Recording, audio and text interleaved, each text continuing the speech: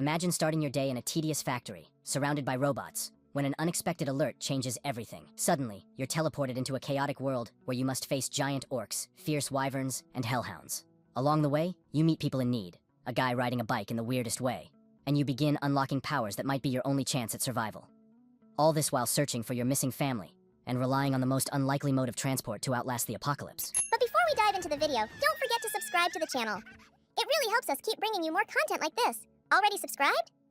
Alright, let's get into the video! The main character of this manhwa is one of the most unremarkable individuals you'll ever meet, working at a logistics center to make ends meet. Kim Jong-yum isn't too fond of his job, and you'll soon understand why. When he attempts to make small talk with the robot beside him, the machine simply ignores him and gets straight to work. That's exactly what he dislikes about the place. The entire logistics center is filled with advanced AI robots that handle most of the labor. Jong-yum is responsible for overseeing everything, but there's no one around to chat with. He often feels down, missing the warmth of human interaction, and sometimes wonders if he's in the wrong place. This all began 2 months ago, right after he was discharged from the military, marking the start of a streak of bad luck. The first blow was when his parents relocated to Wajongbu.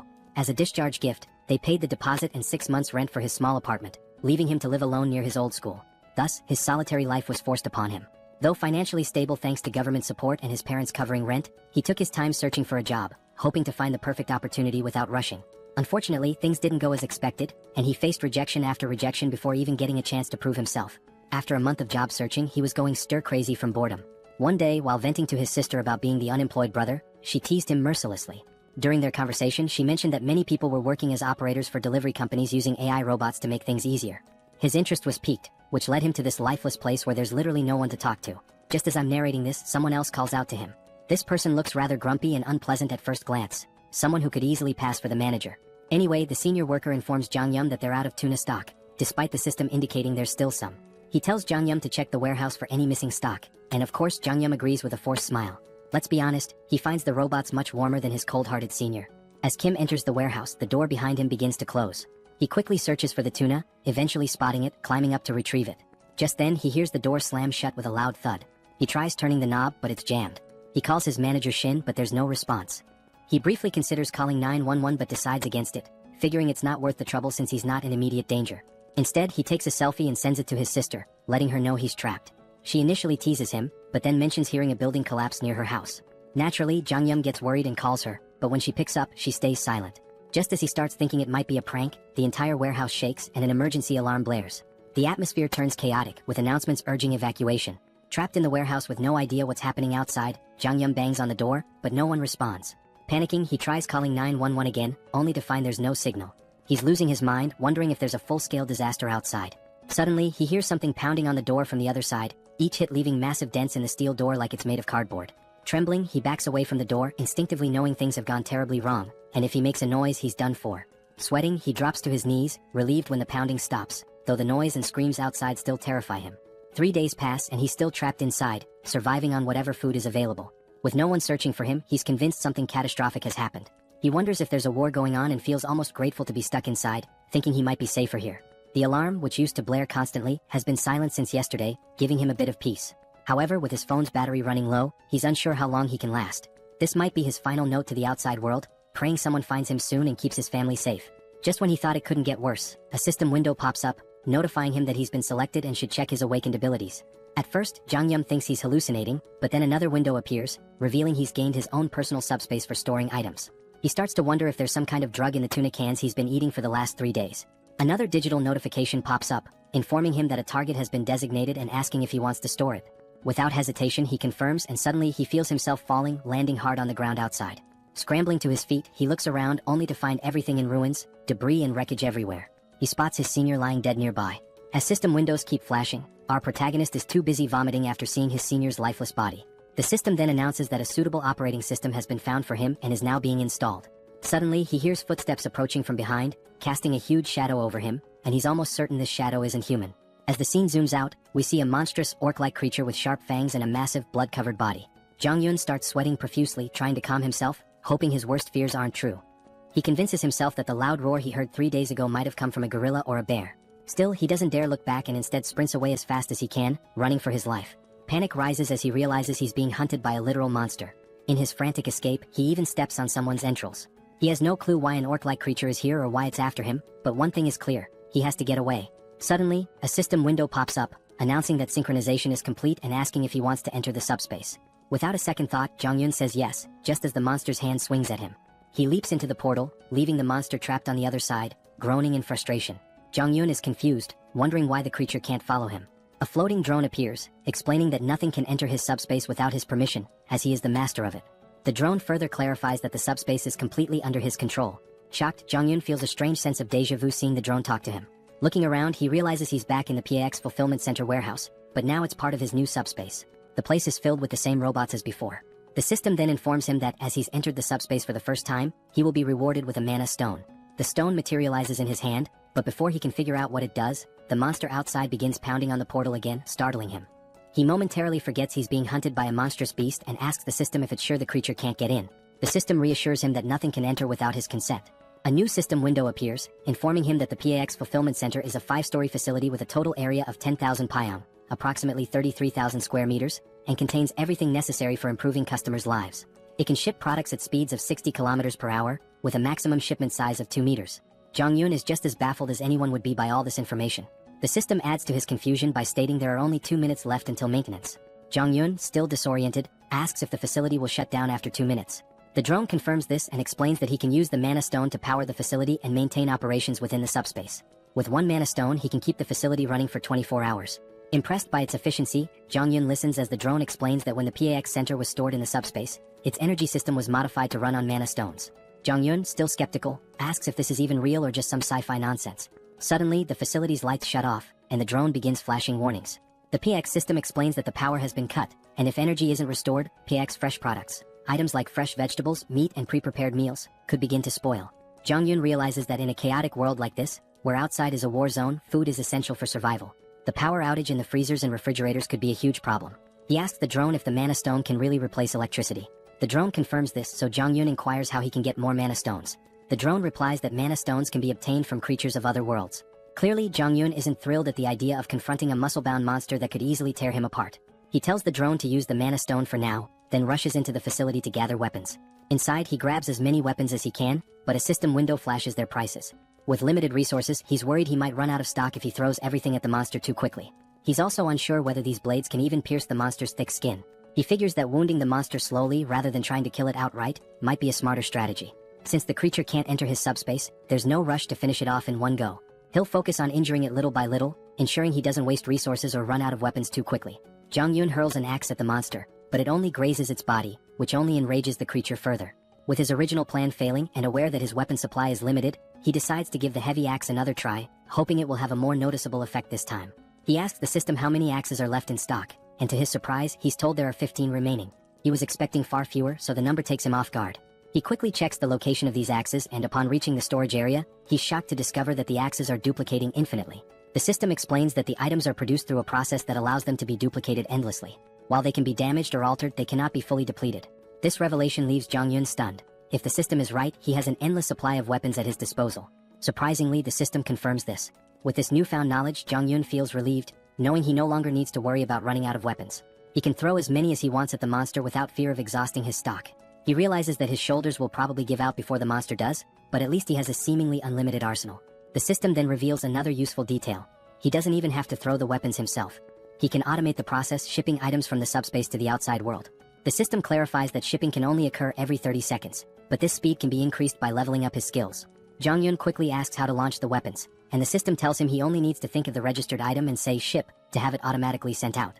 As soon as the system explains this, Jong-yun says ship, and an axe hurtles through the air at incredible speed, slamming into the monster's grotesque face and bringing it down instantly. The axe was launched by the drone, and when Jong-yun asks about the speed of the throw, the system replies that the default shipping velocity is 60 kilometers per hour. Finally, Jong-yun understands what the system meant earlier by shipping speed. The system then informs him that he can adjust the speed to a maximum of 75 kilometers per hour, but anything faster will require skill upgrades. Naturally, Jong-yun asks how to upgrade his skills, and the system explains that he can do so by using mana stones. At this point, Jong-yun remembers the monster he just defeated and realizes that he'll need to fight more creatures to progress. He quickly gears up inside the facility. First, he grabs lightweight combat boots priced at about 50,000 KRW and matching tactical pants for 78,000 KRW. Once he's suited up, he also buys a detailed map of the Seoul metropolitan area and a permanent marker. He marks a circle around Gwangjin district, then highlights surrounding areas in a specific order. With his route planned, he decides to start with the nearest district and gradually work his way toward his final goal, Ijeongju, where he hopes to reunite with his parents. Since he's starting from Gunpo and doesn't have a car, Jong-yun knows the journey will be long. Even though it's not as fast as a car or motorcycle, a regular bicycle is incredibly valuable in a post-apocalyptic world, and in this situation it might as well be a Lamborghini. He hops on the bike and pedals through the desolate landscape. After around 30 minutes, night falls and Jong-yun has already taken down nearly 12 orcs. He reveals that he's learned a valuable lesson from defeating them, but before he can explain, a new monster appears and tries to attack him. Jong-yun quickly retreats to his subspace, leaving the creature outside. While the monster is stuck, he uses the shipment ability again to launch an axe at high speed. Unfortunately, the axe only hits the monster's shoulder, wounding it but not finishing it off. With a cooldown period of 30 seconds before he can ship again and a range limit of 10 meters, Jong-yun realizes that his abilities, though impressive, need more refinement, and that he can further improve them by collecting mana stones. Beyond shipment, Pax's ability has other applications, and we'll soon discover what those are. Suddenly, the monster notices movement and turns around, only to see the axe flying back into the portal and then returning, striking it in the face again and finishing it off. This is actually the second function of Pax's shipment ability, known as product retrieval, which automatically brings back dispatched items, just as useful as the shipping ability itself. Jong-yun uses the retrieval function once more to claim the mana stone from the monster, all while wondering why he can't simply retrieve the mana stone without killing the creature first. He then asks Pax the same question and learns that he can only use his retrieval skill on the stone after killing the monster, as it belongs to him at that point. Regardless, Jong-yun steps out of his subspace and shares another vital piece of information about this apocalyptic world. It turns out that the strange orcs aren't the only creatures wreaking havoc. There are also winged monsters, and he knows it will be a serious challenge to hunt one of those. Suddenly, he hears cries for help, but before he can identify the source, the scene shifts to a man named Choi, desperately fleeing. He's so exhausted that each step feels heavier than the last, and a flying creature is chasing him. The monster swoops down, slamming into Choi from behind, sending him crashing to the ground in agony. There's another person behind Choi, but before he can help his fallen friend, the monster lands right in front of him, blocking his path. Its fierce, drooling mouth suggests that human flesh is the most appetizing thing around. However, strangely, the monster doesn't attack the man standing before it. Instead, it fixes its gaze on Choi, who is writhing in pain on the ground. The man, confused as to why the monster is ignoring him, realizes it has been targeting Choi all along, likely because he seems like an easier victim. He feels helpless, unsure of what to do with only a small knife in hand, doubting whether it could even distract the monster. Just then, the sound of a bicycle bell rings through the air, and not surprisingly, it's our boy speeding toward them, though these two have no idea who or what is approaching. Before they can process what's happening, they witness the monster that was hunting them get struck by a projectile, sending it sliding across the ground from the force of the impact. The creature was felled by a single axe throw, leaving both men in stunned disbelief. Jong-yun quickly checks if they are okay, but they're still in shock, their mouths agape as they try to understand how someone on a bicycle managed to defeat a flying wyvern with just an axe. They immediately ask Jong-yun if he's a soldier, bowing their heads in gratitude for saving their lives. Jong-yun, glad they're safe, points to his uniform in response to their question. He explains that he's an employee of Pax FC, and they notice he's wearing the company's gear. This revelation shocks them even more, as they had assumed he was a trained soldier, given his impressive skills and presence. Even though he's not a soldier, his abilities are so extraordinary that if they hadn't seen it themselves, they wouldn't have believed someone could take down a wyvern with just an axe throw while riding a bicycle. Jong-yun is surprised to find out that these people are already familiar with the concept of abilities. One of them confirms this, mentioning that he himself has an awakened ability, though it's just a simple driving skill, which he hasn't had much chance to use under the circumstances. Choi then laughs, admitting that he's a bit jealous because he hasn't awakened any ability of his own. Jong-yun asks if there are more survivors nearby, and Choi explains that there aren't. They're currently in Block C, which houses a logistics center where many people gathered, but unfortunately, so did the monsters. Most of the people were attacked, killed, or devoured, leaving only around 10 to 15 survivors who are now hiding in the underground terminal of Block E. He goes on to explain that they were searching for a drivable road and trying to collect essential supplies when the monster attacked them. The other man suggests that instead of continuing to talk there, Jong-yun should accompany them to their living quarters on the 4th basement floor. He assures him that the monsters have never breached that area, so they can sleep peacefully there, and even offer some snacks. Jong-yun considers the offer, clearly interested in seeing the vehicles they mentioned, as he's in desperate need of information about working transportation. Eventually, he agrees to join them, though he remains cautious, unsure whether he can fully trust them. As they begin to walk away, we take one last glance at the dead monster lying on the ground. At that moment, Jong-yun discreetly retrieves the mana stone from the creature's body and slips it into his subspace, relieved that the two men don't know about his ability. This way, he has an escape plan in case things go wrong. He can always retreat into his subspace if necessary. A while later, they arrive at the basement, where they encounter a man who has just taken down an orc on his own. Choi rushes over to his friend, asking if everything is alright and what happened. The orc slayer assures him that all is well, explaining that the orc must have wandered in by accident. Fortunately, it hadn't spotted them, so they were able to take it out easily. No one was injured, but now they're less confident that the place is truly safe. Jong-yun, meanwhile, feels a surge of fear, realizing how perilous this area truly is. His thoughts are interrupted when the orc slayer asks who he is. Choi explains that Jong-yun is the one who saved them from the wyvern and used to work for Pax FC. He also mentions that Jong Yun is quite powerful, having taken down the wyvern with an axe throw from a distance. Everyone is both amazed and curious about what kind of abilities he might possess.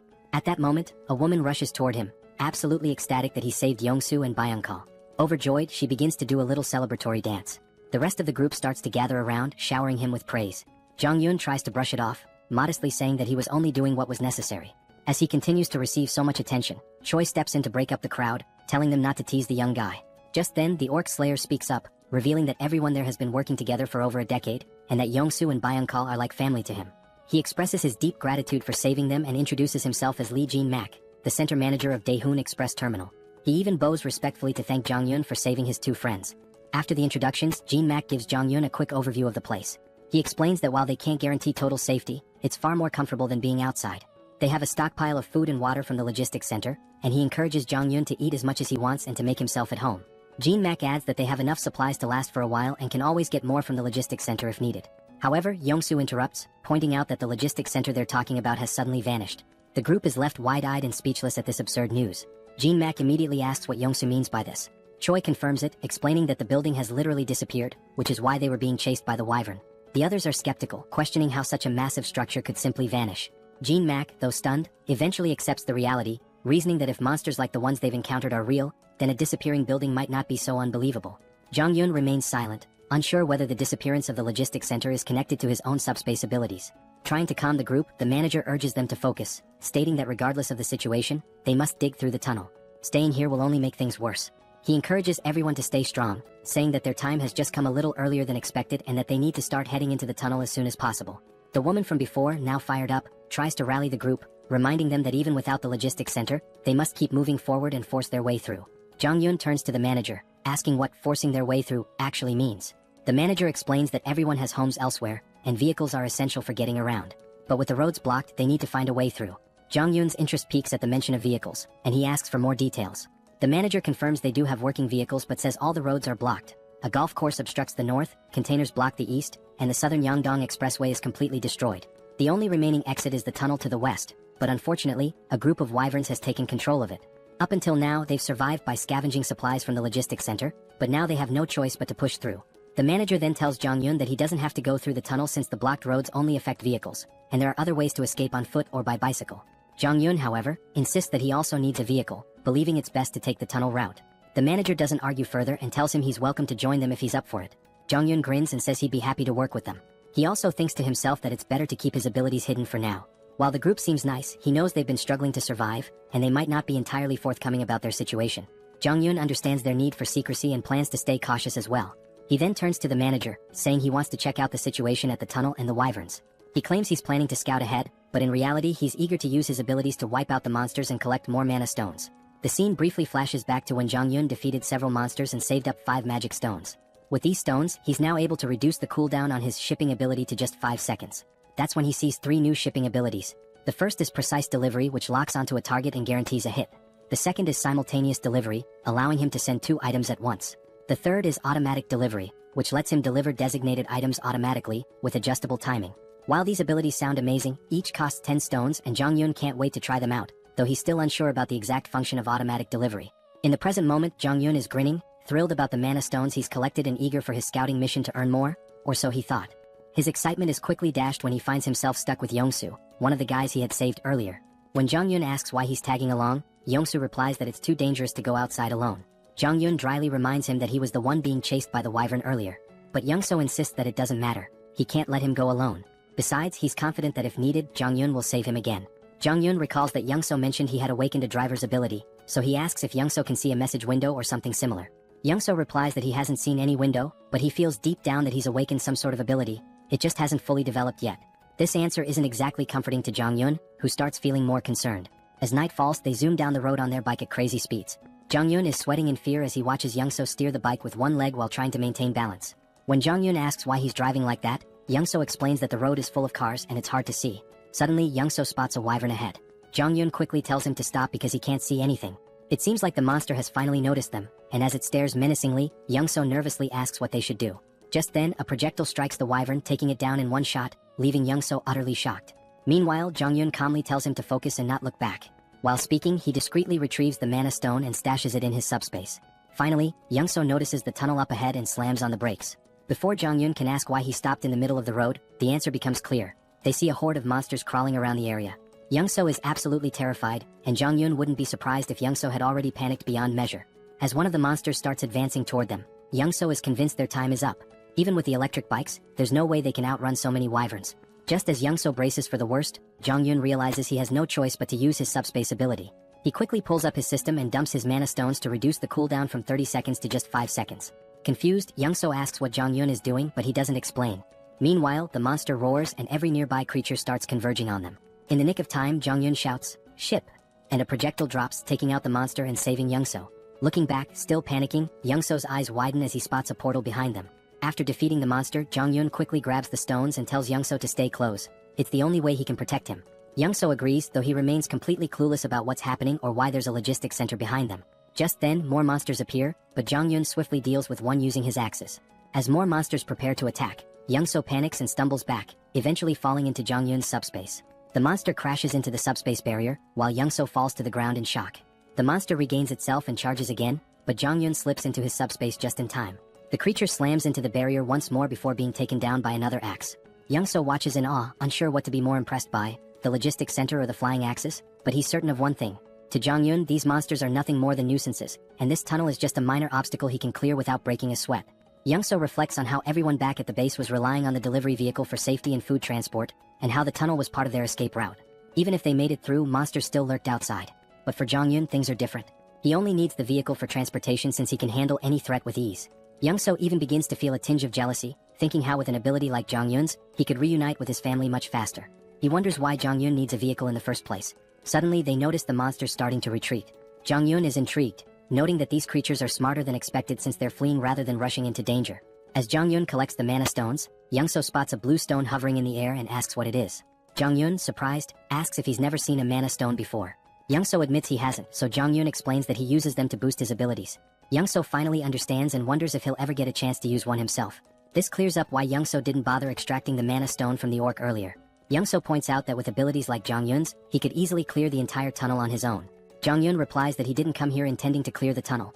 He just wanted to check it out. If it seemed manageable, he'd sneak through quietly and not show off his powers.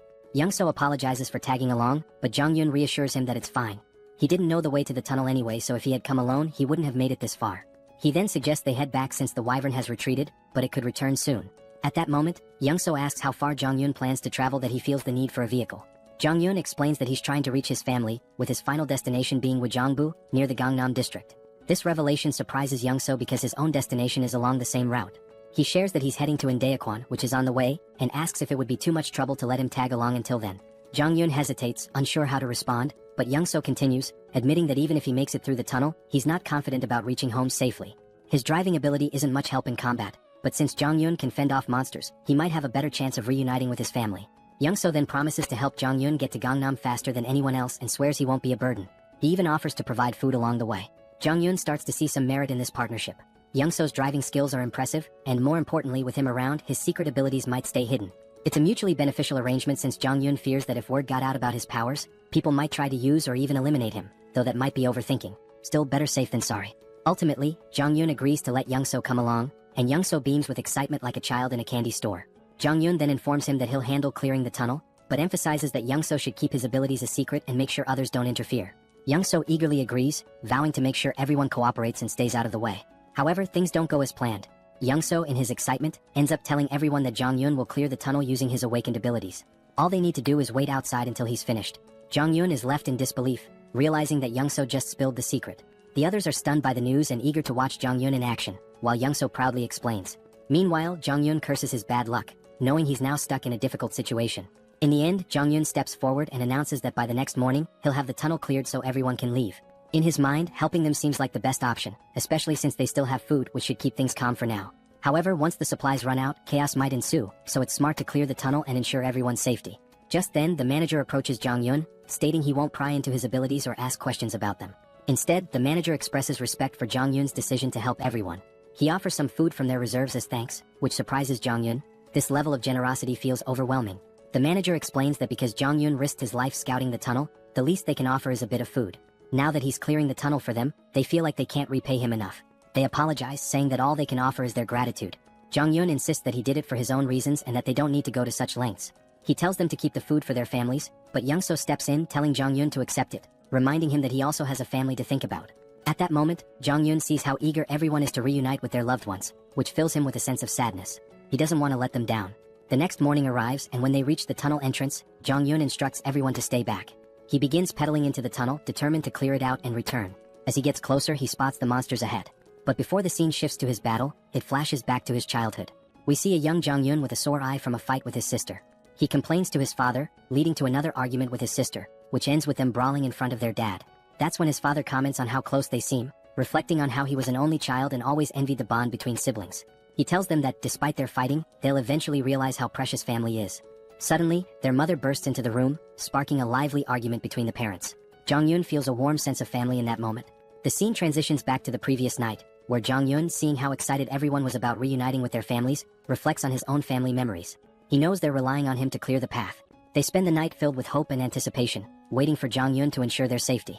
After midnight, as everyone sleeps, Young-so wakes up to use the bathroom. Noticing that Jong-yun is missing, Young-seo heads outside and asks the patrolling guards if they've seen him. They tell him that Jong-yun mentioned stepping out for some fresh air a while ago. Curious, Young-seo walks further ahead, scanning the area, and eventually spots Jong-yun. He quickly asks why Jong-yun can't just go to sleep, to which Jong-yun replies that he can't sleep there. As Young-seo looks ahead, he's stunned to see the vehicle loaded to the brim with food and supplies. Completely baffled, Young-seo asks why Jong-yun is giving away so much. Jong-yun casually explains that he only loaded half the supplies to avoid weighing the vehicle down, but assures him it's more than enough for everyone. Young-seo is even more shocked when Jong-yun mentions that this is the last vehicle he had to load. The realization hits hard. If this is the last one, then Jong-yun must have packed the other 15 vehicles with the same amount of supplies. Jong-yun quickly tells Young-seo to keep this a secret from the others. Still confused, Young-seo points out that if Jong-yun is giving away all these supplies, what will they have left for their own journey? Jong-yun nonchalantly responds that they still have plenty of supplies. Young-seo is left astounded, realizing the amount of resources Jong-yun has given away is more than you'd find in an entire logistics center. He can't comprehend how much stock Jong-yun must have left. Back in the present, we see Jong-yun effortlessly taking down monsters like it's no big deal. While fighting, he contemplates how much easier it would be if he could put all the people into his subspace and carry them to safety. Unfortunately, his system informs him that with his current subspace level, it's impossible. However, if he reaches subspace level 2, he could carry up to 20 people. To level up, he needs at least 100 mana stones. After mentally counting, Jong-yun notes there are about 40 monsters left, with a few fleeing. The numbers aren't enough for him to level up here. He realizes he'll need to find another way to gain experience, especially since he wants to eventually bring his family into the subspace. Suddenly, Jong-yun notices something strange among the fleeing monsters. A closer inspection reveals a stronger, more imposing version of a wyvern, clearly some kind of boss-level monster. Even Jong-yun is unsure of what he's facing.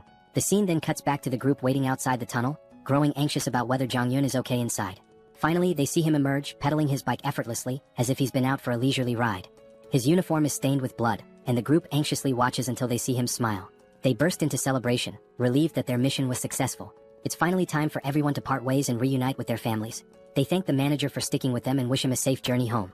Jong-yun hints that if they face any trouble, they should open the cargo hold. He's left a little surprise that might help. Curious but eager to continue, they get into their trucks and slowly make their way through the traffic. After crossing the tunnel, they wave their final goodbyes before heading in different directions. In the truck, Jong-yun sits in the passenger seat, still thinking about the monster he saw in the tunnel. He's unsure if it was really a wyvern since it fled before he could get a good look. He wonders if it was a leader or just an adult version of the monsters they've been fighting. His thoughts are interrupted by a disturbing crunching noise from under the truck. Looking near the tires, they see they've run over some corpses, and the driver's face is full of sorrow from hearing the bones break. Even Jong-yun notices the regret in his friend's expression, but they have no choice but to keep moving. The road is filled with bodies and wreckage, leaving no clear path. Jong-yun reflects on how, if his discharge had been delayed by just 3 months, he might have ended up as one of those dead soldiers. The situation is even worse than they imagined, with monsters still feasting on the remains. Suddenly, Young-seo calls out to him, snapping him out of his thoughts. When Jong-yun looks ahead, he sees that the road is blocked. Young-seo points out that the barbed wire looks like it was set up by the military to block something, and they'll need to find another route. He suggests they try crossing another bridge, but just then Jong-yun notices something at the far end of the blocked bridge. Upon closer inspection, they see a new type of monster they've never encountered before, and it becomes clear what the military was trying to contain. While Young-seo panics and considers turning back, Jong-yun sees this as a perfect opportunity to level up his subspace. He spots a narrow sidewalk along the road, blocked on both sides, and quickly suggests they drive through it. He explains that he has a plan to get through without turning back and excitedly tells Young-seo to push the truck through the pedestrian path. Young-seo is horrified by the risky idea, especially when an orc appears ahead among the mutant hounds, scattering the pack. The monsters didn't seem to get along with each other at all. Despite the orcs' advantage in size and strength, the mutated dogs had sheer numbers on their side. The poor orc stood no chance against such a ravenous pack, as their hollow mouths relentlessly tore into its flesh. Blood and chunks of meat flew in every direction, and our two protagonists could only watch the brutal scene unfold. Youngseo was truly terrified, and despite knowing the abilities of our hero, he seriously doubted the sanity of the plan to go straight ahead. He hesitantly asked if Jianjian really intended to cross the bridge, but Jianjian was completely confident in his skills, thinking it was easier than his frightened companion believed. As Youngseo tried to muster some courage, Jianjian suddenly asked him a strange question. Had he ever heard of a game where 3 different races are at war with each other? It was a space strategy game called Stark, but since Youngseo was older, he didn't know anything about it. Jianjian went on to explain a little about the game. In it, players could customize maps and tweak settings for fun. Jianjian's favorite map involved holding off waves of monsters with limited units and clever use of terrain. As he saw it, the current situation was quite similar to that game. Youngseo, of course, had no clue why Jianjian was sharing this story, but it didn't really matter. His job was simply to follow instructions. The first step was for Youngseo to back the car up to the barbed wire barrier, ripping it down and making as much noise as possible, all to attract the attention of the mutant hounds who were busy feasting on the orc. After that, it was Jianjian's turn to get to work. Activating his system, he unlocked a skill he hadn't planned on using but realized it was perfect for the situation. Auto shipping. He spent 10 mana stones to unlock it, then instructed Pax to spend the rest of the stones to boost the shipping speed. Pax quickly complied, increasing the delivery speed to 100 km per hour.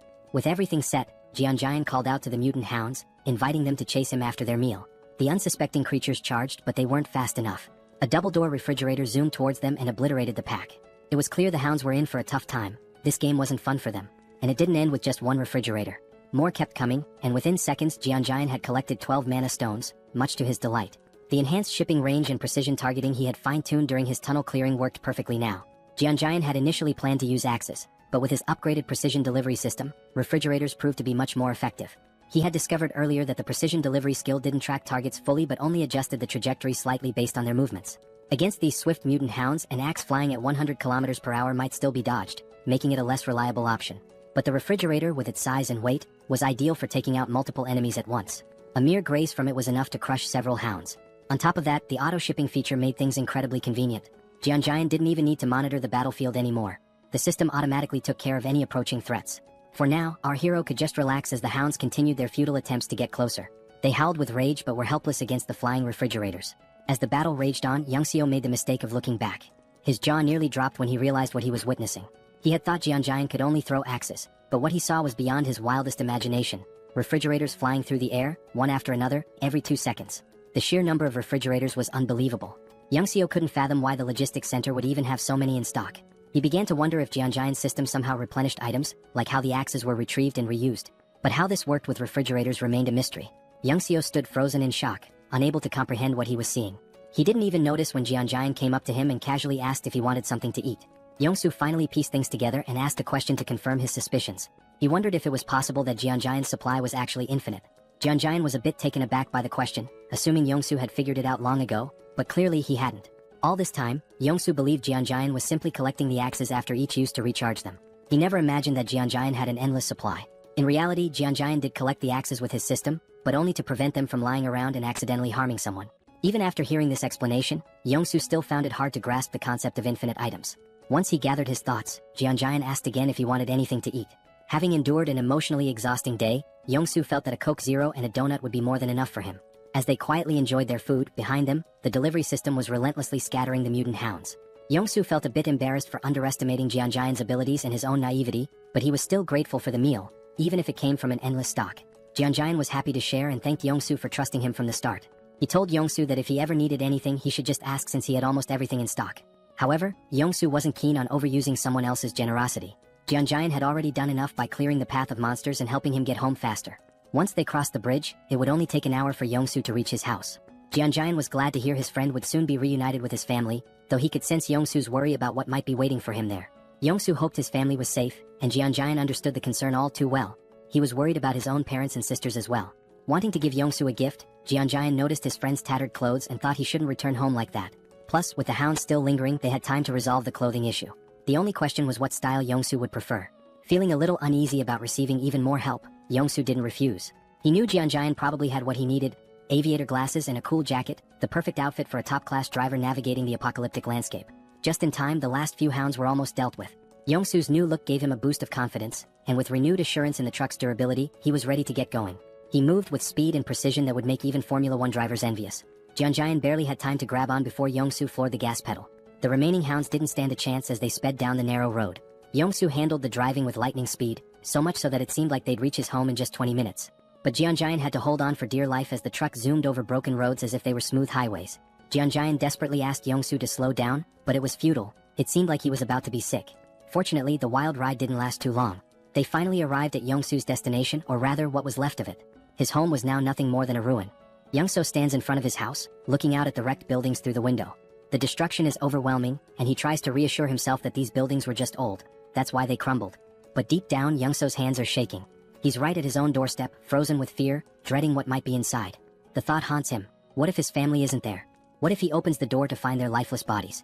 The fear feels suffocating. He keeps repeating that they're safe, that when he opens the door, everything will be okay. But his hands won't move. He's paralyzed, unable to turn the handle. Kim, standing behind him, watches, understanding exactly what Yongsoo is feeling.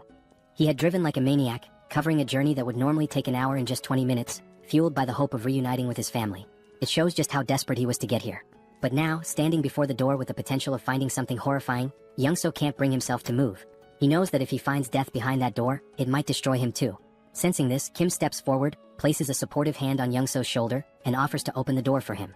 Yongsoo freezes, frustration and fear etched on his face. Almost on the verge of tears, he pleads with Kim to do it. Kim, understanding the fear of facing one's worst nightmare, steps up to the door. If he were in Yongsoo's position, he'd be scared too, wanting someone else to open it for him. Turning back to reassure Yongsoo one last time, Kim tells him he's about to open the door. But before Kim's hand reaches the handle, the door opens from the inside. Both Kim and Yongsoo freeze in shock. Yongsoo's eyes widen as he sees his wife and daughter standing there. His wife calls his name softly, her voice warm, and his daughter shouts, "Daddy?" Yongsoo's wife starts crying, and soon he's breaking down too. She runs to him, and the three embrace tightly as if they'll never let go. It's a deeply emotional moment. Kim, standing a short distance away, watches quietly, giving them space. Through tears, Yongsoo asks his wife how she knew to open the door. She explains that she heard voices outside and saw him through the peephole, which is why she opened it. His daughter, still crying, blurts out, "Dad, I hate you. Why did you make me wait so long? I was so scared." After a while, Yongsoo's wife notices Kim standing in the background and asks, "Who's this?" Only then does Yongsoo remember Kim's presence. But before he can respond, Kim's vision blurs and suddenly he collapses. Yongsoo shouts for him, but Kim can't hear anything. His body is shutting down, and after 3 or 4 days without proper sleep, exhaustion finally overtakes him. Darkness envelopes him and he slips into a dream. In the dream, he's struck, but not by a fist, by a pillow. Standing over him is his older sister, holding the pillow with a playful grin. She swings it at him, knocking him down, and Kim yells at her, asking why she hit him so hard. "It hurts," he complains, but she just rolls her eyes and says, "Hard? That was a soft hit. You're such a crybaby." She's unfazed, brushing it off as nothing. Meanwhile, Kim is ready to run to their dad and tell on her. He storms off, determined to complain, but his sister couldn't care less. She stands tall, holding the pillow like she's won the pillow fighting championship of the month. Suddenly, the scene shifts. Kim's dad is sitting with him and his younger sister, trying to mediate a sibling quarrel. He calmly explains that, annoying as they might be, family is precious. One day, Kim will realize how lucky he is to have them and how much love there is in their little fights. His father reminds him that no matter the arguments, their bond is something to treasure. Just then, Kim's mom storms into the room, scolding his dad for not helping with dinner when she asked. She's frustrated, telling him she needed help, but there he is, just lounging around. The scene cuts to the whole family at the dinner table, enjoying delicious food, laughing, and sharing stories. As they eat, Kim's mom eyes his older sister, Soil, suspiciously and asks if she's got a crush on someone, noticing how she's always on her phone. Looking nervous, Soil explains that she's just texting her friends nonstop. It's just how things are nowadays. From the outside, their family is filled with pure joy and warmth. Kim's dad, unable to resist, talks about how Soil is interested in boxing, suggesting she check out a sports club at the local middle school. With a smirk, Soil admits that the boxing club is the real reason she chose that school. Kim's ears perk up at the mention of middle school. Fast forward a year, and we see Kim attending the same middle school as Soil. He's excited, ready to make new friends and have fun, but things don't go quite as he had planned. Instead of finding new friends, Kim ends up being bullied daily by the older students. They beat him, mock him, and Kim, who tends to be sensitive, doesn't fight back. He endures the blows day after day. But then one day someone steps in. Soil, his fierce older sister, storms in like a force of nature. With an intense, threatening look, she grabs one of the bullies by the hand and breaks it with a single punch. Kim feels relief seeing his sister, his rescuer, but that relief is short-lived. Frustrated by her brother's weakness, Soil declares that his training starts now. And so, Kim's grueling training under his ruthless sister begins. It's brutal, but it pays off. Soon, no bully dares to approach Kim again. For a while, life seems to settle down. Kim makes friends, enjoys himself, and coasts through middle school. But time flies, and one day, his younger sister lands a job at a nursing school, catching both Kim and Soil by surprise while Kim is lounging on his PS5, barely keeping up. Then, a moment arrives that flips his life upside down. Kim's dad walks in and tells him the time has come. Kim doesn't understand at first, but when it sinks in, it hits hard. It's time for him to enlist in the military. The family worries, though Kim tries to put on a brave face. Outwardly he's tough, but inside he's trembling. He doesn't want to leave his family. And after that, well, the rest is history. Slowly, Kim's eyes open. He feels disoriented and a bit afraid, lying in an unfamiliar bed. He remembers collapsing, standing outside Youngso's door, meeting his family, but after that, nothing. His mind races. Did Youngso betray him? Instinctively, he opens his portal and pulls out a heavy axe, gripping it tightly. Suddenly, a calm, warm voice interrupts his thoughts. Kim turns, startled, and sees Youngso's wife and daughter at the table, looking at him with puzzled expressions. Reality hits him. He's in Youngso's house. Looking to the side, he spots Youngso sound asleep, completely out. It dawns on Kim, he must have been so exhausted that he collapsed at the door. Youngso's wife had said he fainted and had been out ever since. He must have been more worn out than he realized. Kim glances down at the heavy axe in his hands, momentarily confused as to why he even drew it. What had he been thinking? Quickly, he stashes it back in his portal, hoping no one noticed, especially Youngso's wife. She didn't need to see that. He asks how long he's been asleep, and she tells him it's only been a few hours. Then the mood shifts. With a soft smile, Youngso's wife begins to thank him, expressing her gratitude for everything he's done. Kim can feel the weight of her words, how he saved Youngso's life and brought him home safely. The gratitude in her eyes and her slight bow make him feel uneasy. Kim isn't used to this, feeling awkward and a little nervous, wanting to brush it off as no big deal. He thinks about how Youngso had helped him too. It hadn't all been on him. Just then, Youngso wakes up. Still groggy, he chimes in to back up his wife, insisting that Kim had done far more than he lets on. Youngso makes it seem like driving Kim here was nothing compared to Kim saving him again and again. To Youngso, Kim was a true lifesaver. Even if Youngso hadn't made it, he believes Kim would have come through on his own. Then Youngso's wife changes the subject, saying everyone must be hungry. The atmosphere shifts once again as Kim's stomach growls, reminding him he hasn't eaten in what feels like ages.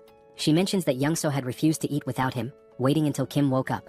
Kim can't help but smile. Youngso, with that goofy grin, is all about eating together. With a warm chuckle, they decide it's time to dig in. Suddenly, Kim finds himself staring at a bowl of kimchi stew in front of him. The sight alone makes his mouth water. The smell pulls him back to memories of his mom, filling him with a bittersweet sense of warmth. The food isn't fancy. Youngso's wife even apologizes for the limited ingredients. But to Kim, it doesn't matter. This is his favorite meal. After everything he's been through, nothing feels as comforting as kimchi stew. The first bite? Pure bliss. The moment the stew touches his tongue, it's like fireworks going off in his mind. Every cell in his body feels alive. The flavor, the warmth, it's almost unreal. And just like that, he's taken back. Back to when he'd sit down to meals with his family, back to simpler times. But as the meal ended, Kim felt a wave of sadness. For the first time in 3 months, he'd had a meal that reminded him of home, of family, and the ache of missing them overwhelmed him. The others noticed his quiet sadness, which shifted the conversation back to their journey. He mentioned their next stop was Gangnam, and Kim froze, realization hitting him. He was stunned, unable to fully grasp what Youngso was saying at first. It all felt strange. Then Youngso laid it out. He'd already discussed it with his wife, who insisted that since Kim had helped Youngso reunite with his family, he should return the favor. Kim was still confused. Even if Youngso took him to Gangnam, how would he safely return on his own? They stepped outside to get some fresh air, and that's when Youngso explained his plan. He'd drive Kim to Gangnam in his truck, and Kim would leave his electric bike with him. Once they reached Gangnam, Youngso would use the bike to get back home. Hearing this, Kim started to feel more at ease, but something still didn't sit right with him. Why was Youngso risking so much to help him? Sure, Youngso was an amazing driver, and with the bike he could avoid most threats.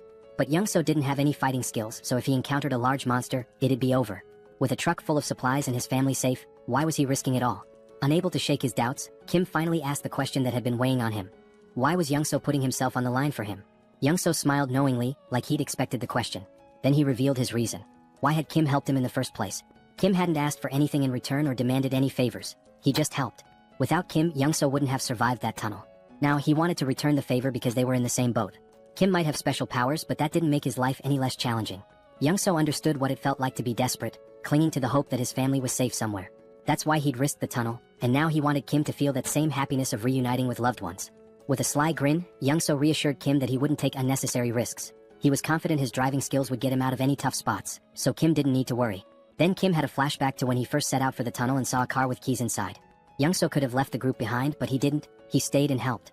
That's when Kim realized Youngso wasn't about to leave him. He just didn't want to admit how far he'd go to help. Kim smiled and agreed, but with one condition. If Youngso was coming with him, he had to bring his family along. Kim explained he'd upgraded his subspace, allowing him to bring others inside. Youngso's family would be safer there than staying behind. Without hesitation, Youngso put on his signature shades and gave a confident grin, ready to drive with his top-tier skills. Meanwhile, Kim had upgraded his subspace to level 2, using 16 out of his 116 mana stones, allowing it to hold up to 20 people. The system informed him it would cost 6 mana stones per day to maintain, but he didn't mind. The system also asked if he wanted to enable external presence in the portal, and he agreed. A few months later, Youngso, his wife, and daughter entered the subspace, astonished at what they saw. The expansive Logitech Center was stocked with endless resources.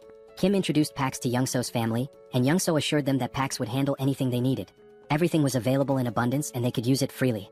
Youngso's wife looked astounded as if she couldn't believe it. Kim told them he had some tasks to attend to and encouraged them to enjoy the place for now. Youngso then turned to his daughter, asking if she wanted to play princess with him, and they looked so happy together. Kim couldn't help but smile as he watched. Then something new happened. Kim unlocked a new ability, a laboratory where he could combine, classify, and transform any item in his subspace. Instantly, the possibilities seemed endless. Kim sat there, his mind racing as he began to wonder if his powers were truly what he had thought all along. He remembered the first time he'd unlocked his ability, which he called subspace. Back then, it simply allowed him to store anything he wanted. If he stored an apple, it would stay in his subspace permanently. But then, due to a strange accident, he ended up storing the entire Logitech Center, which caused his ability to evolve. His subspace merged with the Logitech Center, taking his powers to a new level. Now, nobody could enter his subspace except him. But that wasn't even the craziest part. The Pax AI from the Logitech Center had also merged with his system, transforming the once emotionless AI into something almost human. And just when he thought things couldn't get any stranger, the Logitech Center's systems, like its shipment functionality, upgraded as well. Now, he could launch items at 100 kilometers per hour. This alone was mind-blowing. But with Pax AI added to the mix, it became pure chaos. Kim hadn't anticipated his abilities would upgrade so dramatically, but reaching level 2 had changed the game. Now, he had another exciting option. He could put anything into his subspace once more. The idea floored him. The thought that he could store anything, that he now had a personal lab where he could merge and create new items, was astounding. It felt like he was playing Minecraft in real life. He couldn't help but wonder what abilities would unlock if he reached level 3 or 4. What kind of powers would those levels bring? But thinking wouldn't get him there. He didn't have enough mana stones for another upgrade just yet. So for now, he focused on deciding the next thing he'd add to his subspace. Last time, it had been the Logitech Center, which turned out to be a blessing. But now, with a determined aura, Kim commanded his system to store the entire Earth. Yes, you read that right. He was about to store the planet. If it worked, everyone would float off into space. The system asked for confirmation and Kim, feeling a little tense, confirmed. But after 2 minutes, nothing happened. Then the system sent a notification: failure. Earth was outside the storage range. Kim sighed, figuring it was too ambitious, but it was worth a try. Just then, Youngso showed up, discussing the route to Gangnam. Kim listened but quickly asked why Youngso wasn't playing with his daughter as he'd mentioned earlier. Youngso smiled softly, explaining that his daughter had always felt scared in their old building. But here, in this new place, she finally felt safe, and that's why she'd been able to fall asleep. It was all thanks to Kim. Youngso expressed his gratitude, but Kim, ever modest, reminded him that he'd been a huge help too. Without Youngso's driving skills, he wouldn't have made it this far. In his mind, they were even. But Youngso, with a serious tone, insisted he'd do whatever he could to support Kim. The scene shifted, and there they were, Youngso in full driving mode, wearing his signature shades, and Kim feeling the tension in the air. Something felt wrong. Youngso, smiling, casually remarked that driving was his one true skill, and he was confident no one could match his speed. He told Kim to buckle up because things were about to get intense. Kim knew exactly what was coming and braced himself. Then it happened. Youngso floored it, and the truck surged forward like a rocket. In no time, they had covered a massive distance. But everywhere they looked was pure destruction. The ground was torn apart, buildings in ruins. While Youngso kept his cool, Kim looked pale, his nerves frayed from the stress. Youngso mentioned they were close to their destination, but as they neared, they saw the road blocked by military barricades, complete with spike strips. Kim sensed something was wrong. These weren't standard barricades. As they took a closer look, a military jeep approached, but the people inside didn't look like soldiers. Kim tensed. These men weren't military, they were trouble. Kim knew that if they tried to escape, they'd be shot down. Youngso, tense now, asked what to do. Kim opened his portal, telling Youngso to get in, and assured him he'd handle it. Without hesitation, Youngso slipped into the portal, leaving Kim to face whatever came next. Kim stepped out of the truck as 3 men approached, guns in hand, strutting like they owned the place. One of them, all muscle and little brains, ordered Kim out of the truck. Kim, barely holding back a smirk, stared them down with a cold glare. Without a word, he got out. They opened the truck's cargo and were stunned to find it packed with food. Their eyes lit up like they just hit the jackpot. They turned to Kim, asking if the food was his. Kim, as calm as ever, nodded.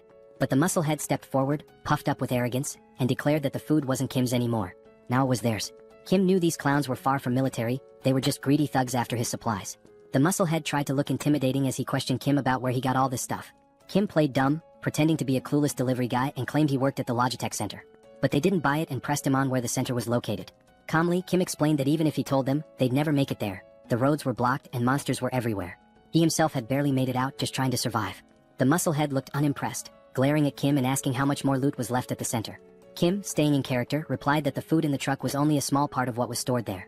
One of the others glanced at his watch, muttering that it was almost time. Kim was puzzled. What was the rush? Before he could figure it out, wham! The musclehead punched him hard in the stomach and Kim crashed to the ground, wind knocked out of him. Before he could catch his breath, the bulky guy behind them clamped a cloth over Kim's face, knocking him out cold. When Kim woke up, he was tied to a chair in a dim room. His vision was still blurry, but he could see the bulky thug sitting on a makeshift commander's throne. Nearby, a body lay on the ground, a pool of blood spreading around it. Clearly a dead soldier. Kim quickly pieced it together. These guys had taken over the military base. The bulky guy started talking, bragging about how they'd wiped out the military and made themselves the new rulers here. Apparently, they'd been fighting Vibrants, monsters that swooped in every day at 6 p.m. The military had tried to fend them off with guns but couldn't keep up, so they'd recruited people like him and his crew. When the military was overrun, the gang had taken control, and now the bulky thug was the self-proclaimed commander. He made it clear that Kim was only alive because he needed him. Kim's task? To head back to the Logitech Center with some of the gang and raid it for more supplies. If he succeeded, maybe they'd let him join their group for protection. Kim was beyond annoyed. He was done with these lowlifes. Standing there, he decided what to do next. It struck him. This military base would make a perfect addition to his subspace. Without hesitating, he commanded Pax to store the entire Joint Commander Communication Headquarters in his subspace. The thug didn't even notice what was happening. He just sat there, confused as the entire base vanished around him. 1 second it was there, the next, poof, it was gone. He was left in his chair, now in the middle of nowhere, utterly clueless. By the time the thug realized what had happened, it was too late. Kim had already disappeared into his portal, leaving the thug sitting alone in the wasteland with nothing but his chair. At least Kim left him something to sit on. Around him, the thug's crew was completely baffled. They gripped their rifles, staring at the sky, trying to wrap their heads around the fact that the whole building had disappeared. The thug, wide-eyed and anxious, scanned his surroundings, his face showing a mix of fear and confusion. He was probably thinking, where did the whole building go? Meanwhile, Kim spat on the ground, noticing a trace of blood. That punch must have done some internal damage. He felt himself sway on the edge of fainting. Storing the base had drained his mana like nothing before. He was exhausted, completely wiped out. If he'd known it would take this much out of him, maybe he would have waited, maybe ducked into his subspace first. But it was too late for second-guessing. He had made his choice. Now he just had to deal with the aftermath. His priority now was to get into his subspace to recover. As Kim slipped into the shadows, the thug's crew suddenly froze as the sky turned blood red. Dark, looming shadows filled the air. The wyverns were coming. Hundreds of them, wings spread wide, headed straight for them, growling and screeching, ready to tear anything in their path. The sight hit the thug's men like a slap, sending them scrambling in all directions, completely forgetting Kim as they bolted for their lives. Even the guy who had captured Kim took off, leaving him free to drop to the ground. The thug was furious, shouting at his crew to hold their ground. He yelled that their rifles could still take out the smaller wyverns, vowing to handle the largest one himself. But his men weren't listening. They were too busy running. Rage twisted his face as he cursed them, calling them traitors. Then bam. The ground shook. Something huge landed behind him, shaking the earth. He turned slowly, terror contorting his face, only to see a massive wyvern towering over him. This one wasn't like the others. It stands a solid 20 feet tall, with black scales gleaming under the blood-red sky, and its piercing yellow eyes locked on him with deadly focus. This wyvern is 20 times larger than any he's ever encountered, a real monster brought to life. Amidst the chaos, we see Kim slipping into his subspace, bringing along an injured soldier. The system pings, asking if Kim wants to allow the outsider in. Kim nods, weary but resolute, and both are let inside. Kim feels exhaustion pulling him down even further, and he knows he's just seconds from passing out. His mind races. He barely managed to sneak himself and the soldier in, and he realizes he'll have to be careful with these aftereffects. Storing something as massive as a whole base during such a critical moment might be risky next time. The black-scaled wyvern is still looming behind, its fierce gaze fixed directly on him, making Kim wonder why it's so intensely focused on him. Meanwhile, Pighead stands confidently before the wyvern, boasting about his new physical enhancement power, bragging he can shatter boulders with a single punch. Without hesitation, he swings at the wyvern, but to the enormous creature, it's nothing more than a mosquito's tickle. The wyvern doesn't even react. Suddenly, a bone-crunching sound fills the air. Kim, dreading what's happening, turns around slowly to see Pighead's fate, eyes widening in shock. With a single chomp, the wyvern swallows Pighead whole. Just like that, he's gone. Young-Soo rushes over to Kim, checking if he's okay. Kim assures him, though he's clearly drained, his energy barely hanging on. He managed to bring the injured soldier along, who looks worse for wear. Kim and Young-Soo gently lay the soldier on a bed, relieved to see he's mostly unharmed, with just a few scratches. But the man is severely malnourished. Kim recalls Pighead's rant about taking over the military base while struggling with food shortages, which must have left the soldier without proper nutrition for weeks. Young-Soo then mentions something strange happening in Kim's subspace. An enormous structure has appeared, and not just any structure. It looks like an entire city. He leads Kim to a vantage point, and Kim's jaw drops. He thought he'd stored just the military base, but somehow he transported the whole base city into his subspace. His mind races. He hadn't realized the extent of his power. He'd only commanded the system to store the base, but without specifying a building, it interpreted it as the entire city. Young-Soo is equally stunned, staring in awe at this impossible sight. Kim realizes he needs to explore the military base thoroughly. Young-Soo agrees to watch over the soldier and let Kim know when he wakes.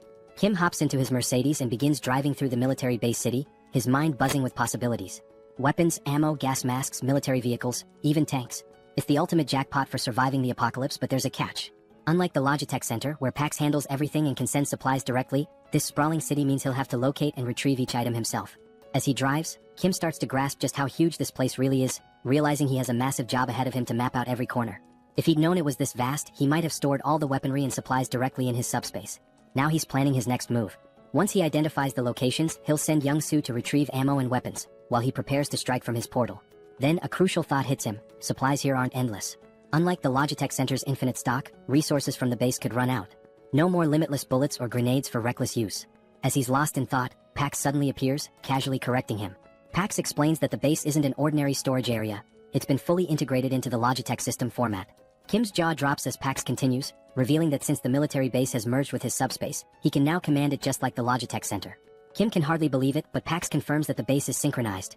He'll have unlimited access to its supplies, vehicles, and equipment, just like in the Logitech Center. This changes everything. Kim can barely comprehend it. His mind races through the possibilities, his face a mixture of shock, wonder, and pure excitement. He asks Pax for double confirmation. Are they really talking about endless rifles, ammo, grenades, everything? Pax nods, and it's like Kim's entire reality has flipped upside down. This isn't just groundbreaking, it's downright game-changing. Still buzzing with excitement, Kim needs more details. He asks Pax how long synchronization will take. Pax admits it's a massive job with only 0.81% done so far, so there's no clear timeline. But Pax offers a solution. If Kim prioritizes specific items, Pax can sync those first, making them immediately accessible. Without hesitation, Kim lists his essentials: rifles, ammo, grenades, vehicles, and fuel, the lifeline for surviving this apocalypse. Kim smirks, knowing that with these at his fingertips, there's nothing out there he can't face. Pax informs him that the synchronization will be ready in just 10 minutes. After that, he'll have unlimited access to all the weapons, vehicles, and supplies he needs to go full throttle. Feeling a surge of confidence, Kim asks Pax if there's a security system, something to ensure no one touches the base without his direct approval. Pax confirms with a simple yes. Satisfied, Kim tells him to lock everything down immediately. Kim thinks about it for a moment, not that he doesn't trust Young-soo and his family, but he's unsure about this soldier they saved. Standing by his portal, he realizes he now holds power over food, vehicles, and weapons in his hands, hoping the outside isn't as chaotic as he suspects. But outside it's a nightmare. The wyverns are on a rampage, tearing through Pighead and his lackeys one by one. Kim understands that the chaos outside won't settle down anytime soon. Back inside, he and Young-soo prepare for battle. Young-soo dons his old boss uniform, looking every bit the part, and Kim grips his M416 rifle, locking and loading. In front of them is a massive crate filled with endless ammo. Young-soo, with a hint of nostalgia, remarks it's been years since he held a gun and never thought he'd be back in action. Kim reassures him. He's duplicated thousands of rounds, each box loaded with 10,000 bullets. Young-soo doesn't need to worry about running out or jams. Kim throws Young-soo a little challenge, asking if he still remembers how to shoot. Smirking, Young-soo picks up his own M416, telling Kim he's about to show him just how skilled he was back in the day. He takes aim, exhales, and fires. Every shot hits its mark, taking down wyverns one after another. Headshot after headshot, Young-soo drops over 50 wyverns in record time. After half an hour, his gun is red hot, smoke thick in the air. When the haze clears, the floor is littered with wyvern bodies. Adrenaline still pumping, Young-soo admits he hasn't enjoyed himself this much in years. He thinks they've cleared them all and are ready to move on. But Kim's face is tense. He has a nagging feeling. Kim warns Young-soo, saying not all the wyverns are dead. Young-soo looks around, confused. Every wyvern he can see is down. But Kim mentions a massive black-scaled wyvern he saw earlier, unique and ominous. Young-soo is skeptical, but then the scene shifts, revealing the creature Kim described. Hidden in the shadows behind Kim's portal, the black dragon waits, silent but fierce, as though it knows Kim and his team are inside and is simply waiting for the right moment to strike. Young-soo peers outside, squinting but sees nothing. He wonders if Kim is just being paranoid. Then Kim shares an idea. What if these massive creatures are lying in wait, hidden and ready to pounce the second they step outside? From what he observed, that black wyvern seemed too smart for comfort. Young-soo agrees, noting that in this post-apocalyptic world, caution isn't just smart, it's survival 101. Then Young-soo has an idea. Could a remote-controlled car serve as bait? Would that huge beast chase a small moving target? They decide to give it a try. The scene shifts, showing both men with remote-controlled cars, each with a humanoid doll mounted on top. With a deep breath, they count to 3 and send the cars forward. The dolls roll out of the portal, looking like humans stepping into the danger zone. In an instant, a massive wyvern swoops down, claws piercing the doll's torso and ripping it apart. Young-soo's jaw drops in disbelief. He can't believe the wyvern was actually lurking back there. His eyes widen in terror as he watches the beast tear the doll apart, its massive teeth glinting in the light, each one nearly the size of Young-soo himself. In the next instant, the wyvern turns, its glowing eyes fixed on the portal. Without hesitation, it lunges forward, trying to force its way inside. Kim's heart skips a beat. He shouts for Young-soo to start firing. Together, they unleash every round of ammo they have on the beast. For 15 solid minutes, they pour bullets into it, the room filling with thick smoke. They think maybe they've taken it down. But as the smoke clears, those glowing eyes remain fixed on them. The wyvern, undeterred, shoves its head closer, drool dripping as it tries to devour the portal itself. Young-soo and Kim stumble back, horrified. They can see every detail of the wyvern's mouth, its deadly teeth just inches away. Young-soo is stunned. How is this creature still standing after all this firepower? Kim recalls that Pighead mentioned a similar wyvern, a beast that shrugged off all the military's attacks, forcing them to retreat. Kim realizes it must be the same one. But this isn't just brute strength. Something seems to shield this creature from harm. It's as if its hide isn't only thick but somehow imbued with a protective ability. Kim doesn't have time to dwell on it. He grabs a couple of grenades, hurls them into the wyvern's mouth, and smirks. Let's see if that hide's tougher than a grenade. The grenades explode with a deafening bang, filling the portal with even more smoke. Kim and Young-soo don't let up, throwing grenade after grenade, each explosion answered by the wyvern's enraged roars. An hour passes, their shoulders aching from the relentless attack. Young-soo groans, never imagining that throwing grenades could be so exhausting. Kim's shoulder feels like it's about to give out, but the wyvern remains calm as ever, with its fierce gaze locked on the portal. They're trapped. How are they supposed to escape with this beast guarding the exit? Suddenly, the wyvern slams its claws against the portal, but thanks to its unique properties, it can't break through. Kim is left feeling both frustrated and confused. They've thrown everything they have, yet the wyvern's scales remain untouched. Finally, with what seems like a snort of boredom, the wyvern turns away and flies off. Young-soo, bewildered, wonders why it left. Kim suspects it got tired of waiting for them to make a mistake. After hours of failed hunting, it probably decided to look for easier prey. At least for now, they're safe. They wait an extra hour to be sure. When the wyvern doesn't return, Kim and Young-soo share a look. Exhausted but determined, they gather their supplies, ready to continue the journey. The scene shifts as Kim and Young-soo hit the road again. Young-soo, still visibly shaken, can't help but mumble about the horror of facing such a monstrous wyvern. Kim shares his concern. Those dozens of grenade explosions barely left a mark. If a creature that size can withstand grenades, what kind of weapon would it take to bring it down? Kim realizes that regular explosives just aren't enough. Bombs are designed for taking out smaller targets like humans, not dragons. Sure, he could grab a rocket launcher or missile from his subspace, but that kind of firepower would destroy everything around them, risking innocent lives. He can't take that path. It would strip away his humanity. Frustrated, he realizes he needs a weapon as powerful as a bomb but without the massive destruction. The more he thinks, the more his head aches. Maybe, he muses, if he had something heavy enough dropped from an extreme height, it could seriously damage the wyvern.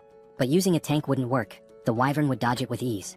He needs something small, heavy, and lethal, but such a thing doesn't exist yet. He's stuck with just grenades and guns. Just as he resigns to the situation, he decides to check his magic stones. When he glances at his crystal, he's stunned. 314 magic stones. How did he get so many? He recalls killing dozens of orcs and goblins and barely gathering 50 stones, but perhaps wyverns yield more. With this many stones, Kim gets an idea. He'll upgrade his abilities. He invests 100 stones into his subspace, expanding its range to an impressive 50 meters. Now he can transport 4 items per second, making this skill incredibly powerful. With 189 stones remaining, there's one thing he hasn't tested yet, his pocket dimension lab. It was something he'd unlocked with his last upgrade but never got around to testing. Now, with curiosity piqued, Kim decides to activate it. He channels 50 magic stones into it, and suddenly, his pocket dimension lab comes to life. According to the description, this is a space where he can combine or separate anything he desires. A spark of excitement lights up his eyes. Maybe he can create something unique, something that will give him the advantage he's been looking for. Kim turns to Young-soo, telling him he has something important to investigate and that he should hang out in the subspace for a while. Young-soo pauses, then grins, saying they're almost in Gangnam. He points out that there's no sign of any monsters, so he'd rather keep driving while Kim checks out the subspace. Kim, still worried, asks if Young-soo is sure it's safe. Ever the problem solver, Young-soo suggests that if Kim's that concerned, he can go into his portal while Young-soo continues driving the Mercedes. He's noticed that as long as he's driving, the portal stays with them. Intrigued, Kim ducks into his portal, and sure enough, as Young-soo drives, Kim realizes he's moving right along with him. Impressed, Kim agrees to the plan, though he still feels a bit tense. He steps into his newly unlocked pocket dimension to explore. Inside, everything is vast, white, and empty. He wanders around, testing the space, when his system chimes in, explaining the capabilities. He can combine or separate objects here. He can merge multiple items, regardless of their type, or break them down into components. Kim's mind races. This could change everything. Could he, for example, merge a rifle with its magazine to create an endless ammo feed so he wouldn't need to reload? Pax confirms that this idea is completely possible. Then Kim wonders if he could pull a grenade safety pin while storing it, so it would explode the moment he sends it out. Pax confirms again. Eager to test it, Kim has Pax remove the pin and create a new item, costing him 15 magic stones. He's fascinated by the result, but he knows a single grenade won't be enough for the wyvern. He needs something far more powerful. A smirk forms as Kim begins crafting a secret weapon. Meanwhile, Young-soo encounters a massive barricade, a wall of stacked cars blocking the road like some post-apocalyptic obstacle. He wonders who would create such a barrier. At that moment, Kim steps out from his subspace and asks how much longer to Gangnam. Young-soo explains that there's no monster trouble, but someone's blocked the road entirely with cars. He suggests they'll need a detour. Kim stops him. No detour is needed. He's got a new weapon to clear the way. Just as Young-soo is about to ask what he means, metal plates, each weighing 20 kilograms, start flying like bullets, slamming into the cars at incredible speed and scattering them like toys. Young-soo watches in shock. It's a stack of plates fused together, flying at 150 kilometers per second. creating a barrage of 500 kilograms that obliterates anything in its path. He's awestruck, yelling, "What on earth did you make?" The scene shifts to a group guarding the road from atop a building, watching for any monsters. They're armed with whatever they could find, mostly household tools.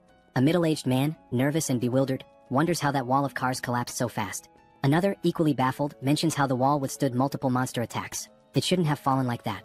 Then, through the smoke, they see a jeep charging forward, picking up speed until it stops right in front of their building. The men grab their weapons, a wooden stick among them, and stare, stunned. Who are these people? Soldiers, they assume, since they're arriving in a military jeep. Slowly, the black-tinted window of the car rolls down, and Kim smiles up at them, asking kindly, "Is Nurse Kim Jui here?"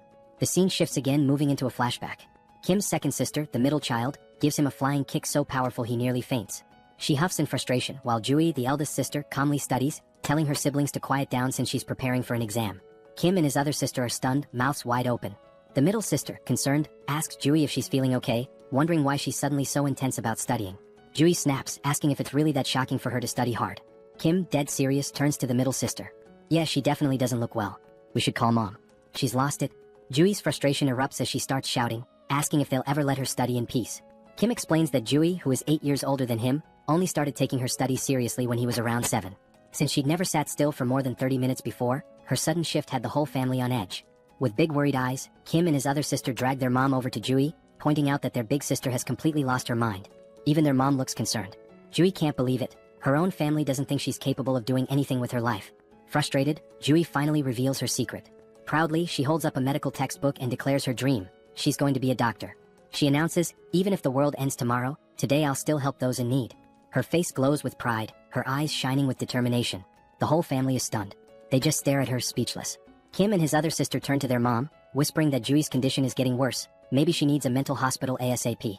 The house erupts into a family brawl, everyone yelling, laughing, the whole scene chaotic.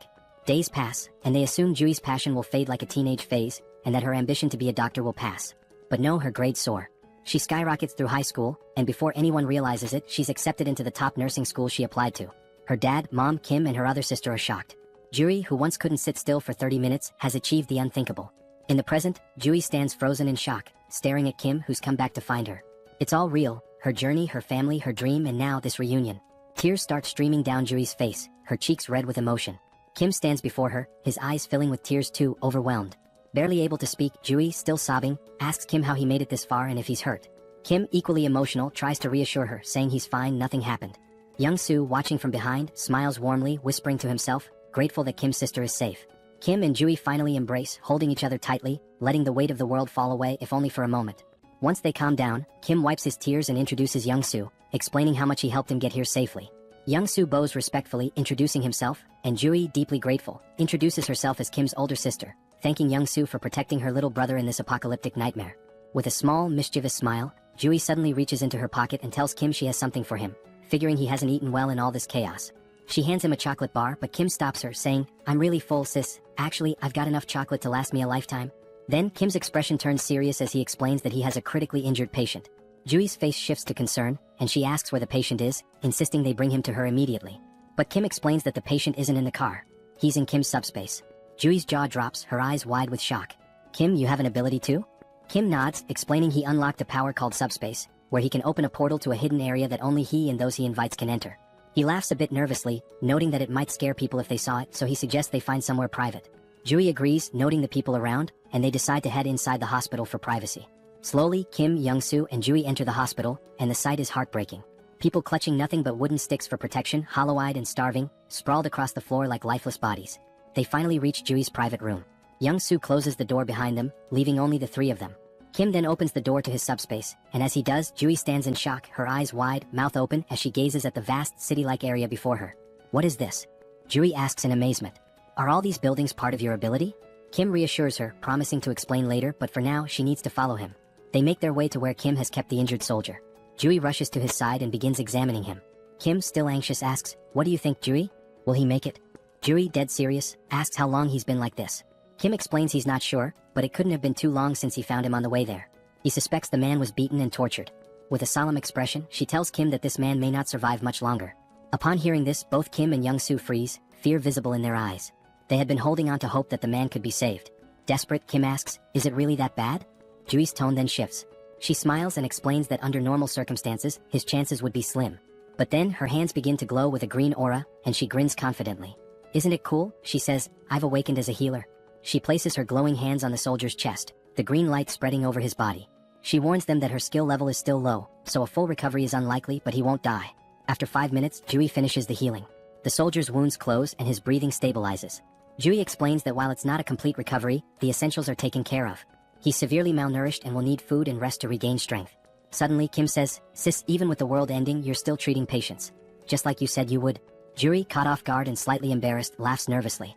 Why bring that up now? But Kim, undeterred, repeats her words from childhood. "Even if the world ends tomorrow, I'll still treat the sick today." Blushing, Jui shouts, "I should have disciplined you like sister number 2 did when you were little."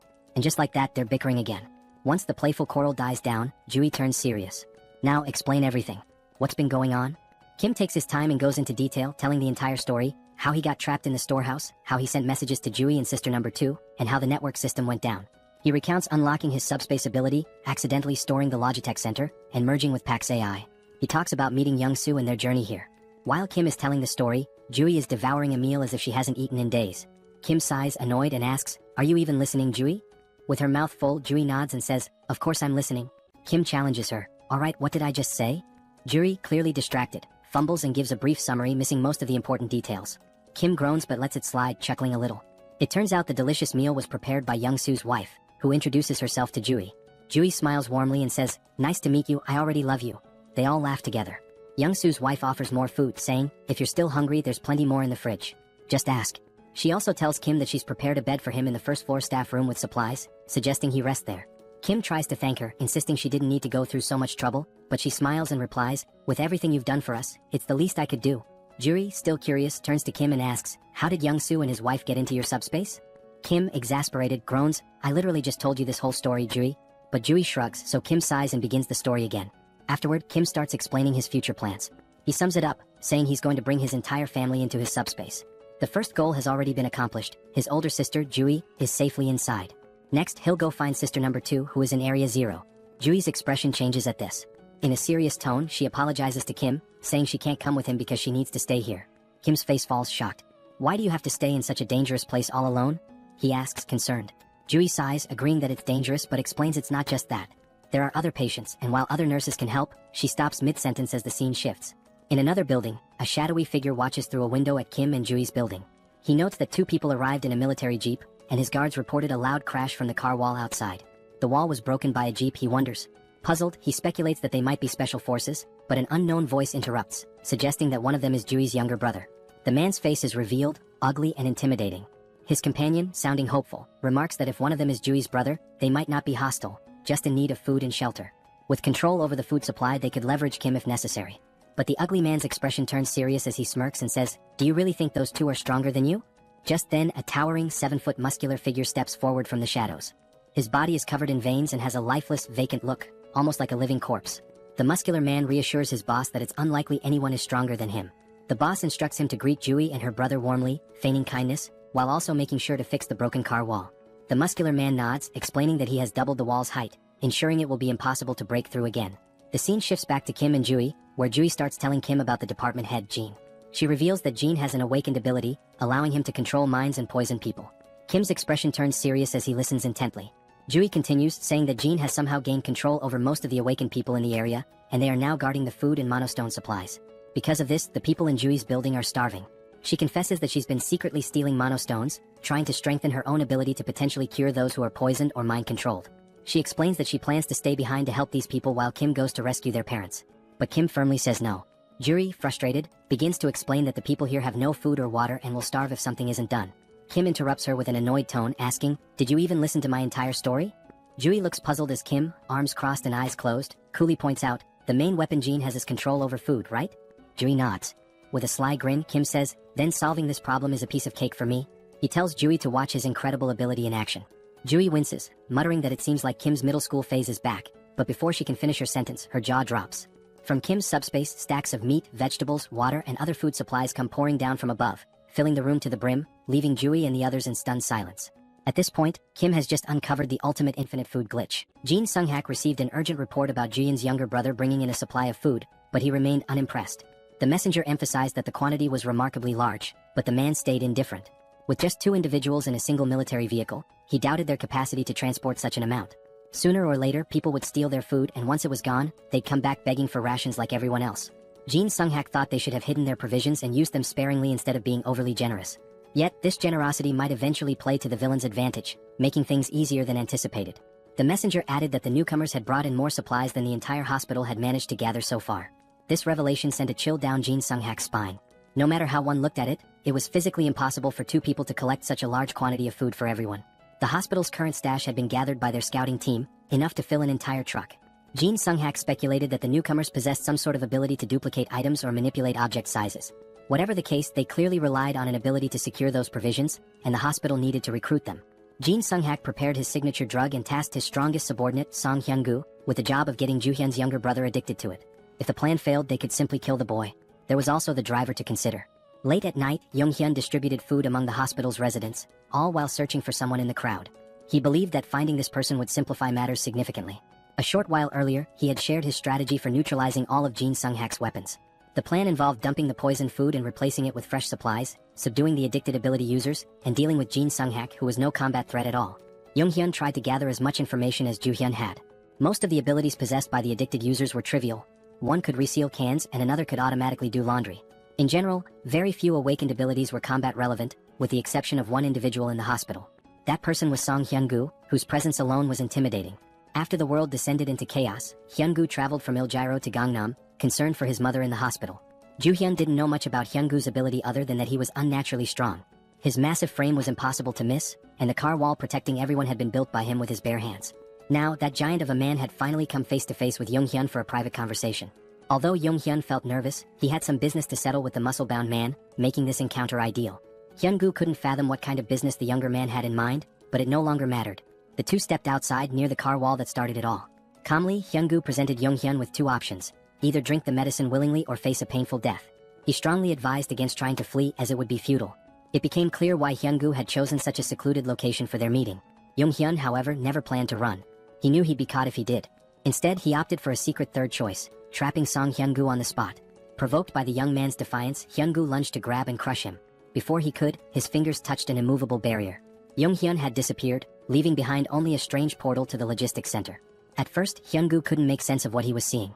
By the time he noticed the drone hovering before him, it was already too late. A professional-grade high-speed bowling ball struck him in the stomach, winding him. Young-hyun wondered if a 90 km/h bowling ball was excessive but decided mercy wasn't an option. He followed up with another strike, this time targeting Hyun-gu's right leg. The attack left Hyun-gu groaning in pain, unable to move effectively.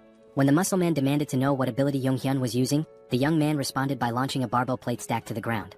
Immobilized, Hyun-gu was warned to stay put. The plates, though slowed, were still heavy enough to shatter bones or end lives. Refusing to stay idle, Hyun-gu charged at one of the stacks and managed to grasp it firmly, surprising Young-hyun.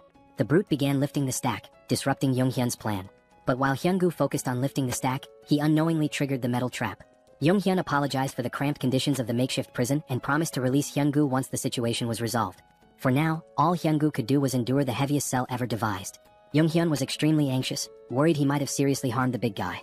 Thankfully, the man was incredibly resilient. Back inside, Nurse Ju-hyun hurriedly let her brother in. She had heard a loud noise outside and feared her little brother had encountered the muscle-bound man. Young-hyun casually confirmed her suspicions as if it were nothing. He gestured outside, allowing his sister to see where he had left the biggest threat. Ju-hyun peeked out and was shocked by the bizarre metal structure she saw. Young-hyun calmly explained that Song Hyun-gu was now his temporary prisoner. With the most dangerous obstacle neutralized, they only needed to wait for Yang-soo to arrive. Right on cue, the East's best driver made his appearance. However, as Yang-soo came into view, the siblings froze. Yang-soo was limping, holding his head in pain, drenched in sweat, and complaining of an intense pounding headache. The symptoms were eerily similar to those of poisoning. It seemed the enemy had gotten to him somehow. Yang-soo's last memory was handing out food to survivors and receiving some words of gratitude. Ju-hyun noticed a tiny puncture wound on his finger, a likely delivery method for the poison. The culprit must have pricked him while pretending to thank him. For now, Yang-soo needed rest and confinement in the subspace. He would have to be isolated for a while. Young-hyun hadn't anticipated this turn of events. He felt responsible for failing to protect his friend. Without knowing how the poison worked, the situation could become even more complicated. Finding Jin Sunghak quickly was now their top priority to secure a cure. They prepared the break room in Sector 1 as a confinement space, blocking all windows and doors just in case. However, before Yang-soo could step into the portal, the system detected and blocked an unidentified energy from entering. Since subspace was an independent domain, external energy connections were impossible. Yang-soo, confused, looked to Young-hyun for answers. Miraculously, the pounding headache disappeared as soon as he placed a finger into the portal. To test this further, they decided to try the method on the most prominent poison victim, Song Hyun-gu. Hyun opened a portal beneath the muscle man's feet, pulling him into the subspace against his will. Once inside, the poison in Hyun-gu's system was neutralized. Afterward, Hyun removed his access, returning him to the real world. When Hyun-gu reappeared, his complexion was healthier, and his expression showed clarity as if he had awoken from a deep slumber. The poison had been completely eradicated. Hyun realized that his subspace wasn't just impervious to physical attacks but also to mental and chemical ones. The first thing Hyun-gu did after recovering was visit his sick mother. He hugged her and apologized for neglecting her for so long. Encouraging her to rest more, he assured her he would return soon after settling some important matters. Hyun asked if he'd be okay on his own, and Hyun-gu confidently replied that he would. With his abilities, ordinary attacks posed no threat to him. Still, the vivid memories of his actions under Jin Sung-hak's influence filled him with shame and regret. He resolved to settle things with the mastermind before moving forward with his life. Hyun-gu promised to deal with real cancer in the hospital swiftly. Meanwhile, Jin Sung-hak received notice of losing contact with one of his underlings. He was startled. He suspected the worst, and his fears were confirmed when the last person he wanted to see entered his office. Song Hyun-gu, muscles bulging, held himself back from immediately tearing Jin Sung-hak apart. Although Jin Sung-hak didn't understand how their connection was severed, he smiled smugly and begged for mercy. Hyun-gu responded by slamming his arm into the villain's head, silencing him for good. While Hyun-gu went to finish business upstairs, Hyun and his team discussed how to cleanse the remaining survivors of their poison addiction. Since they couldn't identify everyone who was affected, the safest approach was to let everyone pass through the portal. Even those struggling to move could simply touch it with a finger to be cured. Though it would be exhausting, it was the only foolproof solution. However, as they prepared for a long night, something unexpected happened. Survivors all over the hospital suddenly began acting as if a weight had been lifted off their shoulders. One by one, those afflicted were inexplicably cured. They realized they had been out of their minds and regained their senses. The group was bewildered until Song Hyun-gu arrived, clearing up the mystery. His clothes and hands were smeared with blood, a clear indication of the method he used to resolve his unfinished business. He bowed his head, expressing gratitude to Hyun for saving everyone in the hospital. Hyun, in turn, thanked the big man for removing the root of their troubles. He also apologized for earlier throwing bowling balls with excessive force. Thankfully, Hyun-gu's resilience meant he only ended up with a few light bruises, his bones miraculously unharmed. Since the apocalypse began, Hyun-gu had encountered many monsters and strange occurrences, but seeing those plates descend from the sky to trap him was truly surreal. Even monsters paled in comparison to the sheer power of Hyun-yum's abilities. When Hyun-gu asked if he planned to stay at the hospital, Hyun-yum seemed surprised. The big man admitted it might be selfish to ask for more after all Hyun-yum had done, but the hospital would undoubtedly be safer with him around. Hyun-yum explained he was still on a mission to find the rest of his family and would have to leave soon. Understanding this, Hyun-gu didn't push further and wished him success in reuniting with his loved ones. This brought up the topic of family, and since Hyun-gu came from Iljiro, it was a good chance to ask about the situation in the city. Hyun-gu was startled to hear that the group planned to head there, warning that it was now impossible to reach. Several hours later, as dawn broke over the hospital, the survivors awoke to a brighter future. Not only had Hyun-yum ensured they had enough food to last for a long time, but he had also supplied them with essential items like clothing and tools. Former enemies parted ways as allies, with Hyun-gu shaking Hyun-yum's hand and promising to repay his kindness someday. With that, the group departed the hospital, heading toward Iljiro. Mr. Yong-soo, now fully recovered, drove with his usual expertise. He brought up the wall around Iljiro that Hyun-gu had mentioned, theorizing it might be a product of someone's ability. If so, Hyun-yum hoped to establish communication with whoever created it. Otherwise, breaking through might be their only option. The previous night, Hyun-gu had explained what he saw while leaving Iljiro. He described the wall growing out of the ground like a tooth emerging, eventually reaching the height of a typical skyscraper. This meant ground travel was nearly impossible. Hyun-gu also mentioned something peculiar about the monsters in Iljiro. Unlike those in Gangnam, the city was infested with undead creatures, skeletons that reanimated even after being destroyed. Walking corpses were a common sight there. Despite Iljiro's challenges, Hyun-yum wasn't worried about his sister, Seol, who was trapped inside. He believed she could handle herself, even without awakening any special powers. While inside his subspace, Hyun-yum received a call from Ju-yun, who had finally agreed to join them after the hospital was freed of poison. When he lazily asked why she was calling, Big Sis immediately scolded him to adjust his tone. She informed him that the soldier they had rescued had regained consciousness. Hyun-yum quickly entered the subspace, where the soldier sincerely thanked him for saving his life. The soldier introduced himself as Colonel Han Hyung-ho of the 50th Intelligence Communications Battalion. Thanks to Ju-yun's careful treatment, he had made a full recovery. Looking around, the colonel seemed confused. He could see the military command center outside but found the rest of the surroundings unfamiliar. There shouldn't have been any buildings in that area, let alone a logistics center. Hyun-yum explained they were currently inside the staff lounge of the PAX FC Logistics Center within his subspace. Outside, they were in Gangnam heading toward Hanam Bridge. The colonel struggled to process this information until Ju-yun simplified it.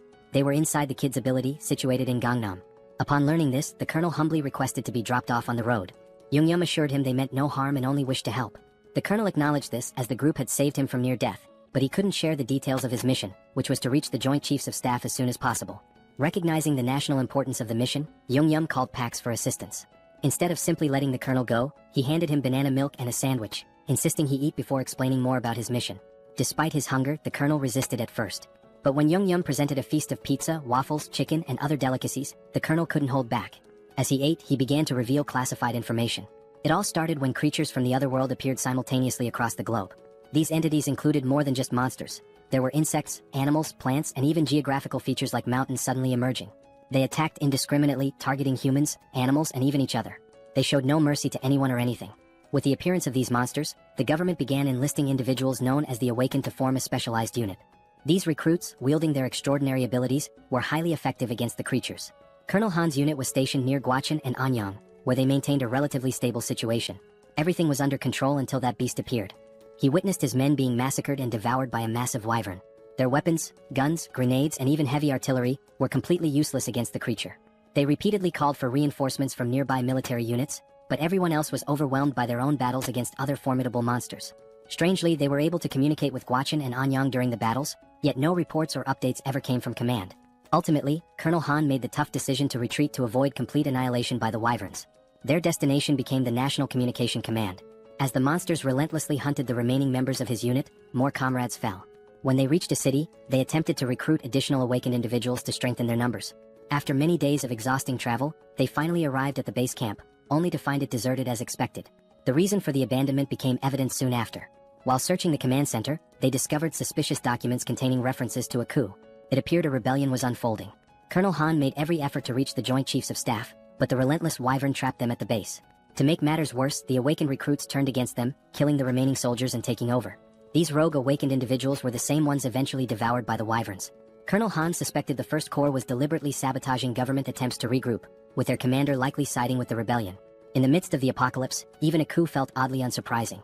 Since Yum's group was heading toward Yeljiro, he assured the colonel they'd drop him off when they crossed the Han River Bridge. The colonel expressed his gratitude while continuing to savor the gourmet meal in front of him. Yum instructed Yongsu to increase their speed slightly, though not to maximum, given the time-sensitive situation. As the colonel pondered, he realized the young man had likely encountered the wyvern at the military base as well. He was just beginning to wonder how Yum managed to evade such a persistent monster when his eyes widened in shock. A terrifying ogre was furiously pounding on the portal's barrier, desperate to break through. Yet Yum and Yongsu appeared completely unbothered. While the colonel was paralyzed with fear, the rest of the group acted as though it were just another mundane day. Suddenly, a stack of heavy barbell plates shot out of the portal, striking the ogre and sending it flying like a lifeless ragdoll. The colonel watched in disbelief as the barbell stack splattered the ogre's blood across the streets. Meanwhile, Yum and Yongsu remained utterly unfazed, accustomed to such scenes. The colonel, however, had stopped mid-bite, unable to process what he was witnessing. When Yum summoned a military vehicle from thin air, the colonel nearly choked in shock. The duo exited the subspace, leaving the colonel with instructions to eat and rest. Yum left the portal open so the colonel could monitor the situation on the road if he wished. Launching pillars of discs at incredible speeds and conjuring vehicles out of nowhere clearly highlighted the overwhelming power of Yum's ability. What once were fearsome ogres now became trivial enemies, easily defeated in a single attack. Yum's method was simple: hurl stacks of discs at the monsters, crushing them instantly. Colonel Han was so captivated by the ogre massacre that he leaned closer to observe. He saw magic stones from the slain ogres being effortlessly absorbed into the subspace. At first, he doubted his eyes, but it was all happening before him. The portals were indeed propelling heavy objects at breakneck speeds, obliterating enemies at a rate of 4 per second. The trajectory of the discs could even shift mid-air, while magic stone collection had been streamlined through an automated system. Anyone could see that Yum's subspace ability was nothing short of broken when used this efficiently. Eventually, the group reached Banpo Bridge, only to find it completely destroyed by some unknown force. Yum apologized to the colonel, explaining their travel time would increase slightly as they sought an alternative route. The colonel, however, remained grateful for their assistance and decided to rest in the subspace while they searched for a new path. Even with the detour and the constant monster attacks, it was remarkable that they had reached Banpo Bridge from Gangnam in just an hour.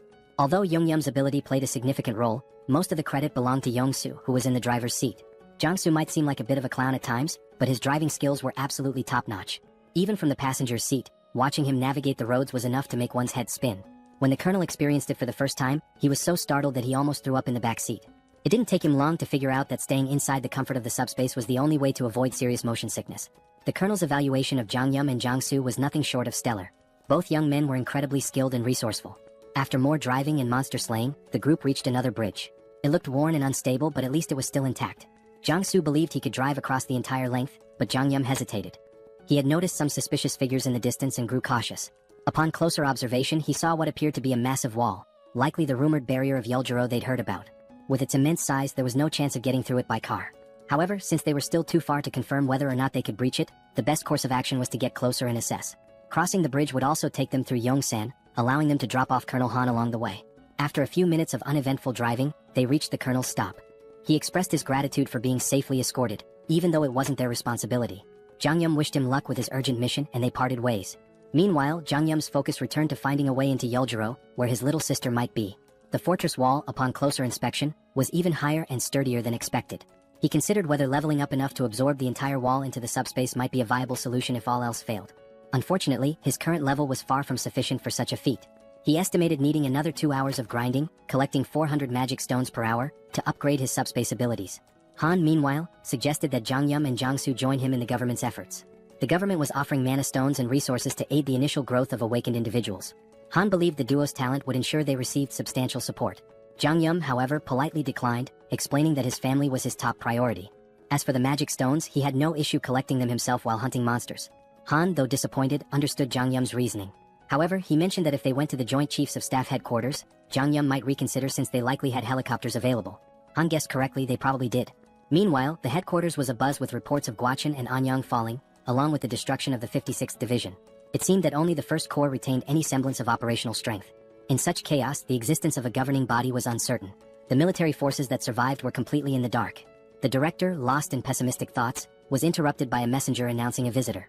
Colonel Han, the commander of the 50th Battalion of the National Communications Agency, had arrived. He insisted on delivering a personal message to the director, detailing how his entire unit was wiped out and how he'd made it to HQ. Han gave a flawless salute before recounting the events in excruciating detail, omitting nothing. He concluded his report by handing over a document containing undeniable evidence of rebellion within the First Corps. The director's stomach dropped as he read through the papers. He had been oblivious to the treachery brewing beneath the surface during this crisis. Glancing outside, he saw the men who had helped Han deliver the critical intel. Both the director and the colonel hurried to thank Zhang Yum and Jiangsu for their incredible service to the country. The director also mentioned Zhang Yum's abilities and his request for a helicopter in exchange for supplies. Given the strategic importance of helicopters, the director agreed to provide one, on one condition. He formally invited Zhang Yum to join the military as an awakened operative. The government was desperate to stabilize the situation, and Zhang Yum's abilities could be a game changer. However, Zhang Yum respectfully declined, reiterating that his priority was rescuing his family. The military, unable to force him into service, had to withhold the helicopter. Zhang Yum understood, acknowledging the director's position and wishing him success in restoring order. With a proper goodbye, Zhang Yum returned to his vehicle. The director stood there, puzzled and frustrated, realizing he had mishandled the situation entirely. He assumed the young man would eventually give in. But these fools underestimated Zhang Yum's determination. He wasn't out of options yet. If the helicopter plan to bypass the wall failed, he'd simply come up with another solution. Since he hadn't even fully assessed the fortress wall himself, he remained optimistic about finding a way through. With the first offer rejected, the director had to set his pride aside and tap on Zhang Yum's car window to make another proposal. If the young man fulfilled this request, the military promised to provide the helicopter he sought. Zhang Yum agreed, and soon an entire battalion was mobilized, military vehicles lining up in a single file. Sitting in the vanguard, Zhang Yum nonchalantly sipped on a juice box, looking more bored than concerned, as though he weren't about to head into battle. Months earlier, the director had laid out the mission. Seoul Station, once a hub for gathering reserve awakened individuals, still maintained communication with survivors there. The problem was the road to the station, completely clogged by skeletons. These skeletons weren't particularly dangerous in combat but were an immense nuisance. They were numerous, tricky, and almost impossible to permanently destroy without targeting the core located at the base of their last right rib. Failing to crush this core meant they would regenerate endlessly. Zhang Yum's task was to clear a path through the skeletal hordes and rescue the stranded awakened individuals. With his flying barbell discs, he made quick work of the mission. For him, it was a straightforward job, but for the soldiers watching his abilities for the first time, it was mind-blowing. The operation they had dreaded for weeks was effortlessly executed by a young man with an unusual power. When they finally reached Seoul Station, the awakened survivors erupted in cheers, overjoyed to see their rescuers. The military swiftly evacuated the survivors into armored vehicles. Once everyone was accounted for, the director gave Zhang Yum and Yongsu the signal to leave. Thanks to Zhang Yum's skill, the skeletons posed no significant threat during the escape. For the soldiers, fighting skeletons was grueling, requiring near-perfect precision to hit the cores with their firearms. Zhang Yum, however, dispatched them with ease. But there was something the young man hadn't yet encountered, a rare and formidable enemy among the skeletons, the Skeleton Knight. The military had a standing order to avoid the creature at all costs. Engaging it was considered futile, as it was deemed indestructible. As usual, Zhang Yum opened his portal and sent a barbell disc hurtling toward the enemy. This time, though, it wasn't an ordinary skeleton standing in the middle of the road, it was the Skeleton Knight. The menacing figure stared down the convoy, its piercing gaze fixed on them. To everyone's shock, the creature began speaking in an unfamiliar language. Though unintelligible, it was clear the knight was trying to communicate. Then, it plunged its sword into the ground and pulled out a magic stone, crushing it in its skeletal hand and sprinkling the resulting dust onto the ground. With that, the Skeleton Knight began speaking human language, introducing itself as Sir Gawain, one of the 12 knights serving the Night King. He greeted the humans, referring to them as Otherworlders, but Zhang Yum seemed more intrigued by the magic stone trick than by Gawain himself. Sir Gawain admitted that being greeted with flying chunks of metal was unusual and asked if Zhang Yum was a mage. He also questioned the humans' presence in skeleton territory, noting the importance of maintaining proper etiquette in negotiations, even in this chaotic world. In response, Zhang Yum flung another barbell disc, which Gawain effortlessly slashed in two at blinding speed. The Skeleton Knight warned that such attacks were futile, as they couldn't even scratch his armor. But Zhang Yum wasn't listening. He sent another barrage of discs, prompting Gawain to roll and dodge with precision, stabbing his sword into the ground for leverage and launching a counterattack. Frustrated, the Skeleton Knight muttered about the human's preference for violence over diplomacy. Unfazed, Zhang Yum launched 4 more barbell stacks at the indignant knight, showcasing his resolve to handle the encounter his own way. Gawain masterfully deflected the first attack with his shield, gracefully dodged the next, and slashed the remaining discs out of the air, halting their momentum entirely. This chain of precise maneuvers brought the Skeleton Knight alarmingly close to the convoy. Yong-su, seeing the terrifying figure charging at full speed, began to panic. Meanwhile, Zhang Yum was more intrigued than scared, marveling at how easily the knight could slice through 500 kilograms of steel as if it were butter. However, he noticed that Gawain was cautious, clearly trying to avoid taking any direct hits. If I can land a solid blow, Zhang Yum thought, we might have a chance. Determined, he gritted his teeth and spent 50 magic stones to unlock tracking delivery for greater precision. As a test, he launched a single stack directly at the Skeleton Knight's chest. The massive steel disc shot out of the portal like a cannonball, aimed with pinpoint accuracy. Gawain scoffed, mocking Zhang Yum for using the same trick repeatedly and calling him a fool by a mage's standards. Confidently bragging that he could dodge any projectile thrown at him, Gawain was blindsided when the disc suddenly adjusted its trajectory midair. Instead of the usual straightforward attack, this one veered sharply, homing in on Gawain's chest just as Zhang Yum intended. Though the attack struck, the Skeleton Knight managed to absorb most of the impact with his armor, batting the disc away after the initial hit. You're getting ahead of yourself, boy, Gawain growled. I was merely caught off guard. It won't happen again. But before he could finish his sentence, a bowling ball came hurtling out of nowhere, slamming into his head and knocking him to the ground. Gawain recovered quickly, lifting his head with newfound wariness. Yet, before he could react, another bowling ball struck him square in the skull, eliciting the first hint of fear the Skeleton Knight had felt in ages. The fear froze him momentarily, giving Zhang Yum another opening to unleash a relentless barrage. Inside the car, Zhang Yum chanted commands like a gamer inputting cheat codes. Left head, back head, crown, front head, right head, left head. Each command sent a bowling ball flying in a pre-aimed direction, creating an automated assault. Though his jaw ached from issuing rapid orders, Zhang Yum didn't let up. The Skeleton Knight, struggling under the ceaseless rain of projectiles, found himself cracking, literally. Zhang Yum noticed fractures spreading across Gawain's skeletal frame and decided it was time to act decisively. He suggested the military convoy retreat while the enemy remained disoriented. But before they could leave, Gawain's curses turned to pleas. Fragments of his bones scattered in all directions as the relentless impacts took their toll. Seizing the opportunity, Zhang Yum ordered simultaneous disc attacks from all sides, left, right, front, and back. The coordinated strikes shattered the Skeleton Knight's form, marking the end of the formidable foe. Even in defeat, Gawain maintained his dignity, commending Zhang Yum as a remarkable mage. He issued a grave warning, this is not the end. Skeleton Knights do not die. Even in death we serve the Night King. As his body disintegrated, 3 magical shards fell, a pair of large blue mana stones and a small red reinforcement shard. Zhang Yum swiftly secured the loot through his portal. The soldiers trailing behind were dumbfounded. They had just witnessed a young man defeat a Skeleton Knight, a creature impervious to tank shells, with nothing but flying discs and bowling balls. At the rear, the survivors erupted into cheers, chanting Zhang Yum's name in celebration. The unkillable knight had been slain, and their victory deserved to be celebrated. Back at HQ, the director listened to the report with astonishment. He had explicitly instructed Zhang Yum to avoid engaging the Skeleton Knight at all costs. Yet, the young man had not only ignored the order but triumphed spectacularly. Despite his initial disapproval, the director realized the importance of having Zhang Yum and Yong-su on their side. Swallowing his pride, he practically begged the duo to join the military's efforts. But Zhang Yum, unwavering in his resolve, politely declined. His quest to reunite with his family remained his top priority, leaving the military forces to wonder how to move forward without him. Thankfully, the director was a pragmatic man and chose to step back. Still, the offer remained open. He hoped that once Zhang Yum completed his mission to reunite with his family, the young man would reconsider the military's proposal.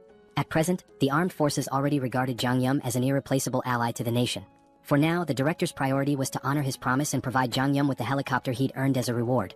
Zhang Yum wasn't exactly thrilled with the weight of expectations being placed on his shoulders. It was just another layer of pressure. Still, he could understand their perspective.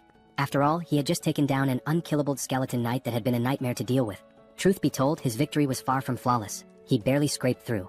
If there had been even one more adversary as skilled as Gawain, their mission would have been doomed.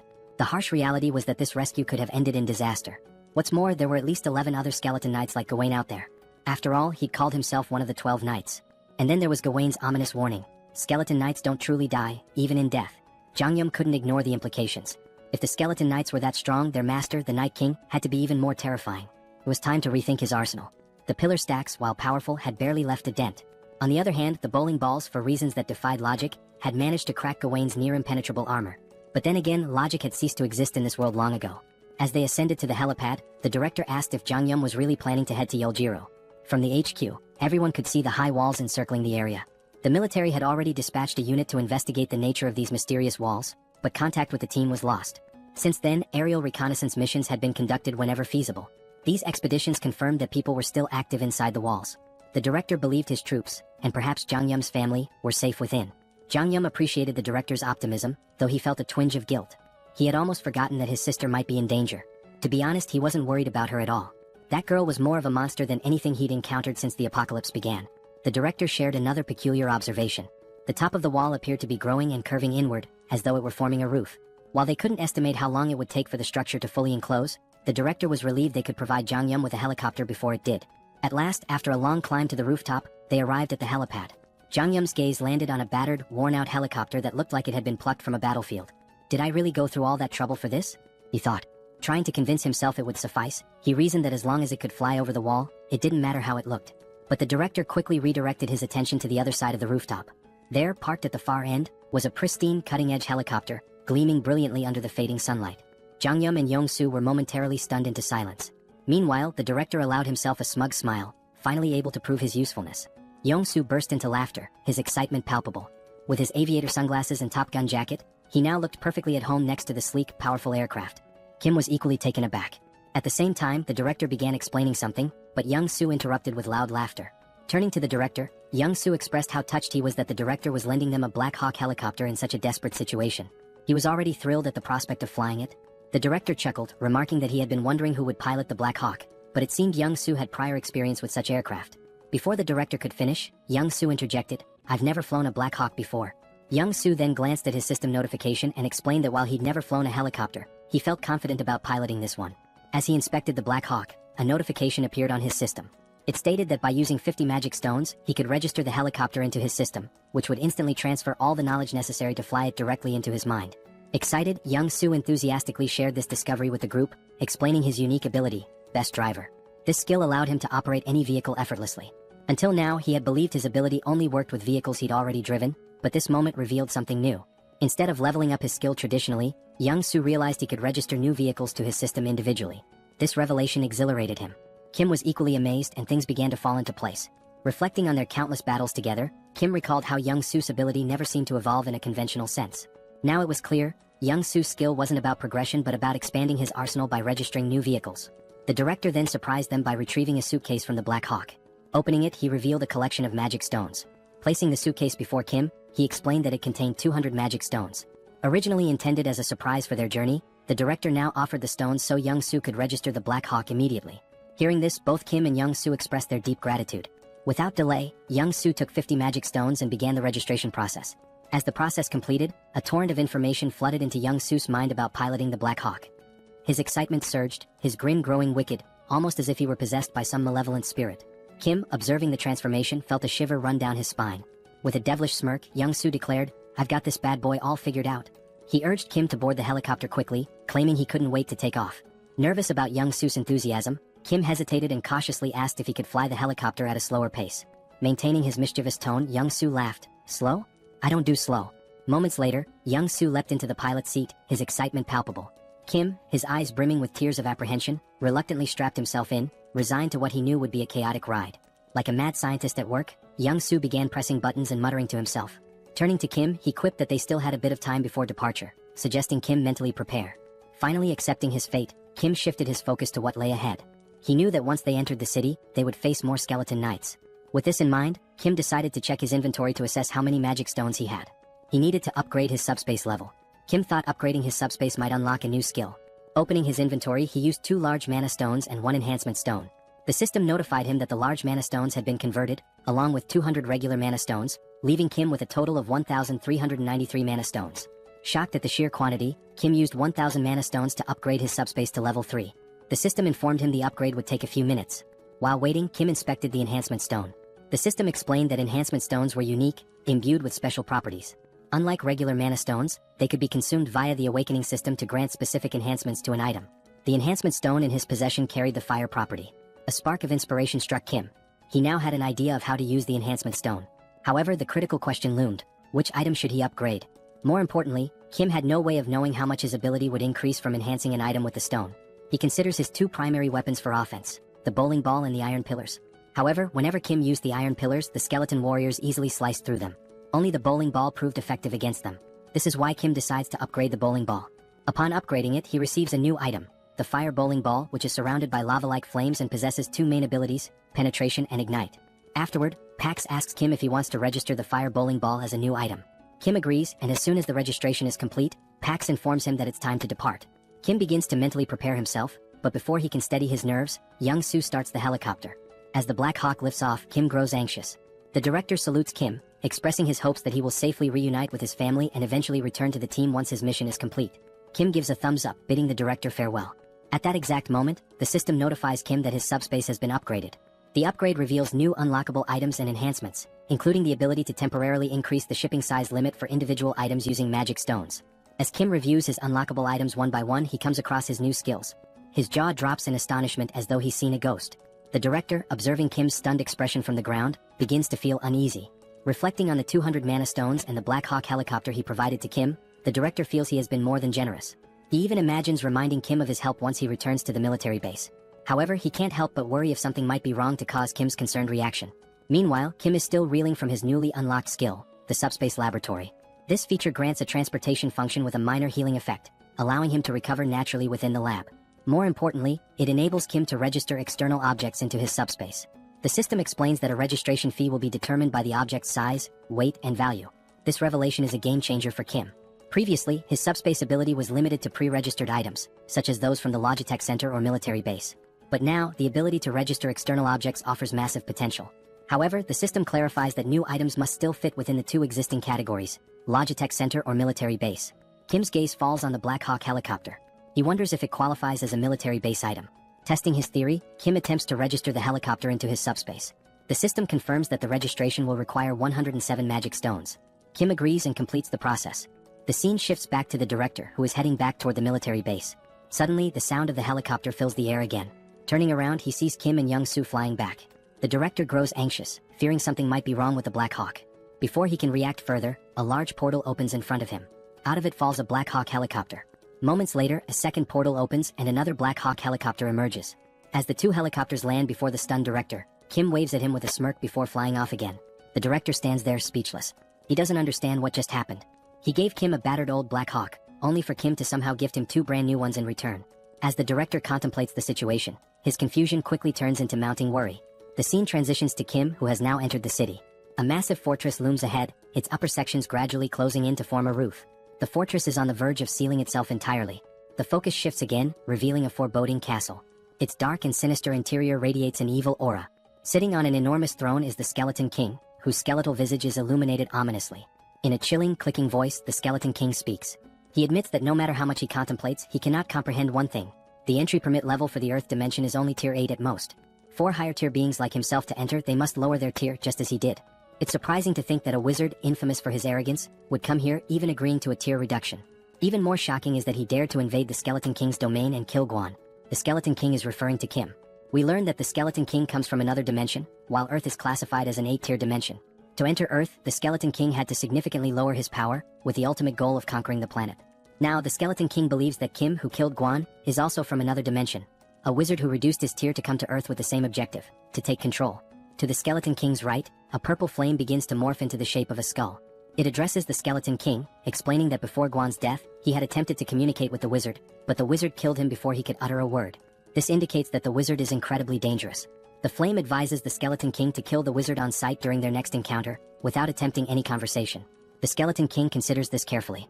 He deduces that the wizard is here for one purpose: to take over the territory just like himself. But there can't be two tigers in the same jungle. If the Skeleton King wants to claim this land, he must eliminate the wizard. He mentions that the harvest is nearly complete, and once it is finished, they will launch an assault on the wizard. The flame introduces itself as Lancelot, revealing that it is the spirit of a knight whose physical body exists elsewhere. Lancelot communicates with the Skeleton King through this magical flame. Lancelot then informs the Skeleton King of an intruder approaching the castle. Assuming it to be more of those bothersome minions, the Skeleton King dismisses the threat, claiming they will inevitably perish soon. The scene shifts to Kim and Young-soo entering the city. A bat-like monster appears but is instantly obliterated by Kim's Ignite bowling ball in a single, powerful attack. Kim marvels at how much stronger the bowling ball is compared to the iron pillars. While Kim ponders this, Young-soo interrupts, pointing out that it will be difficult to land because a skeleton knight is fighting a monster below. Kim looks down and spots another skeleton knight, similar to the one he killed before, but this one wields a lance instead of a sword, like the kind knights used in ancient justs.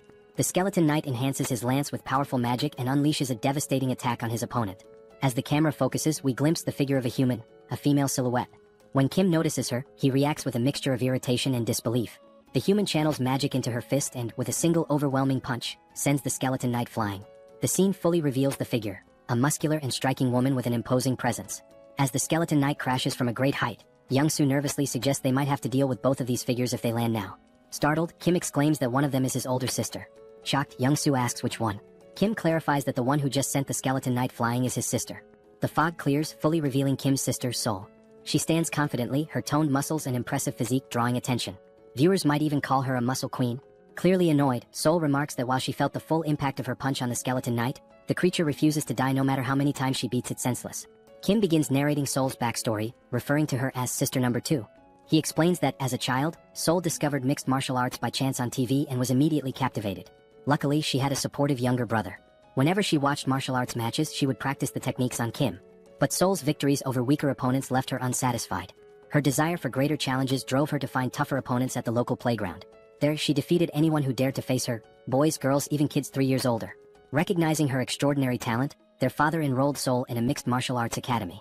Thus began her journey toward becoming a powerhouse of martial arts. This was the moment Sol encountered her first defeat. Her teacher bested her. But rather than feeling disheartened, Sol found the pain of losing exhilarating. At last, she had found a challenge worth her effort. Her new goal became defeating her teacher. Along the way, she achieved victory in multiple jiu-jitsu competitions. By the time she reached 7th grade, she had no equal in the junior division. Her intense passion for training and obsession with fitness drove her to constantly strive for perfection. However, this fixation soon spiraled into a dangerous addiction. Eventually, Sol sustained a serious injury, tearing the cruciate ligaments in both legs. Impatient with the recovery process, she resumed training prematurely, leading to further injuries.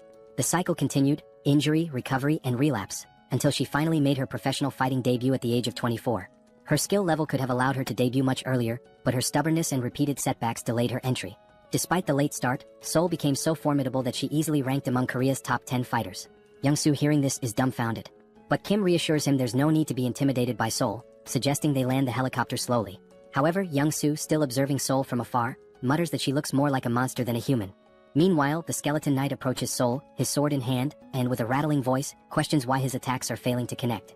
Sol replies nonchalantly, "Isn't it obvious? Your movements are too slow." The skeleton knight counters, claiming his speed is no less than hers and accusing her of using some incomprehensible trick. Sol chuckles and explains it's not a trick but simply martial arts. She delivers the explanation so casually that it leaves the skeleton knight bewildered. Hearing this, the skeleton knight compliments Sol, remarking that people like her are rare. He suggests that if Sol were to raise her rank, she could become the greatest knight. Sol, however, is unimpressed and confused, muttering about how all this talk of skeletons, knights, and rankings makes no sense.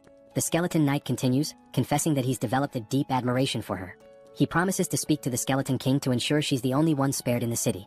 But before he can finish, a flaming bowling ball comes hurtling out of nowhere, smashing into him with a deafening crash and shattering his body into fragments. His remains scatter around Sol. Moments later, the fiery bowling ball rolls to a stop at her feet. Sol, puzzled, wonders how this strange bowling ball managed to obliterate the skeleton knight when her martial arts couldn't. As she contemplates this, 2 large mana stones and an enhancement stone emerge from the knight's remains. The stones are swiftly drawn into a mysterious portal, which appears to be controlled by a device resembling a piece of corn. At the same time, a helicopter hovers overhead and slowly descends. Kim steps out with a smirk, greeting Sol with a playful, well, long time no see." He teases her, saying, "As expected, you're still kicking asses, Sister Number 2. Sol stands frozen, mouth agape, stunned to see Kim after all this time. The scene shifts to a table laden with delicious food, fried rice, pizza, burgers, and an assortment of mouth-watering dishes. Joo-hee and Kim sit silently, watching in amazement as Sol devours the food with feral intensity. Unable to contain her curiosity, Juhi asks if Sol uses some special ability to enhance her strength. Between enormous bites of chicken and pizza, Sol casually responds saying Juhi is partly right and partly wrong. Her physical prowess, she explains, is natural and unrelated to the barrier. The barrier's sole purpose, she says, is to shield her from external attacks. She delivers this explanation as if it's no big deal. As Sol continues eating voraciously, Juhi's patience finally snaps. Eat slower, she scolds, warning Sol that she'll choke or get indigestion if she doesn't. Kim, observing the exchange, chuckles and tells Juhi it's futile to argue. She's been eating like this since we were kids, he says with a resigned smile. Amid their playful banter, a warm, heartfelt conversation unfolds. Kim, smiling genuinely, tells his sisters how relieved he is that all three of them awakened survival-related abilities and managed to endure this long. Kim now had just one more task, to find their older brother. As Sol ate, she glanced at Kim with skepticism and asked, "Everything's fine, but seriously, Kim, your ability feels like a cheat code. How are you even capable of all this?" Kim chuckled softly, replying, "It's a long story. I'll explain everything to you later, but for now, just eat and get some rest." He showed Sol how to use the packs to order anything she needed and mentioned that Youngsu's family was safe in the subspace. He suggested Sol take a moment to say hello to them. Sol agreed with a nod but then asked, "Are we leaving this city right now? Are we really going?" Kim rose from his chair and answered, "Yes, we need to leave immediately. The city's ceiling is closing at an alarming rate, and I'm not sure if this fortress can shield the entire city." His tone was grave as he emphasized the urgency, adding that he had to gather as many mana stones as possible before the ceiling fully closed. Looking up at the sky, Kim felt a pang of dread. The ceiling had already sealed shut, plunging the entire area into darkness. Wasting no time, he boarded his Black Hawk, ascended into the sky, and launched 5 blazing fireballs at the fortress walls with all his strength. Yet, despite the ferocity of the attack, the fortress remained unscathed. There wasn't even a scratch. A sinking feeling washed over Kim. Not even a dent, he thought. He contemplated his options. Should he take the entire city into his subspace? The thought seemed tempting but reckless. He reminded himself that moving such a massive structure into his subspace could have unpredictable consequences. Kim had already exhausted his remaining mana stones, expanding his portal's radius to 19.76 meters, just large enough to fit the Black Hawk. Now he had no resources left. He considered hunting skeletons and monsters in the city to collect more mana stones, but he wasn't sure what would happen to the city's inhabitants if he took the entire structure into his subspace. As Kim wrestled with these dilemmas, Sol's voice interrupted his thoughts. "This seems like a lot of trouble," she said from behind. She then recounted her encounter with the Skeleton Knight, explaining how he had promised to spare her life because he liked her. Before his demise, the knight had mentioned that if Sol stayed in the city, her death would only be delayed. Curious, Kim asked for more details. Sol shrugged and replied, "I couldn't get anything else out of him because you smashed him into pieces." She admitted she still didn't know how her death would have been delayed if she remained in the city. The Skeleton Knight had only mentioned speaking to the Skeleton King on her behalf. Kim realized then that if they wanted to escape, he would have to confront the Skeleton King directly. The challenge was figuring out where to find him in such a sprawling city. Before Kim could devise a plan, the Demon King within Youngsu awakened. With a wicked grin, Youngsu announced, "I only need 5 minutes. In 5 minutes, I'll locate the Skeleton King's castle." Kim immediately sensed the impending chaos. "Stop yelling, Youngsu," he shouted, but it was too late. Youngsu had already transformed into his demon form. Cackling wildly, Youngsu did something reckless. He flipped the helicopter into a full 360-degree spin and declared, "I'll scour every corner of this city." The helicopter twisted and dove like a snake, zigzagging through the air as it covered every inch of the city. Inside the cockpit, Kim clung to his seat, nauseated and dizzy, while Sol remained calm watching the chaos outside. The scene shifted to the Skeleton King's castle. Lancelot informed the Skeleton King that Lionheart had been destroyed by Kim's fireball. He reported that the knight was obliterated in a single strike, suggesting their opponent was exceptionally powerful. Enraged, the Skeleton King bellowed, "The harvest is so close, and now this intruder is meddling in my plans again." His anger boiled over as he vowed to personally kill the intruder. He demanded to know the enemy's location, but Lancelot calmly replied, "There's no need to search. The intruder is coming here." At this, the Skeleton King let out a deep, ominous laugh. From his vantage point within the castle, he watched Kim's helicopter approaching. Initially, he assumed it was a wizard's trick, but after studying Kim more closely, the Skeleton King murmured, "This doesn't look like a wizard. It seems undead." For a moment, the irony hung in the air. When even the undead think you're undead, things have clearly gone awry. Yet, the Skeleton King dismissed his confusion. His focus remained on annihilating the intruder no matter what. Wizard or undead, whoever dared to ruin his plans would not leave alive. The scene shifts again to reveal a massive door leading into the Skeleton King's chamber. Inside the castle, bat-like monsters cling to the walls, poised to ambush any intruder. The huge door creaks open and Kim stumbles into the room, looking barely alive, almost ghostly. In a faint voice, he mutters, "I'm never getting on a helicopter again." The motion sickness was on another level. Suddenly, Sol notices something behind Kim. She bolts forward, calling his name, but before Kim can react, he sees a massive, muscular bat monster with razor-sharp teeth lunging at his neck. Just in time, Sol leaps into action. With a devastating punch, she obliterates the bat monster, tearing it apart in one blow. The attack jolts Kim out of his dizziness. He quickly thanks Sol, but she rolls her eyes and tells him to stop being so formal. However, her attention soon shifts elsewhere. Something feels off. Soul scans the dimly lit chamber with a serious expression. There's more, she mutters. Kim looks around, confused. To him, the hallway ahead seems empty. But then, out of the shadows, countless glowing red eyes emerge, glaring menacingly at them. Kim's heart pounds as he realizes the danger. He turns to Young Soo and urgently says, "Retreat to the subspace." Kim knows he can't handle this alone, but then remembers he doesn't have to. Soul, the martial arts enthusiast, is with him. A wicked grin spreads across Soul's face as she watches the flood of monsters advancing. "Now this is more like it," she says, her excitement growing. One monster wasn't enough for her, it would have been too dull. With a wild smile, Soul dashes into the dark hallway at incredible speed. Before Kim can react, she leaps into the air and lands with a thunderous crash, crushing a bat monster's head beneath her foot. Her movements are graceful yet ferocious, each attack filled with precision and power. One by one, Soul annihilates the monsters, slashing, punching, and smashing with almost playful fury. When a bat monster sneaks up from behind and sinks its teeth into her neck, she doesn't even flinch. Instead, she grabs it by the head and slams it into the ground with enough force to shatter it completely. The blood-soaked ground becomes a testament to Soul's relentless rampage. Her laughter echoes through the chamber, unhinged and chaotic. The remaining monsters tremble, their resolve crumbling in the face of her ferocity. Kim watches from the sidelines, torn between awe and concern. He knows Soul is in her element, but he's also aware of the risks. He retreats to his portal, an idea forming in his mind. Inside the subspace, Kim begins constructing a strange device, a high-powered electric pest repellent designed to lure and eliminate the bat monsters. As the machine powers up, it emits a strong current that draws the monsters in. One by one, they are electrocuted, falling lifeless to the ground. Soul notices the device and glares at Kim, irritated. "Is this your idea of fighting?" "It's boring," she yells. Kim responds calmly, "I'm just trying to help you." Soul, clearly annoyed, retorts, "Stop interfering. I can handle this myself." Their argument intensifies, even as chaos rages around them. Kim shouts back, "Fine, but be careful and stop taking stupid risks."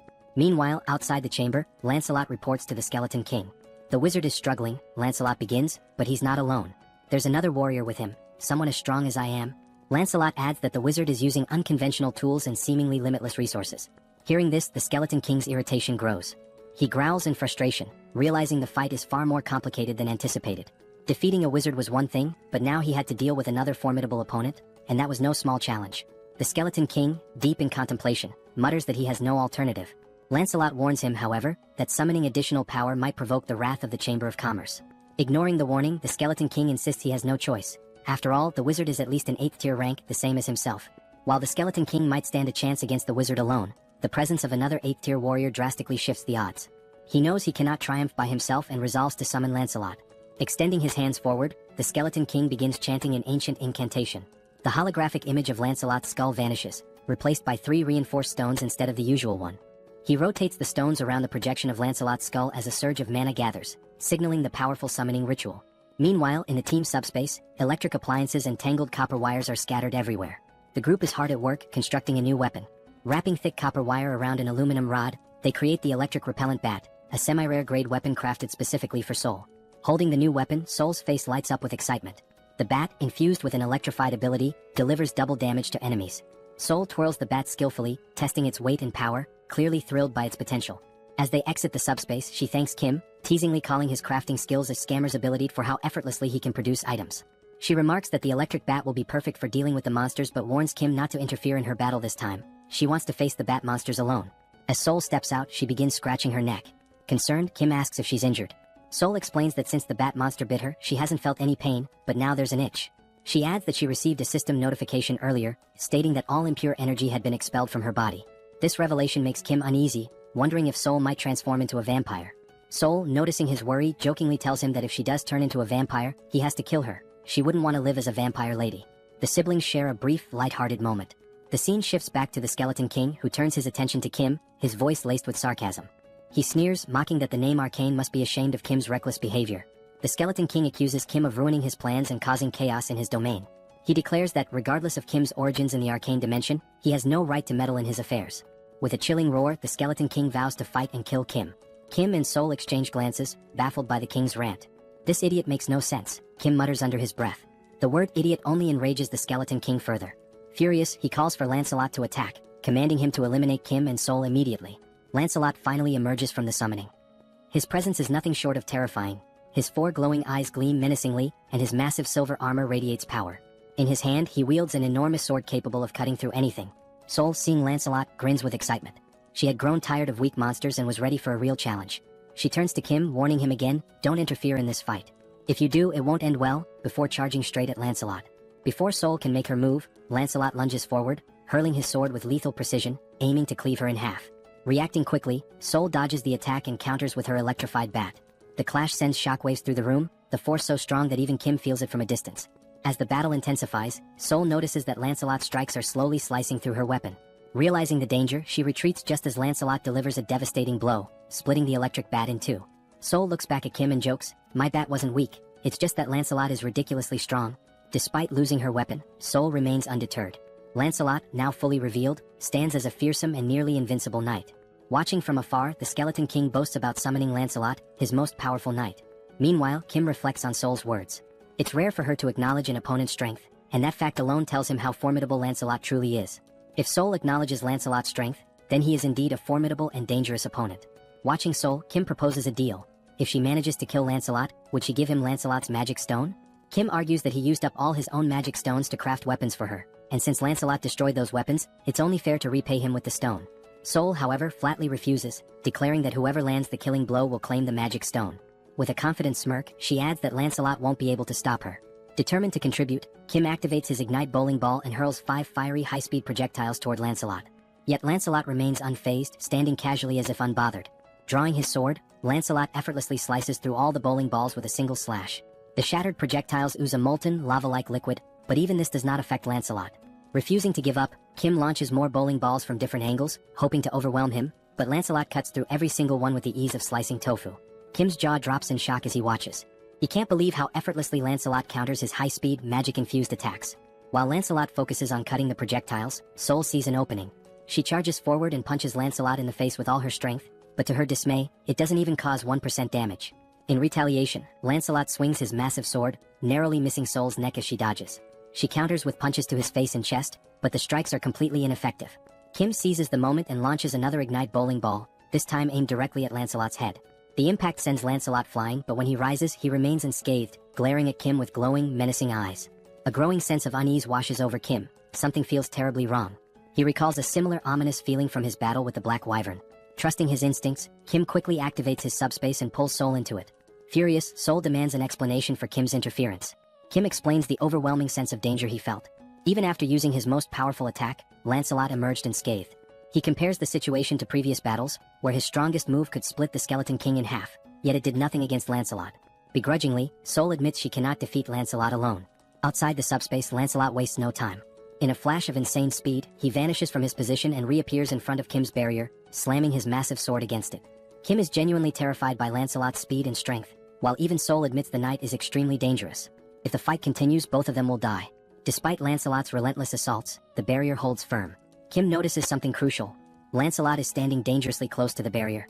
An idea forms in his mind. If he launches his Ignite fireballs at such close range, Lancelot won't have enough time to dodge. Acting quickly, Kim unleashes 5 fireballs at point-blank range. To his horror, Lancelot effortlessly slices through every fireball, even at such proximity. The situation grows more dire. Lancelot isn't just strong, he's unstoppable. Kim is baffled. None of their attacks are effective. He watches in disbelief as Lancelot cuts through every projectile with precision, as if the heavy metal were nothing more than butter. Meanwhile, the Skeleton King observes the battle from afar, finding it dull. With a smug grin, he taunts Kim, mocking how long he plans to cower behind his barrier.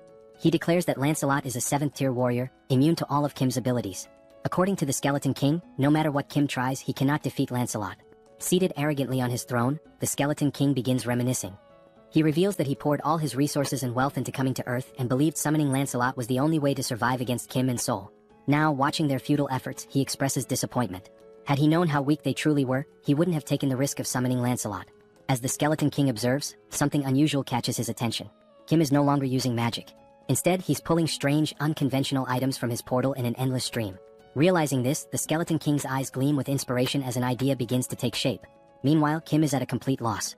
He checks all of his abilities: Subspace Laboratory, Replicate, Extra-Large Subspace Life Support, but none seem useful in defeating either the Skeleton King or Lancelot. Desperate, Kim resorts to repeatedly throwing Ignite bowling balls at Lancelot, but Lancelot slices through them with ease, leaving Kim genuinely stuck. Suddenly, the Skeleton King bursts into loud laughter. He commands Lancelot to stop attacking, announcing that the 2 individuals in the portal are not wizards, but rather potential allies for his future plans. Obeying the command, Lancelot ceases his assault and steps back toward the Skeleton King. The Skeleton King rises from his throne and approaches Kim's portal. Initially, he had assumed Kim and Sol were wizards, but as he observes Kim more closely, he realizes they are ordinary humans. Even more intriguing, Kim possesses a unique ability. Confused, Kim wonders what the Skeleton King is referring to. With a cunning grin, the Skeleton King begins to explain. He mentions that Kim must have encountered and killed 2 skeleton knights to acquire reinforced stones. These stones, the Skeleton King reveals, can only be produced within Camelot Castle by sacrificing living beings. The Skeleton King elaborates on his original plan, to sacrifice the inhabitants of the nearby city to mass-produce reinforced stones, which he would then use to summon an army of skeleton knights. However, he proposes an alternative, a business partnership with Kim. The Skeleton King suggests that Kim, with his unlimited replication ability, could duplicate the reinforced stones, allowing them to dominate not just Earth, but the entire universe. Kim stands silently processing the offer. As the Skeleton King laughs sinisterly, envisioning his grand scheme, Kim suddenly begins laughing and crying simultaneously, leaving the Skeleton King perplexed. Kim thanks him, explaining that the Skeleton King has unknowingly solved all of Kim's problems. Before the Skeleton King can react, Kim utters 4 decisive words. Pax, put Camelot in subspace. Instantly, the entire Camelot Castle vanishes before the Skeleton King's eyes. The Grand Fortress, once the source of his power, shrinks and disappears into Kim's subspace. The Skeleton King and his skeleton knights are left standing outside, bewildered and enraged. Looking around in disbelief, the Skeleton King tries to comprehend what just happened. Meanwhile, the castle reappears in Kim's hands, now reduced to the size of a toy. Sol, observing the shrunken structure, casually remarks how small and insignificant it looks. Overcome with fury, the Skeleton King roars, "How dare you 9th-tier slaves!" He accuses Kim and Sol of destroying his life's work and vows to annihilate them. Enraged, he summons a dark purple orb of energy, brimming with the souls of the dead. The green, ghostly spirits surge toward Kim's portal, attempting to shatter it. Yet as the smoke clears, Kim and Sol remain unharmed. Now calm, Kim begins to think strategically. He recalls the name of the skeleton knight summoned by the Skeleton King, Lancelot. Deciding to take a bold risk, Kim calls out Lancelot's name, attempting to summon him. To everyone's astonishment, Lancelot materializes before Kim. However, this time his appearance is different. Gone is the dark aura that usually surrounds him. Instead, he radiates a golden light, warm and majestic. Lancelot turns to Kim and acknowledges him as his new master. Without hesitation, Kim commands Lancelot to kill the Skeleton King. Obeying immediately, Lancelot draws his sword and, with a single, precise slash, cleaves the Skeleton King cleanly in 2. The Skeleton King, unable to react or defend himself, is defeated in an instant. With grace and overwhelming power, Lancelot ends the battle in one swift motion. As soon as Lancelot struck the Skeleton King, the violet core within the Skeleton King was destroyed. It shattered into fragments with a faint explosion. Lancelot then drove his blade into the back of the Skeleton King like a royal decree. We see the Skeleton King's body sprawled before Lancelot, his jagged crown lying discarded at Lancelot's feet, and his dismembered parts scattered across the ground. As the Skeleton King's form faded, a golden mana crystal began to glow. The system alerted Kim that he had defeated the Skeleton King. When Lancelot transferred ownership of the Night King's dimensional account, it became Kim's property. Upon opening the system notification, a new feature appeared, the dimensional account. When Kim accessed it, he discovered 3,086 mana stones within. Staring at such a vast number of mana stones, Kim felt both bewildered and astonished. This meant that by defeating the Skeleton King, Kim had acquired thousands of mana crystals in one go. Despite his happiness, Kim couldn't help but wonder, what would he do with so many mana stones? As Kim stood lost in thought, Sol placed her hand on his shoulder. She told Kim that if he had any sense of morality, he should gift his sweet little sister 1,000 mana stones. After all, she reminded him, she had saved his life when they entered the Skeleton King's castle. Did he forget that? Kim sighed and told Sol that 1,000 mana stones was too much. He accused her of acting like a mob boss and exaggerating her role in saving his life. Kim pointed out that he had also given her a weapon, which allowed her to fight Lancelot on equal terms for a brief time. Shouldn't she repay him for that? Sol looked at Kim and retorted that they had both helped and saved each other, so it would only be fair to settle on 500 mana stones instead.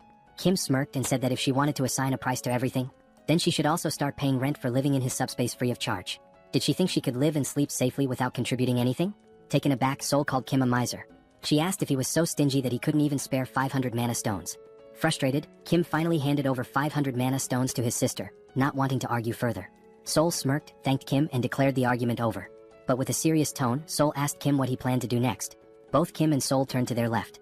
From Kim's subspace, Lancelot emerged. Towering at 10 feet tall with eyes glowing red, Lancelot approached them with heavy, deliberate steps.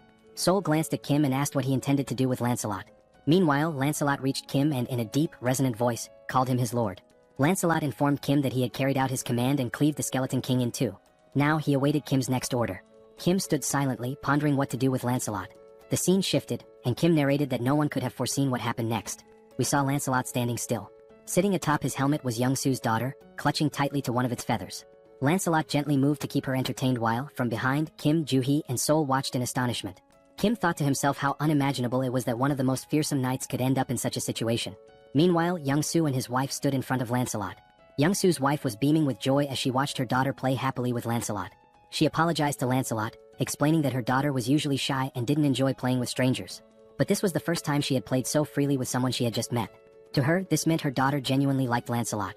While Young-soo's wife was overjoyed, the same couldn't be said for Young-soo. He stood there, stunned, his mouth agape as though his entire world had crumbled.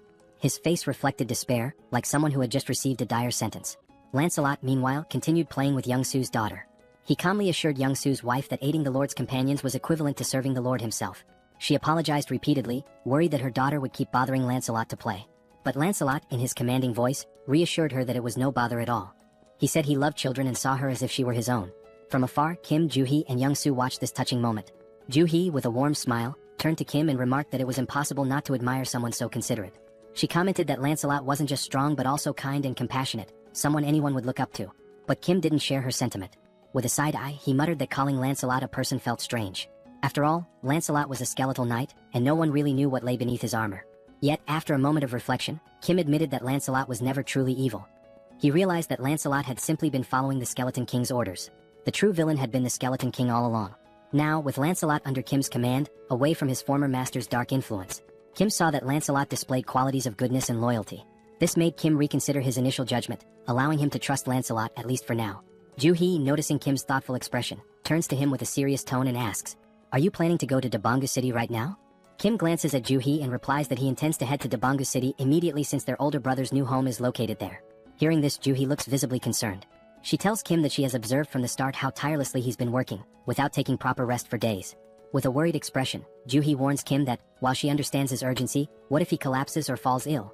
She pleads with him to prioritize his health, cautioning that overworking himself could lead to severe problems. If that happens, she asks who will look after him. Joo-hee insists that it's already too late to leave tonight.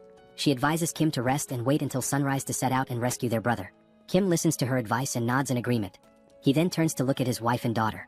His daughter is still perched atop Lancelot's head, while Young-soo is trying all sorts of ways to coax her down. With a mix of exasperation and humor, Young-soo tells his daughter to climb down from Lancelot and sit on his shoulders instead. He even volunteers to play the role of a brave knight. However, Young-soo's daughter begins playfully hitting Lancelot's head and declares that her father is boring. She loudly proclaims she wants to play with a real knight, not a pretend one. Hearing this, Young-soo feels a bit hurt, though he hides it behind a strained smile. Meanwhile, Young-soo's wife teases her husband, joking that even she wouldn't want to play with a fake knight like him. Instead, she quips she'd rather choose Lancelot, the real deal. And yet, despite the humor, Kim finds himself momentarily distracted by a ridiculous thought. Why, of all things, is he imagining Lancelot playing with Young-soo's wife? Kim shakes his head, silently cursing his own wandering mind. Watching this heartwarming scene, Kim pauses for a moment, his face softening into a warm smile. He announces that they will take the night to rest, enjoy the moment, and set out in the morning to rescue their brother. The scene shifts to Young-soo carrying his now sleeping daughter on his shoulders, her face peaceful after hours of play with Lancelot. Young-soo wears a contented smile, as if this moment alone fulfills him completely. Kim suggests that Young-soo take his wife and daughter to a private room to rest for the night. Young-soo agrees, nodding appreciatively before leaving with his family. As time passes and the room empties, Saul smirks mischievously. Slowly, he removes his shirt and walks toward Kim, suggesting with a sly grin that now, with everyone asleep, they can begin their real work. Kim responds with a knowing smile and turns to Lancelot, asking if he needs a place to rest. Kim summons the Camelot Castle, and a miniature version of the castle materializes in his hand. The system notifies Kim that this artifact is a unique grade item known as the Palace of the Cursed Knight. It explains that the castle's size depends on the number of mana stones invested. The system further details its three powerful abilities. Blood Sacrifice. By sacrificing livestock, Kim can create reinforcement stones. Summon a ghost. Using mana crystals, Kim can call forth ghosts from the castle. Knight Investment. By combining ghosts with reinforcement stones, Kim can forge knights as powerful as Lancelot. Kim marvels at the artifact's capabilities, deeming them both overpowered and fascinating. However, he notes that the castle's size scales directly with his investment. For example, 500 mana stones would result in a 500 square foot castle, while 1,000 stones would yield a 1,000 square foot one. After some deliberation, Kim decides on a size sufficient for housing 12 knights, opting for a 300 square foot castle. He invests 300 mana stones, and the Camelot Castle grows and expands to its new dimensions. The now enlarged castle stands before Kim, Lancelot, and Saul. As Kim observes the structure, a slight unease creeps in due to its eerie appearance. He turns to Lancelot and asks if the castle's size is adequate for 12 knights like him. Lancelot, with a calm demeanor, responds that he doesn't care about the size as he can adapt to any space. Then, with a wry sense of humor, Lancelot jokes that the castle is as tiny as the Skeleton King's little PP, adding that, compared to Kim's vast subspace, this castle is nothing. Lancelot explains that when Kim summons more skeleton knights in the future, they will reside in his subspace. while Camelot Castle will primarily serve as a summoning hub. Saul meanwhile looks stunned. She realizes how large the Skeleton King's castle must have been, at least 30 times the size of Kim's. This revelation leaves her wondering just how many mana stones the Skeleton King had used to build his massive fortress. Lancelot, overhearing the conversation, confirms that while he doesn't know the precise number, he remembers the Skeleton King using tens of thousands of mana stones to construct Camelot Castle. Hearing this, Saul is even more astonished, realizing the immense effort and resources the Skeleton King devoted to building his massive fortress. Meanwhile, Kim begins to reflect. Even though he stored such a large structure in his subspace, there were no side effects. Kim wonders if it's because the castle is initially small, but this thought leaves him uneasy. Camelot Castle is practically a city in itself, yet storing it caused no disruptions in his subspace. Deciding to set aside his concerns for now, Kim turns to Saul and asks why she hasn't gone to rest yet, mentioning that the night is long and she should take a break. Saul, however, explains that she has something personal to ask Lancelot and has been waiting for the right moment to do so. That moment, she declares, has finally arrived. With an eager gleam in her eyes, Saul turns to Lancelot and, striking a confident pose with her hands on her hips, announces her request. She wants to learn his swordsmanship. Saul boldly asks Lancelot to teach her his techniques. Kim, overhearing this, is taken aback. He thinks to himself that if Lancelot agrees to teach Saul, her skills will improve significantly, which would greatly benefit their team in the future. On the other hand, Lancelot looks thrilled. In his deep voice, he responds that he would be delighted to teach her his swordsmanship, but under one condition. Lancelot explains that when Saul used her martial arts against him previously, he found it fascinating. If she wants to learn his swordsmanship, then she must teach him her martial arts in return. It would be an exchange of skills, her martial arts for his swordsmanship. Hearing this, Saul smirks, her expression shifting into one of playful mischief, almost bordering on manic. With a teasing tone, she praises Lancelot for being clever, admitting that her martial arts are indeed impressive. She calls him a little kid and playfully questions whether he could even handle her intense training regimen.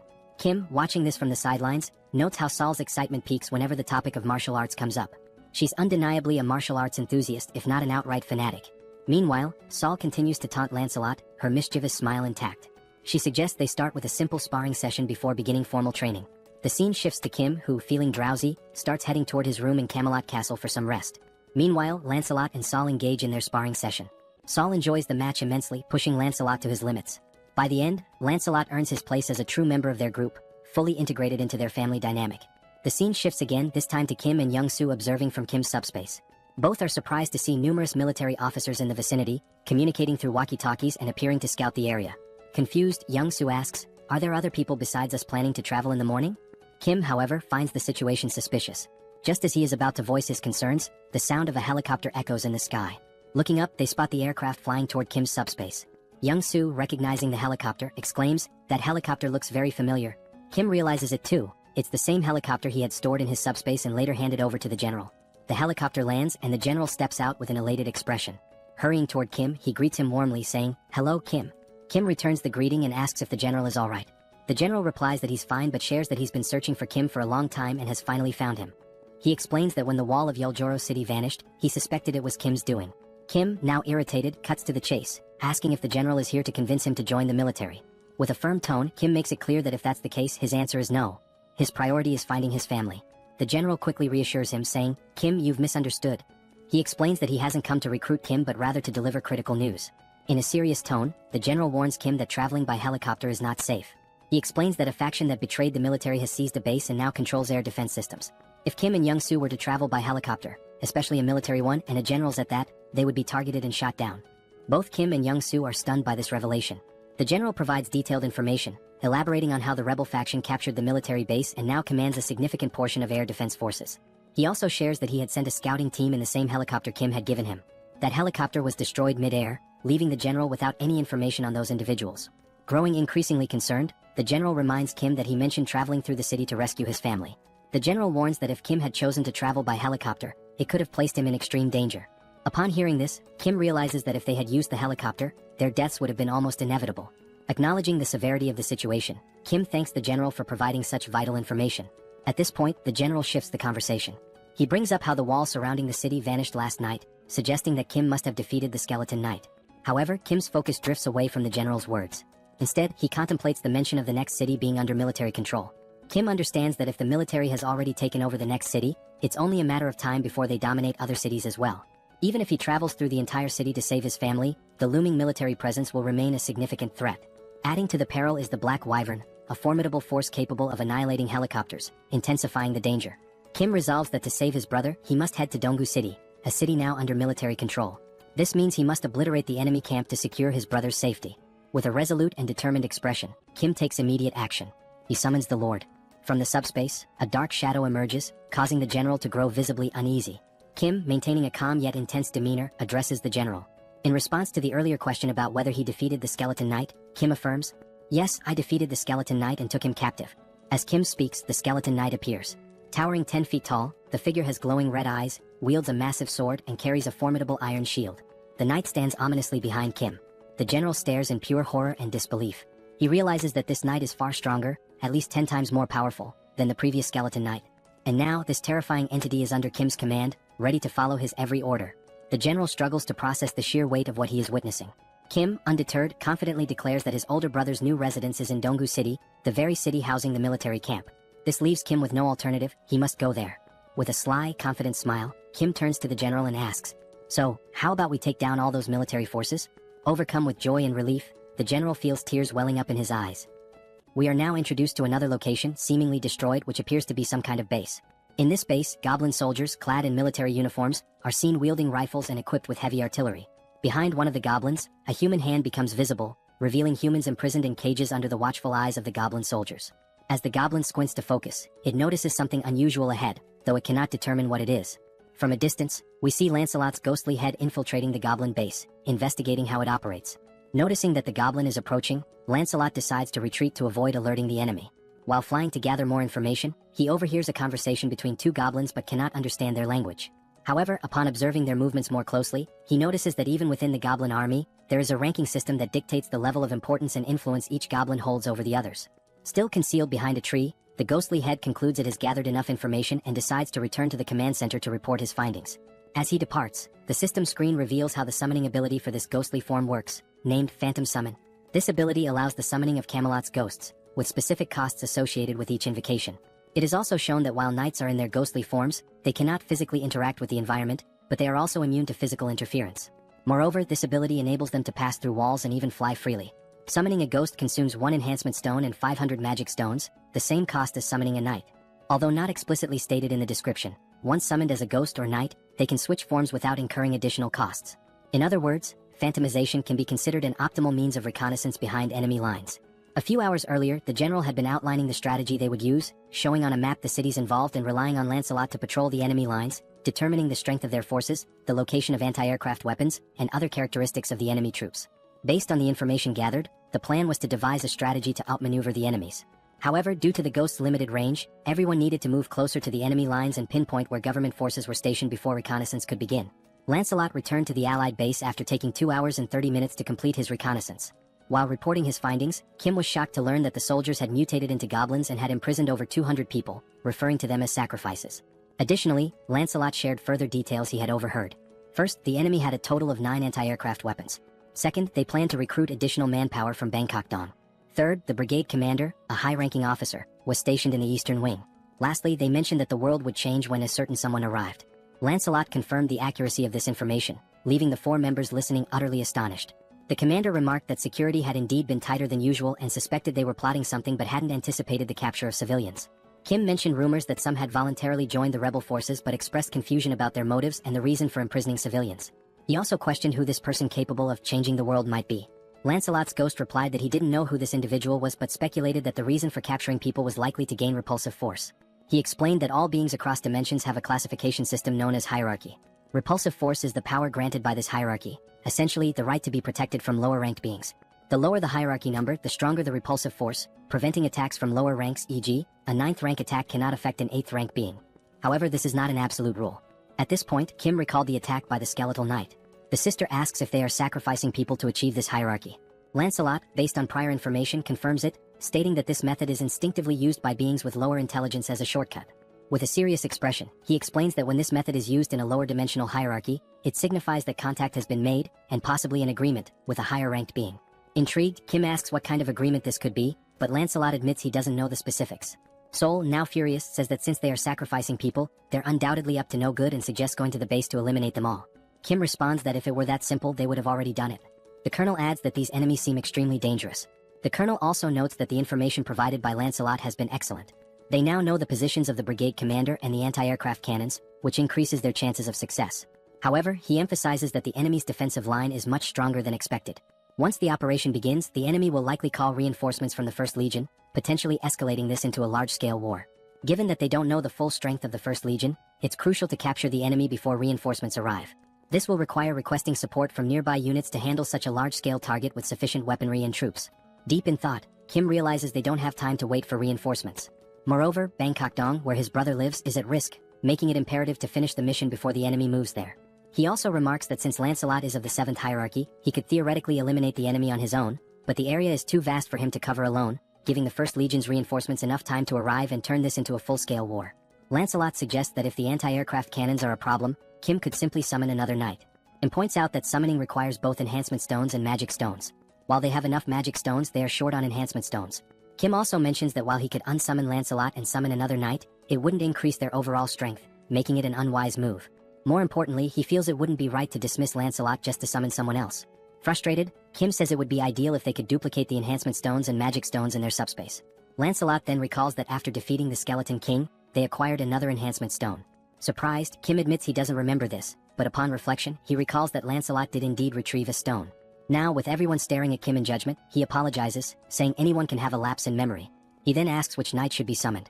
Lancelot explains that all 12 knights of Camelot are exceptional, possessing both skill and loyalty. He assures Kim that regardless of who is summoned, it will be a good choice. However, there is one knight in particular who would be the most logical choice, Bedivere. He describes Bedivere as a genius archer unparalleled in skill, specializing in long-range attacks. Enthralled, Kim exclaims that he can't resist and wants to summon him right away. Back at the goblin base, the captives appear gravely debilitated. A girl wearing an orange sweater is called out by one of the goblins. Frightened, she asks if he's really speaking to her. The goblin points out that everyone else in the cage looks weak except for her. He then asks if she wants to escape. Confused, she hesitates, but the goblin quickly reveals he's only testing her. He declares that if she offers him something of value, he'll let her go. From the expression on the goblin's face, she understands exactly what he means. Before he can finish his proposition, his head is swiftly severed. The girl is stunned, her eyes lighting up as she realizes what Lancelot has just done right in front of her. Lancelot opens the prisoner's cage and, without wasting any time, continues moving swiftly. The girl steps out of the cage, still trying to process what just happened before her eyes. In the sky, something resembling a flaming bowling ball appears. From a distance, the goblins notice the strange object in the sky but cannot identify it. Upon closer inspection, one of them realizes it is indeed a bowling ball, but it makes no sense to him. Before he can react, the ball suddenly hurtles in his direction, catching him off guard, and moments later, it strikes one of the anti-aircraft weapons. A goblin further away hears the explosion and wonders about its origin. The only thing he knows for sure is that something has blown up somewhere. From a distant viewpoint, we see the explosion and, coincidentally, also a hand gripping another flaming bowling ball. Yes, the summoned knight is hurling bowling balls at the enemies, already contemplating his next target. Moments earlier, Lancelot reveals something he hadn't mentioned before. Bedivere has only one arm. Kim is taken aback and confused as Lancelot had described Bedivere as an archer. He questions how Bedivere could possibly be an archer with just one arm. Lancelot confirms that Bedivere was indeed an archer, but that is a story from the past. He explains that long ago, Bedivere served as a knight under the Duke's command but lost his arm to a commander jealous of his exceptional talent. From that point on, Bedivere adapted, mastering throwing techniques using a leather strap. Thus, he earned his place among the 12 knights of Camelot. Still skeptical, Kim asks if Bedivere can truly destroy anti-aircraft cannons from such distances. Lancelot reassures him, stating that he fought alongside Bedivere for a long time and knows the full extent of his abilities. Additionally, Lancelot confirms that after scouting the enemy lines, only he and Bedivere will be needed for this mission. Back in the present, we see Bedivere launching more flaming bowling balls at the enemies from afar. The ball soars through the sky and strikes another anti-aircraft cannon. As the goblin base is a large area, a goblin from a distance notices the explosion and wonders what is happening. Turning around, he sees another goblin soldier being attacked and flung away by someone. Alarmed, he asks his officer what's going on, but then hears the distinct sound of a sword. When he looks closely, he spots Lancelot calmly walking in his direction. The goblin, trembling with fear, stammers that this is a restricted area where unauthorized individuals are not allowed. Lancelot remains silent, continuing his steady approach toward him with an air of calm authority. Meanwhile, we see Kim's system sending him notifications. The first shows he acquired 4 magic stones, bringing his total to 2,686. Shortly after, another notification appears, adding 12 more magic stones, increasing the total to 2,698. Kim, staring at the system screen in surprise, reflects that owning a dimensional account eliminates the need to collect magic stones manually, as they are gathered automatically. Still, he finds it hard to believe how quickly the stones are being accumulated and wonders if this is really correct. Moments later, 3 more notifications pop up, one with 5 more magic stones, another with 8, and yet another with 5, bringing the total to 2,788 magic stones. Young, Sol, and Kim stand idly, waiting for a signal to act, and Kim continues to question whether the situation is as it seems. Young reassures him, suggesting he look up at the sky, stating that it is likely the source of the multiple notifications. Above, two flaming bowling balls launched by Bedivere collide mid-air, creating a massive explosion that draws everyone's attention to the sky. Amazed by Bedivere's precision, Kim remarks that the knights had mentioned they would signal when all major anti-aircraft artillery had been destroyed. Young adds that it's now clear why Sir Lancelot takes so much pride in the Knights of Camelot. As the group stands in awe, the colonel comments on the extraordinary combination of Lancelot's tactics and Bedivere's abilities. He notes that if all the knights possess this level of skill, there's absolutely no need for special forces to intervene. Young simply nods in agreement. Kim, still astonished, declares it's time to make their move and execute their part of the plan.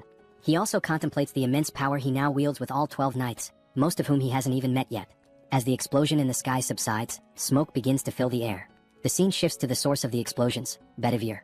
He is examining a map and muttering to himself that there's a problem. He notes that he destroyed all the necessary targets and even sent the signal in the sky, but now he can't make sense of the map. The map indicates the locations of the anti-aircraft artillery he had to eliminate, a goblin circled in red, and an arrow pointing somewhere else. However, he cannot figure out where Lancelot told him to go next. Bedivere continues staring at the map, trying to recall the route Lancelot had given him earlier, but he has no idea which direction to take now. He mutters that if there were written instructions, it would be much easier to understand. Shrugging off his frustration, he decides to trust his instincts and proceed. Back to Lancelot, he punches a goblin in the face, causing the creature to cry out in pain. Without hesitation, Lancelot follows up with a more forceful blow that sends the goblin flying. Unapologetic, he steps on the goblin with enough force to make it scream in agony. Still pinning the goblin underfoot, Lancelot states that controlling his strength is exhausting and warns the goblin to speak the truth before he accidentally kills it. He demands to know who informed them about using this shortcut, sacrificing humans to climb the hierarchy. He also presses for their plans and the strength of the First Legion's forces. The goblin chuckles, commenting on how much Lancelot seems to know about their operations. Eventually, the goblin gives in, revealing that the one destined to change the world is named Tonediu. He calls Tonediu a bastard of the 8th class, a giant compared to himself. Lancelot, unfazed, replies that he has never heard of this being and asks what Tonediu wants with the goblins and what exactly his plan entails. Reluctantly, the goblin admits he doesn't know and is promptly kicked by Lancelot, spinning him through the air. Now farther away, the goblin uses the last of his strength to flee. He leaps from a nearby window in a desperate attempt to escape. Upon landing, he finds himself near a group of goblin soldiers patrolling the area. Unfortunately, he lands awkwardly, injuring his foot. The goblin soldiers rush to him, asking if their commander is all right. Wincing in pain, the commander urgently orders them to fetch his bicycle. One goblin obeys and runs to retrieve it while the commander hobbles away slowly on his injured foot. Suddenly, he hears a sound behind him. When he turns to look, he sees Lancelot leaping from the building in pursuit. Calm and determined, Lancelot declares that attempting to flee is futile. Unaware of the level of the threat in front of them, the soldiers surround their commander, vowing to protect him. One goblin, holding a rifle, declares that they'll take care of him, while another assists the commander in walking, offering support. Lancelot changes his tone and remarks on how remarkable it is that they're so willing to sacrifice themselves so easily, adding that their judgment is indeed at a goblin's level. The goblin retorts, saying it's better to be a goblin than an empty-headed fool like Lancelot. Now aiming his rifle, the goblin advises Lancelot to drop his arrogance, noting that there are also 8th-ranked individuals in their main force. He boasts that if he had only consumed 10 more, he too would have been in 8th rank. Disbelieving the audacity of their actions, Lancelot questions whether all those who became goblins are doing the same thing. The goblin, with a sly grin, affirms this. He adds that he is one of the intelligent ones, adapting to a changing world. Before he can finish his sentence, Lancelot swiftly lunges forward and drives his sword through the goblin's neck. Lancelot coldly remarks that knowing this will make it easier to decide whose lives to take. The fleeing commander glances back to see what is happening, only to witness blood spurting into the air. Lancelot's sword is now soaked in blood, and his gaze shifts toward his next target. The goblin commander, once again in danger, has no choice but to run. But as he glances up at the sky, he freezes in shock. There he sees a helicopter, unaware that the anti-aircraft artillery has been destroyed. Inside the helicopter are Kim and Young. Young announces his intention to land the helicopter, but Kim, feeling nauseous, warns that landing there is too dangerous and suggests entering the subspace. The goblin commander realizes that government forces are also attacking them. However, with a newfound dark aura, the commander mercilessly strikes down one of his own soldiers. From a distance, Lancelot observes this gruesome act, disgusted by the goblin's depravity. Kim descends from the helicopter and runs toward Lancelot, but upon looking to his side, he is horrified by the goblin commander's actions. With the magic stones of the fallen goblin in hand, the commander consumes them. Lancelot curses him, calling him a bastard and accusing him of becoming an 8th rank because of the stones. From behind, we see the goblin commander now transformed into a monstrous figure with long hair. As he turns, his glowing red eyes burn with rage. Kim asks Lancelot if the commander truly abandoned his humanity to become an 8th rank. Lancelot replies that the commander tried to ascend ranks too quickly and dismisses it as nothing more than a cheap trick. Now consumed by fury, the mutated goblin roars and charges forward to attack. Calmly, Kim asks Lancelot about his rank. Lancelot replies that he is 7th ranked but assures Kim there's no need to intervene since Bedivere can handle it with ease. On the rooftop, Bedivere readies his weapon to launch another flaming bowling ball. He comments that he's glad he trusted his instincts and found the correct location. The mutated goblin's blood sprays far and wide. The system notification flashes, showing that Kim has acquired 322 magic stones, bringing the total to 3,542. Moments later, government reinforcements arrive. The head of operations acknowledges that thanks to the knights, the removal of enemies and the rescue of civilians is progressing much faster. Kim feels a wave of relief hearing this. A soldier asks where the commander is, and Kim directs him to look to the side, where the lifeless body of the goblin commander lies. The head of operations is stunned. Kim asks Lancelot if he has uncovered more information about their plans. Lancelot apologizes, stating that the only piece of information he managed to extract was the name of a high-ranking being, Tonatiuh. He adds that it's the first time he has ever heard that name. Kim remarks that everything remains a mystery. The head of operations suggests searching the building's documents for clues. Lancelot points to the shattered windows on the 4th floor, explaining that the commander was staying in that room. He notes that there are numerous documents to sort through in that area. The chief of operations thanks them for their service, but Kim quickly interjects, asking if the PX system is capable of storing all the military documents from the building. Pax confirms and immediately begins calculating the number of documents and the cost to process them. The system reveals there are 5,086 documents, with a cost of 120 magic stones. Kim gives the order to proceed. The chief of operations remarks that such measures weren't necessary, but Kim explains that PX will handle it efficiently, and he needs to locate the family as quickly as possible. Soon after, the system alerts him that an unsuitable document has been detected among the military files, labeling it as an incompatible item. Confused, Kim tries to understand what an incompatible item might be. Now holding the document, he attempts to read it. It turns out to be a registration form for dimensional beings. Lancelot clarifies that it's a document capable of increasing someone's rank. Examining the two documents in hand, Kim notes that one is in poor condition. Lancelot explains that the pristine document is the official form, while the damaged one is a shortcut. He further elaborates that the soldiers likely turned into goblins because they failed to register properly using the official method. To add to this, Sir Lancelot explains that registering a dimensional being requires magic stones and a dimensional account. He states that Earth's dimension is still in its early stages of exploration, and no one currently meets these conditions, except for Master Kim, who defeated an 8th rank being possessing a dimensional account. Kim and the Colonel fail to grasp much of what he says, but Lancelot continues, emphasizing that despite the oddity of the document's existence, Kim should register since he meets the requirements. This suggestion catches Kim off guard. However, Lancelot assures him that by completing the official form, Kim will avoid becoming a goblin. He also explains that dimensional being registration is automatically adjusted for each dimension, and the reason Kim can read it in a standard language is that it's the official document. Holding the document, Kim scans the fine print and notes that the process would consume only 1,000 magic stones. Without hesitation, he signs his name on the form. The system announces that the dimensional being registration is complete, leaving Kim with 2,422 magic stones. After signing, the document begins to glow and disintegrates into dust. Jokingly, Kim remarks that he's curious to know where the system wants him to submit the documents. Outside, someone arrives on a motorcycle, calling out to the commander and apologizing for the delay. The individual explains that the holdup was due to something being incredibly heavy to carry. However, upon taking a closer look around, they are baffled by what happened to the goblins in the area. From atop the building, Bedivere watches the scene with curiosity, wondering aloud if the vehicle the goblin is riding might be a horse. Meanwhile, back in the document room after the PX scan, they manage to retrieve not only the contract but also approximately 40,728 pages of military documents. Kim informs the colonel that he remains worried about his family and won't be able to review the documents himself since he's heading out to search for them. He adds that the director of operations will handle the verification and assures the colonel that once he finds his family, he will return to assist the government forces. The colonel thanks him and wishes him good luck. As they leave, Kim tells Lancelot that the plan is to enter without the rebels mistaking them for government troops.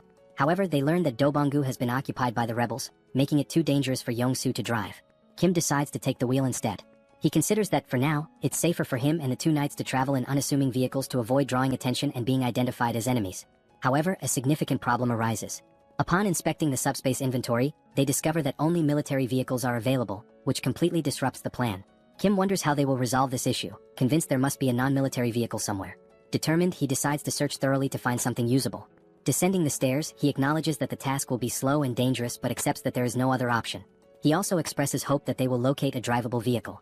As they step outside, they are startled by the sound of a roaring engine. Looking ahead, they see Bedivere perched atop the motorcycle previously owned by the goblin. Suffice it to say, he looks incredibly stylish. Stunned, Kim, still processing what he's seen, asks why Bedivere is on a motorcycle. The newly self-proclaimed rider explains that he thought it was a horse. Pointing to the goblin's corpse on the ground, Bedivere says the goblin had been riding this modern horse, and he found it amusing, so he decided to learn how to use it. It wasn't even that difficult, he adds. Kim, still surprised, recognizes the vehicle as the brigade commander's motorcycle and hatches an idea. Opening the system, he learns it will cost only 22 mana stones to store the motorcycle under the military unit category. With 2,400 stones remaining, he approves the storage. A while later, goblin soldiers armed with rifles notice something unusual approaching them. One goblin, puffing on a cigarette, asks what the hell that thing is. As it gets closer, the goblins realize it's a motorcycle, but they don't feel alarmed. Another goblin asks if they're expecting any visitors, to which the first responds he hasn't heard about any. They decide to point their rifles and shout at the approaching figure, demanding to know who they are and where they came from, warning them to stop immediately. One goblin adds that, regardless of who they are, no one can enter without proper authorization. Seconds later, before the goblins can react, one of them is struck by a bowling ball, leaving only the cigarette burning in his hand. Here's a lesson: if you're a goblin, don't smoke. The other goblin, bewildered by the sudden demise of his comrade, turns around to investigate what just happened. Still astride the motorcycle, Lancelot unsheathes his sword, turning those few seconds into the goblin's last. Without hesitation, he eliminates the goblin with a precise strike to the neck. The group continues forward, now riding two motorcycles, Kim and Lancelot on one with Bedivere piloting the other, steadily distancing themselves from the scene. A goblin watching from afar notices the suspicious movement and remarks that he's never seen anyone ride motorcycles like that before. Eventually, they seem to reach their final destination and decide to stop. All signs suggest this is Kim's brother's apartment. Inside, on the 14th floor, Kim knocks on the door of apartment 1405, calling out for his brother, Hyung, and asking if anyone is inside. He keeps calling, but the silence hanging in the air suggests no one is there. Worried, Kim decides to open the door using the handle, and to everyone's surprise, it's unlocked. Inside, amidst the destruction, they see wedding photos of Kim's brother and his new wife hanging on the walls, alongside apparent bullet marks on the TV. Kim freezes at the doorway, calling out to his brother and sister-in-law once more, but still, there's no response. Concerned for Kim's safety, Lancelot, ever the loyal servant, asks for permission and declares that he will take the lead. They decide to enter, and as Kim looks around, he notices something odd. It doesn't seem like they were attacked. Instead, it feels as if they abandoned the house and evacuated somewhere else. While searching for clues, he spots a letter on the bed and decides to read it. The paper contains a message from his brother addressed to Kim or their sisters. It explains that the phones weren't working, so he left the letter in case one of them came looking for him. In the letter, his brother writes that they decided to head to UINGBU but admits he's uncertain about their safety given the current situation. He mentions that his wife's family is also nearby. He adds that he doesn't know when they might read the letter but assures them there's no need to risk facing danger to look for him. He explains that outside, soldiers have been forcefully removing people from their homes and abducting them. As Kim reads, Bedivere and Lancelot finish their sweep of the house and confirm there's nothing unusual inside. The letter continues, describing how people are being taken indiscriminately, adults and children, regardless of gender. It warns that the situation is perilous but expresses hope that they'll survive somehow and urges Kim to do the same. Finishing the letter, Kim feels a sense of relief, thinking it's likely his brother and family managed to escape before the First Legion occupied the area. Kim calls Bedivere over, hands him the letter, and orders him to show it to his sisters in the subspace.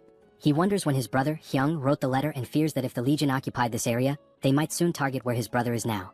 Turning to Lancelot, Kim declares they'll leave immediately, urging haste and stating he'll take the lead this time. Lancelot complies but asks if Kim is alright. Lancelot expresses concern that Kim may have developed a phobia, suggesting he let Lancelot drive. Before they can act, a helicopter suddenly appears outside the window, its turret aimed directly at them.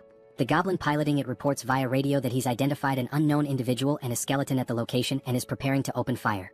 The turret roars, unleashing a barrage toward the two until its ammunition is depleted. For a moment, it seems like Kim and Lancelot have vanished. As the smoke clears, Kim reappears, grimacing and commenting that the attack hurt more than he expected. With a touch of humor, he confirms the phobia. Somehow, Kim commands Pax to store the Black Hawk helicopter in the warehouse, noting that its maintenance hadn't been completed and its weapons were for demonstration purposes only. The system confirms the operation will consume 141 mana stones. The goblin, utterly shocked, demands to know who they are, bewildered that they survived being hit by the turret. When the goblin asks if they are rank 8, the helicopter suddenly vanishes into subspace, leaving the pilot panicked as he realizes he's about to fall from a considerable height. Kim turns to Lancelot, emphasizing that they can't waste any more time. Meanwhile, they hear the goblin scream until it abruptly ends with a splat. Kim reflects on how many rebels they've eliminated along the way but hadn't expected them to have a Black Hawk in their possession. He silently hopes his brother and family are safe. The scene shifts to a group of goblins having a conversation. They discuss how the High Priest promised to distribute rewards based on the number of offerings they've collected. It's been several days since then. One goblin mentions there's only one building they haven't managed to destroy and questions if it's really necessary to interfere like this. He adds that another lieutenant's team has already captured 300 offerings. Another goblin scratches his head, admitting it's not easy to take down that building unless you're rank 8. The goblin lieutenant chastises him, saying they should have asked for reinforcements or figured out another way. He criticizes the others for risking their lives to collect more offerings while they lag behind. Declaring he'll handle things personally from now on, the lieutenant tells the goblin to work harder to make up for the delay. The subordinate obeys. Turning to the side, the lieutenant asks another goblin if he heard the instructions and orders him to destroy the building. The monstrous goblin growls furiously but doesn't reply. The mutant goblin charges toward the building, but abruptly halts as he notices strange movement coming his way. Alongside the mutant, all the other goblins in the area stop in their tracks. watching as the figures draw closer. The goblin lieutenant hears shouting but can't make sense of it, bewildered by the approaching shapes. As they get closer, Kim bellows furiously, commanding the filthy goblins to leave immediately, declaring that this is his home. Lancelot, right behind him, unsheathes his sword and prepares to do what he does best. In mere moments, striking a dramatic pose, he wipes out all the goblins before they can even react. Wasting no time, Bedivere hurls a single flaming bowling ball at the mutant goblin, striking its head and defeating it instantly. With the goblins swiftly dealt with, the building in the background comes into full view. The structure bears the name Zhongyang Tool Shop, a clear indication it belongs to Kim's family. Inside, peeking through a hole in the wall, a few people anxiously observe the scene outside. Someone asks if things are truly as bad as they appear. Another voice questions the father, wondering what's going on and why he's hesitating. The father, seated in a chair and spying on the commotion, reassures them not to worry. He explains that Kim has arrived on a motorcycle, accompanied by skeletons, leaving everyone utterly confused. Then we are shown a flashback of his father, reminiscing about when he was young.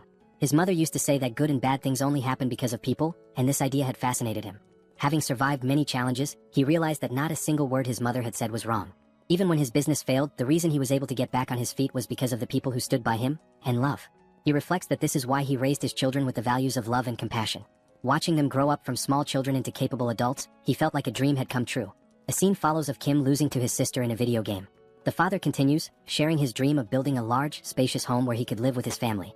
To pursue this, he began studying civil construction, something he had never done before and found immensely difficult and complex.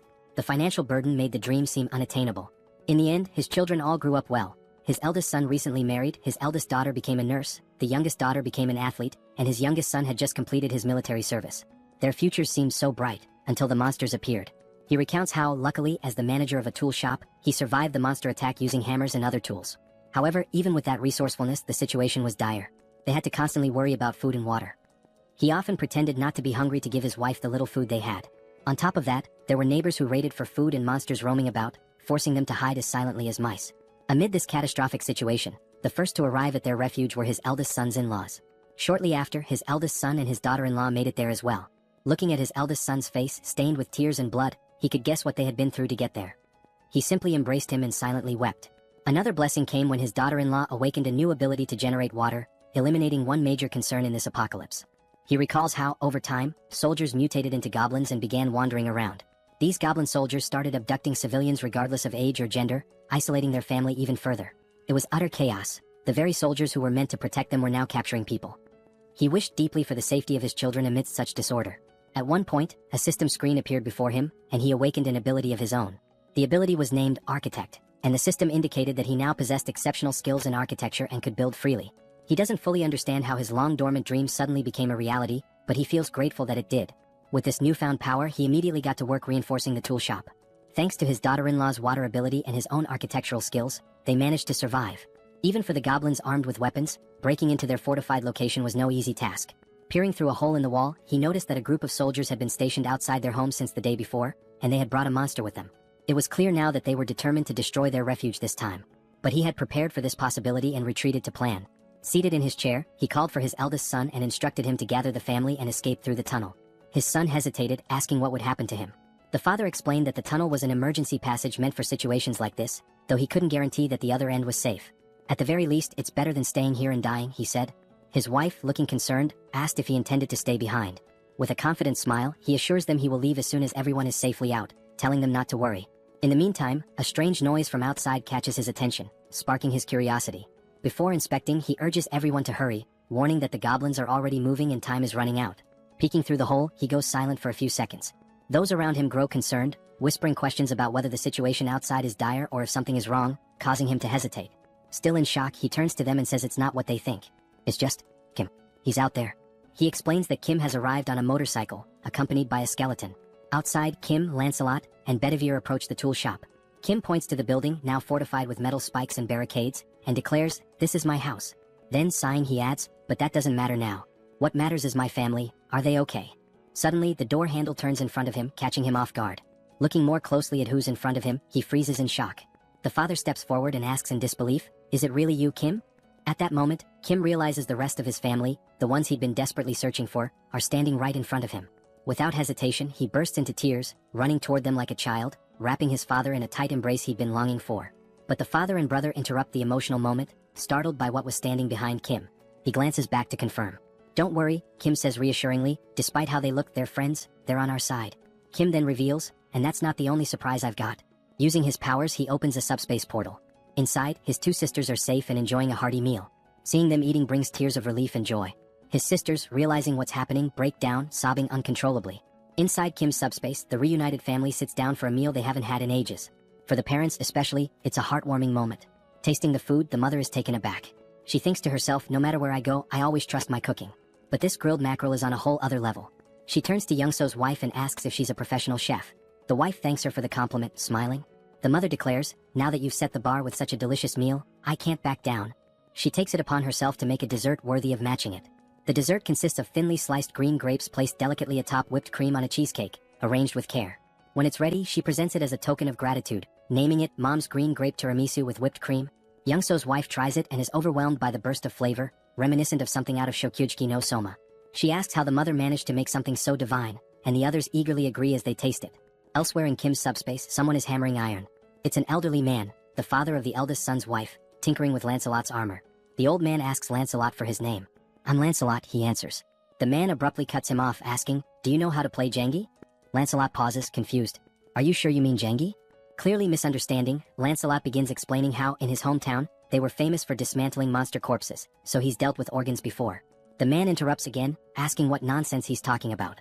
In the foreground, a reinforcement stone comes into view as the old man remarks, seems like you don't know how to play. Grab a chair, I'll teach you. The reinforcement stone, held by the eldest brother, is handed over to Kim. Kim asks his brother why he has such a stone.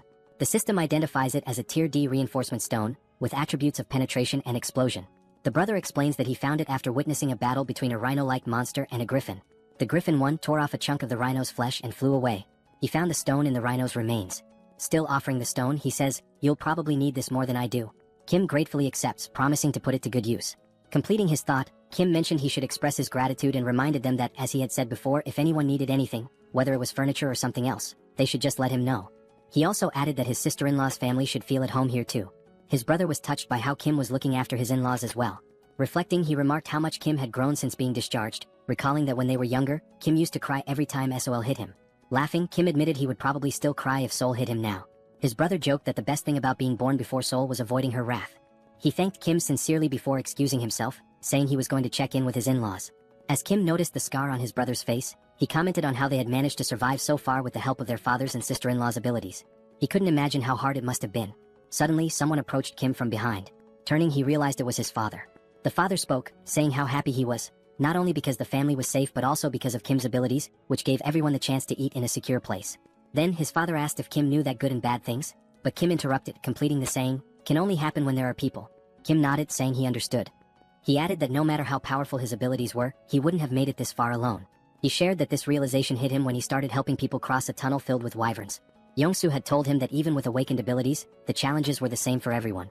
That was when Kim understood the real reason people help each other. It's because everyone wants their family to be safe. People help with the hope that someone else might assist them in return, especially in an apocalypse where empathy is essential. Smiling, Kim concluded, after all, we're all human. Everyone feels pain when they're hurt and everyone fears death. We help each other because we're in the same situation. Otherwise, it would be unbearably cruel. Looking at his father, Kim asked, am I right? His father, now smiling with pride, replied, I couldn't be prouder to have you as my son. Kim smiled back, saying he was grateful to have him as a father. Kim then suggested that his father rest, as he must be tired, and mentioned that he would have to leave soon. His father cautioned him to be careful, and Kim reassured him, joking, I can't even get hurt now, even if I wanted to.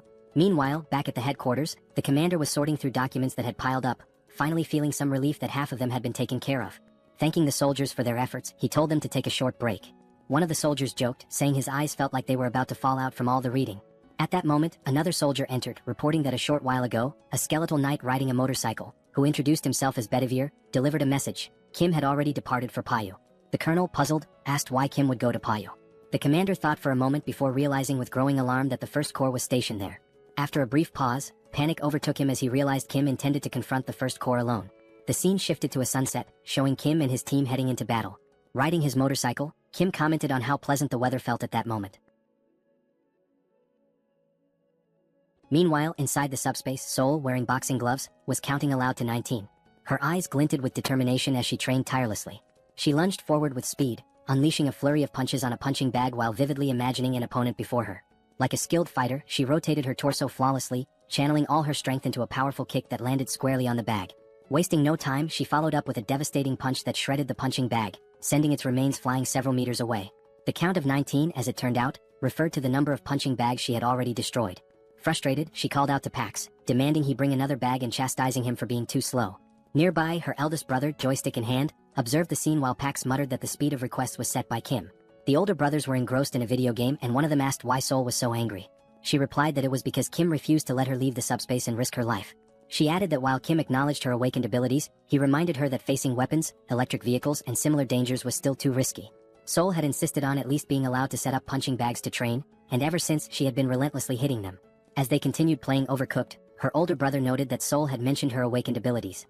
He agreed it was dangerous outside and questioned her eagerness to leave, adding, "But then again, we're talking about Sol." Joyeon chimed in, agreeing, and mentioned that she'd overheard Kim talking about a scar on their brother's face. Touching his face, the brother dismissed it as nothing to worry about. Suddenly, he heard a faint buzzing sound. As he touched the scar, he noticed something unusual. Alarmed, he realized the scar was gone, as if he had woken from a dream.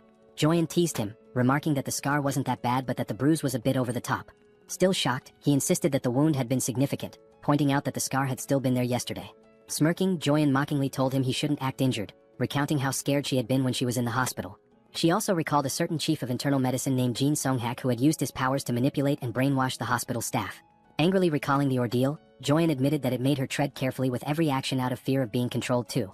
At that moment, Youngso's wife appeared in the doorway, announcing that it was time to eat. Without hesitation, Joyeon dropped the joystick and bolted toward the dining area, leaving her brother to play alone. As their mother called everyone to the table, she overheard playful voices in the background. Someone declared themselves the devil of the underworld, while another announced, "I'm Yu Jong, the magical girl who's going to defeat you." The voices belonged to their father, Youngso, and his young daughter, who paused their game and acknowledged they were on their way. The mother announced that today's menu was kimchi stew and mentioned she had already served the black rice, urging them to eat while she joined them shortly. She turned to ask where Grandpa was, and the father replied that he likely wouldn't be eating just yet. Noticing the old man sitting with his back to her, she inquired why he wasn't joining them. He was focused on the board game he was playing with Lancelot, visibly intrigued. It was the first time he had ever encountered such a game. He marveled at how Lancelot, despite never having played before, could be so skilled. No matter how hard he tried, he couldn't find a single weakness in Lancelot's strategy. He resolved to ask Lancelot to explain his methods when he returned, impressed by the brilliance of his gameplay. Back on the battlefield, the scene shifted to war tanks rolling steadily toward an unknown destination. Suddenly, they stopped and opened fire, their shots striking a target ahead. Another volley followed, resulting in a massive explosion at the impact site. From the devastation, a radiant blue light emerged, illuminating the entire area where the tank's shells had landed. As we approached, we noticed that the blue light was actually Kim's subspace, which had been struck by the attacks. In retaliation, Kim launched several missiles. The system screen displayed the status of the missiles, noting that they were ranked rare and had the ability to penetrate and explode. The missiles struck the war tanks, destroying them in the blink of an eye with small explosions. One by one, all the tanks that had previously been attacking Kim were now obliterated. Observing the situation, Kim remarked that he had avoided using high explosive weapons to prevent any harm to civilians who might be nearby. However, according to Lancelot's information, the First Legion had divided its forces between the locations where civilians were detained and the stronghold of the main rebel force. In line with Lancelot's plan, he himself would handle the rescue of the hostages, while Kim was tasked with attacking the primary rebel force. Given this, Kim no longer needed to hold back, as there were no civilian hostages at the rebel base he was currently targeting. Fortunately, he had stored a Black Hawk helicopter equipped with missiles. Using the subspace lab and the enhancement stone his older brother, Hyung, had given him, Kim was able to upgrade individual features. Additionally, he improved the basic functionality of Pax's deployment system, which he had been procrastinating on for some time.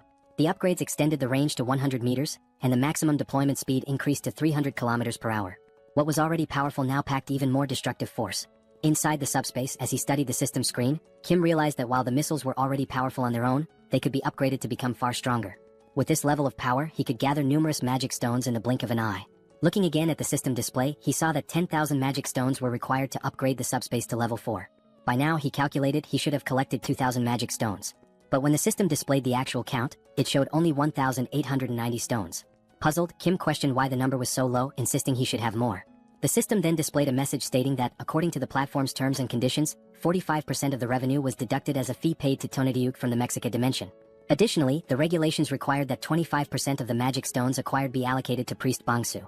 Confused, Kim remarked that the names Tonetiyu from the Mexica division and Priest Bangsu sounded familiar. At that moment, he recalled a conversation with Lancelot in which Lancelot had revealed that the goblins had made contact with a high-ranking entity known as Tonetiyu.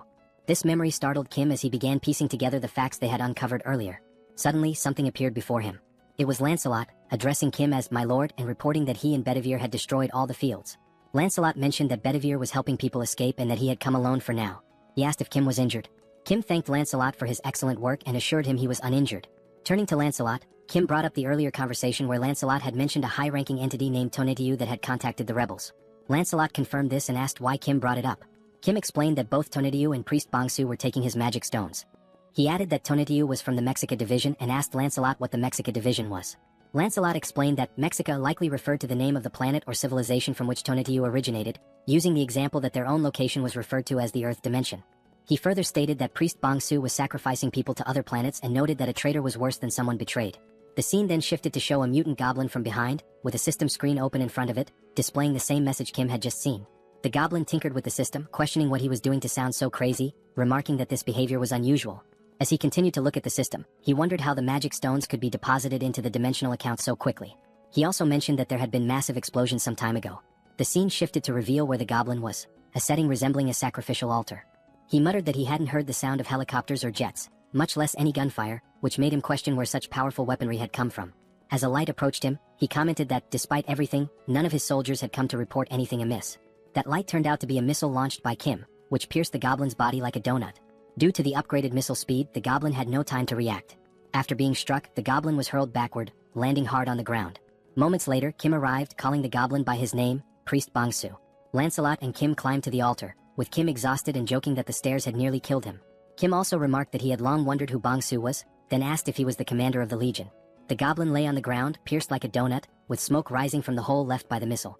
While writhing in pain, the smoke seemed to have a regenerative effect, beginning to heal the goblin's wounded body. Kim, astonished by the sight, asked what was happening. Lancelot explained that the goblin was recovering from his injuries. As the goblin rose to his feet, Lancelot remarked that he had been curious about the blackish-red smoke that had been rising throughout the camp. Kim, still stunned, asked if such a thing was possible. Now fully healed, the goblin smiled and revealed his sharp claws. He yelled at the two, saying this was more surprising than he had imagined. In front of him stood a human and a skeletal knight, with the latter being loyal to the former. Kim, equally surprised, remarked that he didn't know goblins could talk. The mutant goblin responded, saying that they must have already encountered his goblin soldiers. He explained that the goblins had recklessly consumed magic stones, transforming themselves into goblins. This transformation was a side effect of trying to gain power too quickly before their bodies could adapt. He added that he had given them guidelines, but their greed had led them astray. The goblin then speculated that since Kim had a dimensional account, he must be an 8th level hierarchy user. He questioned where Kim had obtained all the investment for it and proposed a deal. The deal was simple. Kim and his allies should cease their destruction and leave the area, and in return the goblin would refrain from harming them. Brimming with arrogance, the goblin declared that, as they had seen, they couldn't kill him. If he wanted, he could kill both Kim and Lancelot right now. However, the only reason he hadn't done so yet was that it would cost him some damage. Priest Bongsu concluded by saying that fighting at a time like this was nothing but a waste of time. Lancelot retorted that the goblin couldn't kill them either, let alone leave a scratch, and invited him to try if he wanted. Meanwhile, Kim was deep in thought, pondering the sudden offer of peace. He questioned whether he could truly kill the goblin or not. If he couldn't, it was likely due to the mysterious smoke. Staring at the goblin, Kim wondered about the true nature of the smoke, suspecting it might be a remnant of human sacrifices. He recalled that Lancelot had mentioned seeing the smoke at the camp, though he hadn't seen it himself. If he had, perhaps he could have deduced its principles. Looking beyond the goblin, Kim noticed a strange hum and a dark red smoke gathering in the sky. He glanced upward, questioning why the smoke was also in the sky. The heavens glowed a deep scarlet, resembling a scene that signified the end of the world. As Kim stared upward, he was caught off guard by something that made his eyes widen and his body tremble with fear. In the sky, a massive sphere appeared, resembling a glowing, terrifying red eye, unlike anything he had ever seen before. The smoke enveloped the sky, particularly around the enormous eye. Kim stood frozen, overwhelmed and unsure of what to do as he gazed upon such a colossal and awe-inspiring sight. Looking up at the sky, Kim wonders what exactly he is seeing. Still in shock, chills run down his spine as he questions whether the entity before him is truly a high-ranking being. Priest Bongsu smirks, clearly amused by Kim's reaction. The goblin remarks that it must be Kim's first time encountering such a creature, as they usually never appear due to classification restrictions. However, he explains that Lord Tonatiuh is different from other beings. Unlike them, Tonatiuh will descend in person. Placing a hand on his chest, Bongsu claims that he alone has the power to make this happen. Still grinning mockingly, he taunts Kim, pointing out how foolish he has been. Despite that, he decides to grant Kim a chance, but only because of his abilities, which he finds too intriguing to waste. But there is a condition. Kim must kneel, beg for forgiveness, and plead for his life. Only then will he be granted the honor of becoming Bongsu's right-hand man. Before he can finish speaking, Lancelot dashes forward, delivering a powerful strike that slices through Bongsu's neck in an instant. Lancelot is enraged that a mere goblin dared to place himself above his master. The goblin's severed head flies several meters away, yet even as his body collapses, he erupts into laughter, knowing his regeneration ability will soon restore him. Seconds later, the goblin's head begins floating back toward his fallen body. Smirking, he tells them to stop wasting their time, as they should already realize how pointless these games are. With Tonedyu watching from above and Bangsu rapidly recovering, the goblin declares that no matter how many times they kill him, he will simply return to life. His expression darkens as he mocks Lancelot, questioning if his brain is so empty that he still cannot grasp such a simple concept. He also adds that Lancelot has no idea how useful he could be. As a true knight, Lancelot replies that he indeed does not understand, but then corrects himself, saying that honestly he doesn't care to. With unwavering conviction, he states that the only thing that matters to him is Master Kim. He will cut down anyone who threatens his master's safety, no matter how many times it takes. The goblin sharpens his claws and sneers, remarking that the knight truly has an empty head. Without hesitation, the goblin lunges forward, inviting Lancelot to attack him as many times as he wants. Watching Bangsu's reckless charge, Lancelot reconsiders his approach. Instead of drawing his sword, he clenches his fists and decides that if cutting won't kill him, he will simply pummel him into dust instead. With lightning-fast speed, Lancelot lands a devastating punch to the goblin's face. Bangsu has no time to react. With a single blow, his nose is shattered, several teeth are broken, and blood spews from his mouth. The goblin recovers quickly and, grinning, remarks that Lancelot's fists are not bad. However, even with that strength, they are still useless. Boasting about the blessing of immortality, the goblin fails to notice Lancelot moving. Wasting no time, Lancelot seizes him by the hair with his right hand. Focusing all his strength into his left fist, Lancelot states that if something doesn't work, then he will simply make it work. Bangsu's expression instantly shifts to fear as he stammers, pleading for Lancelot to wait a moment. Without mercy, Lancelot begins his onslaught. With the first punch, even more teeth shatter and blood splatters everywhere. But he does not stop there. He continues throwing blow after blow, a relentless flurry of strikes so brutal that the scene is censored, as there may be children watching this absolute manhwa. While Lancelot buries his fists into the goblin's disfigured face, Kim silently observes.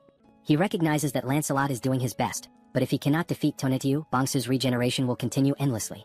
Looking up at the gigantic eye in the sky, Kim realizes that it must be dealt with. However, removing it might be impossible without a proper plan.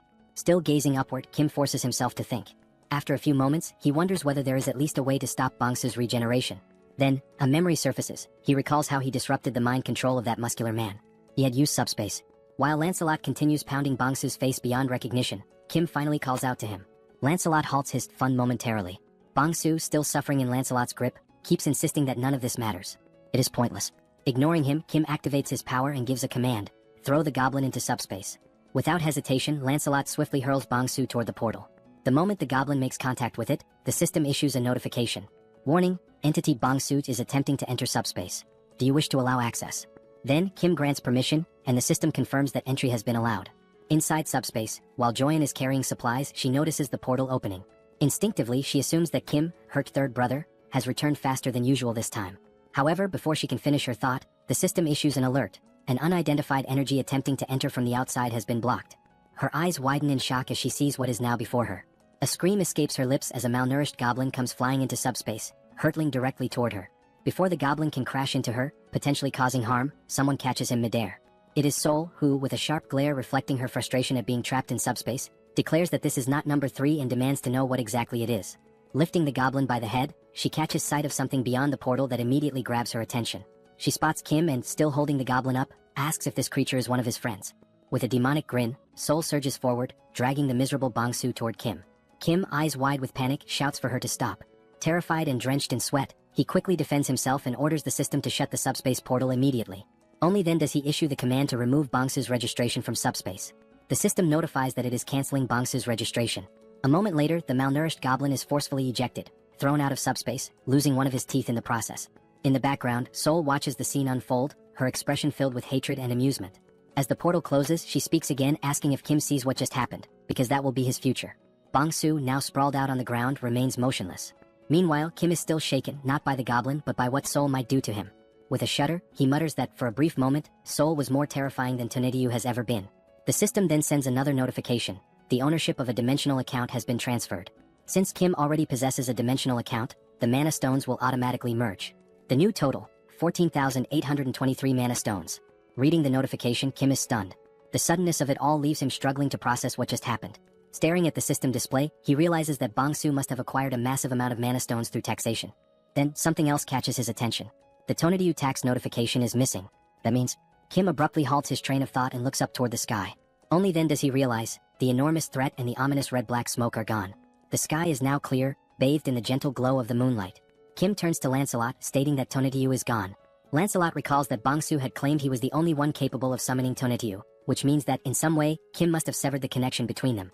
Lancelot then speculates that now that Tonatiuh has failed once, he might never attempt to return. Hearing this, Kim finally relaxes, dropping down to the ground in exhaustion. Seated, he admits to Lancelot that he genuinely thought his heart was going to stop. Despite barely having fought, he feels more drained than ever before. Just as Kim begins to rest, a familiar voice calls out his name. Turning around, he sees soldiers ascending the stairs, shouting for him and asking if he is all right. The colonel arrives, stating that aside from essential personnel, he has brought every awakened and unit available for mobilization. He then asks if they arrived too late. Kim shakes his head, assuring them that they arrived just in time. However, deep down, he knows that these soldiers must have endured immense hardship climbing all those stairs under such extreme conditions. As the colonel approaches, he inquires about the Legion commander's whereabouts. Only then does he notice the malnourished goblin's body lying motionless on the ground. Examining the goblin closely, the colonel questions what could have possibly reduced him to this state. Realizing that the fight is truly over, the colonel holsters his weapon, recognizing that it will no longer be needed. Kim watches him and remarks that it's been a while since he's seen someone carry their weapon on their back like that. Just then, the colonel receives a radio transmission. It is from Captain Diak Yong, the commander of the second company, reporting on the reconnaissance of the first area. He states that all the rebels have been found in a condition resembling mummified corpses. After thorough confirmation, they are all dead. The first area has been neutralized. Over. The colonel acknowledges the transmission and orders his forces to remain on high alert, prioritize civilian rescues, and begin clearing the area. Turning back to Kim, he sighs and admits that he has no idea how Kim pulled this off. But in the end, Kim was the one who resolved the situation once again. Long live the power of protagonism. Kim states that he was the one who put an end to the situation, but he lacks sufficient knowledge about the mummified transformation the rebels underwent. The colonel bows and expresses his gratitude to Kim for everything he has done so far, acknowledging that his contributions have been immeasurable since the very beginning. Kim, caught off guard by the sudden gesture, widens his eyes in surprise. Turning toward the colonel, Kim gestures and tells him that such formalities weren't necessary out of nowhere. The colonel responds that he should have said something much earlier. Continuing, the colonel admits that when he initially asked Kim to join the military, he now realizes how foolish that request was. At the time, they believed they were offering Kim something beneficial, but in reality, the so-called benefits meant nothing to him. They had underestimated his power and influence, viewing him merely within the framework of military service. As Kim decides to stand up, the colonel continues, stating that the military should not have been this incompetent. Even if it is shameful to admit, he remains bowed and asks if Kim is still willing to help the people, even though requesting such aid now is undeniably disgraceful. Many people are still in dire situations. Some have lost loved ones, others are gravely injured, and many remain anxious due to their inability to awaken their abilities. Kim extends his hand, and the colonel firmly affirms that the damage was worsened by the government's incompetence, which is precisely why he seeks Kim's help. With the composure of a gentleman, Kim clarifies that this is not a deal, but a voluntary act of assistance. He insists on doing it from the front lines without any intention of joining the military. Moreover, whether he chooses to help or not is his own decision. He adds that he only says this to make everything clear, all while keeping his hand extended toward the colonel. Upon hearing this, the colonel smiles, realizing the depth of Kim's kindness, his willingness to help without expecting anything in return. Only then do the two shake hands, signifying mutual agreement. The colonel reassures Kim that he doesn't need to worry. Reaching for his radio, the colonel pauses before activating it and asks Kim to wait for a moment, promising to ensure that he will always have military support whenever needed. Activating the radio, the colonel makes an official announcement to the troops. In recognition of Kim's significant contributions to strengthening the armed forces and neutralizing the rebel army, he declares through this broadcast that Kim Jong-jaem is now granted the title of honorary colonel. As Kim listens, he becomes increasingly uncertain about everything being said over the radio.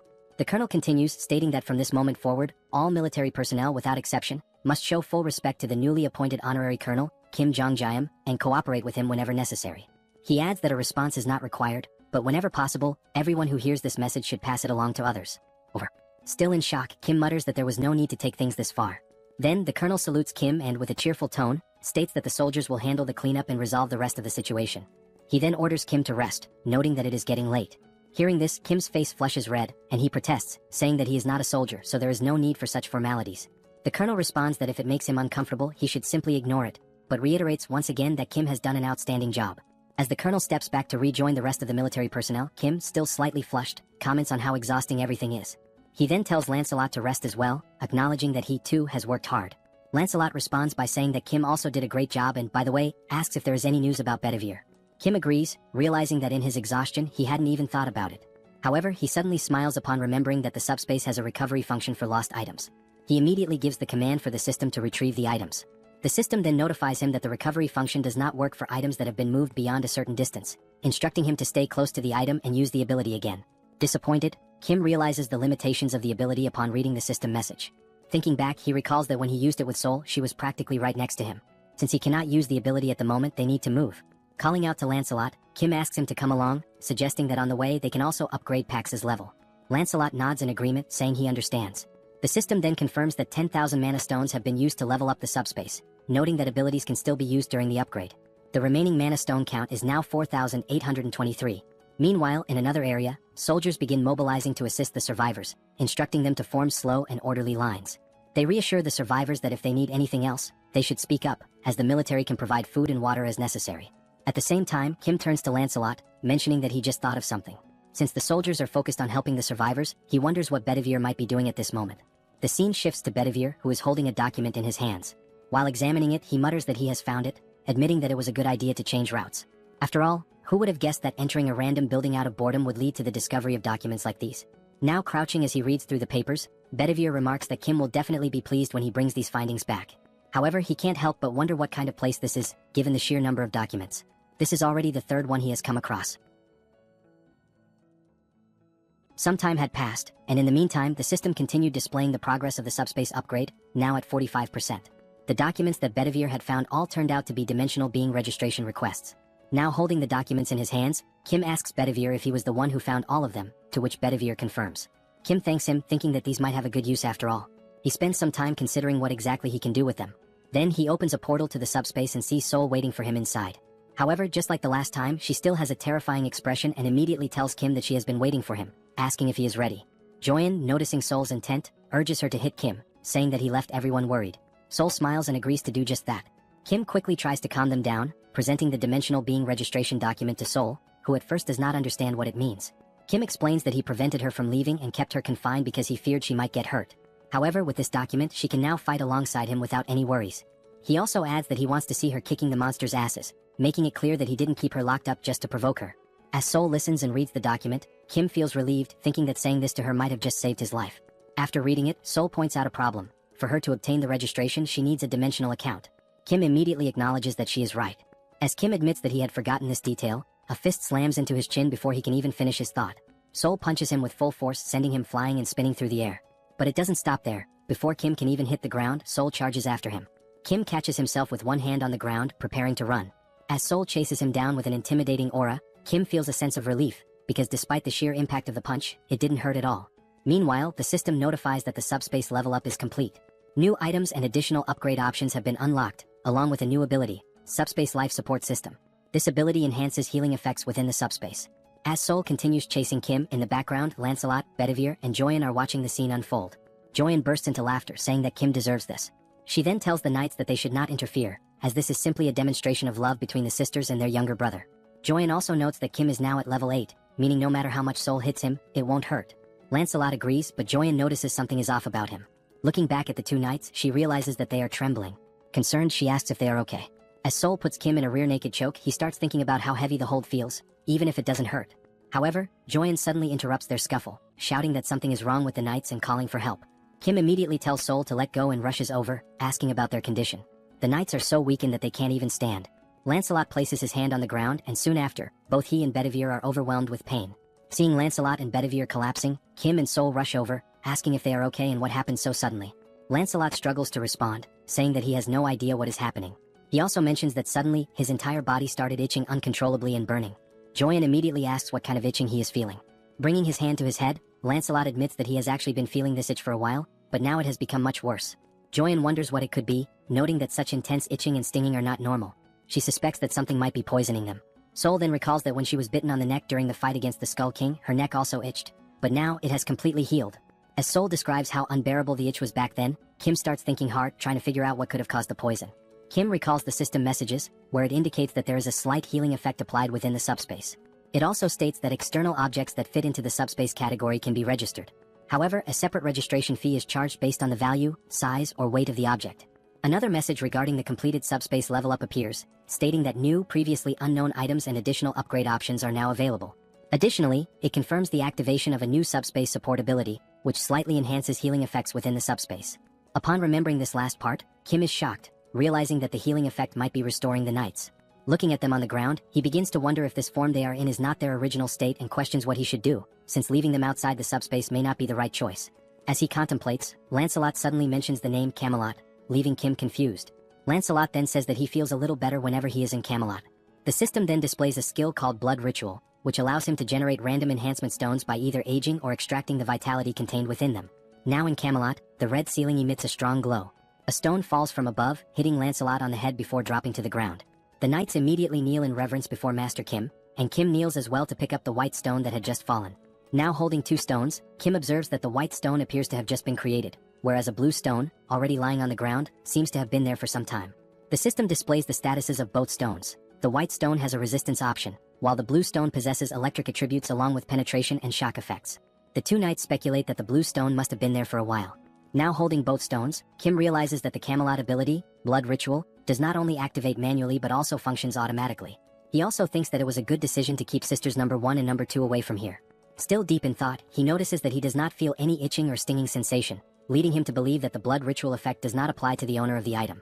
Still kneeling, Lancelot apologizes to Master Kim, expressing shame for showing such a weak side as a knight. As Kim stands up, he reassures them that there is no need to worry, acknowledging that they must have been in great pain. He also states that he should be the one apologizing for being careless. Kim then asks if they feel better when inside Camelot, to which Lancelot firmly confirms that it is definitely much better. Hearing this, Kim smiles and declares that from now on, whenever they enter the subspace, they should remain in Camelot for their own well-being, and for his as well. Lancelot, realizing that simply resting there allows them to be of help, expresses his happiness, while Bedivere also gives his gratitude. Seeing both knights kneeling before him, Kim asks them to stop with the formalities, stating that he is the one who is truly grateful for everything. Looking at the stones in his hands, Kim reflects on how the subspace life support system and Camelot's vitality extraction, two systems with completely opposite properties, somehow create a fantastic harmony of perpetual motion. Closing his hands around the stones, he comes to an exciting realization. He now has the ability to produce enhancement stones infinitely, increasing his abilities as he strengthens these superpowered capabilities and expands their applications. He then remembers Tonediu in the sky with that enormous red eye, and acknowledges that he is still not strong enough to deal with it. Kim understands that he must become stronger to defeat higher-level enemies. Furthermore, he needs to fully understand his abilities and learn to use them effectively. Determined, he sets off, thinking that now that the subspace level has increased, he should check what new functions were added in this upgrade. Meanwhile, outside the subspace, in the real world, two military officers are having a conversation. The colonel asks if it is really true that the rebels disguised themselves as the national army, raised the national flag, and used it to lure people in for sacrifices. The other soldier confirms that it is indeed true, adding that they even had a reward system, offering magic stones to those who brought in more sacrifices. The colonel remarks that it is fortunate Colonel Kim handled the situation, as it was on the verge of a coup, and only now does he realize it. The colonel also states that he will inform Kim about the additional supplies as listed and that the essential troops should be selected while the rest are sent back. The other man agrees, salutes, and leaves. After that, something catches the colonel's attention. Looking toward the horizon, he sees a bright light descending from the sky. It is only then that he realizes morning has arrived, and there is still much work to be done. At that moment, the system screen appears before him, prompting him to read it.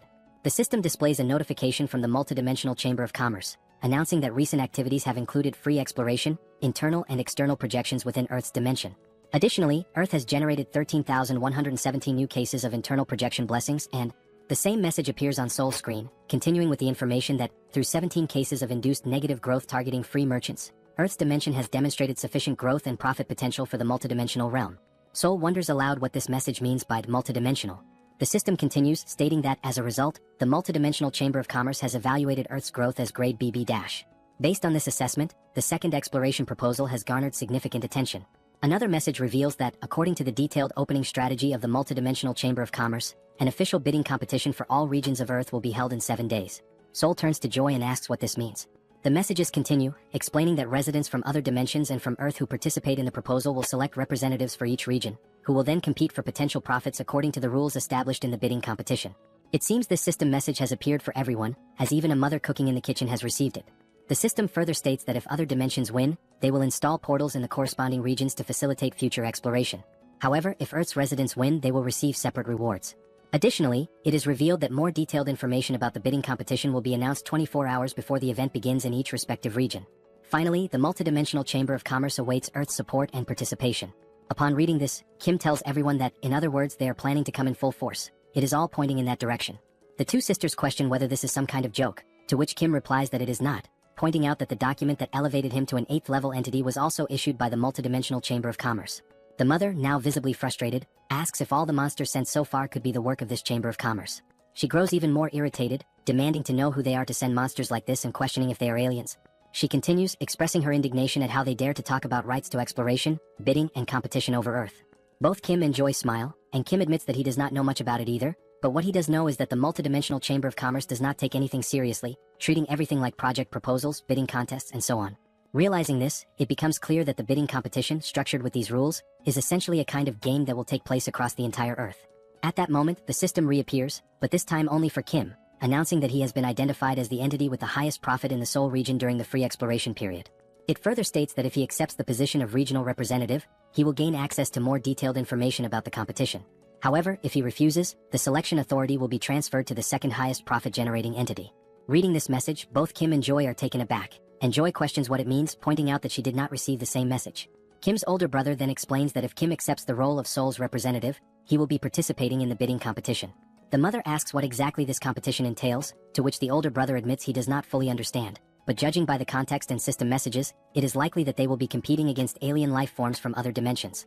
Upon hearing this, everyone in the room falls silent, their expressions shifting as their eyes widen in shock, creating a tense yet electrifying atmosphere in the room. The system reappears before Kim, stating that if he accepts the position of representative, he will be able to select up to 100 members, including himself, to participate in the bidding competition. It then asks if he accepts the role of representative. Standing alongside his sisters and looking at the message, he ponders whether he should truly accept and take on this responsibility. Then, with a determined look, it seems that Kim has made his decision. Sometime later, the colonel questions whether this is really true. He is speaking with Kim, who confirms that it is indeed true. He has accepted the role of Seoul's representative. He explains that they have tasked him with recruiting up to 100 team members to face the alien forces invading Seoul. Kim also mentions that for now he has included the 2 knights in Seoul to participate in the first battle, but as a precaution he has also registered his family members in the subspace. However, they still need to recruit approximately 80 more people. The colonel, now excited, shakes Kim's hand, exclaiming that this is a stroke of luck. With a relieved smile, he admits that he was deeply concerned about who would become the representative upon hearing about the bidding competition, but now that it is Colonel Kim, he feels much more at ease. Taking out a notebook from the pocket of his uniform, he asks Kim to take a look at it. Kim, surprised, asks what it is before reaching for it. Handing over the notebook, the colonel explains that it is a simple list of awakened individuals and their abilities, compiled by the Joint Chiefs of Staff. Since Kim mentioned needing to find 80 more fighters for the competition, this list should prove useful. Kim expresses his gratitude, but comments that perhaps special class snipers would be better suited. The colonel, caught off guard, asks if he heard that correctly. Kim confirms, stating that it is exactly as he said, regardless of whether they are awakened or not. The colonel hesitates, pointing out that they still do not know whom they will be fighting. However, Kim disagrees, stating that when he accepted the position of representative, he gained access to detailed information about the bidding competition. As he navigates through the system, Kim explains that the enemies worship the goddess Eames, and their specialty lies in construction and the production of weapons infused with divine power. Instead of explaining further, he suggests that it might be better for the colonel to see it for himself. The system then displays a saved message, containing the advance warning from the Eames dimension. It states that the goddess Eames is so revered by her followers that they carry her image as a blessing upon their helmets. In their devotion to the goddess Eames, the enemies proclaim that she shines with compassion, and that the inhabitants of Earth are nothing more than barbaric and primitive beings, destined to receive the holy mace filled with the goddess's light.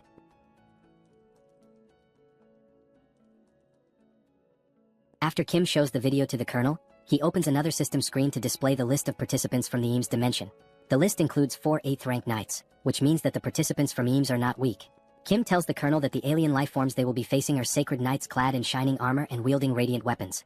The colonel then asks how they are supposed to fight against these alien life forms.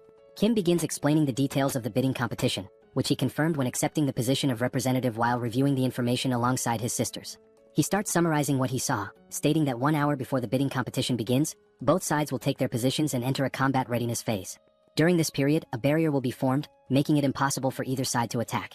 This combat readiness phase serves as a preparation period before the battle. The Eames dimension will bring in a gate core, and once the competition starts, the gate core will automatically hatch after 12 hours. Destroying this gate core before it hatches is the victory condition for Earth's dimension, whereas the Eames dimension wins if they successfully protect it. Kim turns to the colonel and states that, in other words, for Earth to win, they must simply destroy the gate core. He also adds that the Eames forces will not merely focus on defending the core. Kim explains that just as they can see the participant list from Eames, the enemies will certainly be able to view Earth's participant list as well. Since most of Earth's participants are 9th rank, the Eames forces will likely assume that Earth's main advantage lies in speed and attack power. The colonel understands and states that, in reality, both Kim's team and the military must reinforce their offensive strategy to try to destroy the core simultaneously.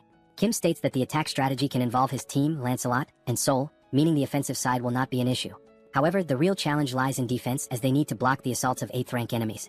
The colonel then states that long-range weapons will be effective in holding back enemy attacks. and only then does he realize why Kim specifically requested expert snipers.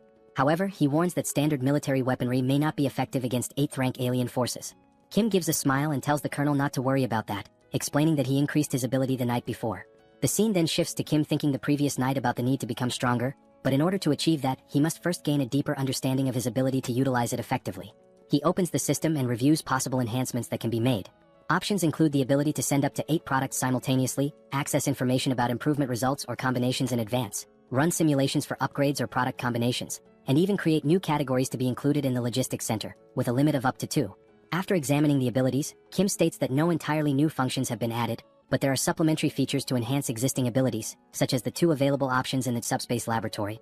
With this function, he is able to manipulate objects to briefly assess their performance and view the completed form of a product through a simulation before actually creating it in the subspace laboratory. He then grabs a mug and starts sketching ideas to determine what kind of weapon he should create using this function. While writing down that he has electric enhancement stones and durability enhancement stones, he considers that the weapon needs to be easy to use, even for those without special abilities, and, moreover, must be capable of killing 8th rank beings. After much thought, deliberation, and research, the weapon he creates is an enhanced rifle with upgraded ammunition. Initially, he tries enhancing only the ammunition, but as soon as he fires, the weapon is completely destroyed. Then, using enhancement stones, he attempts to modify the rifle to withstand the powerful shots. However, in the end, he manages to improve the weapon just enough to barely endure 3 shots. Now, holding one of the rifles he created, Kim states that regardless, the strategy is to stack these 3-shot weapons to defend against enemy advances and destroy the core to secure victory. After hearing all of this, the colonel, practically drooling with excitement, exclaims that he understands and that he expected nothing less from Kim. He then adds that he will send over a list of the best expert snipers and begin preparations immediately. And so, the 1-week preparation period began with the specialist snipers training their shooting skills, weapon switching, and tactical maneuvers for the competition. Meanwhile, Kim's father began discussing technical terms related to construction, quickly boring Kim. Without delay, his father used his architect skill to construct a fortress. Sol, along with the attack team, strengthened their abilities using magic stones obtained from exterminating monsters. As a result, Sol became capable of extending her barrier beyond her body to a certain distance, leaving Kim astonished. Additionally, Joy mentioned that she had also managed to level up her ability to level 2 and could now use healing with an area of effect impact. Seeing everyone's dedication and progress, Kim felt reassured, realizing that his team was now incredibly strong and that everyone could utilize their awakened powers. Time passed quickly, and now only 1 hour remained before the competition was set to begin. At the National Assembly building, a portal opened, and soldiers began emerging from it. Numerous warriors from the Eames dimension clad in the shining armor Kim had described earlier. However, among them, one soldier held the gate core, the key element that would determine the winning side in this battle. Observing from a distance through binoculars, Kim carefully analyzed the scene and concluded that the glowing orb was indeed the core. His father asked what he was seeing, and Kim responded that it was exactly as shown in the video he had displayed earlier, except for one odd detail. His father asked what seemed strange, and Kim pointed out that the Eames dimension forces were constructing structures beside the National Assembly building, likely to protect the gate core. Hearing this, his father asked if their constructions were superior to his own. Kim, however, simply considered the fact that the competition would begin in just an hour and questioned whether it made any sense to build something now, as there was no way they could complete it in such a short time. Setting the binoculars aside, Kim glanced downward and noticed something that took him by surprise. 5 knights from the Eames dimension stood motionless before the protective barrier. The leader among them began speaking, stating that he had reviewed Earth's participants and found that while there were a few at the 7th and 8th ranks, the majority were at the 9th rank. From above, Kim wondered if they were already preparing to attack and reach the defensive line. The knight then declared that the goddess Eames had spoken of mercy and salvation for the weak and that, in her name, they would grant such mercy and salvation to Earth. Suddenly, the knight's expression twisted into one of hatred as he proclaimed that their mercy would come in the form of tearing out the tongues of Earth's people while they were still alive, ensuring that no one could ever speak ill of them again. Their salvation would be granted by allowing them to repent for their sins through hard labor. From his vantage point above, Kim observed the scene and noted that it was quite the impressive speech, fitting for holy knights, but, glancing at the system screen, he commented that they were underestimating them simply because they were ranked 9th. The system screen then displayed a notification indicating that the bidding competition was about to begin. Down below, the leader of the Eames Knights gave the order to advance. Like primitive warriors, they charged forward, shouting that their actions were in the name of the goddess Eames. The colonel, seeing the enemies advance, immediately commanded all soldiers to open fire. The troops, armed with the rifles Kim had developed, took their positions and began shooting. A barrage of gunfire struck the approaching Eames Knights, the bullets carrying electric attributes. The shots pierced through their armor, leaving the knights stunned and confused as they struggled to understand what was happening.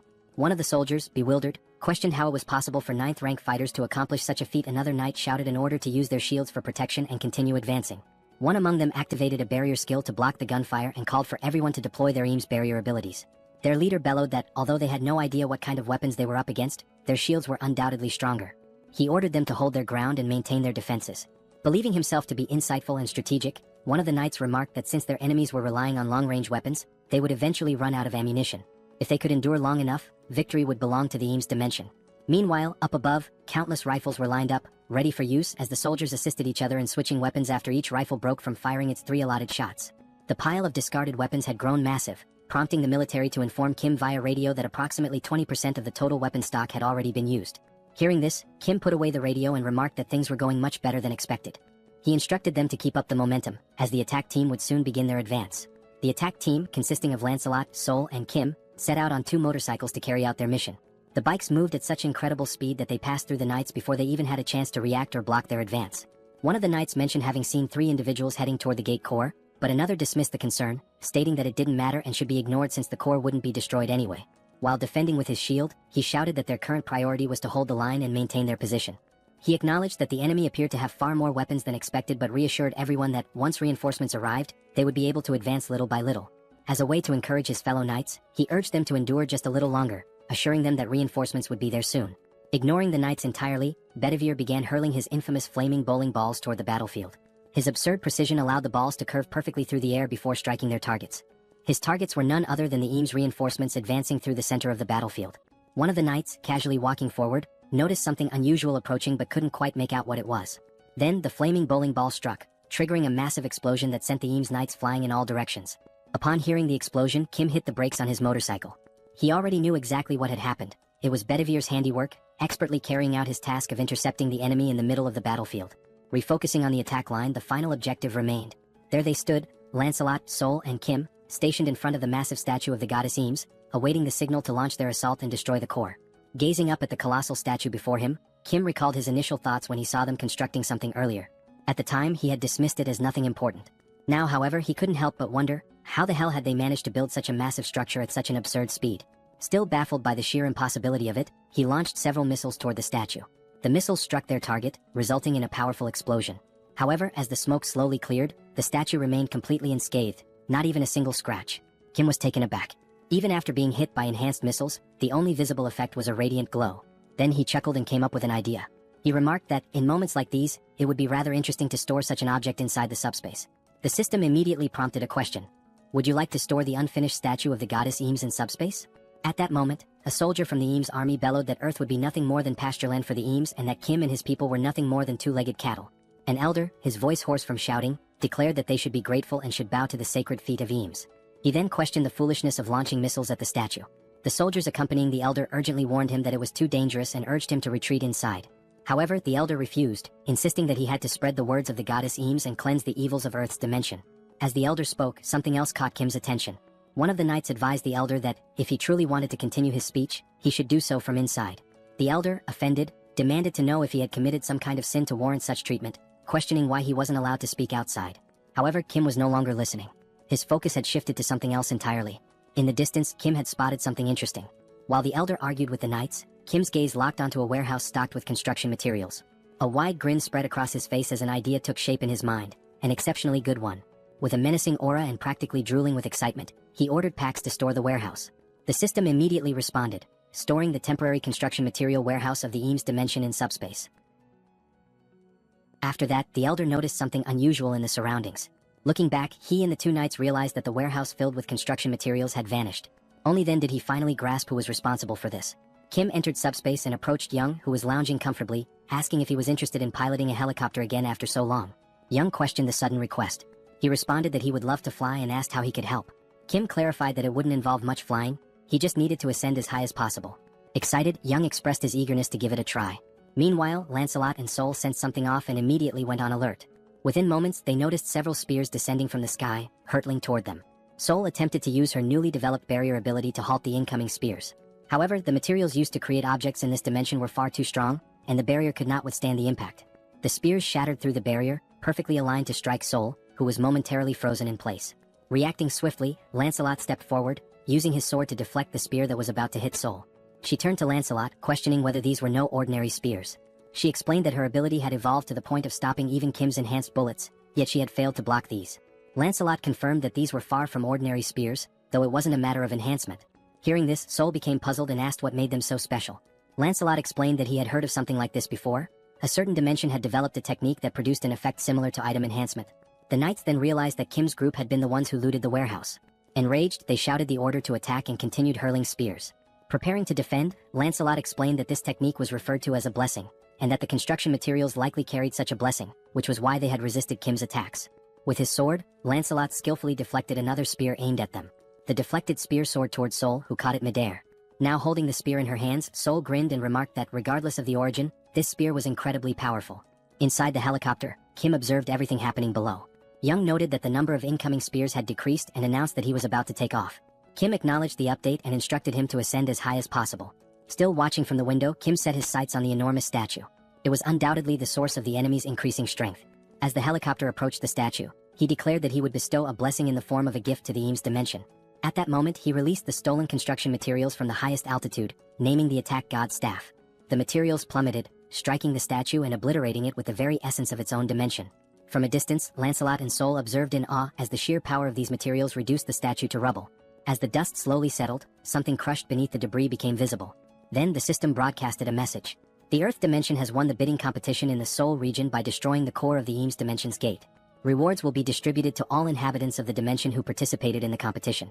The rewards included dimensional accounts for all participants, 5,000 destroyed magic stones based on individual contributions, and additional items from the Eames dimension, which would be transferred and allocated accordingly. Without hesitation, the very first thing Kim did was register his entire family as 8th rank. As soon as the registration process was complete, the documents began dissolving in the hands of those receiving them. Just then, a paper descended from the sky, landing near Kim. He picked it up, puzzled by its contents and its sudden appearance. The system then issued another announcement. The commercial rights of the Lettal dimension, previously held by the Eames dimension, have now been transferred and allocated to the representatives of Sol. With this, Kim had essentially obtained exclusive commercial rights to the Tertius region. As soon as they finished reading, a new portal, this time glowing red, appeared before them. Both his father and Sol questioned what the portal was. Kim admitted that he wasn't sure, as he hadn't been the one to create it this time. He speculated that it might be related to the commercial rights mentioned in the document. Determined to uncover the truth, he gathered his courage and stepped forward, reaching out to touch the portal. However, a system message immediately popped up, stating, "Not a registered company. Please verify authority." Looking at the document, Kim was taken aback. Even with the rights granted to him, he still needed to register as a business entity. Opening the system, he was presented with an option.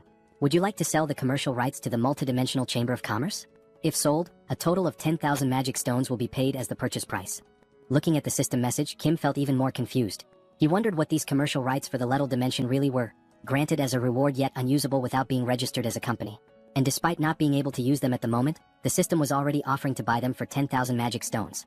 Kim pressed the option to decline the sale and grew increasingly frustrated as he read the message.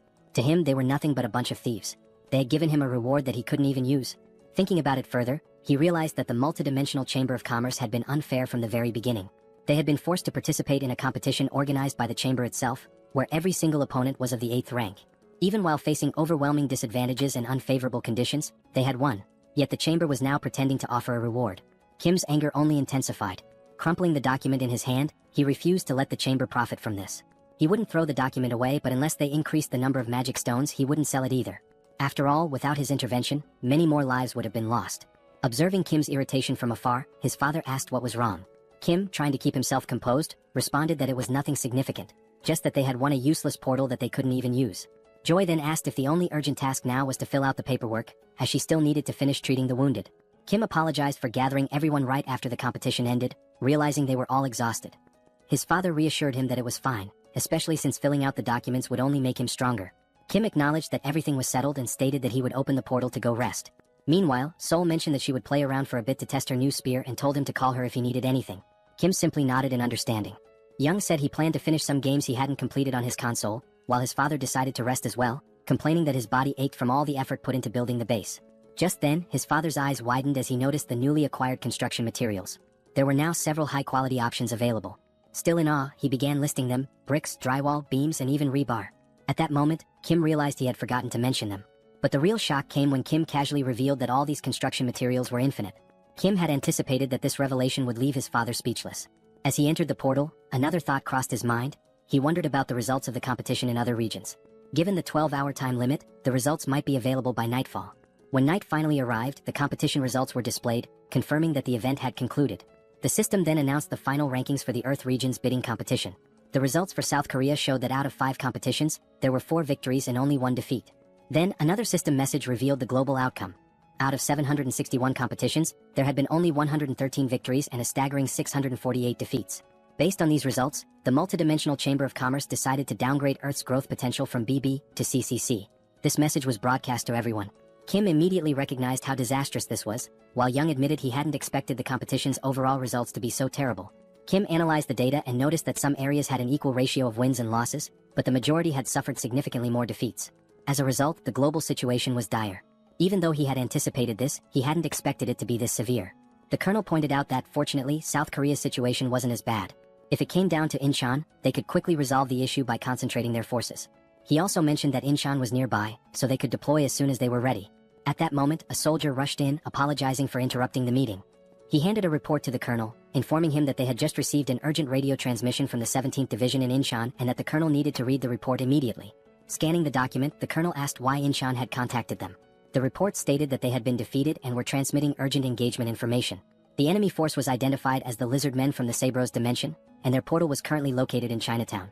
These Lizard Men appeared to be a highly trained military force, engaging in both ground and aerial combat simultaneously, demonstrating superior mobility, and completely annihilating Incheon's team. The battle had ceased approximately 2 hours before the end of the competition, and after the fighting had stopped, the Lizard Men began organizing their forces, with even more troops emerging from the portal. Additionally, they had deployed a team for reconnaissance and securing access routes, which suggested a large-scale troop mobilization was underway. The reason for the urgent transmission was that, based on their movements, their next target was Seoul, which was exactly what the colonel confirmed in the report. Kim was surprised that they were heading directly for Seoul. Hearing this, Young found it highly unusual, reasoning that it was unlikely they were targeting Kim, as no one knew his exact location. Seoul remained deep in thought, while Young pointed out that furthermore, there was no bounty on Kim's head. Looking at the map, Lancelot noted that, given the proximity of the two cities, the Lizard Men were already close. Kim turned back to the system interface, where a new message appeared. From this moment onward, the names of the regional representatives who had emerged victorious in the Earth Dimensions competition would be displayed above their heads. Seoul also read the message and questioned what it meant, commenting on how random this was. If this actually happened, then Kim's name would appear above his head, and she wondered if there was any kind of badge instead.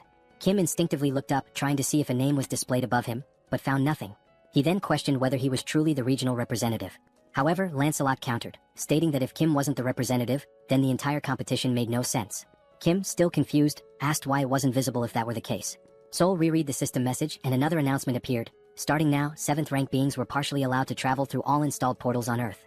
Furious, Seoul clenched her fists. She had just reached the 8th rank, yet this rule was exclusively for those of the 7th rank, meaning she would be trapped inside the subspace again. The system message continued, stating that dimensions that had acquired commercial rights by winning the competition could now establish portals in the corresponding regions to eliminate the Earth Dimension's regional representative. Everyone read the new rule and immediately felt outraged. This was incredibly unfair. The colonel then spoke, stating that from now on, they would have to face 7th rank beings and that the regional representatives would likely be the primary targets of these attacks. He compared the situation to a game of territorial conquest, but what stood out was that Kim did not have a name displayed above his head. At that moment, Lancelot had an idea of what might be happening. He asked for a moment to confirm something. Lancelot walked toward the window while Kim, confused, asked what was going on. Stepping outside the building, Lancelot held onto the window frame and looked up. What he saw left him stunned. The words "Sole Representative" were massive, displayed not above Kim's head, but hovering above the entire building for all to see. Lancelot calls Kim over to take a look, and upon stepping outside, Kim is left speechless, not expecting something this conspicuous. Realizing what had happened, Kim remarks that the tag wasn't missing. It was just so high up that no one had noticed it. Seoul points out that something this massive makes it the perfect target for the Lizard Men, with Kim himself being the obvious objective. A strange feeling washes over Kim, a bad premonition settling in. The Lizard Men were organizing their forces to attack Seoul, even though there had been no bidding competition. Turning to Seoul, he connects the dots, pointing out that a wonderfully convenient new rule had just been added, and questions whether it feels like they had prepared in advance, knowing these rules would come into effect. Seoul hesitates but admits that it is strange. Lancelot, however, is certain they knew these rules were coming. However, instead of targeting the representative from the beginning, they had been preparing for battle. Lancelot further suggests that perhaps they have experience in these bidding wars, meaning they had likely anticipated this rule and were familiar with it beforehand. Regardless, the situation is dire, as there is little time left to prepare for their attack.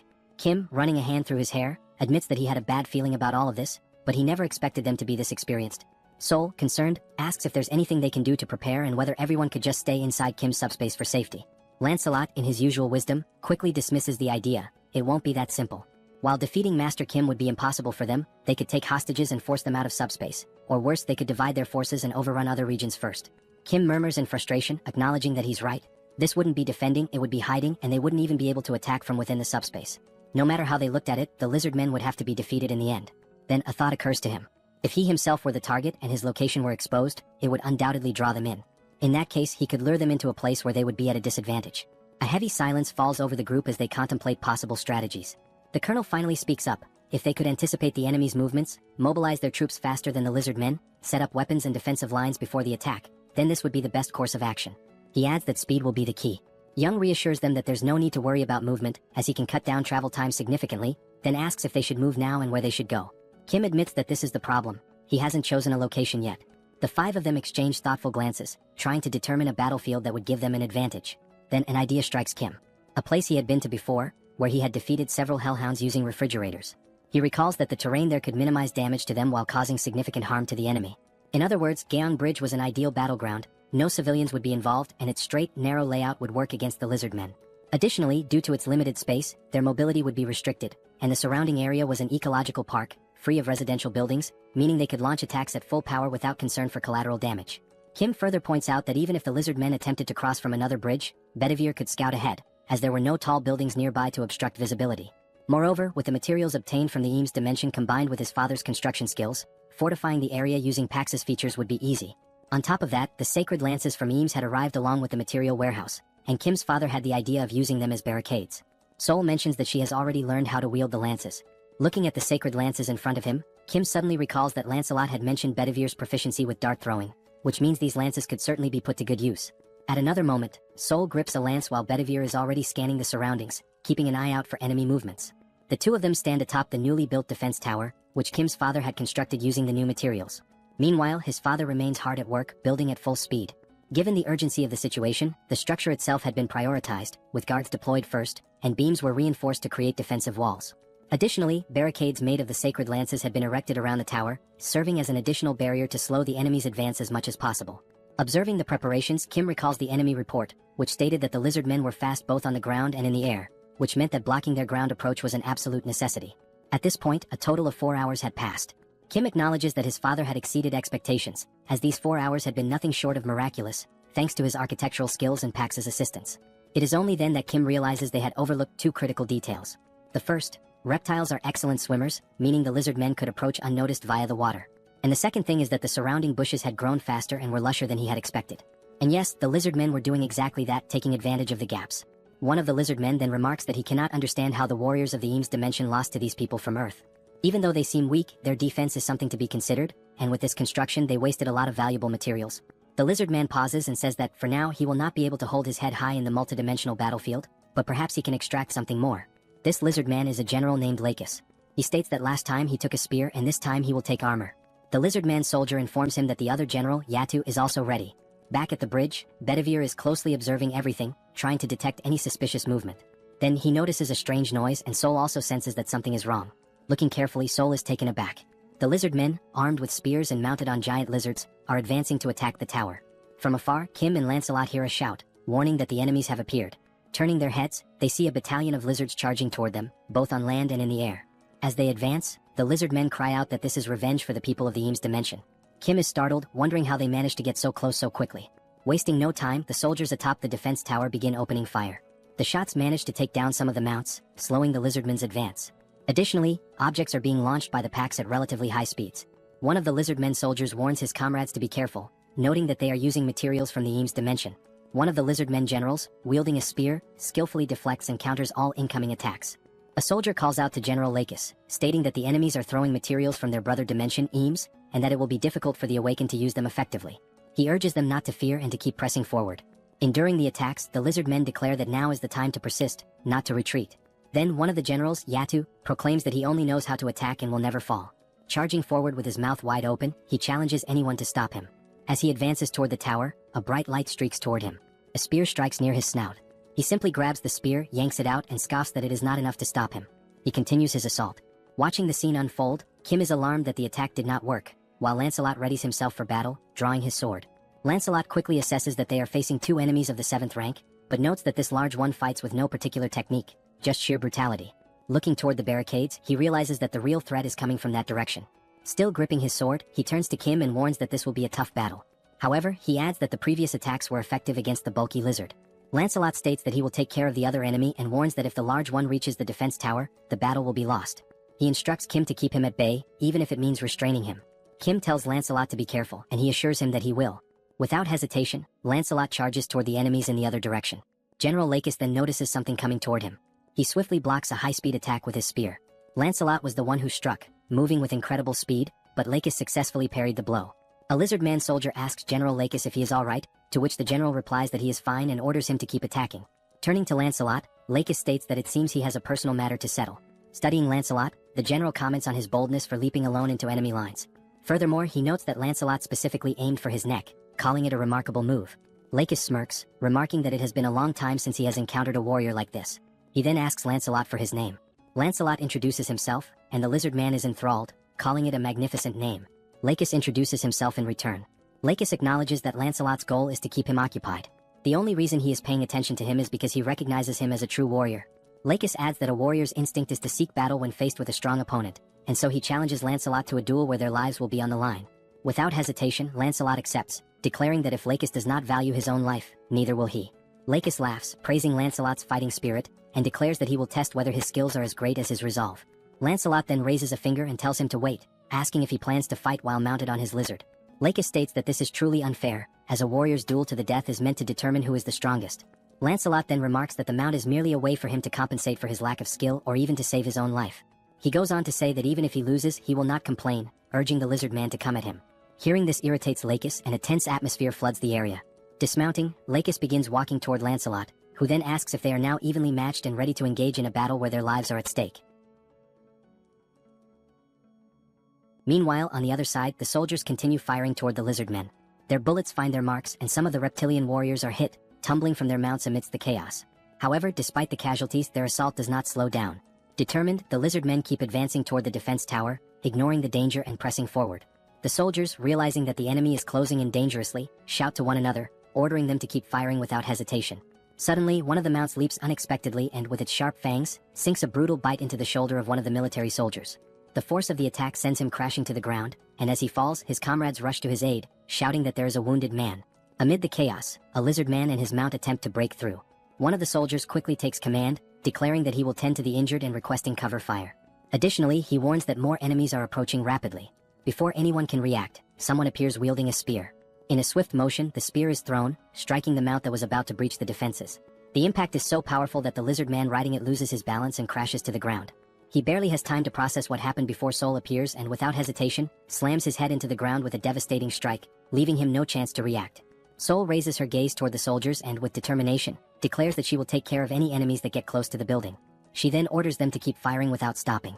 A reckless lizard man, still mounted, charges straight at Sol.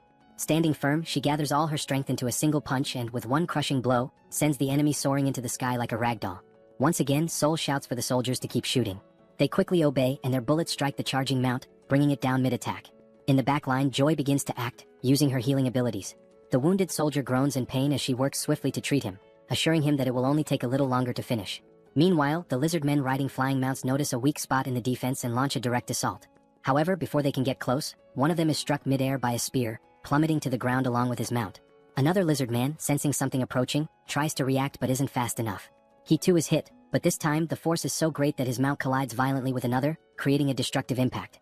Even so, their numbers remain overwhelming. Despite those who have been taken down, many continue pushing forward, relentless in their attack. Some of the fallen remain pinned against the walls, while the others press on with even greater ferocity. From a distance, Bedivere observes the battlefield and realizes just how dire the situation is.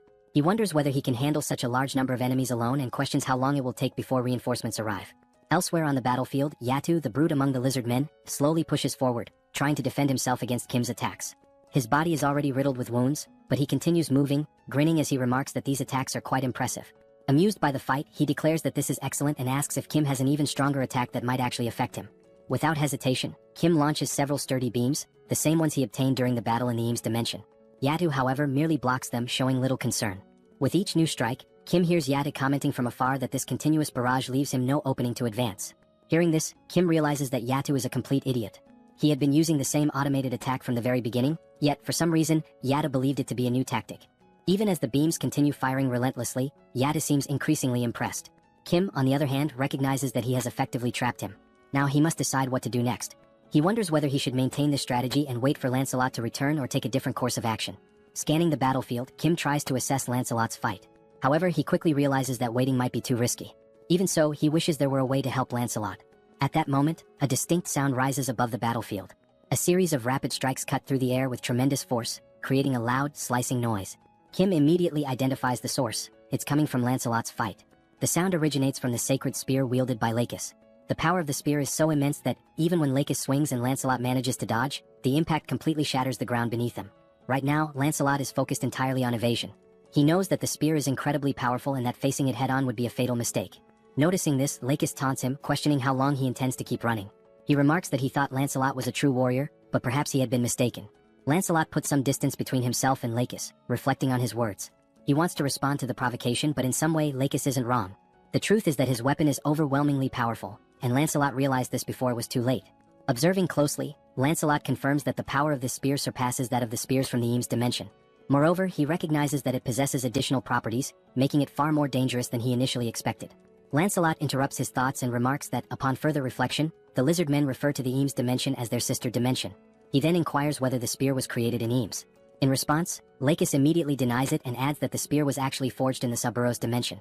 However, he explains that the people from Eames provided a special enhancement to it. Lancelot states that he suspected as much and then mentions that he has a proposal. However, he quickly corrects himself, calling it a question instead, which causes Lakis to hesitate momentarily. Without missing a beat, Lancelot then taunts Lakis by questioning whether that weapon is merely a means to conceal the lizardman's lack of skill. Hearing this, Lakis gives a faint smile and calmly states that he is not foolish enough to fall for Lancelot's provocation a second time. Without a moment's hesitation, Lakis charges forward, aiming to strike Lancelot with his spear. Lancelot evades the attack with ease. However, in the midst of his assault, Lakis abruptly alters the direction of his strike. Yet, as if anticipating this maneuver, Lancelot is already prepared and successfully defends against the blow. The sheer power of the spear proves overwhelming, pushing Lancelot several meters back upon impact. Not allowing him a chance to recover, Lakis presses the attack, determined to prevent Lancelot from regaining his footing. However, Lancelot is already prepared, kneeling on the ground with his sword pointed forward in defense. Lakis deflects the strike effortlessly with his spear. Seizing the opportunity to counterattack, Lakis declares that Lancelot may be a warrior, but his life will end here. Lancelot remains still, watching the incoming strike without any visible reaction. Just as the attack is about to land, ending the fight once and for all, something entirely unexpected occurs. The spear begins to tremble violently, as if resisting the act of striking Lancelot.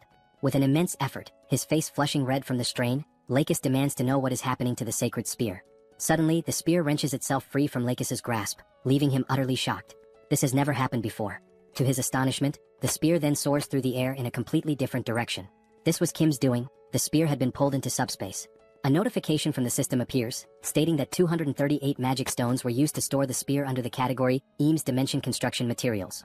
Kim stands momentarily stunned, realizing that his plan had actually worked under such circumstances, and that, in doing so, he had also saved Lancelot. Even so, he does not fully understand why such a powerful weapon has been classified under construction materials. Regardless, he expresses his gratitude and resolves to make good use of it. Back on the battlefield, Lancelot remains kneeling as Lakis turns his furious gaze toward Kim, struggling to comprehend what has just happened. Frustration growing, Lakis demands to know why Kim has chosen to disgrace a duel between sacred warriors in such a manner. Redirecting his anger back toward Lancelot, Lakis accuses him of speaking so much about lacking skill, when in reality, Lancelot himself is the disgraceful one. Lancelot swiftly denies the accusation and explains that Sir Kim took the spear because he clearly had a purpose for doing so. He then warns Lakis not to speak so recklessly. Lakis's irritation only intensifies. His voice dripping with anger, he asks whether Lancelot is making a joke out of this situation.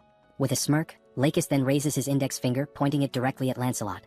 His voice is laced with mockery as he questions whether this so-called master whom Lancelot follows is truly so dishonorable that he does not even understand the concept of honor. Lancelot, unshaken, demands that Lakis take back his words. His tone shifting, Lancelot declares that he now fully understands his opponent.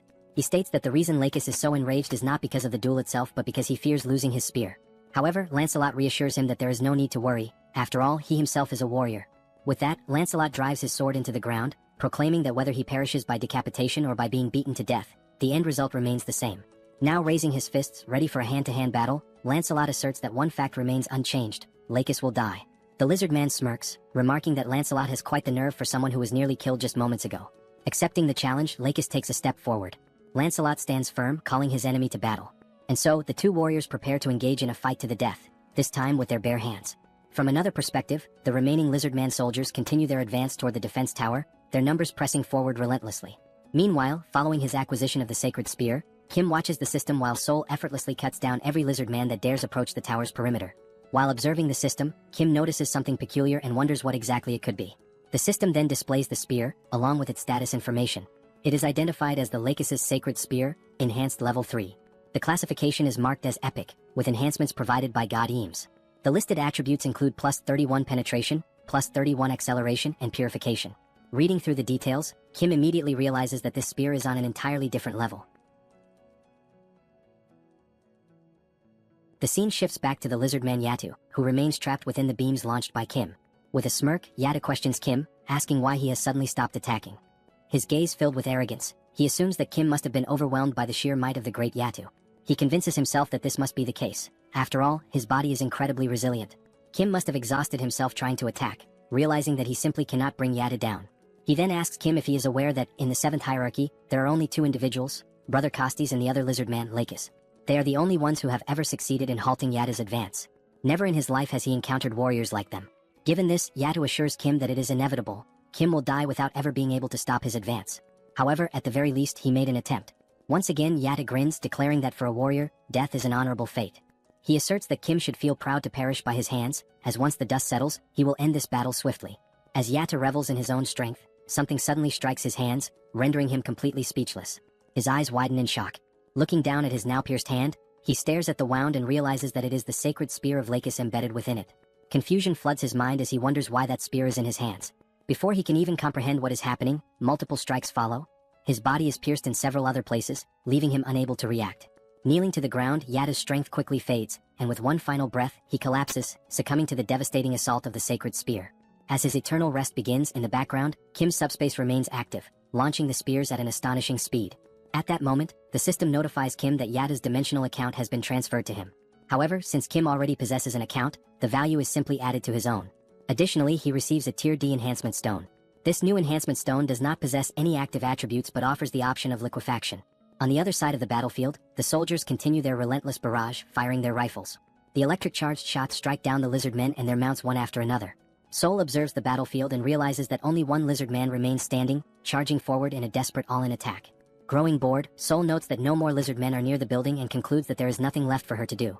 Just then, a sound from above catches her attention. As she tries to make sense of the situation, she hears a wyvern's piercing cry from high above. Only at that moment does she remember, she had completely forgotten about Bedivere, leaving him alone up there to deal with all the lizard men riding wyverns. Rushing up to the defense tower, the first sight that greets her is Bedivere sitting on the ground, surrounded by lifeless lizardmen, all of them pierced through by spears. Sensing someone behind him, Bedivere turns to see who it is. Locking eyes with Soul, he calmly remarks that she is quite late. He then asks what they should do next now that there are no more lizard men left. Back on the battlefield, the duel between Lakis and Lancelot continues. Lakis swings his tail in a powerful strike, but Lancelot effortlessly dodges, maintaining a safe distance. With swift footwork, Lancelot closes in, keeping his guard up, and delivers a solid punch to Lakis' face. Following the initial strike, Lancelot immediately plants his foot firmly on the ground, rotating his torso to throw another powerful punch, this time, landing directly on Lakis' abdomen. Still dazed from the first hit, Lakis finds himself taking blow after blow, unable to react as Lancelot's relentless barrage continues across his entire body. After a brief moment, as his consciousness begins to return, Lakis finally registers another incoming punch. However, just as Lancelot's fist is about to make contact, it swings through empty air. Lakis manages to evade at the last second by ducking low to the ground. Seizing the opening, Lakis lunges forward, attempting to counterattack. But Lancelot, quick to react, drives his knee straight into Lakis' face. Now down on the ground, Lakis' thoughts race. He cannot believe that he has been brought to this state. Before he can recover, Lancelot follows up with an uppercut, striking Lakis squarely on the chin. The impact is so forceful that Lakis momentarily lifts off the ground, nearly standing upright again, only for Lancelot to deliver another crushing punch. This final blow sends Lakis flying several meters away. Lying motionless, Lakis realizes that this is the end. He has no strength left to stand. Slowly, Lancelot approaches the fallen lizard man.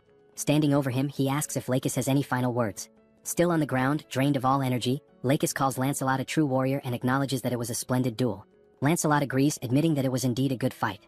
Summoning his remaining strength, Lancelot clenches his fist and delivers a devastating punch to Lakis' face, slamming him into the ground. The impact is so brutal that blood splatters across the battlefield. The fist of the now victorious Lancelot remains stained with the blood of his fallen enemy. From atop the tower, the soldiers observe the battlefield, and the commander, seeing the outcome, states that it is finally over. At that moment, one of the soldiers calls out to him. The soldier informs him that they have just received an urgent message from the Joint Chiefs of Staff Headquarters, causing the colonel to feel a slight unease. As the battle comes to an end, Kim takes a moment to process the difficulty of the fight. The lizard men had proven to be formidable opponents, and the strategies initially devised had not worked as expected. However, what matters now is that the portal to the Lizardman's dimension remains open. As long as it stays that way, there is always a risk of more enemies returning, potentially in even greater numbers. With that in mind, the time has come to launch a counterattack. Sometime later, Kim sits inside a helicopter, his system interface displayed before him. The system indicates that he is currently using 1,000 magic stones to unlock a new ability, granting him the capacity to send up to 8 items simultaneously. Beyond that, Kim still ponders over the best way to utilize the new enhancement stone he obtained after defeating the crocodilian enemy. The stone possesses the liquefaction property, and it is becoming increasingly clear that the time has come for Camelot to begin mass-producing enhancement stones. At that moment, Youngso informs him that they are about to land, catching Kim off guard with how quickly they have arrived at their destination. Before disembarking, Kim acknowledges the urgent need for more intelligence, information regarding the exact location of the Lizardman's portal, their numbers, the defensive lines, and any other strategic details. Additionally, he also requires data to determine the ideal location for launching the counterattack. As he steps off the helicopter, one of the soldiers suddenly calls out, instructing the others to salute Colonel Kim. Watching the scene unfold before him, Kim scratches his head, feeling slightly uncomfortable. He has always found these formal salutes to be rather embarrassing whenever he receives them. A soldier steps forward, introducing himself as Park Inbo, Lieutenant Colonel and Operations Officer of the 17th Division of Incheon. He states that he has heard many impressive things about Kim, particularly how he managed to halt the Lizardman's assault without a single casualty. He mentions that he received this information directly from the Chief of Operations, who unfortunately could not be present due to urgent business matters.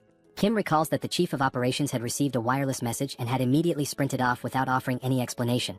Thinking back, Kim vaguely remembers overhearing something about insects attacking headquarters as the officer rushed away. Shrugging off the thought, Kim comments that it is probably nothing too serious. He also recalls that the colonel mentioned having some unfinished business to handle at the Joint Chiefs of Staff. Lieutenant Colonel Park nods, expressing relief that the situation is not a major issue, and then invites Kim inside to discuss the matter further.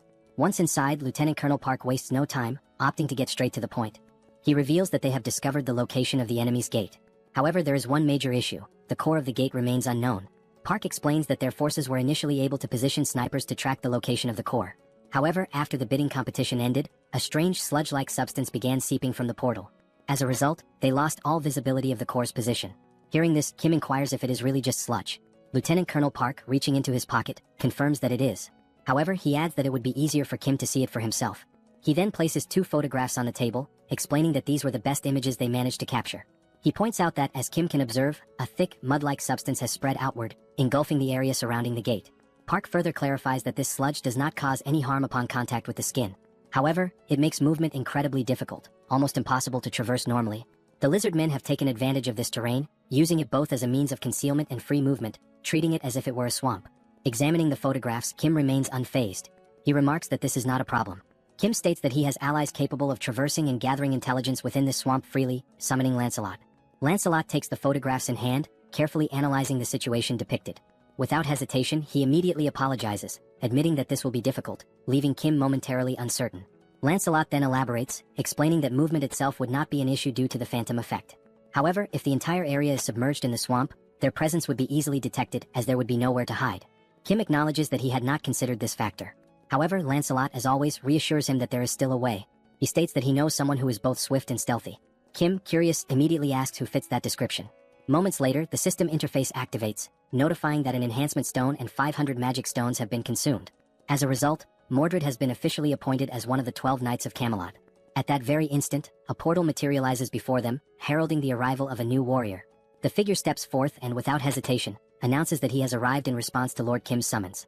Introducing himself, the newly summoned ally declares his name as Mordred, one of the 12 knights under Lancelot's command. With unwavering resolve, he swears to serve Lord Kim with his life. Unlike the other knights, Mordred rarely fought on the battlefield. His true battlefield was deep behind enemy lines, where he used his skills in infiltration, assassination, and theft. It was through these talents that he earned his place as one of the 12 Knights of Camelot. The reason he distinguished himself as an assassin was not only due to his exceptional skills and intelligence but, above all, because of his unique ability, an ability that allowed him to eliminate his targets without being noticed. This ability, known as stealth, enabled him to become virtually invisible for a brief moment, hiding his appearance without actually disappearing. However, this also meant that he was still susceptible to external factors. Despite this, Mordred used his talent to become an extraordinary assassin, and the very fact that he survived proves his strength. Furthermore, the enhancement stone used to appoint Mordred, a materialization enhancement stone, revealed his ability to avoid physical interference, although this ability could not be maintained for extended periods. In simpler terms, a great assassin became even greater thanks to the enhancement stone. Back in the scene, Kim, clearly excited, tells Mordred that he will now explain what he needs him to do, and Mordred agrees, addressing him as my lord. Pointing to a map, Kim says that they need to find the core of the Lizardman's Gate from the Sabros dimension. Upon hearing these straightforward instructions from his master, Mordred responds that he understands perfectly. Kim praises him, saying that it is just as he expected from someone with experience. Mordred grasped exactly what needed to be done, despite the vague explanation. Meanwhile, Lancelot warns Mordred to remember that if he dies, the entire operation and strategy will be for nothing. Lancelot also mentions that, based on his experience fighting the Lizardmen officers, they are not enemies to be taken lightly. Even if Mordred fails to gather any information, he must return alive no matter what. Mordred once again reassures them that he understands and announces that he will begin his mission, turning with the conviction of a superhero ready to infiltrate the enemy lines. Watching this, Kim smiles, thinking that Mordred seems to be someone truly trustworthy. At that moment, the colonel asks if they are sure about sending that knight on the mission alone. Kim turns to the colonel and assures him that of course they are. After all, these knights are the best of the best. He tells the colonel that they can simply trust and wait for the Knights of Camelot, for they will do what needs to be done. Kim suggests that the colonel take a break for now, as they will need to wait for Mordred's return in order to come up with a plan. He also says that he will let the colonel know once Mordred is back. The colonel thanks him and asks for permission to leave. He also advises Lancelot to rest in subspace, since it hasn't been long since he fought against that powerful lizard man. Lancelot nods, explaining that since he is an undead, he doesn't feel fatigue, so Kim need not worry about him. As Kim is about to say that he still needs to rest, something catches his attention. Looking at Lancelot, Kim wonders if there have always been so few scratches on his armor. Lancelot thanks Kim for his concern, but Kim, more curious now, says that he is sure that Lancelot's armor and sword were much more damaged before. Lancelot responds, explaining that even if the armor or weapons are damaged, they regenerate within Camelot. This revelation leaves Kim astonished, as he never knew that Camelot had such a function. Lancelot goes on to explain that, since they are categorized as items, as long as the item is not completely destroyed, they can regenerate infinitely as long as the materials still exist. On the subject of Camelot, Lancelot adds that there is something he needs to inform Kim about. He tells him that a new enhancement stone has been created in Camelot, and its property is wound regeneration. Upon hearing this, Kim remarks that the stone sounds useful just based on its name. However, he decides to think more about how to use the enhancement stone once Mordred returns. While Lancelot agrees that this idea is indeed good, something suddenly catches his attention, and he shifts into a state of alert. Lancelot, now prepared to draw his sword, hears Kim asking what is happening. Holding the hilt of his sword, ready for combat, Lancelot says that someone is hiding, watching them. Kim is taken aback, realizing that the enemy is faster than expected. He wonders who is hiding and whether it is truly a lizard man. Lancelot admits that he can only sense the presence of this unknown figure and cannot pinpoint their exact location or identity. He urgently advises Kim to enter subspace immediately. At that moment, Lancelot hears a noise coming from somewhere. He quickly spots the figure who had been secretly observing them. Lancelot disappears in an instant with a swift movement, stating that he will resolve the matter quickly and return shortly. From the spy's perspective, he watches as Kim remains alone, wondering where Lancelot has gone and whether the other person who had been with him also disappeared. However, due to Lancelot's exceptional speed, he was already behind the man, holding a sword to his neck. Lancelot began to speak to the spy, explaining that the only individuals he serves are Lord Kim and Lord Kim's allies. He emphasized that just because the man was human did not mean he was to be treated as friendly. Upon hearing this, the man slowly turned around. Still with the sword pointed at his neck, Lancelot declared that the man's answer to the question he was about to ask would determine whether he would live or die. With a killer aura, Lancelot proceeded to ask his first question, demanding to know why the man had been secretly watching them. At that very moment, Kim heard a noise that sounded like screams for help. He decided to rush over to see what was happening. As he approached the scene, Kim could only see Lancelot holding the man by the neck, the man screaming in pain. Lancelot calmly explained that it was this man who had been watching them. He assured Kim that if he waited just a bit longer, he would find out who was behind all of this. Still gripping the man's neck and tightening his hold, Lancelot warned the man that this was his final chance, stating there was no more time to wait. He asked the man if the lizard men had sent him there to spy on them. Crying and struggling to breathe due to the pressure on his neck, the man attempted to speak, but he couldn't. However, upon seeing Kim, he managed to call out Kim's name. Lancelot, visibly angered, demanded to know how the man dared to call out Lord Kim's name in this situation. He informed the man that he would now die in agony and that he would make sure he suffered before his death. Kim, looking perplexed, told Lancelot that he didn't know what was going on, but the man Lancelot was strangling was actually one of his friends. Lifting the man by his neck, now turning purple from lack of oxygen, Lancelot asked if that was truly the case. Meanwhile, in the enemy area, the entire area was covered by something that looked like sludge. All the buildings, cars, and even some lifeless lizard men lay scattered on the ground. At that moment, Mordred realized that the lizard men were a warrior race that considered dying in battle an honor, meaning they were often exposed to the smell of blood and became desensitized to it. As he observed a lizard man lying on the ground, Mordred thought that, based on this, if he covered himself with blood, it would make it much harder for the lizard men to track him. He also knew that erasing his trail was a vital skill. Pouring the lizardman's blood over himself, he made his way toward a tunnel, thinking to himself that now that his scent was gone, it was time to begin the infiltration. Moving slowly and carefully to avoid drawing attention, Mordred noticed that the place was enormous, with unusually large corridors. He wondered why they had built something so vast. As he ventured deeper into the area, he commented that this place seemed terribly inefficient, especially since the size of the lizard men varied greatly. Some were very large, while others were quite small. Having realized this, Mordred speculated that the corridors were so large because there was one exceptionally large lizard man, and if that were the case, that giant must be a key figure. Trying his best to avoid touching anything, he thought that if this giant wasn't important, there would be no reason to create such an inefficient structure. At that moment, a lizard man stopped beside him, preventing Mordred from making any move. Realizing he had almost been discovered, Mordred was forced to use the power of the Immaterialization Enhancement Stone. It dawned on him that this situation was truly dangerous, as if it weren't for the power of the stone, he would certainly be dead by now. And he couldn't afford to fail on his first mission. He recalled how Lancelot had been very specific about returning alive, and how his task was to find the core of the gate and return quickly. The deeper he went into the facility, the more he noticed that the lizard men seemed to be stronger and more organized. However, there was a creature unlike anything he had seen before. This new creature was purple, with an enormous round head and only one eye. Hidden and observing everything, Mordred muttered to himself that he had finally found it. He saw the one-eyed creature conversing with a bald man who was reading some kind of book.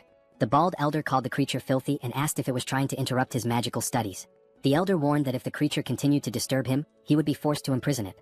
At that moment, another voice suddenly emerged, expressing irritation at the elder's words and asking if Solzen had forgotten about the agreement between them, addressing him by the name Solzen. Solzen, the elder, responded that he had only agreed to protect the core of the gate, but at no point had he agreed to allow anyone to enter there. Closing the book he had been reading, the elder said that he would seal the core of the gate without causing any damage to it. He added that if he had time to worry about the core of the gate, perhaps he should start thinking about the subordinates who had already died. The voice replied once more, stating that it understood that a long time ago, Solzen had indeed been an incredible arcane mage, but now he had been exiled and was desperately clinging to them in order to survive. As something moved towards him, Solzen remarked that there was no need to bring up such a topic so suddenly. The thing, which resembled a tail, started wrapping around the elder's neck, and the voice spoke again, warning Solzen to understand his place, unless he wanted every bone in his body to be crushed to death. At that moment, it became clear that the voice was coming from a giant lizard man, who was the leader of all those present there. After this, Solzen acknowledged the situation, stating that he understood and perhaps had misspoken. He then asked the giant lizard man not to be so harsh. Still hidden and observing everything that was happening, Mordred noted that just by looking, it was evident that this was no ordinary lizard man. He wondered whether this elder, Solzen, was truly an arcane mage. Mordred then reflected on what the giant lizard man had said, that Solzen was an arcane mage but was no longer one. Mordred began to ponder the connection between the arcane mage and the lizard men, especially considering that Solzen had been entrusted with guarding the core of their portal. Unable to see everything clearly, he questioned whether the elder was talking to a tail or a tentacle.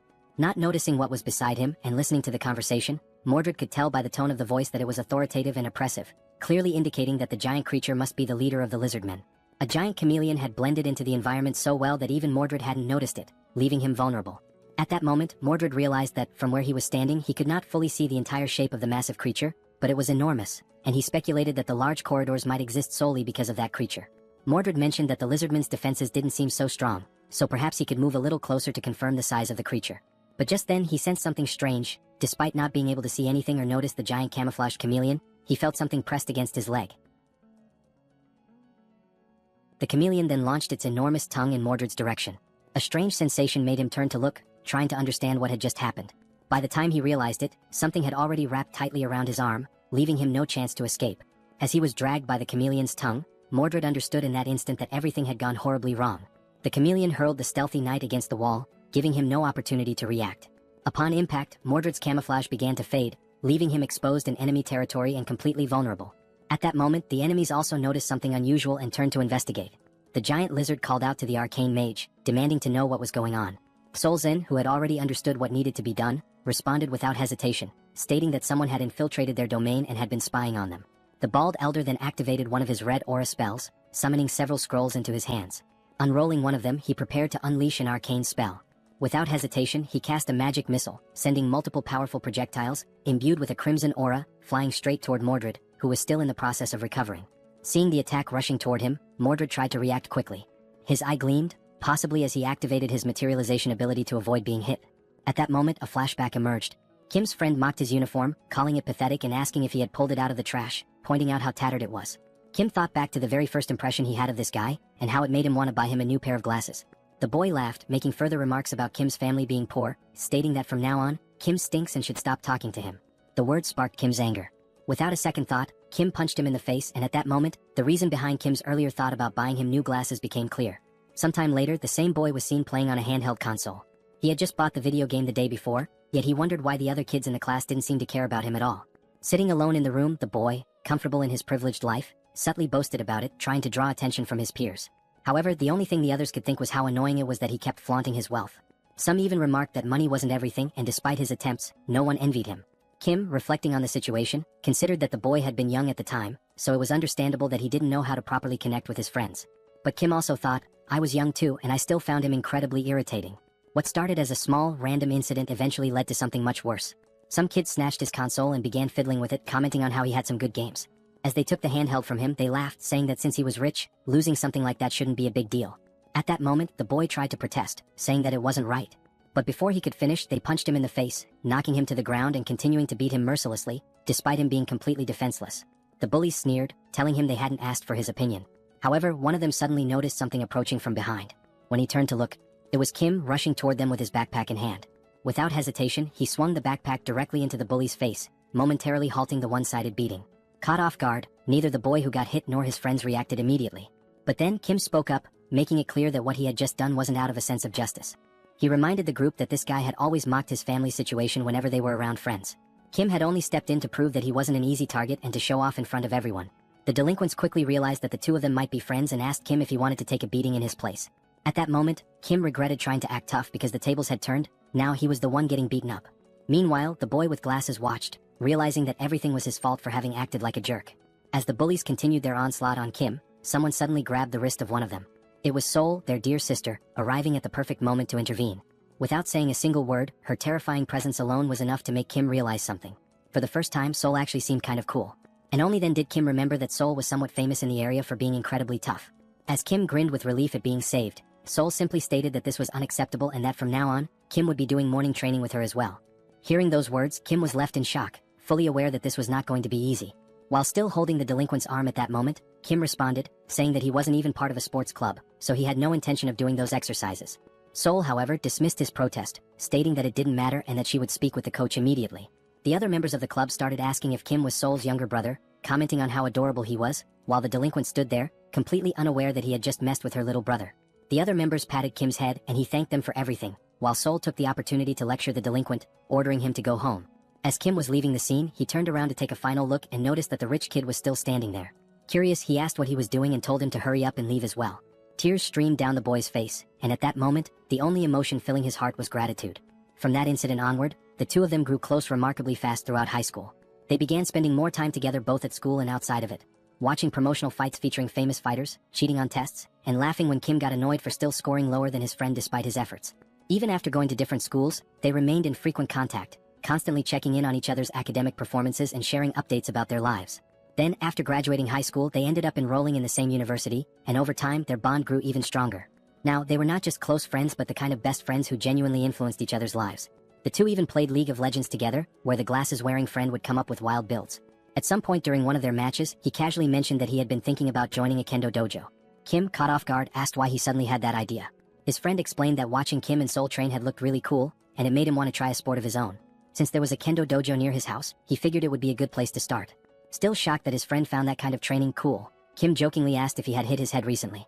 His friend simply responded that not all training was as brutal as Sol made it seem. At that moment, Kim realized something. That was the exact moment Manhwa started training kendo. Thinking back, before that, he would have never even considered joining a dojo. Returning to the present, Manhwa suddenly said something that left Kim completely stunned. Manhwa repeated himself, revealing that he had awakened swordsman abilities, leaving Kim wide-eyed with shock. Manhwa, noticing Kim's reaction, questioned why he looked so surprised. After all, Kim was the one who should be more shocking. He had become Sol's representative after all. Manhwa even admitted that, at first, he wasn't sure if it was really the same Kim he knew. The sight of Kim's skeletal companion had terrified him so much that he hadn't been able to approach. Explaining further, Manhwa admitted that he had hidden himself, waiting for the skeleton to leave before stepping out. Even though it had been dangerous, he understood that Lancelot had simply been doing his duty. Turning to the side, Manhwa then asked Kim to call off his skeletal friend, saying that he was too intense. Meanwhile, Lancelot had pressed his own head into the ground, bowing deeply as a sign of apology. Kim, observing this, explained that even if he told Lancelot to stop, he wouldn't listen. For a knight, honor was something personal, and this was a matter of self-discipline. It was about not being able to forgive himself, something that only he could atone for. At that moment, the only thought running through Lancelot's mind was how pathetic he was for having wronged Lord Kim's dear comrade. Beyond pathetic, it was tragic. With that heavy realization, Lancelot declared that he no longer had the right to call himself a knight. Manhwa, observing his posture, couldn't help but ask where Lancelot had learned such a stance. Kim casually responded that he had probably learned it from getting beaten by Sol. Shifting the conversation, Kim expressed his relief that Minwo was safe and asked how his mother was doing. He then suggested that, if Minwo agreed, his mother could stay within a secure subspace, ensuring her safety. Upon hearing that, Minwo turned his face away, as if something was weighing on his mind. After a moment he responded, "Probably she was fine, maybe." Kim, now feeling uneasy, realized that Minwo didn't even know for sure if his mother was safe. Sometime later, in enemy territory, where the homes had been consumed by mud and filth, Minwo's mother could be seen, lying down to rest, surrounded by only a few meager supplies. A noise from nearby caused her to wake up. Alerted, she got up and decided to check what it was. As she turned around, her eyes widened at the sight of Lancelot standing outside her window, his fist raised, ready to strike. In an instant, his punch shattered the window, sending shards of glass scattering throughout the house. Stepping inside, he introduced himself. He was Lancelot, the captain of the Knights of Camelot, and one of the loyal knights serving Lord Kim. Then, with a steady voice, he asked, "Are you Minwo's mother?" The woman responds affirmatively, confirming that she is Minwo's mother, but immediately questions what all of this is about. Lancelot then states that, from this moment on, he will personally ensure her safe passage to where her son is waiting. Minwo then recounts how, shortly after the apocalypse began, a bidding war ended with a transparent barrier tragically separating him from his mother. Desperate to see her again, Minwo even offered himself as a participant in another bidding war, hoping to reunite with her. However, he lost. The barrier eventually disappeared, but due to the terraforming, he still couldn't reach his mother.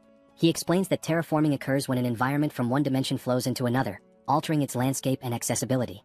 Depending on which dimension the terraformation originates from, it may not necessarily be dangerous. In this particular case, while the environment was difficult to access, it wasn't inherently lethal, meaning there was still a strong chance that his mother had survived. Filled with renewed hope at the thought that his mother might still be safe, Minwo's excitement grows. However, Lancelot tempers that optimism, warning that despite these conditions, she may not be as safe as they assume. While this terraforming event may not have been toxic or deadly, the reality remains that this territory belongs to another dimension. In other words, it is still enemy territory. That is precisely why, as Lancelot carries Minwo's mother on his back, he speaks with unwavering conviction. Even if the risk of failure is high, even if the mission is arduous and dangerous, he must prove himself worthy of being called a knight. And so, Lancelot declares that he will not repeat the failures of his past. At that moment, Lancelot notices a sudden increase in noise nearby. Glancing to the side, his eyes catch sight of someone running while shouting his name. The voice grows clearer as the person calls out, addressing him as Captain, while sprinting toward him. Focusing on the approaching figure, Lancelot recognizes Mordred, running frantically and yelling that he doesn't know why Lancelot is here, but that he needs to hurry. Mordred, looking increasingly desperate, pleads once more for Lancelot to run and look behind him. For a brief moment, Lancelot struggles to process the urgency in Mordred's words. Then, making the decision to turn around, he finally sees it. A wave of enemies surging toward them at full speed. The advancing enemies, their voices filled with pure hatred, declare that under no circumstances can they let that rat escape. It is only now that Lancelot fully realizes the grim reality before him. The plan to rescue Minwo's mother quietly has completely fallen apart. Irritated by the situation, Lancelot turns his frustration toward Mordred. Fuming, he snaps at him, calling him a useless idiot, blaming him not only for failing the stealth mission but also for making the rescue significantly more difficult. Mordred approaches, urgently requesting help from Captain Lancelot. Remaining calm, Lancelot addresses Mordred by name and asks how many of the approaching enemies belong to the 7th tier. Mordred replies that he isn't sure about the exact number, but confirms they are dangerous. Lancelot responds that he can sense that much himself, and that it's significant. In addition to an aerial assault, there are also new enemy types he has never encountered before. If the situation continues like this, escape will become impossible, as it's only a matter of time before they are overtaken. Understanding the gravity of the situation, Lancelot instructs Mordred to return immediately and deliver all the gathered intel to Lord Kim. From this point forward, Mordred will take over the mission to rescue Minwo's mother. While lifting her gently onto Mordred's back, Lancelot identifies her and explains that the mission is to escort her back safely.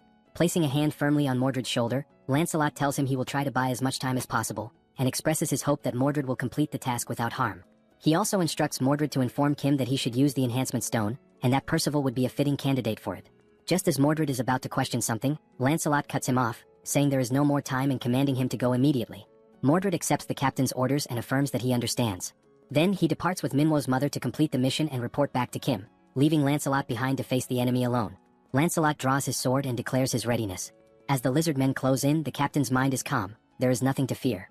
He has made his choice to prove he is a knight. All of this is in the name of Lord Kim, even if it means facing every enemy alone. The scene shifts. Mordred has already arrived at the destination where Kim and Minwo are located. Opening the door, he announces that the mission has been accomplished. Minwo bursts into tears at the sight of his mother. Kim, too, expresses his relief and happiness that Minwo's mother is safe. Kim recalls that Lancelot had vowed to bring her back and asks whether Mordred is alright or if he was hurt somewhere. At that exact moment, Kim senses something is off as a system notification appears out of nowhere. The message reveals that the ghost of Camelot, Lancelot, has disappeared. Outside, Mordred begins recounting everything he witnessed and what happened after the split.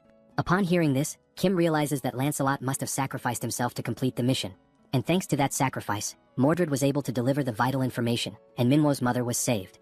Kim then reflects that Lancelot may not be truly gone, as he could be revived by naming him once again using the Enhancement Stone and the Magic Stone. Even so, the thought leaves Kim uneasy.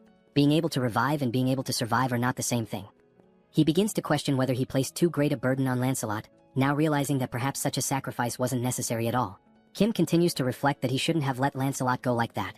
Even if Lancelot didn't want to listen, Kim should have told him that everything was alright, and that he didn't need to give up his life to prove his worth as a knight. Interrupting Kim's thoughts, Mordred recalls that Captain Lancelot specifically asked him to say that the Enhancement Stone would be well suited for Percival. This reminds Kim of the conversation he once had with Lancelot regarding the proper use of the Enhancement Stone, which possesses healing attributes. Kim acknowledges to himself that Lancelot truly thought of everything in advance, strategically and efficiently, even considering how best to use the Enhancement Stone. Once again lost in thought, Kim pulls himself back to the present and orders Mordred to share the rest of the information he gathered. With a look of unwavering determination, Lord Kim states that Lancelot's sacrifice will not be in vain, and that they will now formulate a plan to close the gate used by the lizard men. Back in the enemy's hideout, we see Lancelot's helmet, shattered and battle-worn, lying as the only remnant of the fierce fight that claimed his life. The bald old man, Sozen, is shown to be manipulating the helmet through the use of his magic. As he observes it closely, Sozen realizes that it belonged to an undead knight, and begins to wonder if there is a sorcerer somewhere responsible for creating such beings. While the old man is still deep in thought, he hears a voice commending him for a job well done. The voice belongs to the giant lizard man, who says that although the infiltrator was lost, they managed to capture someone else in his place. The old man responds dryly, saying that in situations like this, it's not about saying well done, but about offering a proper thank you, since it was the giant lizardman's duty to capture intruders in the first place. The lizard man admits that it's no easy task, and the old man then asks what he plans to do with the Enhancement Stone they obtained after capturing Lancelot. The giant lizard man says that for now, he'll put the matter aside. Originally, he would have handed it over to Lakis or Yatu, but since both are dead, the old man takes the opportunity to suggest that, since there's no one else to use the stone on, perhaps the stone could be invested in him instead. The lizard man then asks what he would gain in return if he were to invest in the old man. Still levitating Lancelot's broken helmet, the old man now begins levitating a scroll as well. He takes hold of the scroll and describes it as remarkable. He explains that, as the lizard man should know, scrolls can be used even by those without magical abilities, single-use items that allow anyone to cast magic. The value of each scroll, he says, depends on the type of magic imbued in it. At the very least, they're worth more than 3 D-tier enhancement stones.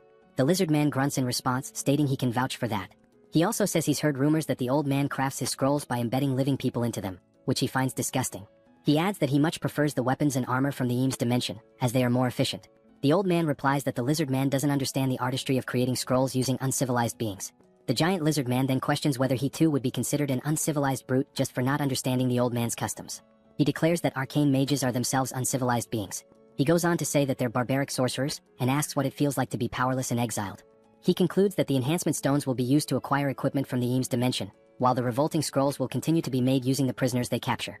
The old man accepts this outcome with a sigh and comments that the lizard men truly lack imagination.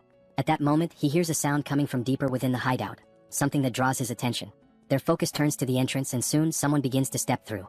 The old man and the lizard man exchange confused looks, unsure who the newcomer could be. Then they see a knight entering, holding a shield in one hand and an axe in the other. The knight announces himself to the enemies. He is Percival, one of the 12 knights of Camelot. The old man demands to know who this man is, and once again, the knight identifies himself as Percival. The old man scoffs, saying it doesn't matter, and asks if he's come to avenge his fallen comrade. Wasting no time, Sozen casts a flame spell using one of the scrolls and tells Percival to try and endure it. A fireball crashes into Percival, but after the blaze dissipates, he stands completely unharmed, having blocked it entirely with his shield, without even taking a step back. Seeing the hulking figure standing firm before him, Sozen mutters that Percival is far tougher than he expected. Then, wondering whether the knight can withstand the next spell, Sozen prepares another attack, moving his fingers to control more scrolls. But nothing happens. Turning to look at the scrolls, he sees a portal sucking them all in, every last one of them at once. Sozen freezes in disbelief. This is the first time he has ever seen scrolls behave this way. At that exact moment, the system sends a notification to Kim, stating that all magical scrolls have been stored, at the cost of 3,914 magic stones, leaving only 1,843 remaining. Kim, currently inside a helicopter with Yongsu, confirms that the scrolls have all been safely stored and says he'll leave the rest to the team. The message is transmitted to a radio device, one that is in Percival's possession. Upon hearing the message, Percival raises his voice and asks if Mordred just heard that. The old man, completely confused, asks who this Mordred is that Percival keeps referring to, and whether he's the one who stole the scrolls. Before anyone can react, Mordred deactivates his camouflage right behind Sozen.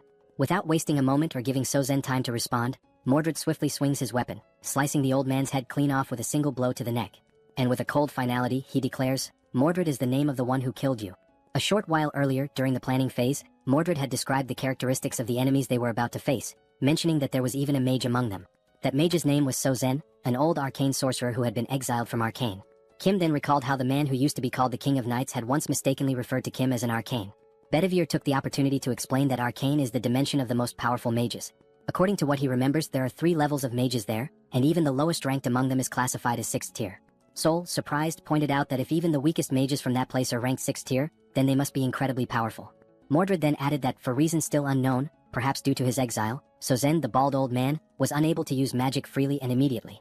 Sol commented that if a mage cannot use magic at will, then maybe he isn't as dangerous as they had initially thought. Once again, Mordred said that Sozen certainly lost both his status and magical strength after being expelled, and that there was no reason they shouldn't be able to kill him. However, since he was unable to cast spells normally, Sozen had devised a way to use magic through the creation of scrolls. Sol asked what exactly a scroll was. Mordred explained that a scroll is a piece of paper capable of storing magical energy. In theory, it can only contain relatively simple spells, but because it can be used by anyone, regardless of magical ability, it's considered a valuable item due to how easily it grants access to magic.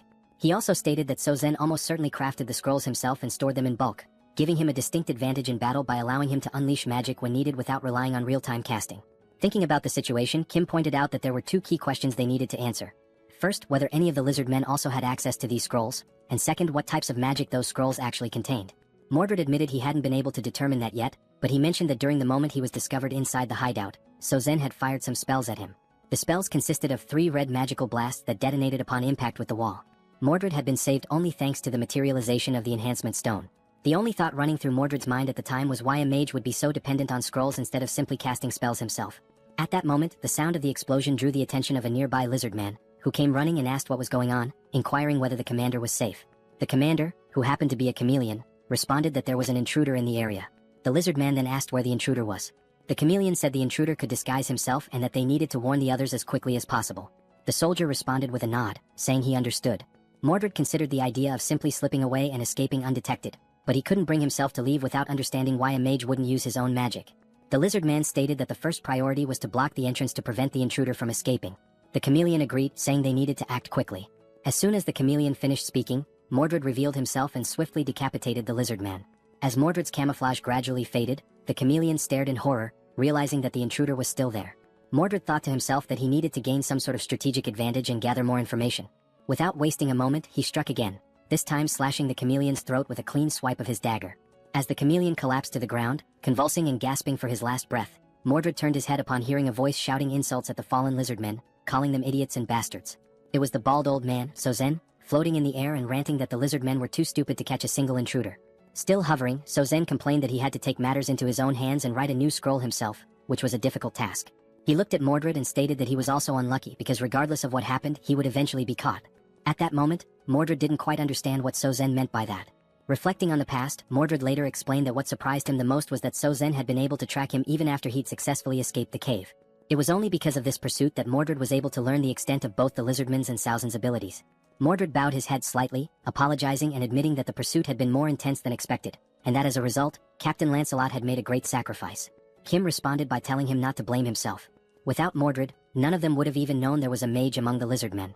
Kim went on to say that Mordred had taken action not only to gather information but while being fully prepared to die in the process. No one, he added, had the right to judge that.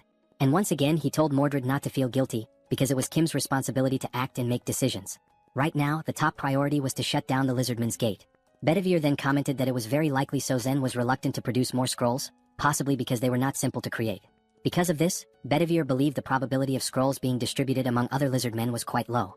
The military officer then confirmed the names of the enemies and of the bald mage, stating that they were likely hiding in a cave because it would be easier to conceal the portal's core there. He went on to say that Sozen was almost certainly the main defensive force guarding the portal, which meant he would not be leaving the cave. And this indicated 2 things. First, that the strength of the enemy forces was insufficient, and Sozen had no choice but to step forward himself. Second, that the full power of the Guardian mission needed to be deployed, and that the leakage of any information had to be avoided at all costs. Kim then pointed out that if they could just take out the old mage, the rest of the operation would become significantly easier. The real issue, however, was figuring out how to neutralize such a mage. The officer agreed. Kim said that, in his opinion, there was a good way to deal with that, and it involved using his newly unlocked level 3 subspace abilities. He referred specifically to the category skill, which allowed all items stored in the subspace to possess their own distinct properties and to be automatically classified according to specific criteria. The categories were of a higher tier, but the downside was that it was not possible to create or edit new categories at that level. Kim remembered a time when he tried to register a car as a categorized item, but the system didn't allow it as there were no matching categories available. So, only items that already fit into one of the existing categories could be stored, and even then only by paying a cost. He also recalled that he was only able to store the Sacred Spear of Lakis because it fit under the Eames Construction Materials category. It hadn't been long since he had managed to evolve the subspace to level 4, after killing the traitorous goblin Bongso. After this upgrade, it became possible to create new item categories, though the system still limited the number of custom categories to a maximum of 2.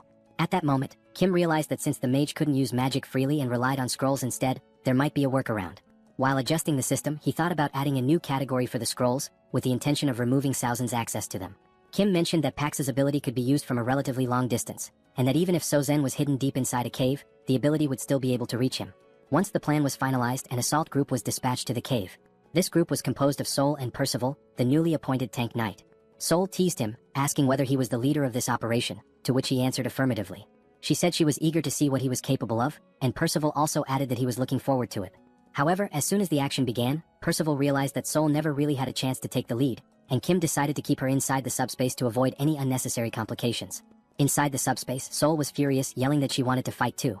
Kim responded by saying that her time would come, and asked her not to be too upset. Meanwhile, the lizard men within the cave were communicating among themselves.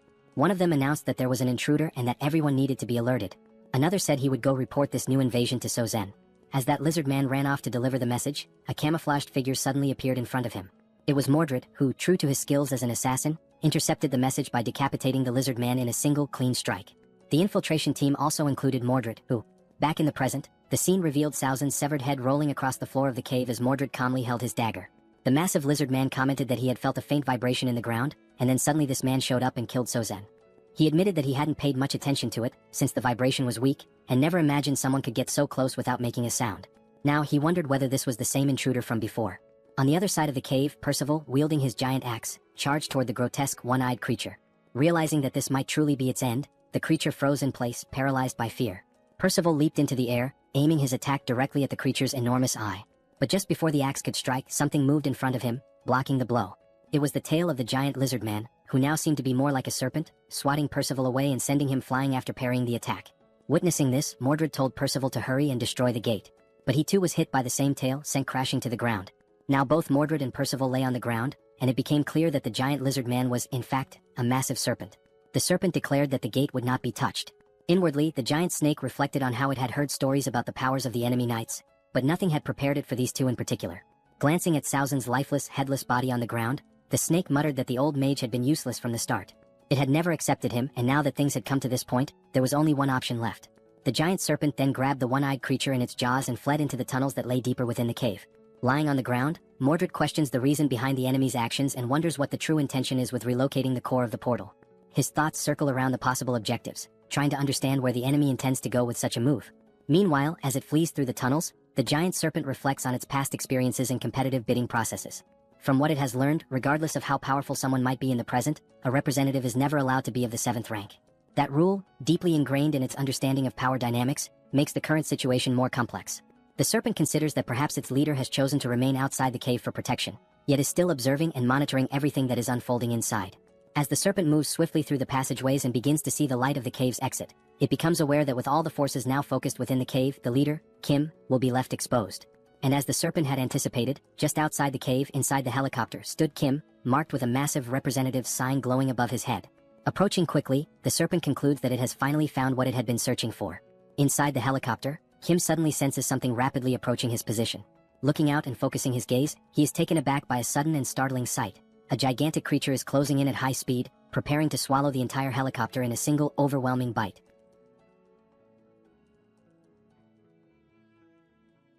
Kim notices that the massive serpent is getting closer and closer. However, in some way he remains composed, perhaps due to the confidence he has in the capabilities of his powers. Recognizing the imminent danger, he calmly instructs Pax to throw something at the enormous creature approaching the helicopter. Without hesitation, Pax hurls an object at incredible speed, striking the serpent and causing it to recoil in pain, thereby interrupting its attempt to attack the aircraft. The impact is so intense that the colossal snake is slammed into the ground with tremendous force. The object thrown is revealed to be a beam from the Eames dimension, known for its highly durable properties. The serpent, catching the beam with its tail, flings it far away. After tossing the object aside, it realizes that the material is indeed a construction element from the Eames dimension. Having heard rumors about Kim's strange abilities, the serpent begins to understand that the rumors might be true. From inside the helicopter, Kim watches the creature and assesses its power. The snake, as enormous and intimidating as it appears, is evidently just as strong as its size suggests. Kim instructs Yongsoo to keep some distance from the creature for the time being. Determined not to give the enemy a chance to recover, Kim gives the order for Pax to continue the attack. In response, Pax rapidly launches several Eames dimension beams at astonishing speed, all directed at the giant serpent once again. Sensing the incoming assault, the serpent coils its massive body in an effort to shield itself from the barrage. With its incredibly resilient body and the advantage of anticipating the strike this time, it manages to block the incoming beams, seemingly taking no damage at all. Observing the creature's movements as it defends itself, Kim realizes that defeating this enemy may not be so simple. The beam barrage from Pax continues, but this time, the giant serpent seems to come up with a plan. It begins dodging each of the beams one by one with precise and agile movements. It slithers swiftly through the area until it comes across a building, which it begins to climb. Reaching the top, the serpent positions itself at an altitude parallel to the helicopter. From inside the aircraft, Kim and Yongsoo remain unsure of the creature's strategy. Then, trying to catch them off guard, the serpent suddenly spits a venomous substance from its mouth, aiming directly at the helicopter. Noticing the incoming attack, Yongsoo attempts to maneuver the helicopter out of harm's way. However, the evasion is only partially successful. The venom still manages to strike part of the windshield. As the toxic substance begins to corrode the surface, Yongsoo panics, knowing that if the windshield weren't so resilient, the venom could have reached him directly. Reacting swiftly, Kim opens the subspace and instructs Yongsoo to enter it immediately. The portal begins to close slowly behind him. Watching the situation unfold, the giant serpent assumes they have chosen to flee from the fight altogether. But the system then displays a new deployment, another unit of the Blackhawk helicopter, emerging from the subspace and returning to the battlefield. The window that had just been hit by venom now appears flawless, as if it had never been damaged. And indeed, that is the case. This is a different helicopter altogether. Witnessing this, the only thought running through the serpent's mind is whether the venom attack was somehow undone by re-entering the portal. It wonders what kind of ability Kim could possibly possess. Inside the new helicopter, Kim reflects on the situation. Whether or not the vehicle is struck, as long as it is part of the subspace, he can simply replace it with another. However, he now recognizes that attacking the creature using the Eames beams is ineffective, and he begins to wonder what alternative strategy he should use. The serpent, now coiled around another building, continues to watch him closely. Kim considers whether he should try using that newly acquired item. Choosing not to waste time overthinking, he commands Pax to launch the spear imbued with electrical properties. Flying at high velocity, the spear hits the serpent directly.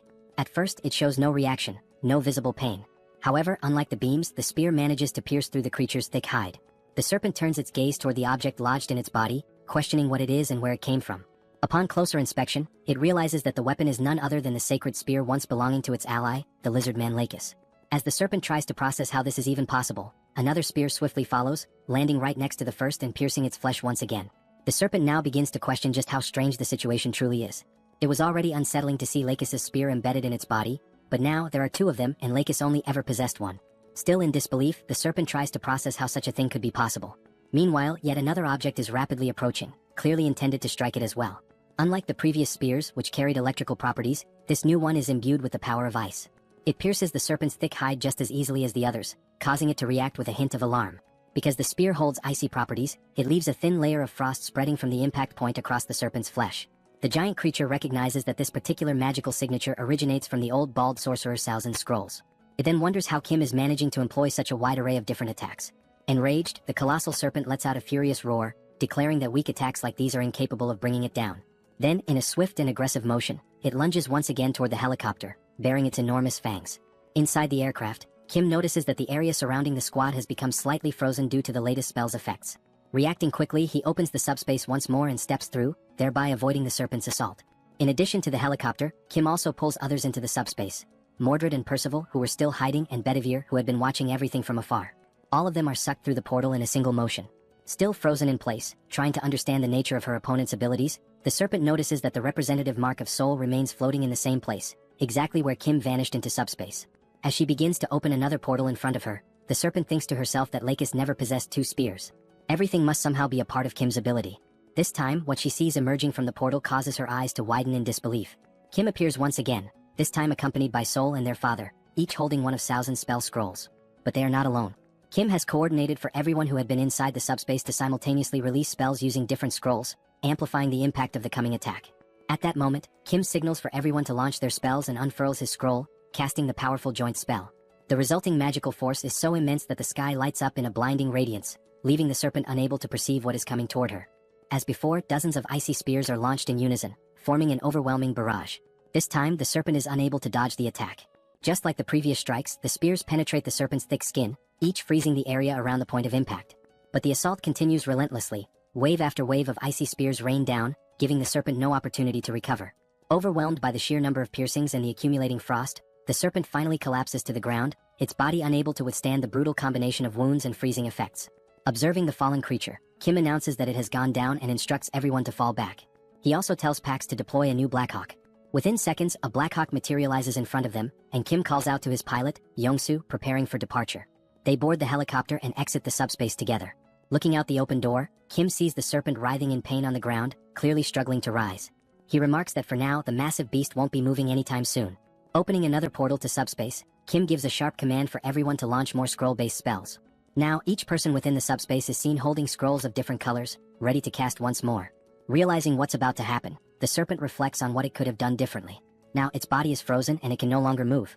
Once again, the sky erupts in a blinding flash, caused by the immense power of the many scrolls being unleashed at once. At that moment, the system begins displaying multiple notifications, each indicating a different type of attack being launched at the serpent. This powerful, multifaceted magical strike heads straight toward the immobilized creature, which can do nothing but watch as the wave of destruction closes in.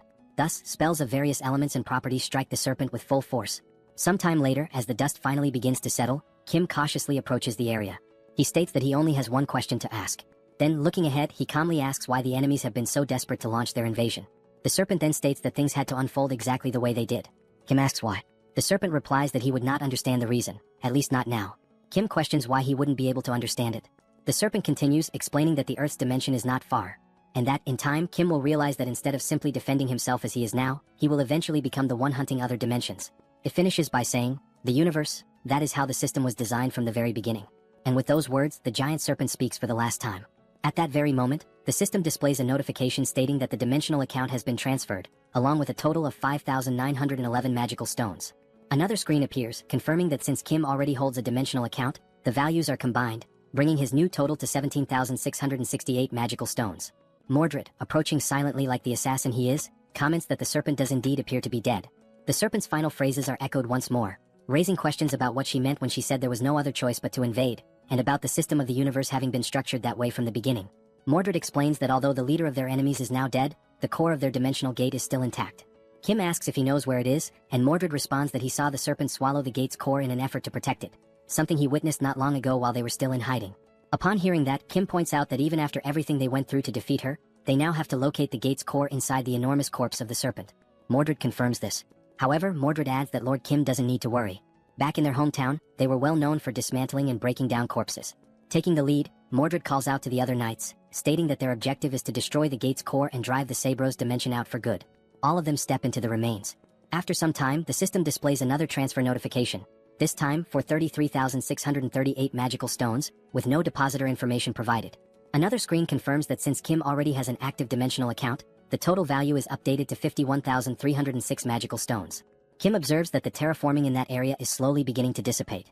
Then Mordred calls out to him, saying that while destroying the core of the portal, he happened to stumble upon something unexpected.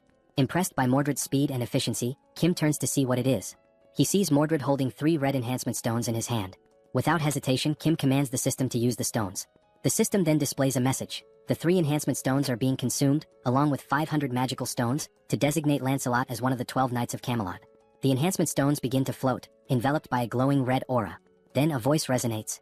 "Knight Lancelot, I swear to serve you with unwavering loyalty and devote my life to you, my lord." The system reveals Lancelot's updated stats.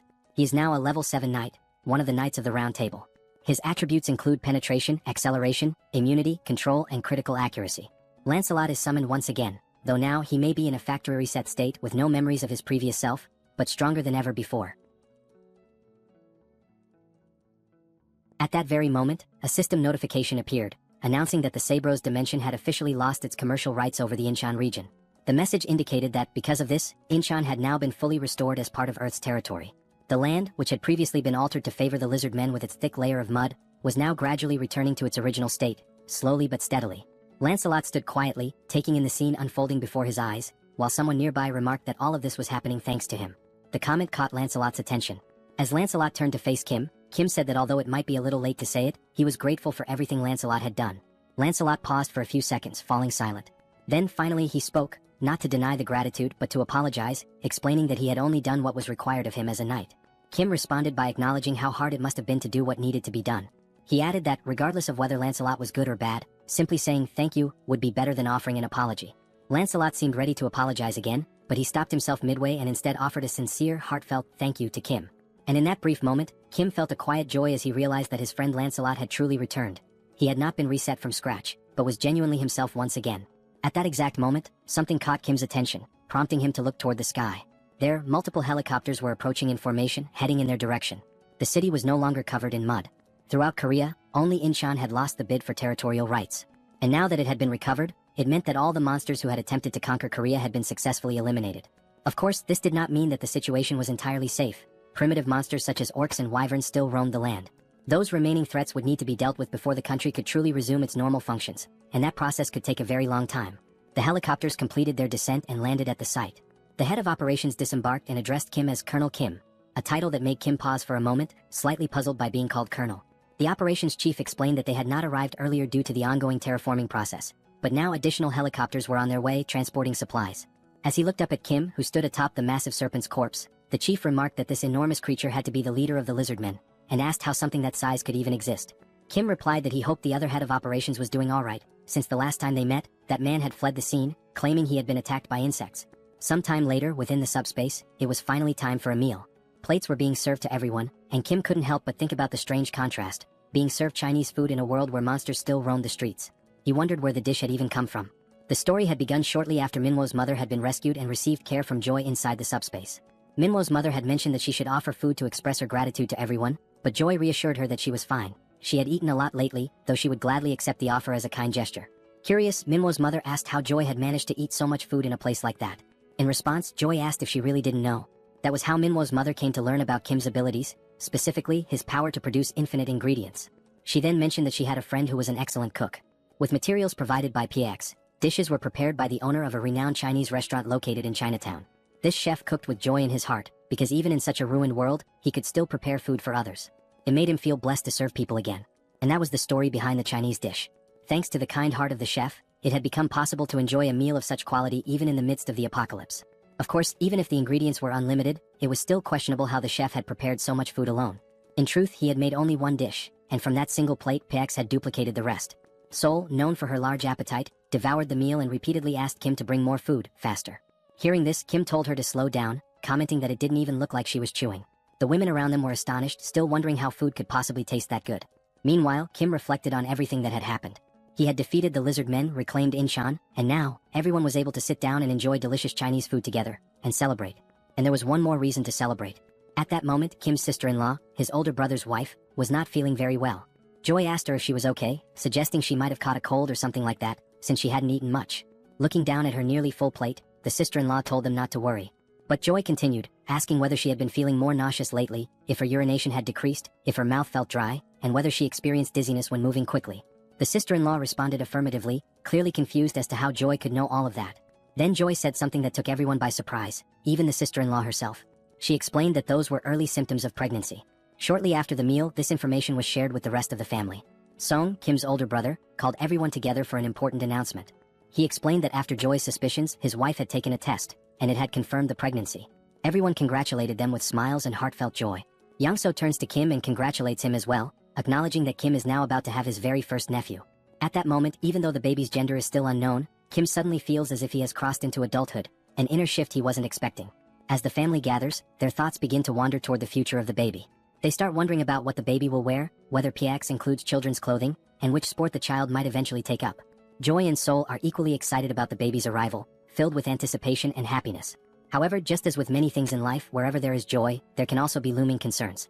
The moment of celebration and happiness proves to be brief. A soldier approaches Kim and speaks quietly, informing him of an urgent radio transmission coming from the chief of the Central Operations Command. He suggests that Kim should hear it immediately. Kim heads over to the transmission line and confirms to the operations chief that he is now listening. After receiving several initial details, Kim explains that the terraforming has disappeared from Incheon and asks if the chief will be returning soon. The chief of operations then reports that, through the remaining direct communication lines with both China and Japan, he is currently sharing the developing situation among the nations. He explains that terraforming is now occurring on a large scale in those areas, and its effects are slowly spreading. He adds that the impact varies from country to country. At the moment, they are facing specific dangers. Toxic gases are pouring from the Beijing Gate, while poisonous water is erupting from the Fukuoka Gate. Kim realizes that being in Korea, China, and Japan are neighboring countries, practically next door. He asks which of the two is currently experiencing the most severe damage. The operations chief responds that neither situation is minor, but among the two, the most urgent threat is definitely the toxic gas leaking from the Beijing Gate. While the colonel continues speaking to Kim, a shot reveals a massive insect, already dead, lying on the ground. He explains that the toxic atmosphere hasn't reached them yet, but the arrival of these giant insects shows it's only a matter of time before the real danger begins. The colonel emphasizes that closing the toxic gate in Beijing is now the highest priority. He explains that troops are being organized for deployment, but this isn't a problem that can be solved through military might alone. That's why he has remained calm until now. Admitting he feels a bit ashamed, the colonel says he needs to ask Kim for a favor. Kim tells him there's no need to feel embarrassed. If they do nothing, the entire Korean peninsula could soon become a living hell. Wanting to understand the situation more deeply, Kim offers to fly directly to China by helicopter and asks whether that would be acceptable. The colonel instructs him to first visit the 3rd Guard Brigade before heading to China. Kim confirms the order, says he will leave tonight, and ends the radio transmission with the colonel. Now driven by the thought that he cannot allow his future nephew to grow up in a world filled with giant insects, air pollution, and poison, Kim feels an even deeper determination to resolve these problems and restore balance to Earth. He gives the command for PAX to increase the level of the subspace. Immediately, the system displays the progress. 30,000 magic stones are consumed to raise the level, leaving 20,000 stones remaining in the system's reserves. As night falls, the system finally notifies that the subspace level upgrade has been completed, unlocking new features and enhancements.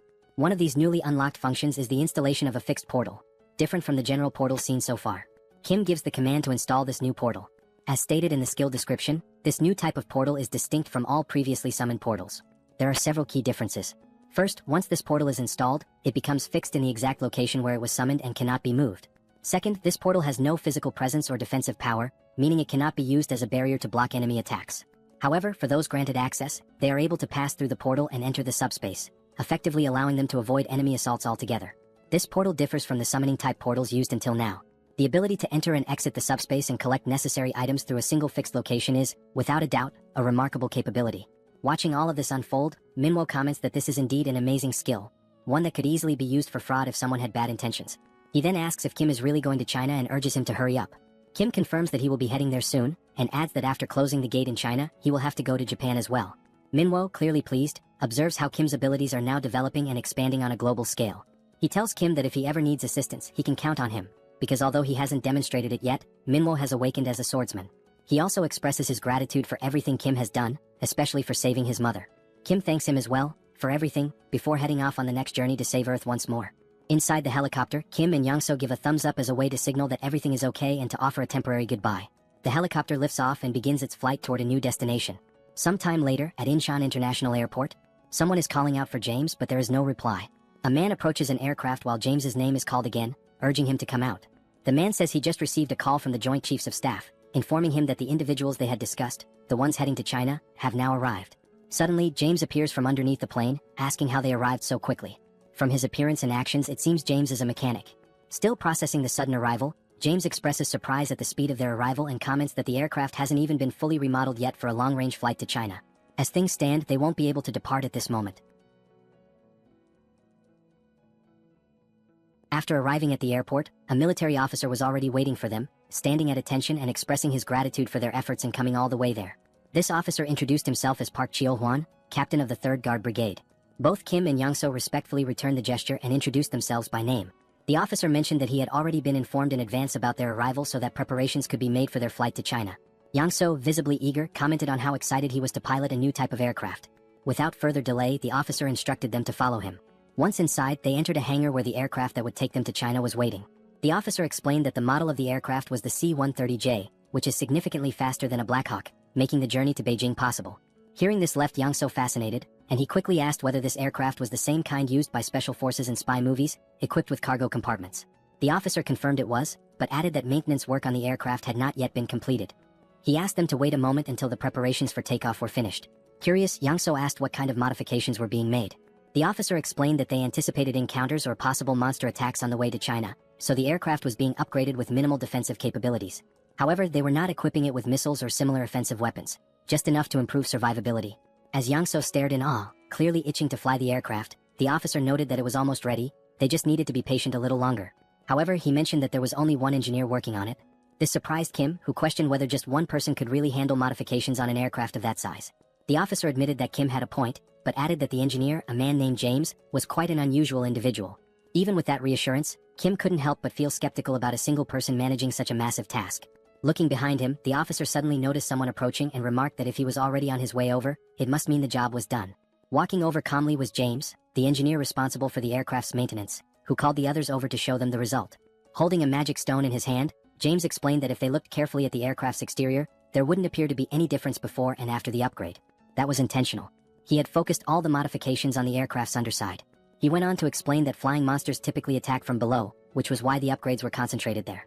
Observing the scene, Kim could only think that James must be an awakened person with a mechanic-type ability. The magic stone in his hand made that clear. James was likely an aeronautical engineer who had awakened after the beginning of the apocalypse. Because engineering was already his profession, his skills had been enhanced in ways that aligned with practical, technical needs. As Kim looked at the sharp metal spikes attached beneath the aircraft, he couldn't help but be impressed by James's extraordinary abilities. Still, part of him wondered if the plane would even be able to fly properly after being modified like that. Before departing for China, they would test the functionality of the modified parts. In the meantime, Kim distributed food and other supplies to the local soldiers. As a portal opened beside James, Kim observed him closely. What stood out was how James showed absolutely no reaction to the portal's sudden appearance. In a world filled with monsters, where people were forced to hide, live with anxiety and fear, endure hunger and thirst, and where resources were incredibly scarce, any sign of food or water usually brought joy. But James didn't react at all. Not even when presented with first-class Chinese cuisine prepared by a professional chef. He simply said that he had already eaten too much and was full, remaining entirely indifferent. Kim wasn't sure whether this was a good or bad thing. But what he did realize was that James genuinely wasn't interested. And just as the captain of the 3rd Brigade had said, James truly was a special kind of person. Kim called Pax and asked it to take the dish away. It was only then that Kim noticed something that did interest James. James's expression changed when he caught sight of the machines inside the subspace. He even stood up from his chair to get a better look, his face lighting up with surprise and curiosity. Watching him, Kim thought, this man rejected fine food without a second thought but showed clear excitement over machinery. There was no doubt in Kim's mind, James was a complete and utter machine fanatic. Thinking about recruiting James into his team just as he had done with Yangso, Kim wondered what dreams James might have, if any. He couldn't help but think, would James be interested in a flying motorcycle? Or maybe a motorcycle designed to look like a horse? Kim's expression shifted as he suddenly realized that he had absolutely no idea who this James truly was. He only had a vague notion of the man's abilities, but he already felt a strong urge to explore them further. With the limitless supply of materials available to him thanks to his subspace ability, he could potentially make such exploration a reality. Unable to hold back, Kim asked James whether he would be interested in accompanying him to China. Upon hearing Kim's proposal, James simply looked at him in silence, not uttering a single word. Kim then began to explain that he shares food with others, that he possesses many mechanical capabilities, and that James would be free to use a motorcycle whenever he wanted. He also added that by joining them, James would be protected from monsters. Believing he was making good progress, Kim smiled and added that he helps people by defeating monsters. But James replied that he was not fond of such things. James then stated that this was the first day he had even met Kim, and they had barely spoken at all, so he couldn't place his trust in someone so unfamiliar. Hearing this left Kim momentarily stunned, because it was undeniably true, there was nothing substantial he could say to change James's mind. Kim replied that he understood, acknowledging that the proposal had indeed been sudden. However, he said that perhaps their abilities would be highly compatible if combined. Now rubbing his neck and already sweating nervously, Kim remarked that it had been a good conversation, but the time had come for them to part ways. At that point, James asked if what Kim truly wanted were his mechanical abilities. Kim confirmed that, yes, it was those abilities he wished to make use of. However, he also admitted that he did not have enough time at the moment to prove himself worthy of trust. James then stated that there was one condition. If Kim were willing to travel to America, then James would accompany him on that journey. Kim asked if that meant James would only lend his skills if they went to America, to which James replied affirmatively. At that moment, Kim could only think about how the trip from their current location to the United States would not be short. Still, something told him it might be worth the effort. He then asked James why he wanted so badly to go to America. James replied immediately that he didn't have any family there. But even without family, there was still a place he deeply wished to return to. However, he did not want to risk making the journey alone, and with Kim being as strong as he was, it would be reassuring to go with him. Kim responded that going to the United States was a possibility, but not immediately. After closing the portal in China, he would need to head to Japan right away. James said he wouldn't pressure Kim that far as long as the delay wasn't too long. Kim smiled and said they had a deal, promising to take James back home. Then, as a way to initiate the sealing of this agreement, he opened a portal to his subspace. James had no idea what Kim was planning to do next. Suddenly, Kim pulled the entire aircraft into his subspace. Then he summoned 2 motorcycles and 2 Blackhawk helicopters. But upon noticing how empty the space still looked, he increased the quantity significantly, making many more vehicles appear. Kim looked over at James, who stood there speechless, and told him that all those vehicles now belonged to him. He could dismantle or rebuild them however he wished. Kim clarified that this wasn't a gesture of goodwill or a promise. It should simply be considered a gift. Smiling, he said he would return soon, waving goodbye. Then Kim left, while James remained behind, still in shock at what he had just witnessed. As Kim continued walking away, the only thing running through his mind was that what he had just done might have seemed frightening, but also slightly amusing. Back with James, he could only wonder what he was supposed to do with that many vehicles and aircraft. He questioned what kind of ability Kim even possessed. And at that very moment, James felt a deep sense of regret.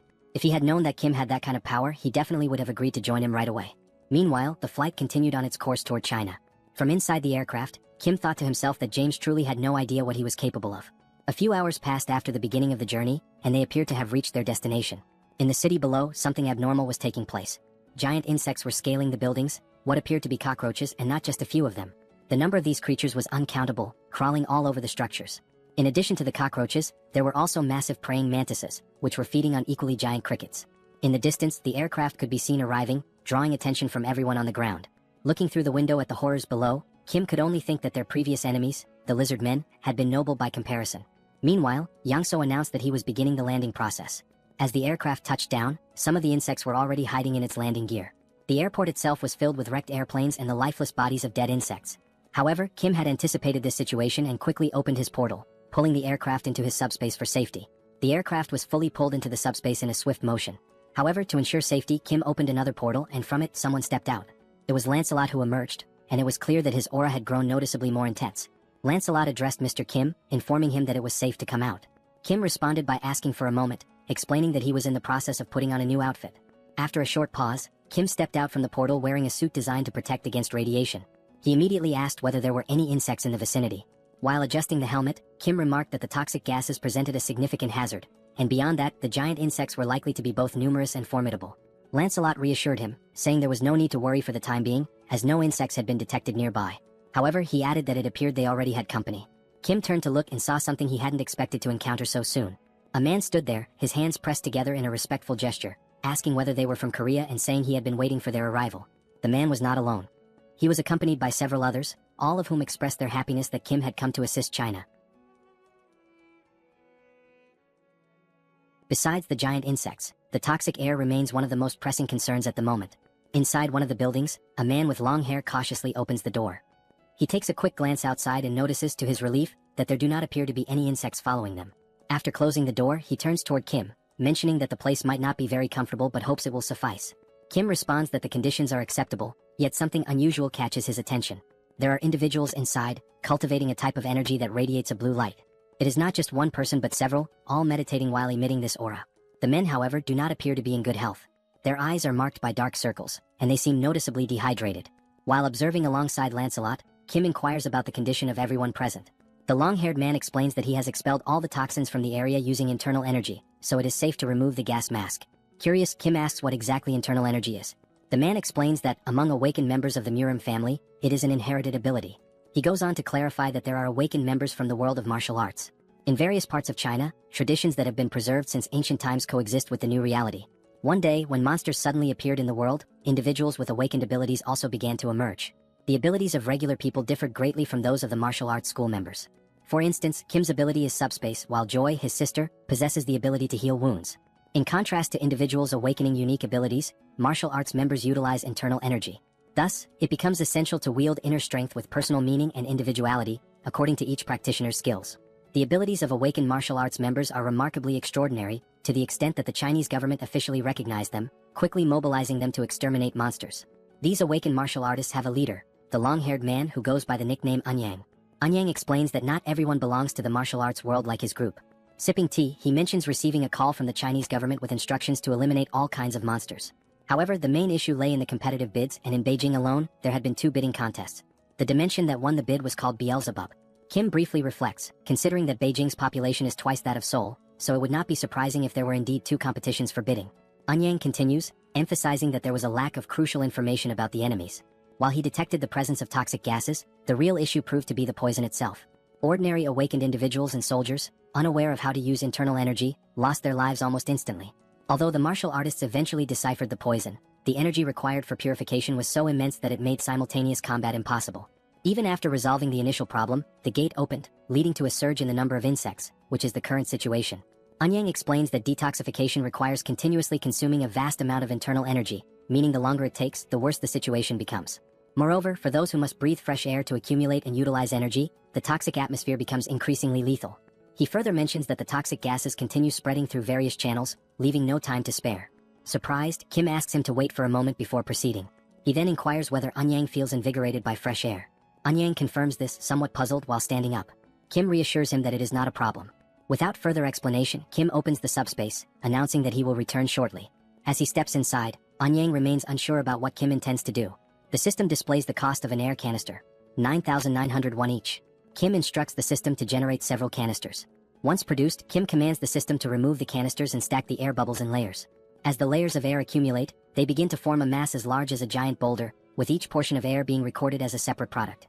Near the martial artist deciphering the gas, the system is set to automatically release fresh air at intervals of 1 second. Suddenly, a powerful explosion erupts near the men, catching them off guard. The force of the air blast is so intense that it pushes all the toxic gas out of the area, creating a clean and breathable environment. And only then did the men finally manage to breathe properly after so much time. An unsettling sensation arose as they wondered how such a thing could be possible.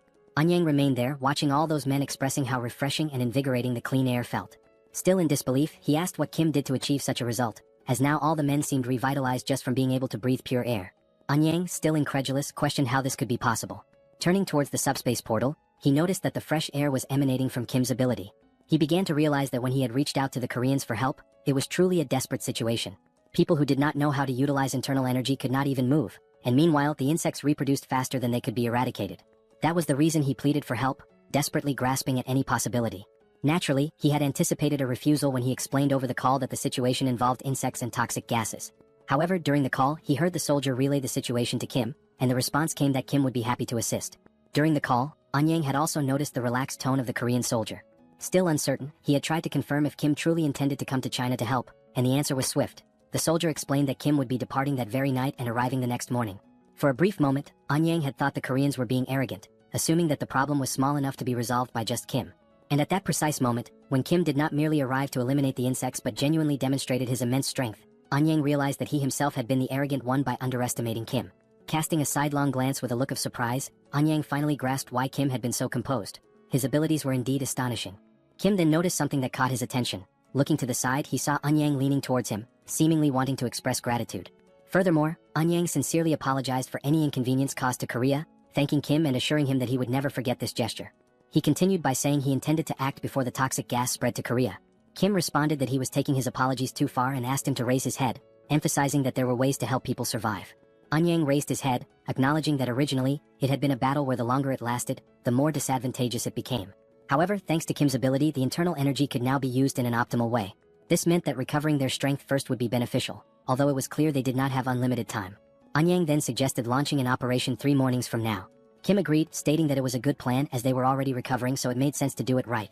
Sometime later, Kim served Chinese dishes from the subspace to the Chinese men, who ate as if there were no tomorrow. With every bite, they enthusiastically gave a thumbs up, clearly savoring the meal. Even Anyang remarked that the Chinese food was excellent, even by local culinary standards. After the meal, he moved to the front of a whiteboard and announced that it was time to discuss how they would exterminate the insects. First, however, he would explain everything they knew about the giant insects. He began by explaining that there were some variations among the insects, but most of them resembled the ones they were accustomed to seeing. Some of the insects were larger and emitted toxic gas. Flying insects, such as moths or flies, tended to do this more frequently. Most of the insects were classified as rank 9 or rank 8, but occasionally, there were some classified as rank 7. The challenge was that, with so many of them, it was difficult to track them accurately. Anyang continued his explanation, addressing not only Kim but the entire group. He noted that identifying rank 8 insects often involved spotting large numbers of them, while rank 7 insects were rarer and appeared more formidable at first glance. Moving on to the locations of the gates, Anyang described their positioning, but Lancelot suddenly noticed something unusual. Deciding to investigate, he moved closer to the window. The toxic gas was still present in the area, except inside the building, where Kim had configured the air to refresh every second. Suddenly, the leg of an insect appeared near the building. Lancelot, interrupting the explanation, called out to Lord Kim, mentioning that something had shown up. Kim inquired what had appeared, but Lancelot admitted he had never seen such a creature before and could not accurately describe it. The creature continued to approach the building, revealing itself as a giant centipede with a seemingly resilient carapace. Observing it carefully, Lancelot remarked that just from looking at it, it was evident that the creature was rank 7. As the centipede approaches rapidly, its immense size and speed become increasingly evident. Kim comments that although he already found it disgusting before, it now seems even worse due to its larger size and increased speed. He also mentions that it does not seem to be a 7th level creature, but rather a 6th level one. However, Anyang corrects him, explaining that this monster is actually classified as an 8th level being. Kim then points out that it appears far too powerful for an 8th level creature. Anyang agrees that it is indeed strong, but continues to explain that, compared to other insects, this centipede is particularly formidable. Suddenly, Sol interrupts the conversation by questioning whether that creature truly belongs to the 8th classification. Cracking her neck with a sense of anticipation, she remarks that she has been feeling extremely bored and hopes that this fight might finally satisfy her. She firmly requests that the others refrain from intervening. Continuing to stretch, Sol mentions that it has been a day since she moved from Korea to China, and she feels the need to move her body to relieve stress. After preparing herself, she dashes toward the giant centipede with remarkable speed and determination. Seeing her rushing forward, Kim encourages her to show the monster what they are truly capable of. Anyang, however, becomes worried, but Kim reassures him, insisting that everything is fine and that there is no need to worry, as Sol is so strong that it almost feels like something is amiss. At that moment, another man interjects, questioning whether Sol is prepared to deal with the toxic gases, leaving Kim stunned as he realizes they had completely overlooked that crucial detail. Outside, Sol focuses all her strength into a single punch, appearing to channel an electric current into it. She is exhilarated, as it has been a long time since she last fought monsters. In one powerful motion, she delivers a punch to the centipede's head, strong enough to shatter its exoskeleton. Inside the building, Anyang continues to explain that regardless of the level of one's skills, fighting while inhaling toxic gas inevitably leads to poisoning. Furthermore, he notes that the centipede's shell is exceptionally hard and will not break easily. He then states that he will help Sol alongside his disciple, urgently calling for her. He declares his intention to confront the centipede himself, while the woman takes care of Sol's injuries. However, an unusual noise suddenly draws their attention, and out of curiosity, they decide to investigate its source. Upon reaching the building's balcony, Anyang is taken by surprise. As he closely observes the scene, he realizes that Sol managed to break the exoskeleton and defeat the centipede with just one punch.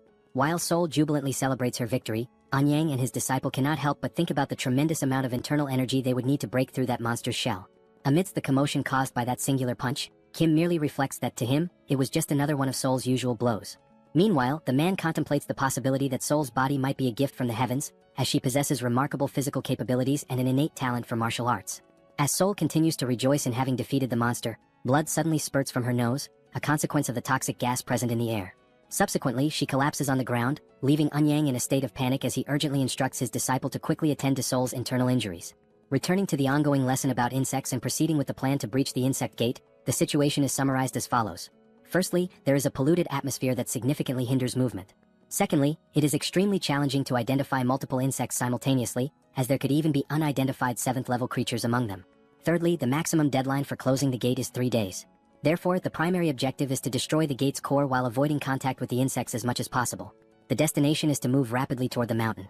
Anyang continues explaining, acknowledging the difficulty of the task, as it is certain that the closer they get to the gate, the more insects will appear. He admits that the plan may seem somewhat reckless and bold, but for now it remains the best strategy available. Hearing this, Sol becomes deeply thoughtful. Anyang then states that they will teach Sol all the skills they possess. He proposes a sparring session, as it would not take long to accurately assess her abilities. He hints that Sol seems to prefer fighting barehanded rather than using weapons and suggests that it would be beneficial for her to learn the secrets of martial arts from Ryong, his disciple. Sol, however, declines, expressing gratitude for the assistance with her injuries and the willingness to teach new skills, but questions whether it is truly necessary to go to such lengths. Ryong then explains that it is also a training exercise for them and will aid in closing the gate. She assures Sol that despite being young, she is skilled enough and that there is no need for concern. Sol states that since Ryong insists so much, she will go ahead with it, but she reminds her that she is still in the process of recovering. In response, Ryong politely requests her assistance with the training. Without hesitation, Sol quickly raises her fists and declares that she will begin first. Moving with remarkable speed and agility, she advances toward Ryong, initiating the confrontation. In that instant, a frenzied exchange of blows commences, capturing the attention of everyone present and filling the atmosphere with excitement. Despite the intensity of the scene, Kim remains somewhat unaffected, as he can only perceive the movements as typical punches and ordinary techniques. This reaction stems from having spent his entire life alongside Sol, making such actions appear completely usual to him. Amid the ongoing combat, Anyang remarks that it would be advantageous if Sol wielded a sword, a statement that catches Kim off guard. Anyang elaborates, explaining that his own expertise lies in fencing, and then inquires whether Kim would be interested in learning the art from him. Politely, Kim declines the offer but follows up with a question, wondering if a friend of his might learn and practice fencing instead. He reveals that this friend has a deep passion for swords. Naturally, this friend is Manhua, who initially underwent posture training as part of the learning process. Kim begins to notice a key difference between himself and the Chinese practitioners. It is not as though he can effortlessly manipulate internal energy, as this capability varies from person to person. Sol, on the other hand, benefits significantly from the situation, as she learns swiftly and successfully immerses herself in the world of martial arts. Even without fully grasping the evolution taking place, Kim quietly contemplates what has changed compared to before. Though uncertain, he starts to sense that martial artists seem to share a common trait. They have elevated their endurance to its peak by acquiring new abilities, making those who were already strong even stronger. Acknowledging this evolution, Kim realizes that he cannot afford to remain idle. With the abundance of magical stones available, he contemplates the possibility of creating a weapon specifically designed to combat insects. As he navigates the system, he discovers that enhancement items can be strengthened after upgrading the subspace to level 5.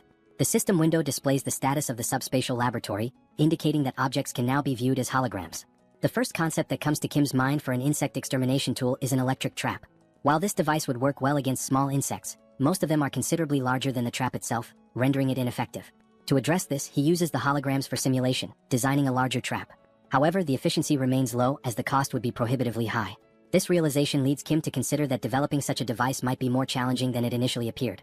Regardless of how hard he thinks, no viable ideas emerge, partly due to his lack of specialized knowledge in mechanical engineering or electricity. Confronted with the limits of his intelligence, Kim finds himself stuck, unable to proceed even with the simple task of protecting the helicopter. Furthermore, he lacks familiarity with 7th-level flying insects, and according to his new allies, the situation becomes increasingly dangerous the closer one gets to the gate, as the insects grow more alert and aggressive. While analyzing the hologram, he notices that the maximum range of the packs is 100 meters, which means staying relatively close. Reflecting on this, he mutters to himself that if it were solely up to him, he would produce pesticides and eradicate them all. At that precise moment, someone approaches and asks whether he truly spoke about creating pesticides. It turns out to be his sister-in-law, who confidently states that she is capable of making the pesticides. Recalling past events, Kim remembers that when he brought his entire family into the subspace, everyone managed their food consumption carefully. The water supply, on the other hand, resulted from Sun's awakening as an alchemist, something his older brother had mentioned quite clearly. Realizing that his happiness over reuniting the family had momentarily made him forget this detail, Kim becomes more attentive to the situation. Excitedly, his sister-in-law reassures him that, although her alchemy skills are not as advanced as his, she is also an awakened individual and can be of assistance. She further explains that she has been using the laboratory while Kim has been preoccupied with other matters. He expresses his approval, granting her permission to use it whenever needed. Grateful, she inquires about the specific type of pesticide he requires. Directing his attention back to the hologram of the giant centipede and considering the vast number of insects, some even stronger than anticipated, Kim specifies that he needs a super powerful insecticide capable of exterminating all the insects at once. Sometime later, amidst a city overwhelmed by toxic gases and gigantic insects, the group moves toward the core of the portal. As they advance, Anyang reflects on how the past 3 days have flown by like an arrow, and he now finds himself in the best physical condition he has ever experienced. His pure internal energy feels more powerful than ever. At that moment, one of the men interrupts his thoughts to alert him that insects have appeared up ahead. Thanks to Kim's assistance, they now have the means to fight against the insects, although they still don't know how to properly repay him for such invaluable help. Suddenly, a horde of insects emerges in front of them, prompting Anyang to instruct everyone to prepare for battle. The insects in their path are ants, obstructing their progress.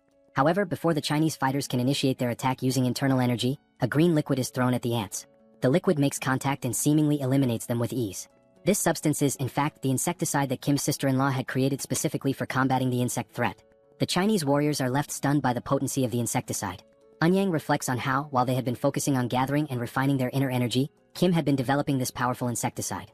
At that time, Kim is riding a motorcycle with Lancelot. Observing the scene before him, he realizes just how incredibly effective the insecticide truly is. He recalls his conversation with his sister-in-law, during which she mentioned that she had been using his laboratory and that the holographic system made everything far more convenient. Over the course of the past 3 days, she had been experimenting with various types of potions aimed at eradicating insects. She mentioned that although she hadn't succeeded in creating anything particularly powerful, the pesticide had been easy to make. In that moment, Kim had come to the realization that even what she had already produced was impressively effective against the insects. Moreover, it was completely harmless to humans and entirely odorless. Recognizing the functionality and value of the pesticide, Kim thanks his sister-in-law but adds a note of caution. The substance does not work against rank 7 insects, though it is excellent for dealing with common ones. After taking a short break, Anyang gazes out a window at what used to be a mountain known for its natural beauty, now transformed into nothing more than a dungeon swarming with insects. Turning to the others, he explains that from this point on, things become significantly more difficult. He expresses gratitude to Kim for getting them this far without needing to fight. However, the mountain itself will not be so easy to deal with. He further explains that many attempts have already been made to destroy the portal's core, but all have failed. Whenever they have tried to climb the mountain, the insects would unite and attack in force. Though they are mindless creatures, they seem to possess an instinctual understanding that they must protect the core of the portal. Anyang continues, stating that it has been a long time since their last attempt, and therefore, they have no idea what kinds of insects currently inhabit the area. Kim responds by saying that Anyang need not worry, as he is fully prepared to fight rank 7 insects. With a confident smile, he reveals something he had not mentioned earlier. He gestures to Lancelot and explains that Lancelot himself is a rank 7, and there is also something inside the subspace capable of dealing with rank 7 threats. Kim then reassures Anyang once more, encouraging him not to worry too much. However, their very first enemy on the mountain immediately makes Kim question just how powerful their opponents will be from this point on. Standing before them is a massive and terrifying grasshopper. Kim can only think that, unlike the lizard men they had faced before, this enormous insect is definitely a rank 7. As the grasshopper prepares to attack, Kim wonders whether such a creature could have possibly completed the dimensional entity's paperwork. He then recalls what Lancelot had once said about the traitorous goblins, that they had evolved through sacrificial means, a method that lacked intelligence. Those goblins had received unofficial documents, underwent evolution, and thus became what they are now. Kim begins to question whether some intelligent lifeforms had taken the shortcut of evolving by sacrificing other creatures. He then wonders how primitive lifeforms managed to achieve similar results. It occurs to him that perhaps, by eliminating and consuming the mana cores of other beings, they are able to evolve without needing any official documentation. Looking at the massive creature standing in front of them, Kim concludes that this grasshopper must have devoured many others to reach such an advanced state of evolution. It had grown into something incredibly powerful, so much so that intelligence was no longer necessary. Trying to catch the creature off guard, Kim opens the subspace and launches several beams from the Eames dimension, aiming directly at the grasshopper's face. However, even those powerful beams are unable to leave a single scratch on the creature. Kim is left speechless, realizing that although the beams had at least been effective against Yatu in the past, they now barely tickled the grasshopper. Just as Lancelot is about to say something, Sol steps forward and announces that she will take care of it. Kim quickly urges her to be careful. As something catches Lancelot's attention, Kim mentions that it would be a good idea for Sol to bring Lakis's spear with her. Lancelot turns all his attention in that direction, trying to understand what exactly is happening. He begins to wonder what that could possibly be. As he attempts to get a better look, he questions why the trees are moving. Gradually, those trees seem to be drawing closer. It is only then that Lancelot realizes that they are not trees at all, but rather the legs of something enormous, something whose full form is still obscured. Suddenly, the massive creature leaps forward, rapidly closing the distance between them. The loud noise from the impact causes Kim to turn his attention to the source, curious about what just arrived. Now, standing opposite the colossal grasshopper, there is a gigantic spider, both towering creatures facing each other, while the group of people remains in the center, caught between them. For a moment, everyone struggles to comprehend exactly what is unfolding before their eyes. Amidst the confusion, Kim remarks that the next wave of giant insects might appear on a continental scale, hinting at the magnitude of what they could face next. Lancelot calls out to Mr. Kim, urgently suggesting that they should climb onto the spider's back. He explains that the spider is incapable of reaching its own back with its legs. From that elevated position, they would be safe from immediate attack, buying enough time to devise a new strategy. Kim expresses his appreciation for the idea and immediately gives the order for everyone to move onto the spider's back. Even without knowing what the specific plan is, everyone follows his command without hesitation, quickly making their way upward. They ascend using various methods, some relying on a technique known as light steps, which allows brief bursts of flight or enhanced movement, others using barrier jumps, while a few grab hold of the spider's thick hair for support. Now safely positioned on the spider's back, the group looks around trying to figure out what comes next. They begin to question what the plan will be moving forward. Kim states that Lakis's spears might be effective against the spider, but they won't work against the grasshopper. Sol adds that she had already struck the grasshopper multiple times and found its exoskeleton to be unbelievably hard. While the spears could manage to leave shallow scratches, actually taking the creature down seemed impossible. She also warns that if anyone drops their guard, the grasshopper will not hesitate to devour them. Right as she finishes speaking, the grasshopper suddenly launches itself toward their position with astonishing speed. The sheer agility of the movement leaves everyone momentarily stunned and unable to react in time. All of them are caught off guard by the sudden charge of that colossal creature, now barreling straight toward them. Seeing that massive creature charging toward them with clear intent to attack, Kim shouts for everyone to get out of the way. Instinctively, the group is already moving, reacting without hesitation. In the next moment, the giant grasshopper collides violently with the spider. From a distance, Lancelot shields Kim from the force of the impact, placing himself between his master and the shockwave. The men around them begin to question what on earth just happened so quickly. Looking down at the ground, they spot insect blood splattered across the terrain. The grasshopper remains standing, and now it begins to devour the spider it had just so effortlessly defeated. Witnessing this, Kim questions why the grasshopper would attack what seemed to be its own ally. It becomes clear to him that, although these creatures are capable of identifying enemies, they have no real concept of alliance or loyalty. They are instinct-driven beings acting on pure impulse, attacking first without consideration. Sticking to the original strategy, Kim points forward and says they must climb onto the grasshopper's back while its vision is obscured by the rising dust. Without delay, everyone follows the order, quickly making their way onto the creature's back. While ascending, Kim can only wonder whether the grasshopper has detected their presence. However, it continues feeding on the spider without showing any signs of awareness. Then suddenly the grasshopper stops moving entirely. No one can figure out the reason behind its stillness, but the unexpected pause grants them a valuable moment to breathe and prepare. Sol turns to Kim and asks what the next step should be. Kim replies that they need to wait just a bit longer. If they can destroy the portal's core, the insects will be forced to return to their original dimension, making it unnecessary to fight the grasshopper at all. Once the right moment comes, they will descend and destroy the core. At that moment, the grasshopper begins to move again. It suddenly leaps into the air, forcing everyone to brace themselves tightly to avoid being thrown off. The landing sends a shock through its massive body, nearly causing the entire group to lose their balance and fall. It jumps once more, and as Kim holds on for dear life, the impact causes his protective mask to fly off his face. Each of the grasshoppers jumps hits with such intensity that Kim begins to vomit from the violent motion. He starts to question whether getting onto the grasshopper's back was actually the best decision after all. Not only might the repeated impacts break their backs and spines before they ever get close to breaking the portal's core, but the nausea is becoming overwhelming.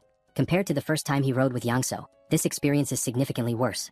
At that moment, a new sound begins to rise, something similar to the sound of helicopter blades cutting through the air. Kim turns his head and spots a gigantic wasp approaching. The grasshopper halts in place as the wasp draws closer, and everyone remains still, waiting to see what will happen next. Sol points out that dealing with the wasp right now will be extremely difficult. The wasp approaches even closer, revealing a long, sharp stinger. It heads directly toward Kim, who is in an exposed position on the grasshopper's back. Kim's eyes widen as he realizes the imminent danger he's in. Lancelot rushes toward him, urging his master to be careful. But it isn't only Kim who notices the threat. The grasshopper also seems to sense that it could be the next target of the wasp's sting. As the wasp gets close, the grasshopper reacts swiftly, swinging one of its powerful legs to strike it down to the ground. Kim starts to think that maybe the grasshopper assumed it was the wasp's target and simply acted in self-defense. Now, the grasshopper charges toward the fallen wasp to launch a full attack. Trying to defend itself, the wasp bites down on one of the grasshopper's legs and successfully rips it off. The massive creature now stands with one less limb. Kim can only hope the grasshopper will continue to fight despite the injury. The wasp remains on the ground, seemingly vulnerable. However, the towering insect no longer makes any aggressive moves. Kim grows increasingly frustrated by the mindlessness of these creatures, annoyed at how they act like idiots without any coherent behavior. He begins to wonder if it's even possible to control such beings. At that point, he remembers someone capable of controlling certain things. Kim opens his subspace and calls for Yongsoo, who appears to be in the middle of playing a video game. Kim then asks whether it would be possible to control insects as well, not just vehicles. Shortly afterward, there was Yongsoo firmly gripping a set of ropes tied to the grasshopper's antennae. Kim states that the wasp is still exhausted and unable to get up. He adds that, in the worst-case scenario, they can retreat into the subspace, so it's worth trying to control the insects. Yongsoo agrees to attempt it and tells everyone to hold on tightly. He begins maneuvering the ropes, attempting to steer the massive creature, which to everyone's surprise appears to be responding. Slowly, the grasshopper begins turning toward the wasp lying on the ground. With a sudden move, the grasshopper strikes and tears the wasp's head off with a single bite. Witnessing that, everyone becomes overjoyed to see that Yongsoo has managed to control even a creature of that size and power. But before they can fully process their success, more insects emerge. This time it is a giant moth. Wasting no time, Yongsoo moves the ropes once again, signaling the grasshopper to attack the new threat. The grasshopper immediately jumps toward the moth and delivers a powerful strike. Alongside the moth, a mantis also appears, only to be swiftly eliminated by the grasshopper as well. Next, a swarm of giant ants arrives. To handle them, the grasshopper receives help from Kim, who summons beams from the Eames dimension to assist in wiping out the attackers. After all those confrontations, the group reflects on how they initially thought the grasshopper was special only because the dimensional beams had no effect on it. But now they realize it is an incredibly powerful predator, far beyond what they had expected. Seeing the grasshopper now lying lifeless on the ground, everyone expresses their gratitude for how much it had helped to make things easier up to that point. Lancelot remarks that among rank 7 creatures, there are very few that he believes could have taken down that grasshopper. Kim adds that without Yongsoo's intervention, they would have found themselves in serious trouble. Then Bedivere appears, reporting that the area is now completely cleared of insects and promising to remain on alert. As he looks to the side, something catches his attention, something he has been searching for a long time. There, standing before them, are 2 open portals. And beside those portals stand 2 creatures, guardians whose sole purpose is to protect the cores of the gates and prevent anyone from trying to close them. There stood the 2 grotesquely deformed creatures, shaped like massive balls of twisted flesh. Anyang steps forward, his presence firm, and says he has waited a long time for this moment. With his sword already drawn, he turns toward Kim and expresses his gratitude for giving him the chance to avenge his fallen comrades. Kim responds that no thanks are necessary, stating that nothing could be fairer than allowing Anyang to be the one to destroy the cores. Anyang nods in appreciation of the gesture, then turns his focus back to the enemies ahead. He remarks that no matter what he does, the millions of lost souls can never be truly honored. Still, he chooses to unleash his most powerful technique, because that is the least he can offer them. As he prepares to strike, an intense orange aura begins to radiate from his body. Gathering his strength, he raises his weapon and launches the attack, shouting for those disgusting insects to vanish. The skill, known as Descending Footprint, is released from a distance, designed to strike both gate cores simultaneously. The impact of the ability is overwhelming. Upon hitting its target, it obliterates the creature completely, crushing it with brutal force. The surrounding area is instantly engulfed in a thick cloud of dust stirred up by the shockwaves. Anyang turns around, his back to the devastation still unfolding behind him as the explosion continues to rumble. Watching the display of raw power, Kim acknowledges that Eun had not been exaggerating when he said this was his strongest ability. The strength is truly formidable. Then one of the portals begins to close. However, everyone immediately questions why only one of the two portals is shutting down. As the dust settles, it becomes clear. The hand of some unknown creature had shielded one of the cores from the full force of the attack. Everyone turns to see what exactly that creature is. And since it has not yet emerged completely from the portal, Kim wonders what kind of being it might be. Gradually, the creature begins to exit the portal. It has multiple eyes, far more than anything natural. The being resembles a monstrous, mutated fly. The sight of such a horror leaves Eun stunned. His most powerful strike had not even left a scratch. Then the creature attempts to speak. It says it will likely face reprimand from the Chamber of Commerce, but given the current situation, everything is already a lose-lose scenario. It adds that it smells something quite delicious. Soul asks whether that mutant can even still be considered an insect. Kim comments that the monster is revolting and questions whether it is also a rank 7 entity. Attempting to catch it off guard, he opens the subspace and gives the command for PX to launch the Lakis spears toward the fly. The spears strike the creature's eyes, yet cause no harm, not even the faintest scratch. This outcome surprises Kim, considering those same spears had managed to wound the grasshopper. His suspicion grows. Lancelot then confirms that the creature is indeed at least rank 6, possibly even stronger. The fly questions what had just been thrown at it, noting that it barely felt a thing. It also asks where those spears had come from. Soul looks to Kim and asks what they will do next. Kim, however, finds himself unable to focus on anything except trying to determine the next move, never having faced anything of such overwhelming power. He begins recalling past fights against opponents stronger than himself, trying to understand how he had managed to overcome those odds. There must be some kind of trick. Then reality hits him. Until now, all he had done was launch attacks endlessly. And now would be no different, because no other option remains. He shouts for everyone to stay back, announcing his intent to continue attacking from a distance until he can find a weakness. Again, he opens the portal and fires more of Lakis's electric spears. The spears strike the fly, but are effortlessly deflected, causing no visible damage. The creature mocks the attack, sarcastically claiming that the pain was unbearable. It then wonders aloud whether it should simply wipe everyone out, leaving no survivors. Yet it says it feels too lazy to move. Now face to face with Kim, the creature hovers menacingly as Kim desperately searches for a solution, or at least tries to determine whether it's worth continuing to attack despite the lack of results. Kim remarks that the only small advantage is that the fly considers them so insignificant, it doesn't even seem to have acknowledged the presence of the humans. Lancelot calls out to Kim and insists that he doesn't need to fight this monster directly. All they need to do is find a way to destroy the gate's core, and the creature will vanish along with it. Kim responds that he knows that, but still can't stop himself from trying to take the monster down. Lancelot agrees to try and distract the creature. Once an opening appears, they all know what to do. Kim agrees with the idea but wonders how Lancelot plans to do that, especially when even the Lakis spears are being ignored. He concludes that the only possible solution is to find something the insect would be attracted to. Then, an idea seems to strike him. He reaches into the subspace and pulls out an oversized electric repellent. The system display shows that it carries an electric attribute, with functions including penetration, shock, and provocation. When Kim realizes what is happening, within mere seconds, the creature is already alarmingly close to him, as if it had been rapidly drawn in by some invisible force. With its sudden approach, the hundreds of eyes covering the fly become clearly visible, revealing how horrifying the creature truly is. The fly then questions what the object is, calling it both fascinating and beautiful. Kim begins to tremble with fear, mistakenly believing that the creature is speaking about him, and not the oversized electric repellent it now holds. While he remains paralyzed with terror, Lancelot shouts out to Mordred, urging him to act quickly and strike at the hand that is still guarding the gate core, while the fly remains distracted. Using his stealth skills, Mordred advances toward the enormous arm shielding the core. He gets close and then leaps in the direction of the core. Maintaining his stealth, he strikes with his dagger, aiming directly at the core that had been under the creature's protection. The blow lands cleanly, slicing the gate core in half. In that very instant, the system displays a notification indicating that the dimensional account's ownership has been transferred, though there are no details available about the previous owner. The account now holds 48,881 mana stones, totaling 74,616 in Kim's possession. Additionally, the system reports that the dimension associated with Beelzebub has lost all commercial rights. The Beijing region is restored to Earth's territory. At that moment, while the fly is still holding the repellent, visibly mesmerized by it, the creature is suddenly pulled backward, sucked into the portal, and sent back to its own dimension. Following this, the dark and oppressive atmosphere that had enveloped the area begins to fade, and daylight returns. One of the Chinese men, noticing that everything appears to have returned to normal, asks if it's really over. The sunlight breaks through once again, shining over a landscape that had, just moments earlier, been completely blanketed in toxic gas. All the men shout in celebration. At last, they have successfully cleared the Chinese gate. In a moment of relief, Kim collapses into a sitting position on the ground. Lancelot approaches and asks if he's alright. Kim replies that he is, even though his legs gave out and he nearly got eliminated by a giant fly. He explains that when the creature got that close to him, there was nothing he could do. The panic was so overwhelming and immediate that he couldn't even think about entering the subspace. In other words, this time he came back from the dead. He adds that what is most shocking is the fact that even a monster like that is afraid of the multidimensional Chamber of Commerce, the same organization behind the ongoing war. and if they wish to return to their former lives, they will have to confront that very group, to stand against something that even terrifying monsters fear. Seeing Kim so drained, Lancelot asks Mordred to remain on alert.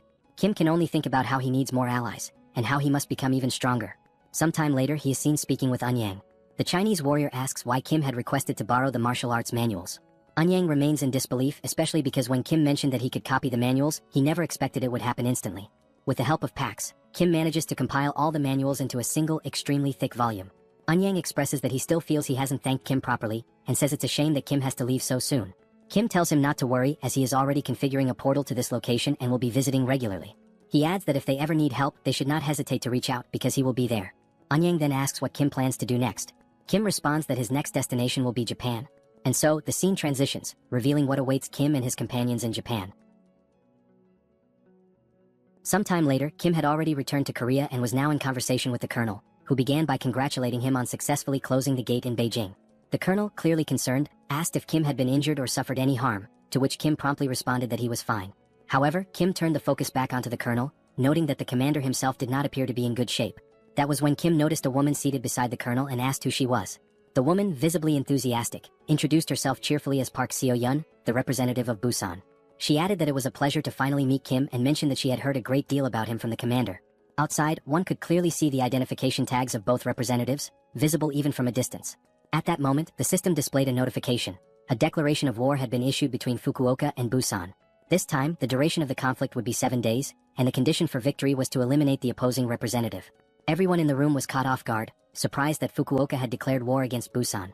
The colonel then turned to Kim, asking if he remembered what had previously been said about Japan, that the situation over there was not looking good. Kim affirmed that he remembered, though he noted that China had been the more urgent matter at the time. The colonel explained that on that very same day, the previous government of Japan had collapsed, and an ultranationalist group known as the Society for the Awakening of Restoration had seized power.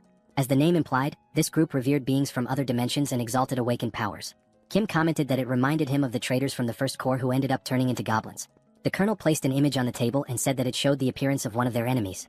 Kim picked up the photo and was taken aback. It clearly depicted some sort of fish.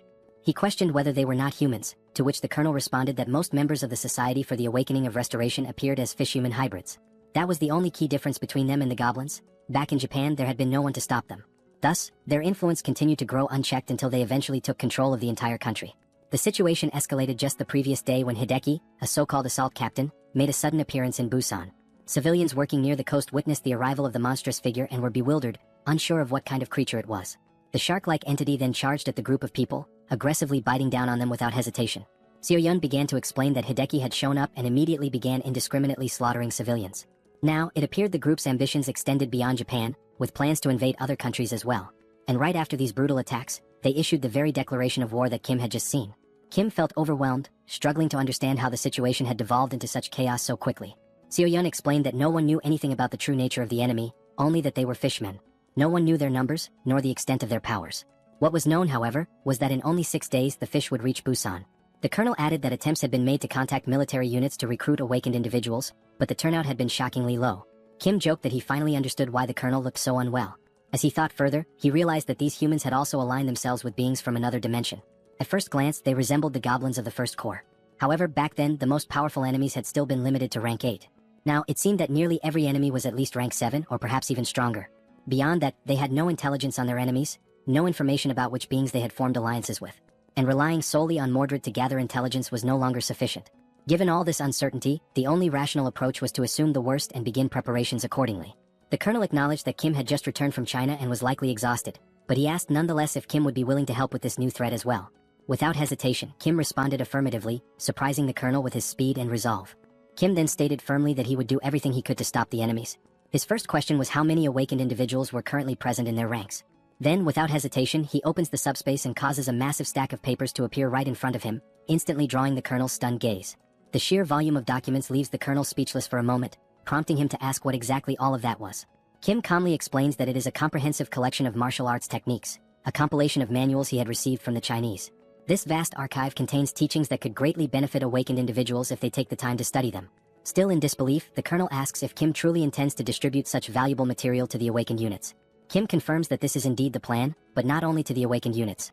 He states that he will also offer them to anyone willing to lend a hand in the upcoming battles.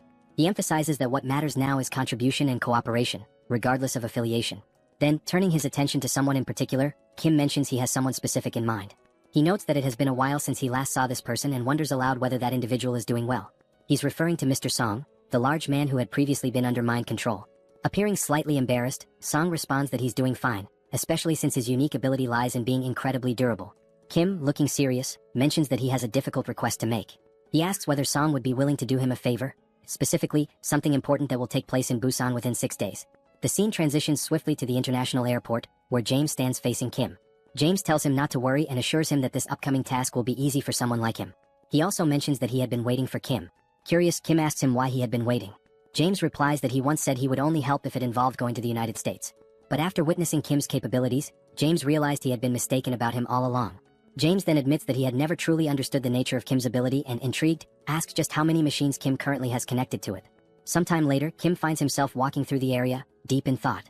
He reflects on how the earlier misunderstanding with James had been resolved and shifts his attention toward evaluating their current combat strength.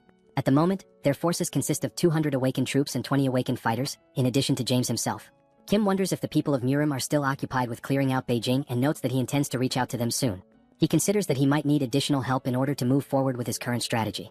His thoughts drift toward the Camelot facility, a base he had constructed to house the knights. Realizing that it has been quite some time since he last used a strengthening stone, he checks the system and sees that a considerable number of enhancement stones have now accumulated. Unable to recall the last time he used any of them, Kim decides it's the perfect moment to put them to use and allocate them wisely to increase his force's capabilities. He immediately uses the stones and initiates the summoning of the other Knights of Camelot. The system promptly displays a notification that all 12 knights are being summoned.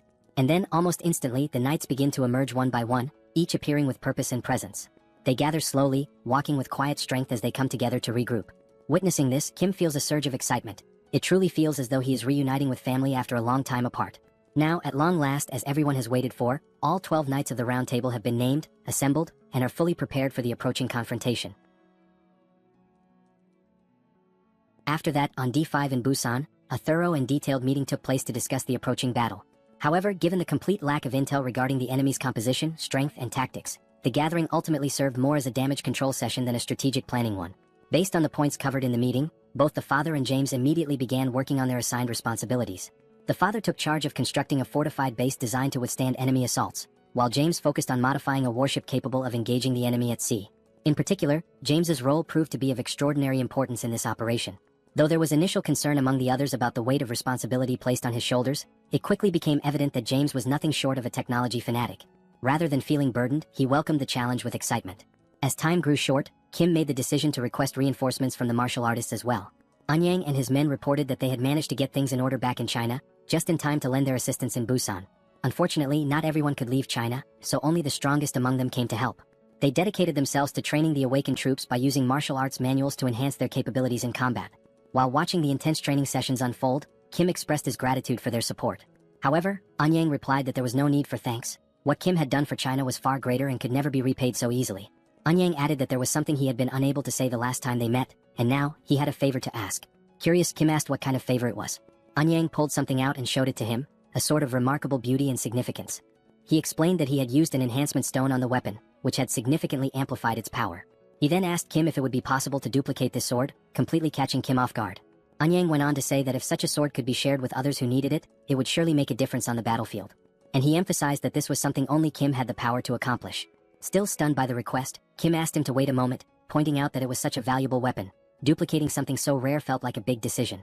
Nevertheless, Kim accepted the sword and sincerely thanked Anyang for entrusting it to him. Eager to test its potential, Kim promised to treasure the sword and ensure that it would be shared with those who needed it most. The system then displayed the sword's stats. It was a rare-grade weapon with wind attributes and included piercing and acceleration options, an extremely powerful and well-rounded blade. Afterward, Kim opened his portal and summoned Minwo, telling him that he had brought a gift. Minwo, exhausted from continuous training, didn't even manage to ask what the gift was. He could only wonder what Kim had in store. A few minutes passed. Minwo began to speak, saying that once he reached skill level 10, he learned that with 1,000 mana stones, he could obtain a classification and a dimensional account. He had since gone monster hunting to gather stones. Minwo continued, explaining that he had been the only one left out of the recent battle against the insects due to his lack of official classification. That exclusion left him deeply frustrated. Kim was surprised by Minwo's frustration and began to wonder whether raising one skill level truly helped elevate their classification. It was at that moment Kim realized that the majority of martial artists were already at rank 8. He speculated that perhaps some of them had received registration forms from dimensional entities to increase their rank. However, the more likely explanation was that they had simply advanced their level in tandem with their abilities, especially since those registration forms were so difficult to obtain. Then Kim thought about Soul. She hadn't said much about her own progression, despite always staring at the system screen and muttering that it kept asking for more mana stones, leading her to suspect the system itself was trying to scam her. Kim came to a harsh realization. It would take 100,000 mana stones just to reach rank 6. He turned to Minwo and asked how many stones he had managed to collect so far. Minwo answered that he had only gathered 314. Kim then said he would provide the rest of the stones, but only if Minwo agreed to do him a favor. Minwo asked what kind of favor that would be. And so, Minwo joined the upcoming battle against Fukuoka. As preparations progressed, time seemed to accelerate. Finally, the day arrived. The day of the battle. Gradually, the enemy began to approach from the sea. The waters, calm just moments before, suddenly erupted as the invaders emerged without warning. The fishmen began shouting as they arrived, claiming that nearly 1,000 merfolk were on their way. They boldly declared that human weapons would be useless against them. Furthermore, they offered what they called a bloodless solution: surrender the representative and they would spare the rest. Observing their arrival, Kim noted how articulate the fishman was. The creature had spoken the perfect words to earn himself a punch. Then, a magical barrier opened. The fishman, convinced that the humans were about to surrender their representative and capitulate, let out a loud command, ordering the merfolk to attack.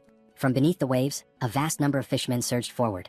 But before the lead fishman could continue his proclamation, something pink came flying toward him. It was a whip. The strike landed squarely, launching him through the air and leaving the rest of his kind stunned in fear. That powerful attack came from the newly appointed knight, who addressed the fishman with absolute contempt, calling him a filthy piece of trash.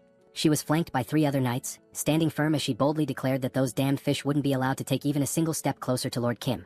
The 4-knight formation immediately exuded an intense aura of pressure, striking fear deep into the hearts of the invading fishfolk. Amid the mounting tension, a new figure emerged from among the enemy ranks, a fish-like creature who introduced himself as Lord Makio. His presence marked a shift in the battlefield's atmosphere. Observing the resistance before him, Lord Makio remarked that this scene was quite different from what had previously been described by another of their lords, Lord Hideki. A hammerhead-headed subordinate of his stepped forward, ordering the other fish to stand back as he alone would break through the enemy's defenses. Wearing a confident smile, Lord Makio stated that he would now show them the vast difference in power between their forces. But despite his posturing, the hammerhead fishman was swiftly intercepted and utterly defeated by Percival in a decisive, brutal counter. The blow left him crumpled and motionless, showcasing the sheer gap in strength between them. Witnessing one of their commanders fall so easily, the rest of the fish warriors charged in desperation. They shouted that the mighty Lord Hideki was still with them, and they had far greater numbers. Surely they still stood a chance. Joining the battle's front line was Anyang, wielding his sacred sword with unshakable determination. Fighting at his side was his trusted aide, delivering a relentless flurry of punches against the enemy. Also present on the battlefield was Sol, effortlessly taking down wave after wave of fish soldiers. Her strikes were sharp and well-coordinated, drawing from the new combat techniques she had recently mastered through rigorous training. A bright smile played on her face as she fought with poise and strength. Amidst the chaos, the second Lord, Hideki, finally made his entrance. Commanding his troops to charge, he stepped forward with a declaration of power, claiming that even among fishfolk, there existed a hierarchy of strength, and they were about to witness it firsthand. But his confidence was abruptly shattered. Out of nowhere, a Virga beam shot through the air at blinding speed and struck him square in the chest, throwing him back violently and halting his advance in an instant.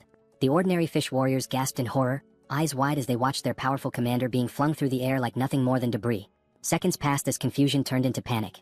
Suddenly, cries broke out among the enemy ranks, urging everyone to retreat. Something was clearly wrong. One of the fish soldiers, now frantic, shouted that they couldn't see any human ships nearby. If there were no ships, there should be no threat. The sea, by all logic, should be a safe haven for them. From the rooftop of a nearby building, Kim silently watched as the fish forces scattered in retreat. There was no celebration in his expression, only observation. He wondered to himself why they were fleeing in such a disorganized manner. Unlike the lizard men or the insect hordes, the fishfolk had yet to display any truly formidable power. It left Kim questioning whether this was really the full extent of their strength. Out in the ocean, as the enemy tried to escape, Kim opened a portal high in the sky above the retreating fish. From it, a massive ship descended, an imposing war vessel engineered with unmatched precision and technological enhancements. The fish had plans, no doubt, but against this masterpiece that James had constructed, any strategy would prove meaningless. Inside the ship, Kim gave a direct order to Yangso to set course for Fukuoka. Yangso replied with certainty, affirming that he would take them there, especially now that they had a fully equipped and masterfully modified warship at their disposal. While they sailed on the newly modified ship, Yongsu was excited to be steering the vessel, while Kim thought about how it had already been 2 hours since they had set off for Fukuoka. Besides having escaped earlier, no monsters had appeared. In other words, it had been 2 hours without any incidents or disturbances, completely silent. Kim wondered if perhaps they were being lured somewhere, but he considered that he would have to be extremely careless to be used as bait, which would be far too obvious. He realized that Lancelot and the other knights must be busy defending the base, except for Mordred. As Kim contemplated what could possibly go wrong, and prepared to enter the subspace to protect himself if something did, he suddenly heard an unusual sound. Quickly, he shouted that it was the noise of a strange monster and continued yelling that he had known it was a trap from the very beginning. Outside, on the sea, a giant whale emerged from the water. Kim said that, at first glance, this whale was at least of the same class as the locust, and if it reached Busan, it would cause total devastation, putting Kim on high alert. He then stated that he would try to stop it right there, even though he had no idea how strong it might be. Kim opened the subspace and launched the Eames dimension beams toward the whale. The beams struck the whale, piercing it easily. Then all the other beams also hit, severely injuring the whale. Seeing this, Kim commented that, as expected, the strength of that whale did not even come close to the power of the locust. As the whale sank into the sea, the system appeared, showing that the ownership of the whale's dimensional account had been transferred to Kim, making his current balance 54,827 magic stones. Looking at the system, Kim wondered if it was normal for such a weak enemy to possess a dimensional account and questioned whether this was also part of a bait strategy. Suspicious, he thought about how strong the rank 7 enemies that would appear next might be, but he was ready for whatever came his way, if the enemy had the courage. Or so he thought. About 10 minutes later, Yongsu announced that they had arrived in Fukuoka. Kim was surprised at how quickly they had gotten there. Kim remained cautious since they had crossed the sea without any problems. He had expected to fight the merfolk in the water, but that had not happened. Regardless, he was glad they arrived safely. However, from that point onward, it was completely enemy territory, and he knew he could not lower his guard. Looking up, he saw the giant sign marking the representative of Fukuoka hovering above the heads of the representatives. Seeing that, Kim said that the target, the representative, was more exposed than he had expected, but he did not know what traps or monsters were waiting for him. Kim opened the subspace and said he knew someone who specialized in infiltrating enemy lines. He called Mordred and said it was his turn now, assigning him the mission to infiltrate and gather information about the enemies. Mordred replied that he would carry out the order as commanded by Lord Kim.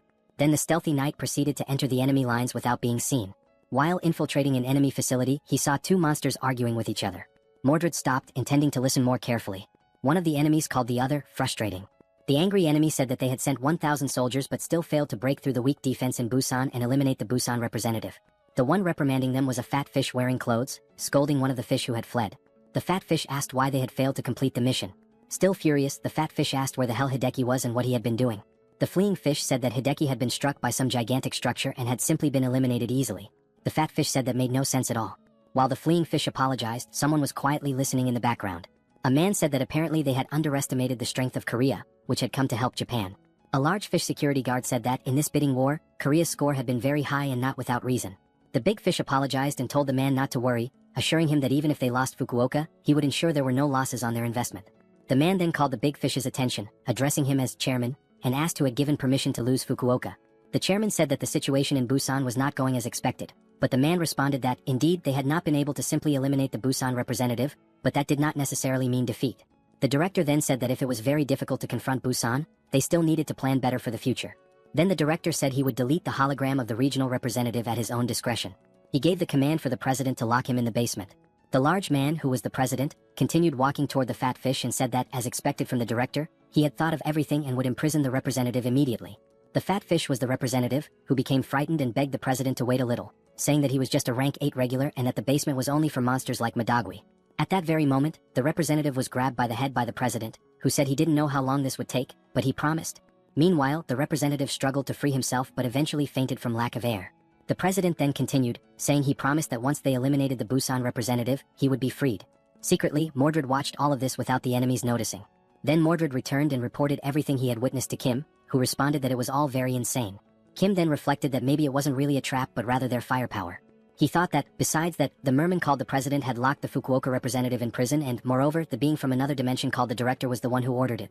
Lost in his thoughts for a moment, Kim realized that the director's hierarchy was above that of the president, which seemed like a confusing structure, a director giving orders to a president. Mordred would not be the type to confuse information. But anyway, Kim said he came to deal with the Fukuoka representative, and regardless of whether it was the director or president, it was none of his business.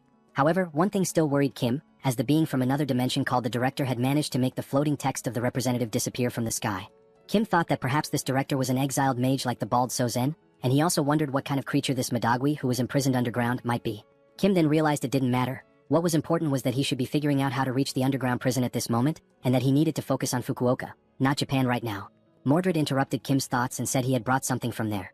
He then showed several keys he had managed to take without anyone noticing. From a distance, Kim asked if those were keys and why there were so many. Sometime later, they were already unlocking a padlock using the keys. Looking at the gate full of locks, Kim said he now understood why there were so many keys. Before entering, Kim asked Mordred if there were any troublesome monsters locked inside, and Mordred replied that if he had to guess, yes. Because even the representative had mentioned a monster called Madagui and seemed terrified of being sent to the same place as it. Kim mentioned that even the name Madagwi sounded ominous, but he warned that they wouldn't take any reckless actions. They would only find the Fukuoka representative quickly and leave. Then they entered the underground prison. Kim said it looked like an abandoned hospital or a prison, but it was emptier than he had expected. Mordred made a hand signal indicating for Kim to wait. Kim then asked Mordred what was wrong. But when he looked to the side, he saw a human silhouette emanating a lot of energy trapped inside a cage. Indeed, it was a human chained up inside. Kim was surprised that there was a person in prison there. He asked if that person had been tortured and if he was alright, but knowing he didn't know how the man had ended up there and that he was not an aquatic being, it was better to try to talk first. The prisoner had his eyes and mouth covered. So Mordred removed the tape covering his mouth. The prisoner said he had never heard that voice before and asked who was there, and if he was part of the Divine Awakening sect. Kim replied that he was part of no sect but cautiously said he wouldn't reveal who he was. Only if the prisoner introduced himself first would Kim say who he was. The prisoner then said that he had ended up fighting against the sect, and since Kim didn't know who he was, then he really wasn't part of the sect and had no reason to be eliminated. Kim said the man didn't seem like an enemy and mentioned that those he was fighting against were also part of the Divine Awakening sect. Kim then ordered Mordred to release the man from his chains. While Mordred was freeing him, the man thanked them for saving him even though he didn't know who they were. Kim said that humans needed to help each other survive, and the man replied that Kim was a rare soul in times like these of apocalypse and war. Still intrigued, Kim asked if the man was fighting the sect allied with the government. The man answered no, saying that the cult had taken over the government and unaware of this, he had ended up imprisoned. The man then removed the blindfold from his eyes and said his name was Saito Daichi, just an ordinary citizen. Smiling, he also said that he was the one called the Madagwi monster by the cult scoundrels. Kim is left shocked by the revelation and immediately asks if Saito Daichi is truly the Madagwi. In response, Saito Daichi asks whether Kim has ever heard that name before and if so, what exactly he has heard. Kim, still suspicious, replies that he had heard the merfolk fear a powerful monster known by that name. Daichi confirms it. He explains that Madagwi is indeed a powerful monster ranked at the 7th classification. However, what the merfolk truly fear is not just the monster's strength, but the heat it emits, an intense energy that practically makes Madagwi their natural enemy. Still taken aback, Kim asks if this heat is Saito Daichi's own ability, considering that he appears to be just an ordinary person. Daichi calmly responds that his ability is not to transform into Madagwi. He then lifts his shirt and reveals something beneath it, a red mark on his body resembling a scar. He explains that the Madagwi is sealed within his body. Kim's jaw drops in disbelief and asks if something like that is truly possible.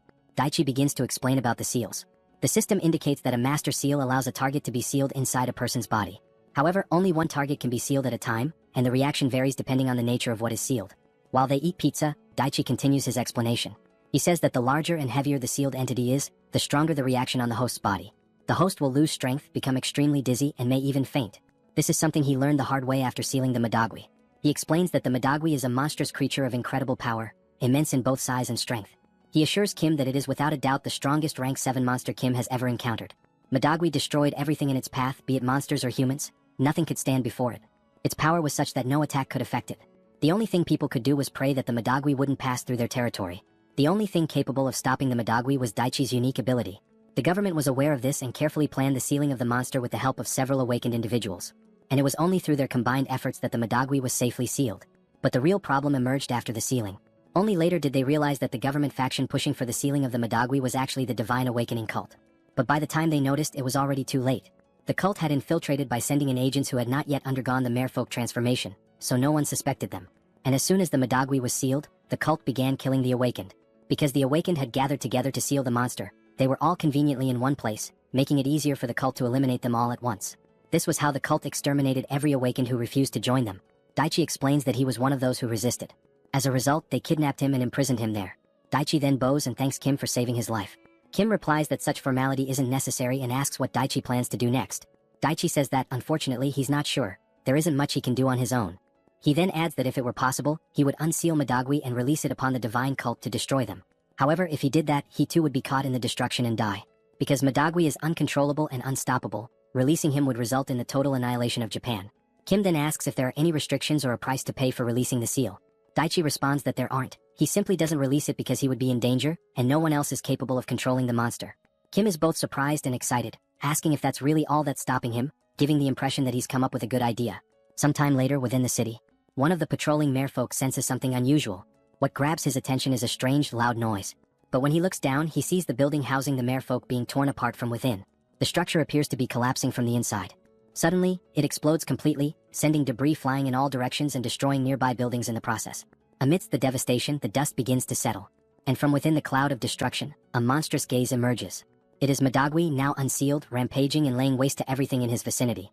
The merfolk who had been nearby see him and can do nothing but widen their eyes in sheer terror, fully aware that this is the end for them. They are frozen in place, paralyzed with fear, unable to move a single step, still struggling to believe that the Madagui is truly standing there before them. Meanwhile, the Madagui continued to advance, and with every step it took closer, the merfolk began to feel as if they could no longer breathe. A suffocating sensation overcame them, as though the very air was being burned away. The monster pressed forward, destroying everything in its path without mercy. As it walked, the merfolk nearby began to melt, unable to withstand the sheer heat radiating from its body. From within the subspace, an emergency shelter Kim had created to protect Daichi from Madagui's wrath, Kim carefully observed the destructive force of the beast outside. At that moment, a notification from the system appeared, stating that the representative of Fukuoka had been eliminated. As a result, Busan had officially won the territorial conflict. Kim acknowledged the representative's elimination and told Daichi not to worry about the rebound effect from the unsealing. Turning to Daichi, Kim assured him that he would take care of everything properly, instructing him to focus only on resealing the monster. Upon hearing those words, Daichi realized this was not the moment to be impressed. But even so, he couldn't help but think Kim was a genuinely admirable person. And it wasn't just because of his strength. It was the way Kim simply did what needed to be done, helping others without hesitation, as if it were the most natural thing in the world. Moved by Kim's resolve, Daichi felt that he too had found someone to look up to, someone who inspired him to do what must be done. Steeling himself, he began removing his shirt. Yes, that's right, just like anyone else would when preparing to bear a scar of such power. Daichi gathered his courage, stood before the portal, and faced the approaching monster. He shouted that the beast's brief moment of freedom was over, it would now be sealed once again. Upon hearing that familiar voice, the Madagui instantly recognized it as belonging to his natural enemy. Panic struck and it turned to flee. But Daichi had already begun channeling his sealing power. In desperation, the monster grabbed onto a nearby building in an attempt to resist. But the structure was no match for its strength and crumbled entirely beneath its grasp. Soon after, the sealing process was complete. The Madagui was drawn back into Daichi's body, once again forming the distinctive scar-like seal upon his skin. Daichi, now drained of strength, collapsed backward. But Kim caught him just in time, preventing his head from hitting the ground. He calmly told Daichi that he had done a great job. Daichi, barely conscious, looked at Kim and thought that he had indeed done what needed to be done. With the last bit of strength he had, he gave Kim a thumbs up. At that moment, Yongsu came running over and asked who the man was. Kim explained that the man was from Japan and was suffering heavily from the aftereffects of his ability. For now, it would be best to move him somewhere safe. As Kim carried Daichi, he told Yongsu not to be surprised if more people appeared in the subspace, since this likely wouldn't be the last time. Suddenly, something caught Kim's attention. When he looked, he saw a new system message. The message congratulated him on his victory and instructed him to head to the Japan branch of the Multidimensional Chamber of Commerce for further instructions. Kim recalled the intel Mordred had provided, about a certain manager who held more authority than a president. Something about it seemed like a bug in the system, and Kim began to suspect what might truly be going on. However, before he could finish his train of thought, Yongsu interrupted, reporting that something was ahead of them. Kim looked up and saw two monsters peering intently into the subspace. What surprised him even more was the fact that, despite the widespread destruction in the city, the area where they stood remained completely untouched, as if protected by some strange field. Kim realized with a jolt that this place was none other than the accursed Multidimensional Chamber of Commerce, the Japanese branch. Yongsu, recognizing the monsters as enemies, said he would take care of Daichi and told Kim to handle the remaining business. Kim expressed his thanks. Outside, the two monsters conversed. They noted that the Madagui had been unexpectedly released, and that the Fukuoka representative had been eliminated, likely the reason for the chaos. Seeing the floating tag above Kim's head identifying him as the representative of Seoul, they quickly realized that he was most likely the one responsible for everything. Then, a notification from the monster's own system appeared, showing that they had just received a fund of 3,000 magic stones. It was the perfect chance to redeem themselves for past failures. As one of the monsters, the president, devoured the stones, the other warned him to ensure the job was done properly this time.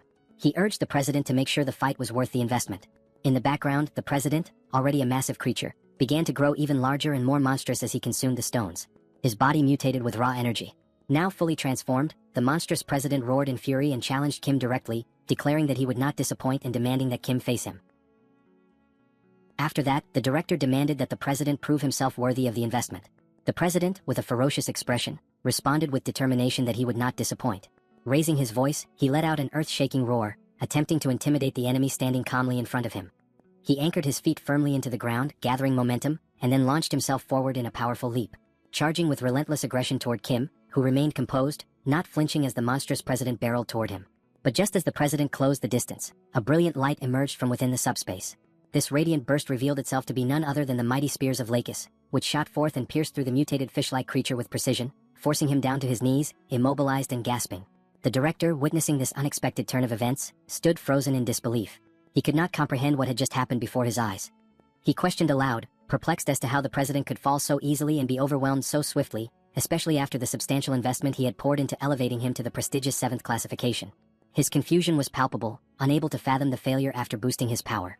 Then, a system notification appeared, announcing that Kim had received 14,000 magic stones. The timing of the message puzzled Kim, for he had not yet finished off the president, who remained alive, albeit gravely wounded. Kim's attention was then drawn back to the director, who began speaking, remarking that, frankly, Japan used to be stronger. But as everyone could see, Korea had now become prime real estate in the world of awakened powers. Continuing his monologue, the director revealed his original plan. He had intended to establish Japan as his primary base and from there, proceed to conquer neighboring countries, expanding his influence step by step. However, in light of recent events, he admitted that perhaps his strategy had been flawed from the start. The director, adjusting his tone to a more businesslike offer, turned to Kim and proposed a new alliance. He asked whether Kim would be interested in using Korea as the new staging ground to dominate other nations. Should Kim accept the investment, the director promised Korea would reap numerous benefits. For example, Kim would gain the authority to declare war on regions such as Osaka or even Tokyo itself. Hearing these words left the president, still bleeding and crouched on the ground, in utter shock. He could not believe what he was hearing. His eyes widened as he questioned what the director truly meant by this sudden shift in allegiance. But the director, showing no interest in the president's disapproval, continued as though uninterrupted. He added that, beyond the political power, Kim would also gain access to more magic stones, with the only condition being that it would be rewarded as a prize for victory and for claiming the Fukuoka Gate. He raised his hand, pointing his thumb toward the surroundings, stating that if Kim accepted this offer, he would like him to eradicate this pitiful place filled with losers. He expressed his distaste for working in such a public and exposed office, complaining that it hindered his ability to operate effectively. By eliminating it, he claimed, Kim's classification would increase significantly. Kim couldn't help but wonder silently if this monster truly had the power to raise his classification. The director then, in a seemingly casual manner, asked whether there were any awakened buildings in Korea as well, hinting at his intricate knowledge of awakened infrastructures. At that moment, the president, writhing in pain on the floor, showed signs of deep frustration. Glaring with fury, he gripped the spears lodged in his chest, yanking one free while speaking through clenched teeth. He accused the director of telling a completely different story from the promises he had originally made. Fuming with rage, the president rose to his feet and with all his remaining strength, hurled the spear toward the director, aiming for a lethal strike. However, as the weapon approached, a green aura enveloped the director's body. Despite the force behind the throw, the spear was completely repelled. No matter how much force the president applied, he was unable to breach the director's defensive field. Observing this from a distance, Kim identified the power as repulsion, but something about it felt off. Regardless of how strong a repulsion ability was, there should at least have been some slight impact or recoil, but the director remained perfectly still, unaffected. It was in that moment that Kim came to a realization. The director's power level might not be of a mere 6th rank, it was something beyond. The director then addressed the president sharply, telling him not to interfere when he was in the middle of an important discussion. Turning his attention back to Kim, he requested that Kim eliminate the president first, remarking that while the president excelled at avoiding attacks, he utterly lacked offensive capabilities. But the scene quickly shifted as the president began losing a tremendous amount of blood. Observing this, the director nonchalantly stated that there was no longer a need for Kim to finish him off. The president's end was near, his life slipping away due to his severe blood loss. Curious, Kim inquired about the director's exact classification. With a smirk, the director explained that members of the Chamber of Commerce handled matters differently. He suggested Kim should consider him a rank 0 existence, the highest possible classification. Since they operated on Earth, after all, they needed certain privileges and benefits to manage affairs efficiently. Abruptly shifting the conversation, the director asked Kim if he would accept the proposal or not. His tone left no room for evasion. Kim, now sweating profusely from the sheer pressure of the situation, thought to himself about the nature of the proposal. It was essentially an offer to switch sides, to stop being the invaded and instead become the invader, with a range of perks attached. Nervousness mounting, Kim hesitated, asking for a moment to consider. But the director quickly pointed out that throughout the vast universe, there were countless beings with abilities similar to Kim's. He even mentioned the man Kim had just rescued recently, hinting that he too possessed a comparable power. The director continued, saying that if there were already many like that in the places Kim had been, one could only imagine how many more existed across the entire world. At that moment, the director stated firmly that he was merely offering an investment. He emphasized that this did not give Kim the right to become arrogant or presumptuous about his strength. However, within that very instant, Kim's thoughts revealed his conviction. This being clearly had no understanding of his real powers. The director mistakenly believed that Kim's abilities were limited to sealing alone. It became evident to Kim that the director truly had no clue about his actual potential. Now, with a growing sense of certainty, Kim internally confirmed that the director was completely ignorant of his true power. Kim then confronted the director with a direct question, asking what would happen if he were to refuse the offer. The director, without hesitation, responded that if Kim refused, it would simply be over. In the very next breath, without a moment of doubt, Kim declared his refusal. The abruptness of this answer sent a shockwave through the director, who questioned in disbelief whether Kim was truly being serious. Kim, with a composed demeanor, confirmed once again that his refusal was absolute and unwavering. The director, now visibly frustrated, remarked that he had no idea what Kim was relying on. He urged Kim to reconsider, warning him to think carefully as there were no other options available to him. But Kim, remaining steadfast, turned toward the director and stated that his decision had already been made. He further added that he had accomplished what he came here to do and was now leaving. This bold attitude left the director completely dumbfounded. He had just been blatantly rejected, despite being a high-ranking member of the multidimensional Chamber of Commerce. The director, bound by the organization's strict policies of neutrality, knew that making direct investments was absolutely forbidden. And yet, there he stood, so brazenly discussing an illegal investment, only to be outright refused. His initial plan was to keep everything hidden. No one was ever supposed to find out about this, which was precisely why he resorted to subtle coercion and manipulation, intending to corner Kim into accepting the investment. It was practically blackmail masked as a business deal. But as Kim began to walk away, the director's thoughts raced, questioning whether that man was truly doing this. Was he really just walking away from an offer of this magnitude? Perhaps Kim was a fool, or maybe he had a hidden strategy up his sleeve. Regardless, the director concluded that it wouldn't be too difficult to select a capable individual who could eliminate Kim quietly, thus preserving his secret. It would be a simple matter to erase Kim without causing a scene. On the other hand, Kim, while leaving, contemplated his next move. Given how the Chamber of Commerce had harassed them relentlessly, he was determined to retaliate in some way. However, the director's repulsion ability was overwhelmingly powerful. Not knowing the full extent of the director's strength and understanding that having an enemy within the Chamber of Commerce who could wield such potent repulsion would be unwise, Kim decided that for the time being, the best course of action was to retreat discreetly, or at least pretend to. Kim whispered quietly, issuing a command to PX to begin storing the office. A portal silently opened behind them, swallowing the entire office space into its dimensional void, vanishing it without a trace. The director, oblivious to the sudden disappearance, remained unbothered at first. But when he finally turned around, perhaps sensing a shift in the atmosphere, he realized the office that had once stood behind him was now completely gone. Kim then began to explain, though more to himself than to anyone present, that after defeating the lizard men, he had leveled up before heading to China. As a result, he had gained a special save point as a level-up bonus. However, until now, he had never found the right opportunity to make use of it. Given that the director had no knowledge of Kim's hidden abilities, this had been the perfect moment to execute his plan and turn the tables on the Chamber of Commerce, using their own space against them. Meanwhile, still paralyzed by shock, the director struggled to comprehend what had just transpired. His mind raced to understand the implications of the vanished office. But as he raised his head to look toward the portal, ready to curse Kim with a furious insult, his words were abruptly silenced. In that very instant, his head exploded without warning, as though it had been obliterated by an unseen force. The sheer suddenness of the explosion left the president, who was still pinned to the ground with spears, utterly speechless. Kim, too, stood in absolute astonishment, baffled as to how the director's head had simply burst apart on its own. Now, lying on the ground before them, was the lifeless body of the president, his chest riddled with spears, and beside him, the headless corpse of the director sprawled motionless. The president turned his gaze one final time toward the director's fallen body and muttered words of disillusionment. He spoke with a bitter tone, realizing that, in the end, the director was nothing more than a subordinate. From the grand perspective of the vast universe, he had been utterly insignificant, a mere pawn in a much larger scheme. These were the president's last words. With that, his life faded away. The system interface appeared once more, informing Kim that a new dimensional account had been transferred. The accumulated total of magic stones now reached nearly 72,000. As Kim stood there, surveying the aftermath of the battle, the chaotic scene seemed to settle into an eerie silence. With both his enemy and the Chamber of Commerce member lying lifeless, it seemed at last that peace had returned to the area. Yet, despite the apparent victory, Kim remained frozen, his thoughts consumed by confusion. He questioned what on earth had just occurred and whether this bizarre outcome had been his fault for storing the office. He wondered anxiously whether his own head might also explode at random, a chilling possibility that left him with a slight sense of regret for having made the decision to store the office in the first place. But no matter how much his anxiety grew, there was nothing he could do about it now. The primary threat had been dealt with, albeit in the strangest of ways. For the moment, Kim decided it was best to process everything step by step, rather than overwhelm himself with panic. He considered that perhaps the best move would be to return to Busan first and consult with Lancelot about what had just happened. Surely, Lancelot would be able to provide insights into this unprecedented situation. But at that precise moment, something caught his attention. A system notification appeared, indicating that a significant system update had been detected due to the contents that had been stored. Reading this message, Kim's mind could only produce a single thought. With an awkward, somewhat perplexed expression, he realized that perhaps storing the office had been the right move after all. After accepting, the system displays that the update is currently in progress. Meanwhile, in another place within the subspace, Saito Daichi is taken aback by the scene before his eyes.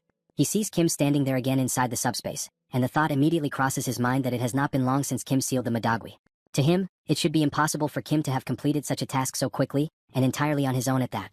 Kim asks whether Saito Daichi is doing well, and at that moment, Daichi's eyes light up, as if only now realizing just how remarkable Kim truly is. Even though Kim is from another country, he came here, helped them, and did everything for the sake of Japan. Daichi calls out to Kim and expresses his gratitude for all the assistance, stating that he has recovered and is now about to leave. Kim is slightly surprised by how quickly he wishes to depart, but Daichi explains that despite the help in defeating their enemies, there are still many pressing matters that need to be dealt with. He explains that Japan has lost 9 out of 10 bidding competitions. With clear frustration over the situation, he adds that even at this very moment, other awakened individuals are out there fighting monsters, risking their lives in the process. He points out that even Kim, a foreigner from another nation, has come here to fight, so he too should go out there and follow Kim's example. Daichi mentions that he had been the representative of Yokohama, but the text confirming this had vanished and could no longer be seen. If he can announce the news that they have succeeded in defeating the Fishmen, it should be possible to recruit several awakened fighters to their cause. Kim remarks that, unfortunately, such is the reality they face. Still, he would have preferred Daichi to stay at least until the next meal. Yet, since Daichi has made his decision, insisting any further would not be appropriate. Saito Daichi says that if they make it quick, it will be fine. They then share a brief meal together, and afterward, Kim tells him that if he ever needs any assistance, he must not hesitate to reach out. Even though Daichi does not like depending on help from others, Kim also mentions that he had been planning to set up a subspace portal in the area. Kim asks whether Daichi ate well and if there is anything else he needs. Daichi promptly replies that he is fine and expresses his gratitude once again for all the help. With that, he begins walking toward the exit, turns back to face Kim, and says that if Kim ever needs help, he only has to say the word. Daichi will certainly come and will also make sure to release the Madagui. Watching his new ally leave, Kim feels pleased to have learned more about the regional representative, especially since Mordred had previously mentioned that the branch leader holds the authority to sign off on the title of regional representative. Looking at the system display, Kim notes that it is good that this new feature has arrived. The system then confirms that the update is complete. Inside the newly updated room within the subspace, Kim walks forward, remarking that everything seems so ordinary, with no documents or unusual objects in sight. Suddenly, something appears and announces that it has been waiting for him. The entity has the form of a cube, with small propellers that allow it to hover in the air. Recognizing the voice, Kim is taken aback and asks if this is now Pax. With his updated appearance, Pax confirms that it is indeed him. Kim asks what has happened to his appearance, noting that he looks somewhat different. Pax explains that he has acquired a proper form after the system update and that, along with this, new functions have been added. He asks Kim if he would like to see them. Kim, astonished by how much more human-like Pax sounds now, agrees that he certainly wants to check out the new features. With a cheerful tone, Pax announces that he will go over the newly added functions, which amount to 4 major updates. The first is the message transmission system, which can only send messages to targets within a designated area, with certain limitations on the formats that can be used. The second function is the satellite observation system, similar to the first in that it only works within the designated zone. These capabilities leave Kim even more impressed, but Pax continues. The third feature is the hologram adjustment system, a visual interface that allows the modification and customization of holograms. Finally, the fourth addition is the dimensional lifeform registry application. However, due to low hardware capacity, there are limitations on the classification level that can be registered, with the current maximum being level 7. Hearing this fills Kim with delight. His eyes light up at the possibilities and he remarks that Pax is practically a god. With more portals across the world, the range of observation could expand dramatically, and now, on top of that, messages could be sent as well, turning his ability from merely a logistical hub into a fully unified logistics command center. Kim's eyes gleam, and then he forms a mischievous smile, hinting that he has just thought of something. He tells Pax that he wants to display a message. Meanwhile, elsewhere in Japan, Seoul is sighing out of sheer boredom. She complains that Kim had told them to be prepared, yet there were so few enemies remaining that the battle ended before she could land even a single punch.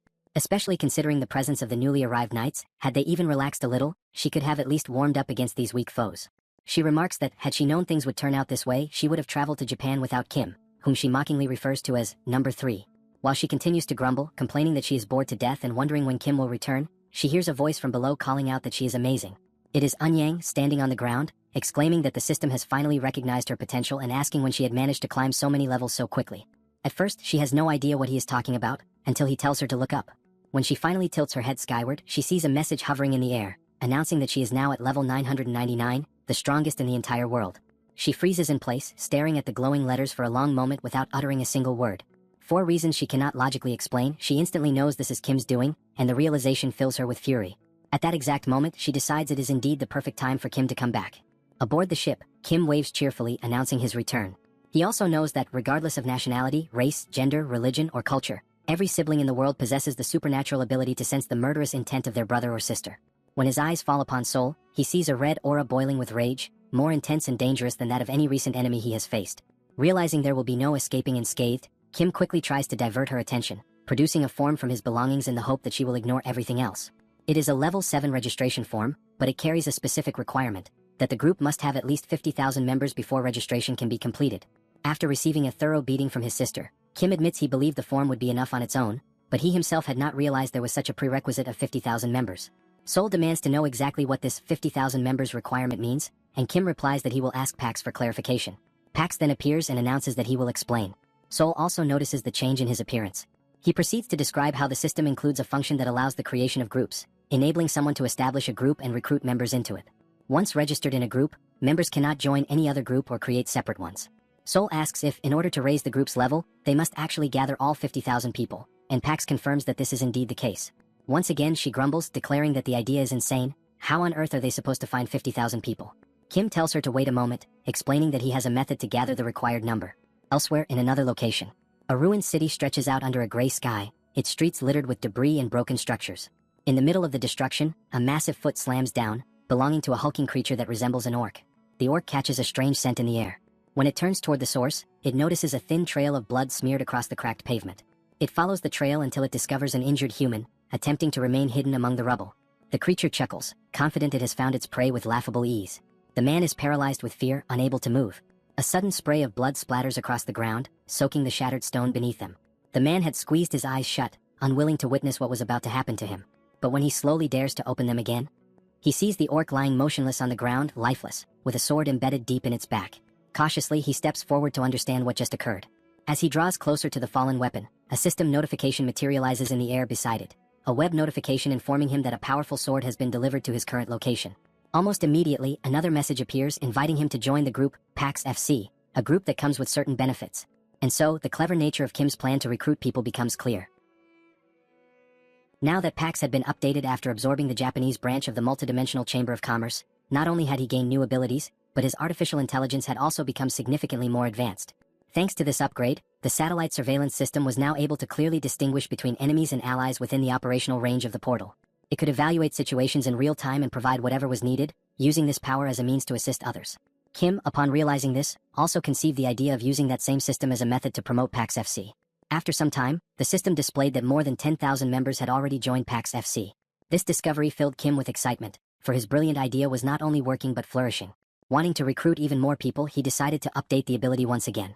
The latest update allowed the broadcast range to be expanded, enabling Pax's messages to reach areas that previously would have been inaccessible. The system reported that 8,000 magical stones had been consumed during the upgrade and that both the communication range and the transmission speed had increased fivefold. With this improvement in place, Kim departed together with Yongsoo to install additional portals, beginning their journey with a trip to Busan, accompanied by his personal pilot. After successfully installing the portal in Busan, and just as they were on their way to Gwangju to establish another one, Pax suddenly appeared, reporting that a problem had arisen. Indeed, an unexpected situation had occurred. People had begun to gather in large numbers around the portal. Many did not truly understand what it was. Some even assumed that Pax FC referred to a football team.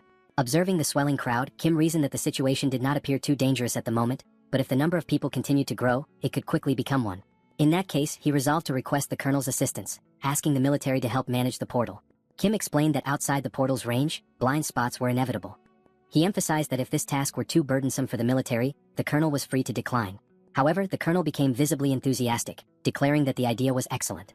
His eyes gleamed as he proclaimed that this was the very first step toward rebuilding a nation, the precise duty that a soldier ought to fulfill. He promised that he would give the order for the units to begin immediately. Kim then explained that for the moment the active portal sites were located in Incheon, Busan, and Gwangju, though many more were still to come. The colonel responded by saying that he would require a great number of people. At that moment, Kim realized he had not considered the matter of manpower.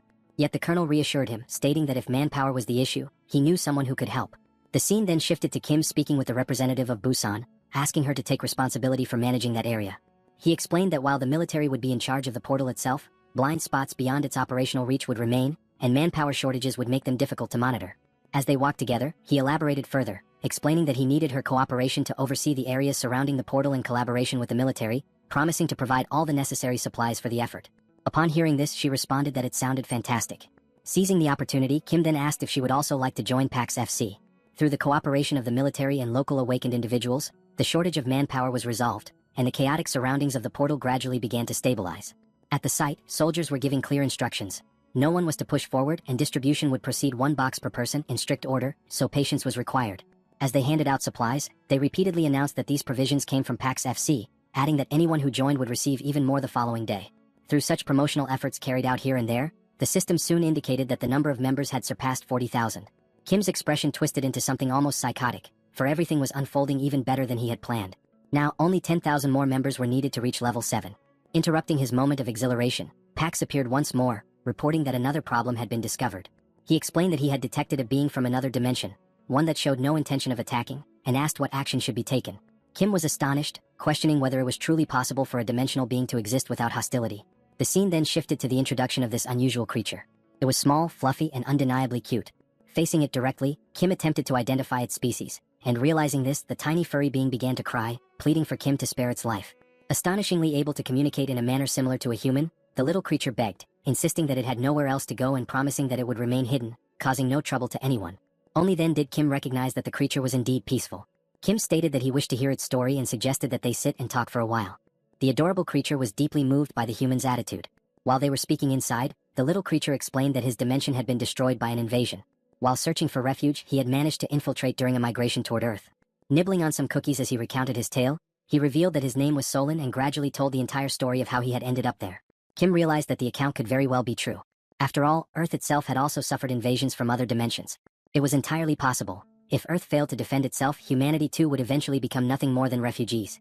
Kim asked whether Solon had come to Earth alone, and this question made the small, fluffy creature cry once again. Still sobbing, he clarified that he had not come entirely by himself. In the beginning, there had been many companions. He recalled how he had been their leader and had devised a plan to lead them to a mountainous area to establish a settlement. Unfortunately, it had not been a safe zone.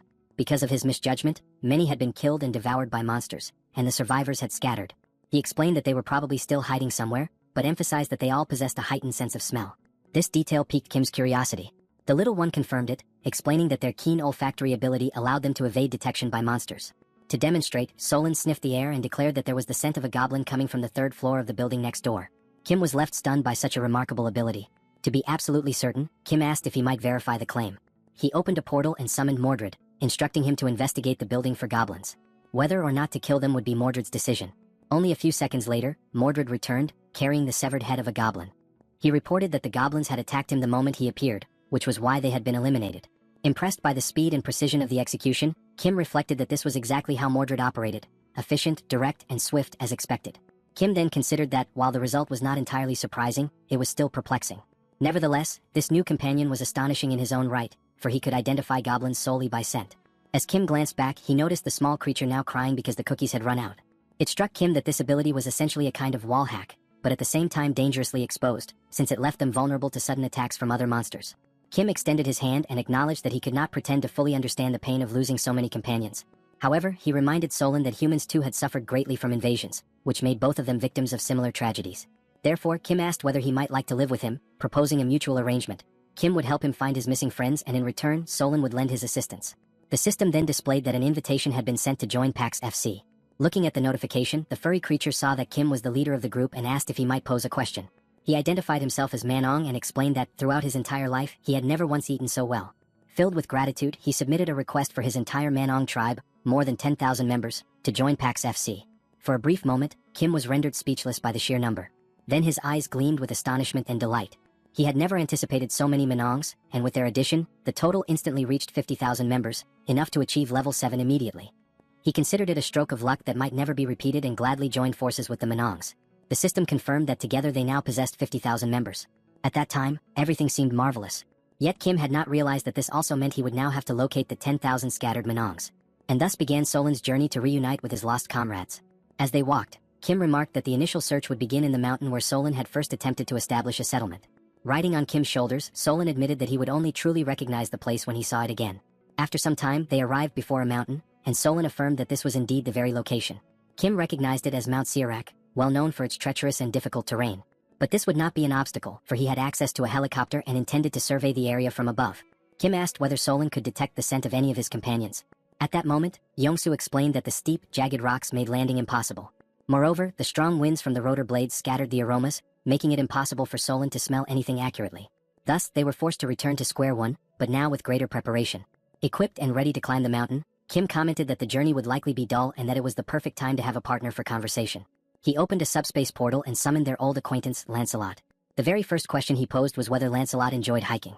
Lancelot confirmed that he did, while inwardly reflecting that this was what humans called socialization.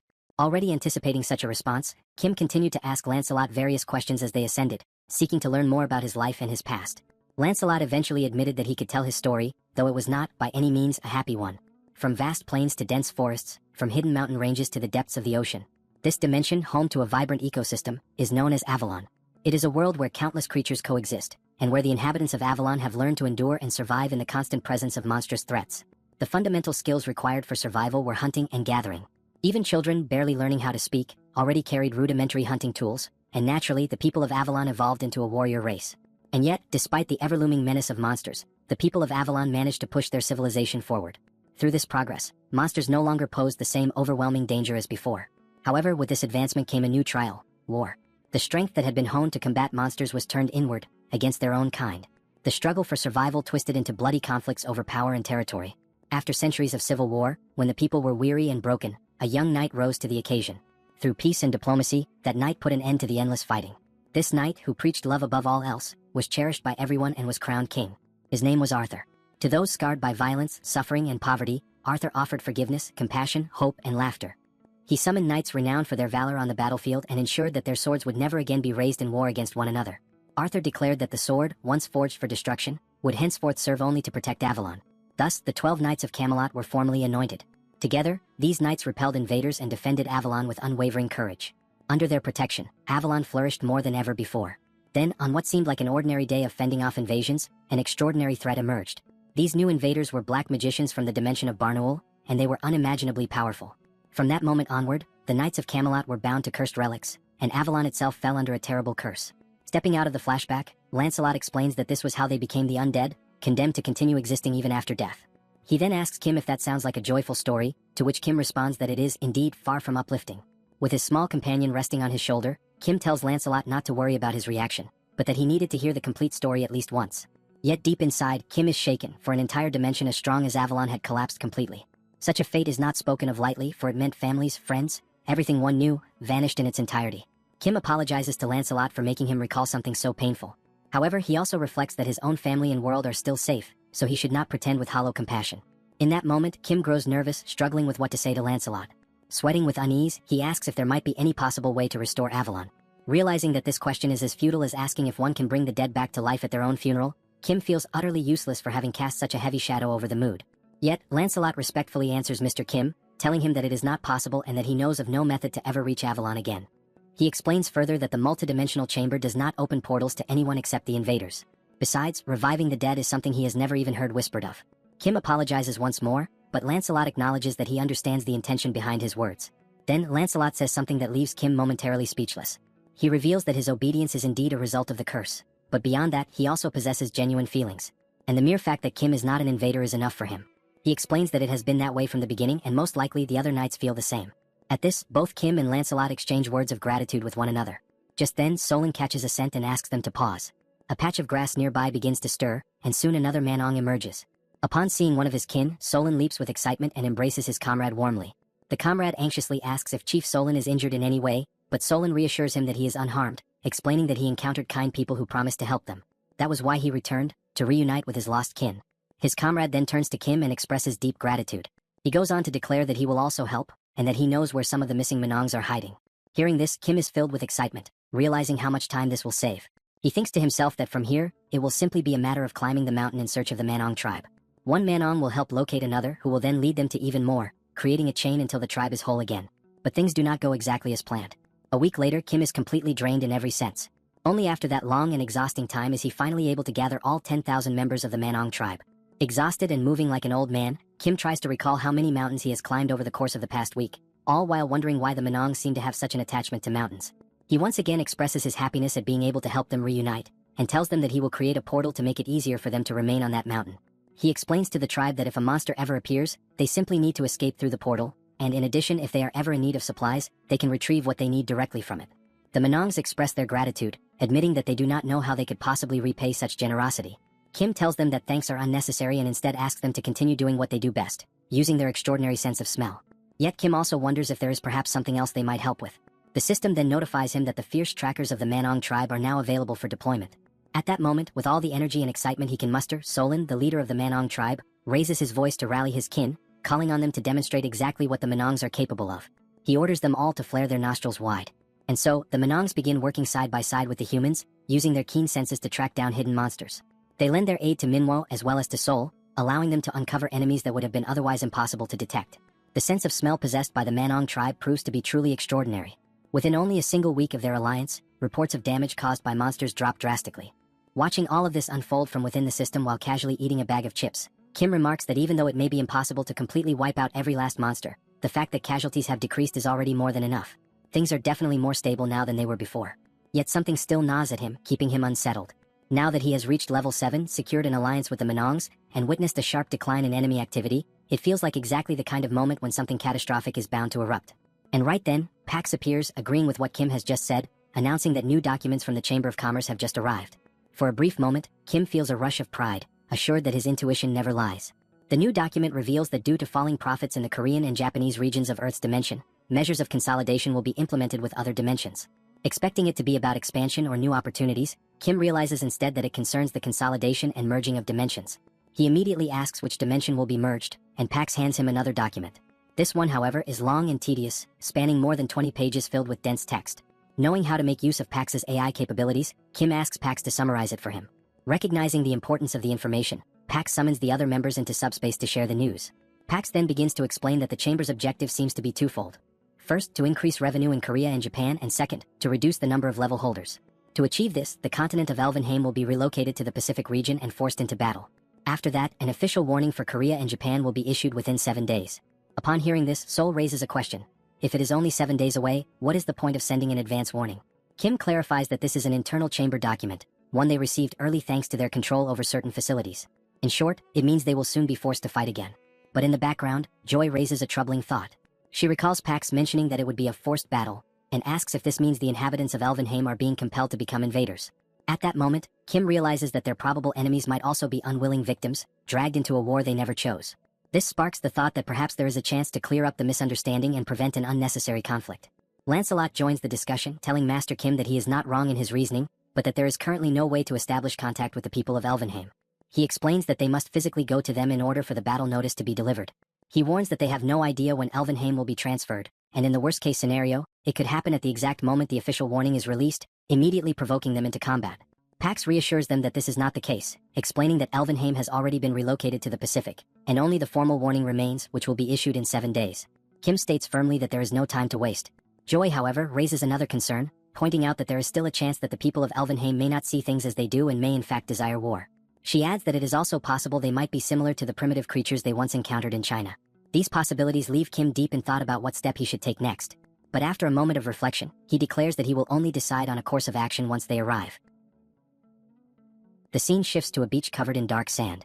The landscape, though striking at first glance, carries an unsettling air for 2 young elves with golden hair who have just arrived there. One of them remarks that, despite the dirty and gloomy appearance of the place, it still feels preferable to their homeland. As they walk along the water's edge, the young female elf comments once more on how filthy the place looks, yet admits that even so, it is not as unbearable as returning home. Her companion nods in agreement, reflecting that perhaps there are even filthier and more unpleasant places scattered across the vast universe. However, since neither of them has ever set foot beyond their realm, Elvenheim, they have no way of confirming such assumptions. Curiosity eventually takes over the boy, and he crouches down, reaching out to touch the water. As his fingers skim its surface, a faint, luminous blue glow radiates from his hand, a sign that immediately attracts attention. An older elf notices the display, approaches with disapproval etched across his face, and sternly demands to know what the boy thinks he is doing. He reminds them in a sharp tone of the supervisor's strict orders. Nothing is to be done on Earth. Startled, the young elf stammers in response, insisting it was nothing, that he was merely playing around. The elder, unconvinced, reprimands them firmly, stressing that they had been clearly instructed to be cautious in every single action. Even the act of purification, he warns, requires express prior permission. Intimidated, the 2 children fall silent under his reproach. From a distance, another elven figure keeps watch, ensuring the rules are upheld and no further mistakes occur. Hidden further away, Kim observes the entire scene unfold with careful attention. Inside a command room, Kim discusses the situation with Lancelot. Together, they observe that although these beings are elves, the environment around them still looks appallingly dirty. Lancelot adds that it appears the young boy has just purified the ocean itself. Intrigued by the term, Kim asks what exactly purified means. Lancelot explains that purification is a natural and unique magical ability belonging to elves, used to restore balance and vitality to nature. He points out that while elves are famous for their combat prowess, this ability is what truly sets them apart. Hearing this, Kim concludes that although elves may look fragile and unreliable, their powers also reveal that they might not be inclined to fight when approached without hostility. Back on the beach, the elder elf suddenly notices something unusual and wonders what it could be. The leader of the group, quietly reflecting, considers the nature of the humans around them. Without warning, she senses a presence drawing near and questions whether enemies have arrived, perhaps after detecting the surge of their mana. A dazzling blue energy manifests before their eyes, condensing into a large glowing cube. The cube slowly opens, unveiling a basket overflowing with fresh vegetables. A notification from the system clarifies that a welcome gift has been modified into this offering. The elves stare at it, completely astonished and uncertain of how to react. It is at this moment that an elf steps forward, acknowledging that he does not know what manner of being stands before them, but that it is undeniably remarkable. With a composed smile and a firm handshake, Kim introduces himself by his true name and declares his origin as Korea. The elf responds by introducing himself as Ethan, and offers greetings in the dignified manner of the noble elves, who, in their belief, live under the blessings of God. The tone of the meeting soon shifts into seriousness. The female elf's expression changes to one of surprise, her eyes widening at the sound of the word Korea, as though the name carries weight and familiarity. Kim notices the reaction and deduces that they must already have received alarming war reports. He immediately seeks to reassure her, urging her not to be distressed. He explains that although the current situation appears to signal the outbreak of war, the truth is far different. It is nothing more than a carefully orchestrated scheme by the Chamber of Commerce. He firmly asserts that there is no genuine reason for them to fight, since they are all merely being manipulated into conflict. Now calmer, the elder elf picks up one of the vegetables from the basket, tastes it, and comments that at last they have found someone who thinks in harmony with the elf's own values. Jongwoo advises her not to rush into speaking further, suggesting instead that she eat more slowly and carefully. He then informs them that their leader, President Ellie, resides in the capital, a destination that lies about 3 days' journey from their current location. Given the urgency, the elf apologizes for the delay, but Kim cuts him off, declaring that there is no time to waste. Without hesitation, Kim summons a massive military vehicle and invites the elves to board, suggesting that traveling together will help them avoid unnecessary misunderstandings and allow conversation along the way. Upon arrival near their destination, however, the elf insists that they continue the journey on foot in order to prevent further misinterpretations. Inside the vehicle, Kim turns to Yongsu, instructing him to remain behind and deal with any potential enemy attacks while he and Lancelot continue forward to speak directly with the elves. As they enter the town, Kim notices children at play and other elves arguing about watering and fertilizing their plants. He observes that the materials look worn and that nobody appears particularly powerful. The place resembles a cozy rural village, yet he wonders how far the capital can possibly be. Ethan announces that they have arrived, and Kim had not expected the destination to be like this. The place is almost entirely ruined. One elf who had been sleeping is nudged awake by another, who jokes that the sleeper had drooled. The embarrassed elf grumbles while the other laughs, remarking that some odd sound escaped him. The elves approach Kim to confirm that this is indeed the capital they must reach. Kim studies a building that looks like an old asylum and wonders to himself whether this could possibly be the so-called Galactic Council. Stunned, Kim realizes that the capital he had pictured is in fact a small, picturesque hamlet. His surprise is interrupted by the arrival of a stern, braided elf who berates the litter scattered about and scolds the children, warning that if they keep behaving this way they will grow up as filthy as the elders. Her scolding stops abruptly when an elder announces that Mother Nature will take care of the mess, and then informs her that guests have arrived. Startled, she turns and sees Kim's group for the first time. Led into a council hall, Kim and Lancelot receive a formal welcome. A noble-looking elf apologizes to Kim, explaining that the children apparently caused some trouble and that Kim's assistance eased their journey. Kim replies that it was no bother at all. The conversation shifts toward the future. The braided elf makes clear that they do not want war either and insists she has no intention of leaving Elvenheim. Their only desire is to discover what happened to their people. Kim agrees to maintain peaceful relations and coexistence, but the elf interrupts him coldly, declaring that they do not mingle with outsiders and warning, to eliminate any doubt, that piety does not equal naivete. Whoever dares to invade their people in Elvenheim will be killed. Kim smiles confidently, certain of his previous words, and asks what she means by whoever. The elf confirms bluntly that she means exactly what he heard. Anyone who threatens them will be eliminated. At that moment Lancelot steps forward, sword in hand, and reproaches her for a grave mistake. She has shown disrespect to Lord Kim, who seeks only peace, and she is refusing to distinguish sincere intent from hostile intent, choosing instead to threaten to kill indiscriminately. The fragile calm shatters when the braided elf lunges at Lancelot in fury, spitting insults as she attacks. She sneers that the sight is repulsive and that she does not intend to soil her eyes with the sight of a human. Those are her last words before striking. Kim cries out his knight's name in shock as he watches Lancelot be brutally overpowered. Victorious, the elf begins to explain the nature of her people. She says that while humans live roughly 100 years, for elves that span hardly marks the beginning of adulthood. Their long lives have exposed them to innumerable battles and hardships across many worlds, forcing them to fight for survival for ages. As a consequence, most adult elves have reached at least level 6 in power, and even elders who sweep the courtyard are often level 5 or higher. Turning to Kim with fragments of what is left of Lancelot in her hands, she mocks him. Apologize? You come here armed to the teeth and expect us to beg forgiveness. She continues, declaring that they have confronted countless sinners like him before. Surrounded by a menacing green aura, she presents a grim offer. Bow your head and apologize. If you do, perhaps I will let you live. Realizing how swiftly and effortlessly the elf had defeated Lancelot, Kim remarks that her response was far too extreme, given that Lancelot had merely carried a sword on his back. Panic grips him, and he asks if it is truly as simple as lowering his head and apologizing. Without hesitation, he does exactly as instructed, declaring that such an act is no hardship for him. Bowing awkwardly, he expresses deep regret and begs for her mercy. The elf then questions why Kim lowered his head so quickly, especially considering that he is the master. Kim answers that he did so because one of his comrades was on the verge of death. Opening the subspace, he recalls Lancelot back inside. Lancelot, battered and holding his own arm, apologizes as he disappears. Observing the interaction between the humans, the elf finds Kim peculiar, yet she resumes the earlier discussion, emphasizing that the elves will not invade them, but they will show no mercy to any who attempt to invade Elvenheim. She repeats that anyone who approaches will be considered an intruder. Kim can only remark that they are incredibly reclusive. The elf responds that whether reclusive or not, humans should at least be grateful that elves are not the ones invading them. Furthermore, she explains that the elves are prepared to die in silence, and so she sees no issue in maintaining such isolation. Kim counters that he cannot understand why the elves would prefer death over accepting aid, suggesting that perhaps their pride is too great, and insists that they ought to accept help when it is freely given. The elf watches him silently, her aura of intimidation beginning to radiate once more. Kim, sensing the tension, tries to ease the atmosphere with humor, remarking that she could speak less since his own words seem to slip away from him. The elf then declares that she has an idea, one that will be faster than endless talking, and instructs him to follow her. Caught off guard by her sudden decisiveness, Kim can only wonder whether she has been offended by his earlier words. Cold sweat trickles down his face as grim possibilities flood his mind. She might kidnap, imprison, and torture him. Resolved not to overthink, he decides to follow, reassuring himself that if anything happens, he can retreat into the subspace and look for an opportunity to escape with the helicopter. After all, she does not possess wings to chase him through the skies. Suspicious but determined to endure, Kim clings to the thought that as long as he maintains his composure, he can survive even within the den of a tiger, though this elf is both swift and overwhelmingly strong. As they walk, he notices in the background elves training with bows and arrows. Watching them, he comforts himself with the notion that arrows could never bring down a helicopter. That fragile reassurance vanishes instantly when the elf fires an arrow.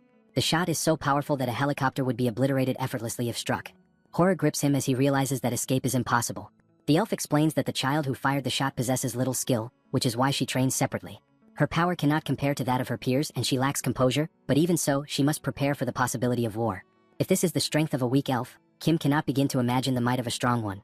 Trying to mask his fear, he jokes that he finally understands the saying. When one tries to keep composure in the tiger's den, one simply dies with a clear mind. The elf turns and declares that they have arrived. Already resigned, Kim asks where exactly the den is in which he is expected to lie. But instead of danger, he is met with an unusual sight, a small tree enveloped in a glowing aura. The elf identifies it as the World Tree. She explains that within Elvenheim, a land steeped in curse, the tree has endured until now, allowing them to survive. Kim asks if it truly is a curse and she confirms it. She recalls how the tree was once unimaginably vast, radiating a brilliance so bright it could overwhelm the eyes. But after the elves were defeated in a battle against a particular dimension, the World Tree began to shrink. Not only were the elves cursed, but the entire continent of Elvenheim as well. Since then, the tree has resisted the curse, though it has been slowly dying all this time. Thanks to its resistance, the elves are still able to harvest a small amount of crops. Yet the elf warns that it will not last much longer. At last, Kim understands what she meant earlier about dying in silence. She falls silent once more, prompting Kim to ask who cast the curse. She questions his sudden curiosity, and he responds that perhaps he can help. The elf insists that his level is far below that of the elves, but he counters that he might help in other ways. She dismisses the notion, telling him that he cannot comprehend the scope of the problem, as Earth's dimension was only open to the multiverse less than a year ago. Finally, she reveals the truth. This curse was the work of the Black Mages of Barnaul. Kim's expression changed instantly as he remembered that Barnaul were the same ones Lancelot had mentioned, and he began to question who exactly these dark mages were, spreading destruction wherever they went. The elf gathered energy in her hand and declared that this was natural power. She explained that Barnaul had been careless with the natural energy radiating from the World Tree, a power belonging to the elves. She further explained that even among elves, there are those born with the talent to wield natural power, and they are marked by horns on their heads, beings known as superior elves. Distracted, Kim remarked that perhaps he had seen a few earlier. The elf quickly responded, telling him that most of them had already been killed by the dark mages. She confirmed that only a few superior elves were still alive, but they had disappeared when transported to Earth. Then she asked if he had seen any horned elves on Earth. At that moment, Kim realized he should have kept silent and hastily said that he must have been mistaken. She then requested that if he ever did encounter one, he should inform her immediately. Kim understood that he had nearly walked into his own grave by pretending to know something. The elf concluded that she had nothing more to say to him and suggested that perhaps it was time for him to return to Earth. She said she would accompany him to the plaza, and that Ethan would guide him to the exit. Kim thanked her and followed along. As he gazed at the World Tree, he wondered if the tree was constantly struggling against the curse, and whether he might be able to resolve the situation by replicating it. The system interrupted, informing him that the corresponding category did not exist. Kim realized then that, although it was indeed a tree, it belonged to a category different from ordinary trees. This left only one possibility: the special storage spaces available at each level of the subspace. Since the current subspace was at level 5, and he had already managed to store the branch of the Chamber of Commerce within it, perhaps the World Tree could only be stored at level 6. He checked the requirement. The cost for level 6 was 100,000 magic stones, yet he had only 68,000. At that moment, the elf announced that they had arrived at the plaza. She asked him to wait while she went to call Ethan, and she added that although their time together had been brief, she was glad to have spoken with him for the first time. Kim then said that before leaving, he wanted to give her a gift. he opened the subspace and summoned forth a massive pile of crops and food for the elves. He clarified in advance that he was not asking for anything in return. It was simply a gift, and they could eat as much as they wanted, promising that he would return soon. At that instant, someone emerged from the subspace. It was Saito Daichi, stating that he wanted to speak with Kim. Kim asked whether there were still fish left and whether Saito needed help. Saito confirmed that there were, explaining that only one location remained, but the enemies had seized the core and escaped into the sea, now guarded by a giant kraken along with the fishmen. The elf listened to their conversation, still in disbelief, and recalled what Kim had said earlier about offering help. She thought to herself that even though he was not particularly friendly, he had still given them a great amount of food, which made her wonder if he would eventually demand something in return, perhaps a contract or even a trap. And if not that, then maybe this human named Kim simply had some sort of intellectual deficiency. The scene shifted back to Kim, who confirmed that there was indeed a massive kraken spraying acidic ink that made it nearly impossible to approach. No one had the range to deal with such a creature, since its attack radius was 800 meters. Kim's own ability only reached 500 meters, which meant it would be difficult for him as well. He realized then that they needed a long-range, powerful attack, and the only one capable of this was the elf. Kim declared that since she had already received his gift, he wanted to ask her for a favor, thereby confirming the elf's suspicions.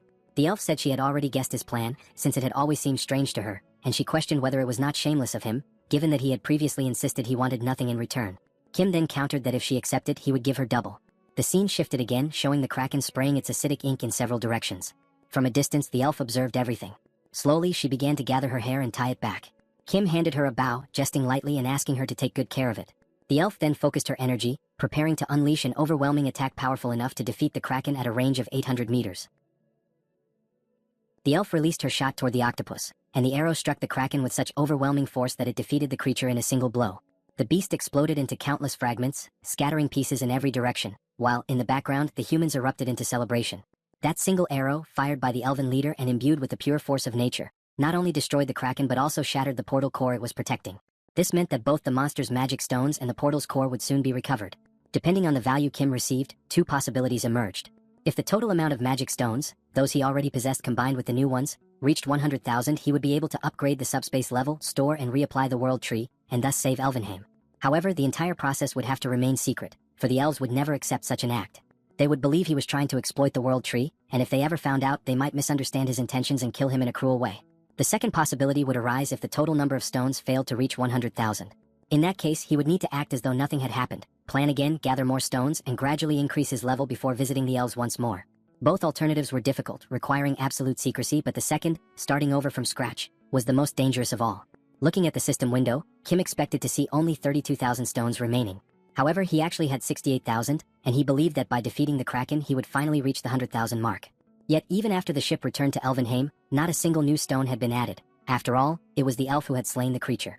At first, Kim was not overly concerned, thinking he could trade food for the stones.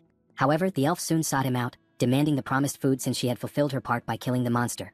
Somewhat embarrassed, he agreed but asked if he could at least receive the magic stones obtained from the kraken's defeat. The elf replied coldly that this was not part of their agreement.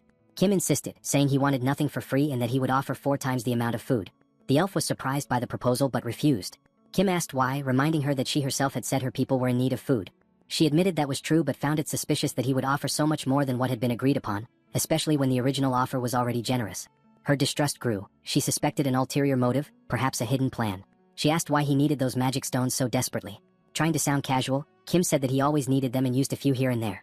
The elf replied sarcastically that she too used a few here and there, making it clear she saw through his evasive answer.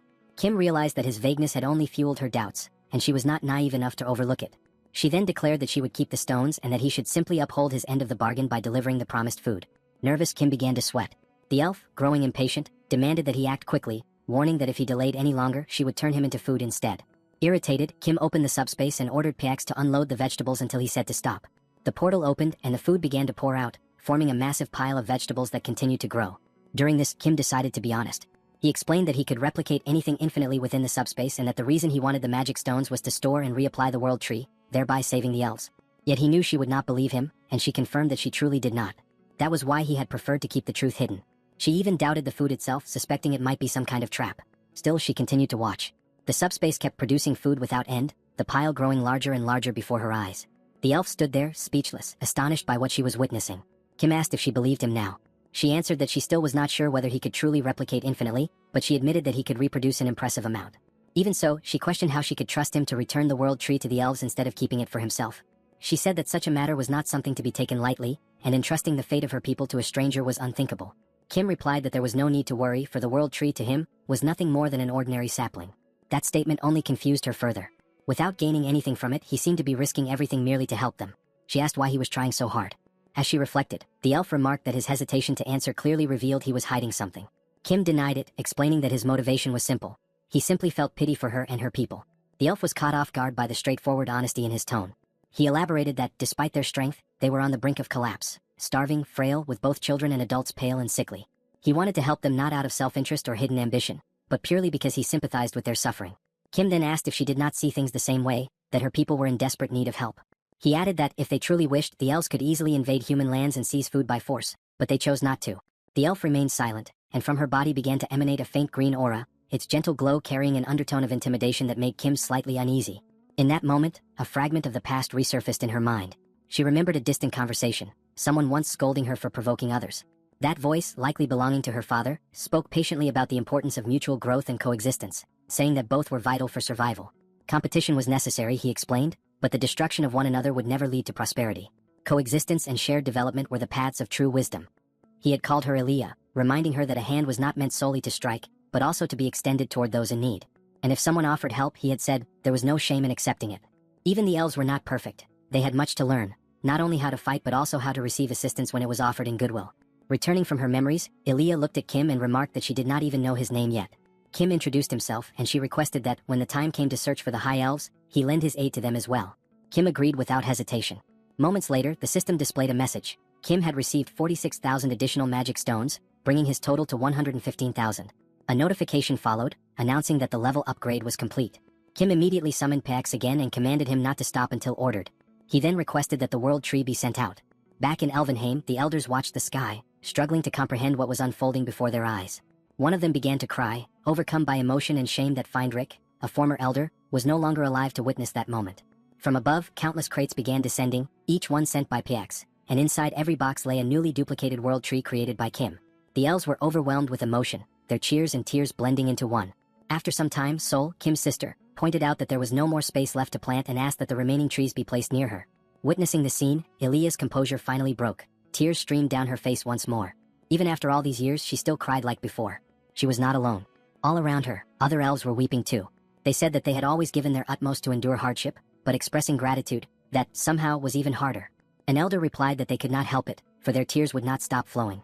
Another elf, smiling through his exhaustion, murmured that they were likely tired down to their very bones. Meanwhile, everyone, elves, knights, and even Kim with his family and friends, joined together in replanting the world trees. In the midst of the work, one of the knights suddenly began trembling, scratching himself uncontrollably, confused and alarmed by the strange itching spreading rapidly through his body. As Kim observes the growing forest before him, he realizes there are now far too many world trees and not nearly enough people to plant them. Faced with this, he orders Pax to halt the transmission of the trees for the time being. Then, turning to the system, he requests that messages be sent across the realms, summoning anyone willing to come to Alverheim and assist in the planting effort. Before long, countless responses begin to arrive. Among the volunteers are Colonel Myo, an old friend of Kim, and the Chinese man he once helped in the past. Both assure him that they came to lend their strength, insisting that Kim need not worry. Moved by their enthusiasm, Kim decides to explain to everyone exactly what is happening. With a spirited grin, Colonel Myo declares that he trusts his own skill with a shovel and that this is the perfect time to prove the strength of an experienced worker. Kim smiles faintly and instructs everyone to think of the mission as a grand divine reforestation campaign, a sacred effort to plant the world trees throughout the continent of Alverheim. Each volunteer is to take one tree, plant it at a safe distance from the others, and ensure that its roots are firmly set in the soil. As he speaks, a voice calls out urgently from behind. It is Sol, his sister, who pleads for him to come quickly, saying that something is wrong with the knights. Concerned, Kim rushes toward the location she indicates. Meanwhile, the elves remain cheerful, invigorated by the presence of the world trees. Their hearts and bodies brim with vitality, a feeling they have not experienced in ages. Yet, upon reaching the knights, Kim is met with a disturbing sight.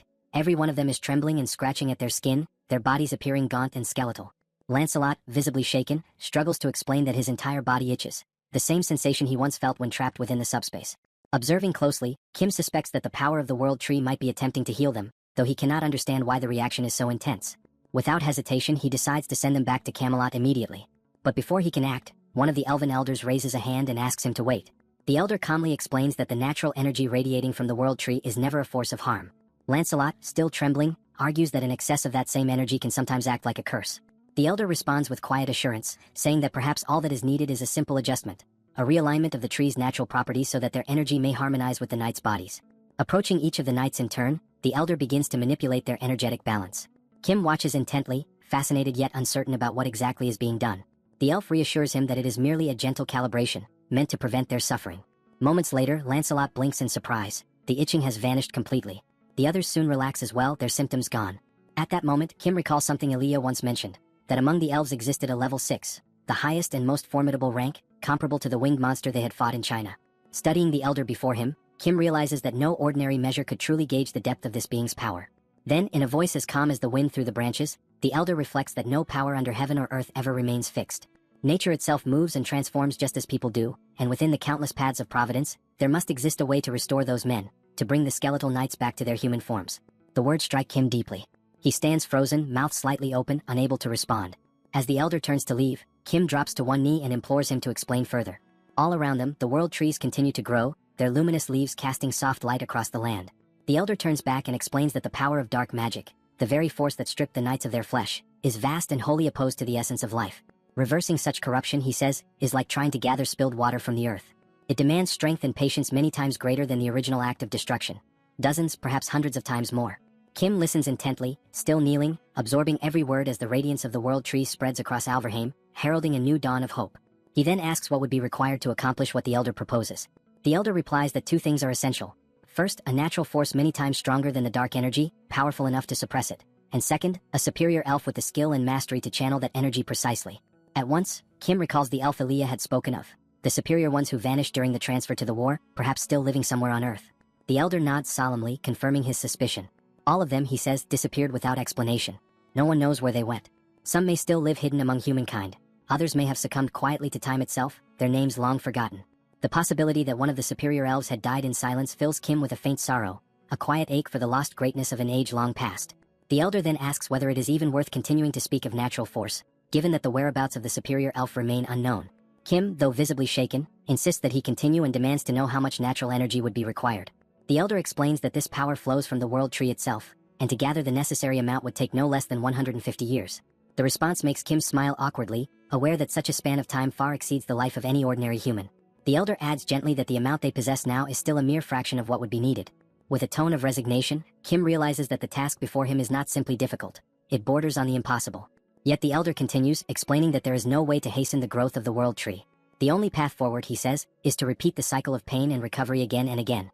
Kim understands the principle and, as he reflects, interprets it as a process of enduring suffering and then healing from it, a painful yet potentially feasible path. The elder emphasizes that such a procedure is far from simple. The energy they face is extraordinarily resilient, nearly destroyed by the curse that taints it, and lesser beings could never hope to inflict even a scratch upon it. As Kim listens, his mind races through the meaning of pain and recovery, and gradually he begins to believe there might be a way to make it real. A faint but confident smile crosses his face as he recognizes that he already holds what is needed to begin. The scene shifts to Camelot. The system presents it as the Grand Palace of the Knights, a fortress blessed with a unique property. Within its walls, countless enhancement stones are forged, artifacts designed to channel and amplify magical power. Holding one of these stones, Kim observes how the life force drawn from the world tree radiates through it, magnificent and pure. The cycle of stone reproduction has become drastically shorter, accelerated by the energy accumulated since the naming of all the knights. With the addition of 2 world trees, the process intensifies further, spawning an unending flood of new enhancement stones. Now, the stones multiply at an exponential rate, so quickly that Kim deems it pointless even to attempt counting them. He cannot be sure how much Camelot can accelerate the growth of the world tree, but he knows that it will take some time before the results become apparent. With a mischievous glint in his eyes and a determined expression, he resolves to begin enhancing his weapons. Kim grasps for Kiza's sacred spear and attempts to elevate it to a new tier of power. Yet the attempt fails. The enhancement requires a C-grade stone or higher. Curious, he checks the system and finds that all the stones in his possession are merely D-grade. This discovery leads him to question how one might obtain the superior grade. Back in Elvenheim, Kim seeks answers from the elf. She explains that C-grade stones can only be crafted by dwarves, small, sturdy beings renowned for their unmatched skill with the hammer. Startled, Kim realizes he has never once encountered a dwarf. The elf remarks that this is likely because no dwarves exist on Earth, and she briefly describes their kind. According to her, such creatures truly do exist, though they are absent from this world. Still curious, Kim asks if there is any other way to acquire C-grade stones without relying on the dwarves. The elf answers plainly that it is practically impossible. It is at that moment that Kim fully understands the gravity of his mission, the sheer magnitude of the path that lies ahead. He glances at the massive piles of enhancement stones surrounding him and recognizes that they are all useless. The realization dampens his spirits, especially after having been so eager to forge countless powerful weapons from them. But the elf, noticing his disappointment, adds one final remark, that perhaps not all hope is lost. She explains that it is possible the dwarves may also have come to Earth, since the elves may not have been the only race affected by the dimensional consolidation process. She continues, noting that the level cap of the earthly dimension was raised to match that of the elves, and thus the presence of other races in this world is not impossible, merely uncertain. The elf adds that if an immense, previously unseen mountain range were ever to appear, there would be a high chance that dwarves dwell within it. She advises Kim to seek them out if he wishes to continue with his plans. Then, with a graceful nod, she takes her leave, saying she must finish planting the world trees. Kim thanks her for the information, straightens his posture, and prepares to depart, his mind already turning toward the next great step in his journey. Before departing, the elf remarks that Kim is regarded as the savior of Elvenheim, and because of that, he may speak to her more informally. She adds that she has spoken with his sisters and that all of them seem to be wonderful people. They conversed casually, and it would be strange if only he remained formal. Yet Kim cannot help but recall the moment when that very same elf had effortlessly destroyed Lancelot before his eyes, making it impossible for him to behave naturally in her presence. He turns his gaze toward the horizon and concludes that, for now, there are no pressing problems left to resolve. With a faint smile, he decides that it is time to move forward. As the sun sets, he prepares for his departure. The colonel watches him closely and asks whether he truly intends to travel to America, curious about the reason behind such a choice. Kim reflects that James had expressed a wish to return home and that, in any case, he himself must continue exploring new lands. However, something in the colonel's reaction draws his attention, a subtle expression that suggests he knows more than he is willing to say outright. The colonel explains that he no longer maintains direct contact with the United States and does not know every detail, but he states firmly that the federal government there has collapsed. Among the few remaining state governments, something strange seems to be unfolding. He goes on to say that the real issue may not lie within America itself, but rather with the monsters that have taken positions above the Pacific Ocean. The revelation catches Kim off guard. The colonel then mentions that there is a video that can better illustrate what has been happening. The footage shows fighter jets streaking through the skies at nearly the speed of light. The pilots report unidentified flying objects approaching at extreme velocity and attempt to change course to avoid collision. Before they can maneuver, however, enormous creatures tear through the aircraft as though they were made of paper, obliterating them with terrifying ease. It is not a single attack. Multiple monsters move in coordinated formations, defending their aerial territory with frightening precision. As they watch, the colonel explains that only one pilot survived, thanks to an emergency ejection. Through him, they managed to retrieve the recording. After the incident, American forces stationed in Korea attempted to return to their homeland, but every attempt ended in failure. The number of soldiers who succeeded in setting foot on American soil remains zero. Kim contemplates the situation, wondering if James might be able to modify an aircraft capable of crossing the ocean despite the dangers. Yet when James studies the data, he realizes the creatures are faster than fighter jets and strong enough to pierce armored warplanes. He concludes that flying over the ocean for more than 13 hours amidst such beasts would be nothing short of suicidal. For a brief moment, James's eyes glimmer with the spark of invention, and Kim expects him to propose some brilliant modification. But to his astonishment, James simply decides to remain in Korea, calmly concluding that he will live happily there instead. Kim is left speechless by the unexpected decision, silently wondering what he will do if James truly chooses to abandon the journey. After hearing everything, Kim questions James, reminding him that he himself had claimed he wanted to go to America. James still wishes to go, but admits that the plan is impossible under the current circumstances. He explains that the threat level is so high that he would not be able to simply modify the existing plane. He would need to build an entirely new one from scratch. Kim insists, asking whether such a task is truly beyond James's special ability. Even so, James states that he is not a god and that there are limits to his modifications. There are challenges modern technology cannot overcome, and even if he were somehow able to miraculously resolve each one and create a machine capable of surviving that environment, the time needed to complete it would exceed the time it would take to swim across the Pacific. Given that, James suggests a more realistic alternative, securing a better boat and traveling by sea, which might be safer than confronting airborne monsters.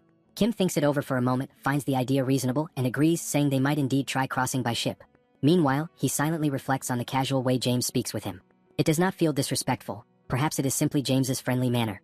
Kim wonders whether he should start behaving casually as well. The colonel, who has been listening to the conversation, comments that traveling by boat means crossing the entire Pacific Ocean. If that is truly the plan, it might be more prudent to travel by air, even if it takes longer. Kim asks whether there is anything in the Pacific that would prevent a sea journey. The colonel admits he does not know, and that this is precisely the issue. Ever since the world changed, the climate has transformed completely, and no one knows what the oceanic conditions are like now or what kinds of monsters might exist in the sea. Kim smiles, saying that with his current level it might turn out fine. And if things go wrong, he can simply hide inside subspace. He then adds that if the colonel is so worried, he can always hire a reliable bodyguard. The colonel asks what kind of bodyguard he has in mind. The next scene shifts to the elf and to Sol as they receive the travel plan. Sol becomes immediately excited, asking when they will depart. She is already bored from planting so many world trees. The elf is enthusiastic as well, as the journey is a chance to search for clues about the missing upper elves. She cannot refuse the opportunity. It has been a long time since she last left Elvenheim. When Kim appears through the hatch, he says he is glad to have them accompanying the voyage, but he asks whether they will truly be fine, since they mention the weather could be terrible. He offers them a place inside the aircraft so they can travel comfortably. Soul reacts with surprise and amusement, wondering to herself what must be going through his mind, since the chaotic weather is precisely what makes her want to remain outside. To her, it makes everything even more entertaining. The elf, on the other hand, asks whether Kim is underestimating her abilities. She thanks him for his concern, but reminds him that she is an elf, and that she hopes the destination of the journey is not a meaningless place. Still, she acknowledges that she is unlikely to find anything comparable to Elvenheim. Kim, observing the two of them, can only think that common sense simply does not work with either of them. In the end, he accepts their decision and allows them to do as they please. The journey begins by ship, heading toward America. The sea is far from calm, storms build in every direction. Even so, Soul and the elf remain enthusiastic. The elf considers the weather surprisingly mild compared to Elvenheim and notes that Soul is handling everything better than expected. Kim appears, questioning the endurance of the two, but they insist on staying outside. He begins wondering why they push themselves so hard to face something that, for him, is suffering. Realizing that there is nothing he can do, he returns inside the ship, concluding that, at this point, it might not even be suffering for them. Perhaps they enjoy the experience just as Yong-Soo seems to enjoy it. Outside, Yong-Soo, the pilot, steers the ship with almost excessive excitement, even in the middle of the storm. The sight makes Kim realize it is already late, and he decides it is best to try sleeping and leave his thoughts for later. The storm intensifies with lightning and violent waves. The sea becomes so agitated that even the elf grows alert. She admits to herself that she is surprised, for she had underestimated Earth. She decides to abandon the outside and enters the ship, still reflecting on the unexpected strength of that ocean. For her, however, the most astonishing thing is Soul, who continues smiling throughout the entire storm, comparing the experience to an amusement park water ride. The elf notices that Soul becomes even more excited as the waves grow larger. Without knowing for sure, she imagines that perhaps waves of such magnitude are common on Earth. If that is true, she feels she cannot lose the opportunity to demonstrate elven pride, and she becomes enthusiastic as well, wanting to show the strength of someone who leads the elves. With that thought, she decides to challenge her own nature and begins wishing for even bigger waves. What she does not know is that the Pacific Ocean is the birthplace of typhoons and hurricanes. Adding to that, after the dimensional consolidation, unprecedented geological shifts turned Earth's climate into something extreme. Without realizing it, the three of them end up passing directly through a super typhoon, something that leaves the elf genuinely astonished by Earth's power. On the following morning, the sea finally calms down. Kim goes outside to see how the two are doing and finds them standing upright with their arms crossed, striking a pose reminiscent of Zoro from One Piece. He tries to understand what happened during the night and whether they are actually fine, but both remain silent. Yong-Soo comments that he now believes the colonel was right. The climate has changed drastically. Kim begins reflecting on how absurd the crossing was. A trip that should have lasted more than a week was completed in a single night. He recalls Ellie mentioning that transfers occurred in other regions, and he begins to suspect that the effects of those transfers might be connected to the catastrophic climate changes they just experienced. Then Kim, Soul, and Ellie leave the ship and begin their journey. A growing sense of unease rises around them, but despite everything, they have arrived safely. Soul, with an intimidating expression, wonders silently whether she will be forced to plant trees again and threatens, in her own mind, to assert her strength if anyone tries to make her do so. Kim senses her aggressive intent clearly. He simply advises her, in thought, to change her clothes and orders Pax to retrieve Soul through the portal. Determined to investigate on his own while they prepare, Kim examines some destroyed and seemingly empty containers, as well as buildings that have also collapsed.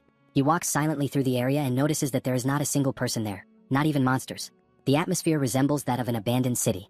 At the rate things are going, he realizes he will not be able to gather any information at all. It is then that he finds a piece of paper on the ground. Written on it are the words, "State against state. War breaks out. Kill or survive." Other pieces of paper posted on the wall form something like a bulletin. Observing everything, Kim thinks they resemble newspaper clippings and assumes they were left there some time ago. To him, it confirms what one would expect from a federal nation. The states appear to be competing with one another. Kim assumes that, at that point, the forces in the region must have consolidated into two warring factions, which might explain the absence of people. He concludes that, aside from the ongoing war, there is nothing else worth noting. At that moment, something catches his attention, a poster announcing the discovery of a mine in Arizona. Kim tears the paper from the wall and tries to remember where Arizona was located. He checks the map and realizes that the state is near California, and therefore close to where he is now. While he analyzes this information, the subspace portal opens and Soul and the elf appear, asking what he has found. Kim is about to answer when he interrupts himself after noticing something unusual. Soul is wearing something similar to pajamas, while the elf appears dressed like a cowgirl. The sight surprises him. Soul casually remarks that she intended to put something warmer on him as well but prefers to observe the elf's more conventional choice of clothing. The elf, however, thinks the hat is uncomfortable, though there is nothing she can do about it. Kim notes that the outfit ends up drawing attention and, in a way, suits her. Soul, impatient, considers it exhausting to change clothes again and simply urges Kim to hurry up. She asks what information he discovered. With that, the group heads toward Village 49 in an army vehicle. During the ride, someone complains about the abrupt braking, feeling worse than they did on the ship and blaming the situation on the fact that someone with an expired driver's license is behind the wheel. The amount of sand and dust around them also draws attention, prompting the person to wonder about the cause. When they exit the vehicle, someone asks for silence and orders everyone to stop complaining for a moment, stating that their first destination will be a store. Sol questions whether the place was not supposed to be abandoned, but the group agrees that it is far too clean for that, suggesting that someone has been taking care of it. Kim considers the possibility and prepares to open the door. He pushes the entrance aside and announces their arrival. To his surprise, the interior reveals a bar, and several people turn to look at him with visible confusion. Sol confirms that there are indeed people inside, while Kim forces an awkward smile, recognizing the unexpected presence of so many individuals. The elf remains silent, simply observing from behind. The people in the bar keep staring at the group, clearly judging their presence there. Sol immediately hardens her expression, showing irritation, and wonders to herself why they are receiving such sharp looks. Upon noticing Sol's hostile expression, one of the men in the bar reaches for his waist, unbuttons his holster, and grips his revolver, fully prepared to react. However, a cowboy interrupts him by asking whether the group is Korean, causing the armed man to hesitate. The cowboy considers it a pleasant surprise to meet Koreans there in the United States and introduces himself as Park Dong-Yohan, shaking Kim's hand with enthusiastic energy. Kim responds somewhat awkwardly, states his own name, and follows the man to a table along with his two companions. Excited, the cowboy declares that this must be fate and enthusiastically announces that he will buy everyone a round of drinks. He calls the waiter and orders 4 beers. As the group settles in, the cowboy leans forward and lowers his voice, explaining that he acted that way because of Sol's aggressive stance. He believes she had been moments away from provoking trouble with the people in the bar and warns that any sudden movement like that could result in death, especially because, according to him, the reinforced bullets used in the region are powerful enough to pierce through protective layers. Hearing this, Kim quietly reflects on how even in that place ammunition is apparently enhanced. The cowboy continues whispering and comments that, exaggerated as it may sound, the 2 women should wear less conspicuous clothing, since there are too many dangerous people in the world for anyone to walk around dressed like that. The waiter soon arrives with the beers, apologizing that they are not cold. The cowboy thanks him, and Kim watches with curiosity as the man pays for the drinks using magical stones. The cowboy then explains that, in that town, everything needs to be handled as discreetly as possible, and asks where Kim came from to know so little about such basics. Kim answers that he came from Korea, but the man insists, wanting to know from which part of the United States he had traveled. Kim surprises him by stating that the group truly came from Korea, by boat, and arrived about an hour earlier. The cowboy is stunned and insists that crossing the ocean is impossible, recalling reports of waves reaching dozens of meters in height. Sol and the elf, amused, consider that exact danger what made the journey so thrilling, leaving the cowboy even more confused and suspecting it might be some kind of Korean joke. Kim silently concludes that trying to explain the behavior of the 2 would not be worth the effort. He changes the subject and asks whether the cowboy knows the location of the Lisayon mine. The sudden question catches the man off guard, and the entire bar shifts its attention toward them. Kim immediately notices that he has touched on a sensitive topic. The cowboy confirms that he does, explaining that awakened individuals from several places have gathered there to attempt to explore the mine. Kim apologizes for bringing up such a delicate matter, especially after having been told not to draw attention. Even so, the cowboy concludes that if Kim wants to know the mine's location, he is likely also after the reinforcement stones. He sighs and informs him that the group will not be allowed to enter. The elf intervenes, stating that they are not there for the stones because they have business with the dwarves. The cowboy becomes even more surprised and asks why they would not be seeking the stones, but she repeats her claim. She also asks why they are forbidden from entering the mine. At that moment, the man who had previously drawn the revolver approaches once more, still armed, and declares that he wants to know why the group is asking about the mine. He warns that if they attempt to enter, they will end up dead. Sensing the growing tension, the cowboy thinks to himself that the group has drawn far too much attention and that allowing the situation to pass quietly is now impossible. He even considers using his own gun if an opportunity arises. Meanwhile, the armed man presses the revolver directly against Sol and asserts, based on what he heard, that she likely possesses reinforcement stones. He demands that she hand over every stone she has in exchange for the mine's location, and insinuates that, in the case of the beautiful women, another form of payment would also be acceptable. Sol simply fixes her gaze on him. The man smiles, convinced he holds all the power. Facing the revolver, Sol displays a dark and chilling smile. She asks whether the man truly wants her to kill him with a single strike. Then she clenches her fist and delivers a punch so powerful that it launches him upward, breaking through the ceiling as his body is sent flying out of the bar. Everyone in the establishment freezes, stunned, unable to comprehend how a single blow could generate such force. Kim watches the scene and concludes that it has finally happened, exactly what he had expected, because someone had dared to provoke the second strongest person. He stands up and remarks to the cowboy that it would be best for them to leave. The cowboy thanks him for the warning, and the group promptly exits the place to avoid further trouble. Sol follows after Kim, asking him to wait. The cowboy, still in shock, tries to process what he has just witnessed. He wonders how a person can literally be sent flying by a punch and begins to reconsider whether the group truly did cross the ocean by boat. He imagines that, if they are indeed who they appear to be, then perhaps anything is possible. As Kim, Sol, and the elf run toward the vehicle, they hear someone calling out to them. It is the cowboy, sprinting after them and asking whether they truly intend to go to the mine. He pleads for them to count on his help and insists that they listen to his story. When he finally catches up, he explains that finding the mine without guidance is practically impossible, and he offers to guide them there.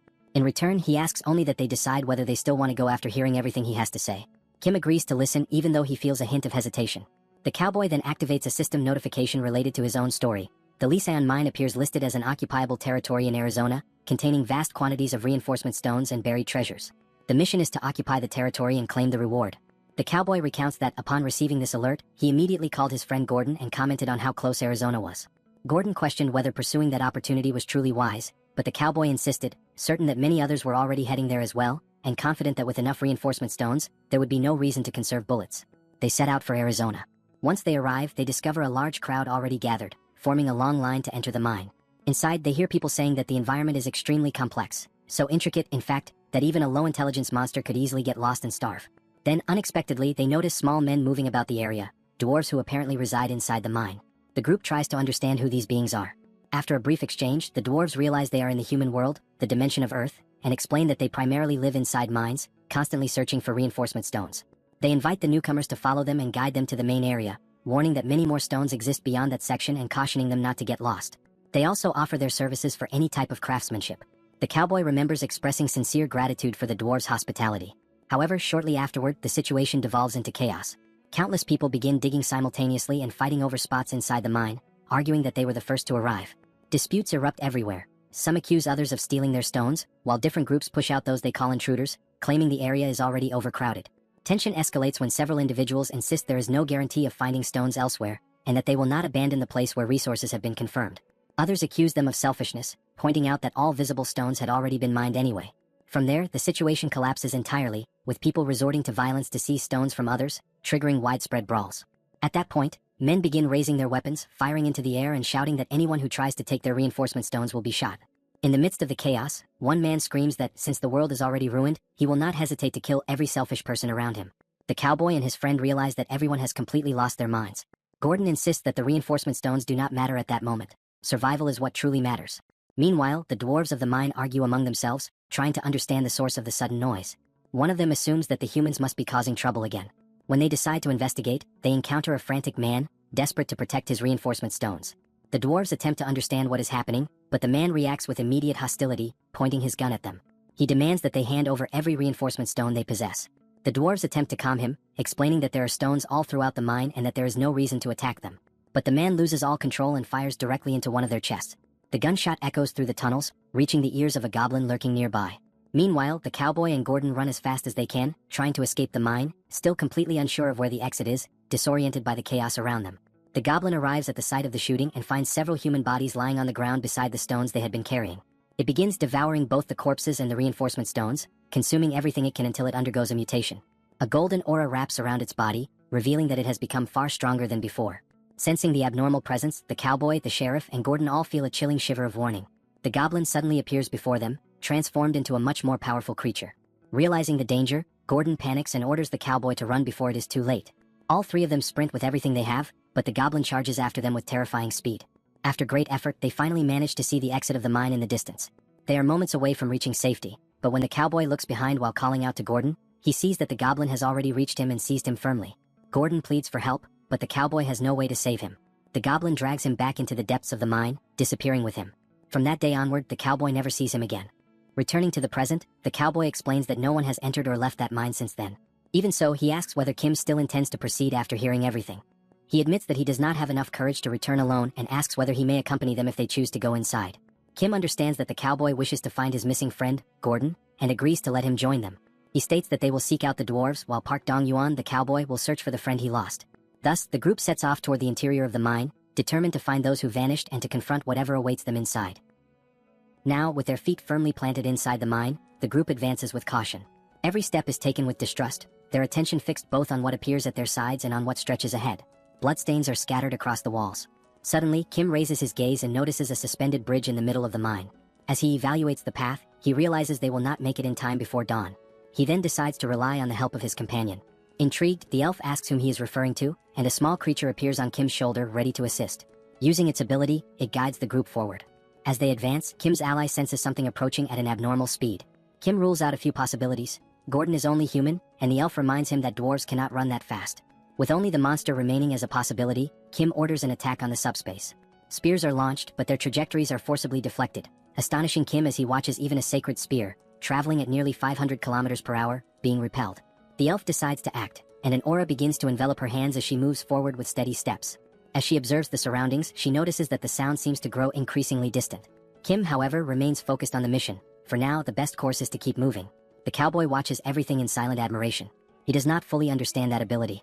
Shortly afterward, Kim's companion, still perched on his shoulder, catches a strong, pungent smell of blood coming from somewhere nearby. The group decides to investigate and breaks into a run through the mine. It does not take long before they find a body lying on the ground. It is a severely wounded dwarf. Kim quickly assesses the situation and concludes that the dwarf has lost too much blood and cannot wait. Without hesitation, he decides to move him into the subspace, where number 1 can take care of him safely. Meanwhile, Kim's ally once again senses a threat. Something else is approaching at high speed. This time, the elf takes the initiative and moves ahead without hesitation. The enemy emerges in an overwhelming manner. A goblin bursts forth violently from the path. Before it can attack, it is struck by a single punch to the center of the face delivered by the elf. The impact is intense, killing it instantly and causing the crystals to jolt. The elf observes the scene without any sign of revulsion. To her, the enemy had seemed larger in her imagination. Meanwhile, the dwarf passes through the subspace. When he awakens, he finds himself frightened and disoriented, surrounded by figures watching him with concern. Gradually, he gets to his feet as Kim explains that this place is safe, where he can recover without risk. The dwarf is informed that he was found unconscious inside the mine and treated in haste, and he is warned not to make any excessive effort. Upon hearing this, he asks about the monster in the mine. The elf reassures him by explaining that the creature has already been eliminated. She then introduces herself as Ellie, the leader of the elves. The revelation leaves the dwarf visibly confused. For him, it is difficult to understand how an elven elder could be traveling alongside a human. Ellie replies that it is a long story and asks whether all the other dwarves besides him are dead. With sorrow, the dwarf confirms that not only the dwarves, but also all the humans in the mine were killed. The cowboy intervenes, worried, asking whether he saw someone named Gordon, a close friend. Before answering directly, the dwarf asks whether only one monster was killed, which the elf confirms. The dwarf states that there is another creature, similar to the first, called Gordon. The cowboy reacts in shock, unable to comprehend what that means. He recalls the last moment with Gordon, being dragged into the depths of the mine by a goblin that held him tightly and slammed him violently to the ground. Just as it is about to devour him, the creature is suddenly distracted by crystals scattered across the floor. The goblin temporarily abandons Gordon and begins feeding on those crystals. Seizing the moment, the dwarf approaches Gordon and tries to help him. He leads Gordon to a hidden door in the mine, taking him into a protected area. Inside, Gordon is astonished by the enormous quantity of crystals stored there. The dwarf explains that this is a deposit used by his people, deeper and more valuable than any area Gordon has ever mined, assuring him that monsters will not find him there. He introduces himself as Brock and asks about Gordon's injuries, and Gordon thanks him for saving his life. When questioned about the creature, Brock admits he does not know for certain, but believes that the monster, driven by hunger, devoured human corpses and ingested a reinforcement stone and a magic stone, which caused it to lose its sanity. Brock concludes that the monster now displays an intense obsession with magic stones and reinforcement stones. What is certain to him is that the creature has become a deranged monster, placing everyone in grave danger. Gordon suggests that once people discover the area has become an occupied zone, they will eventually gather there. Surprised, Brock admits he had not realized this, as he had been focused on his craftsmanship.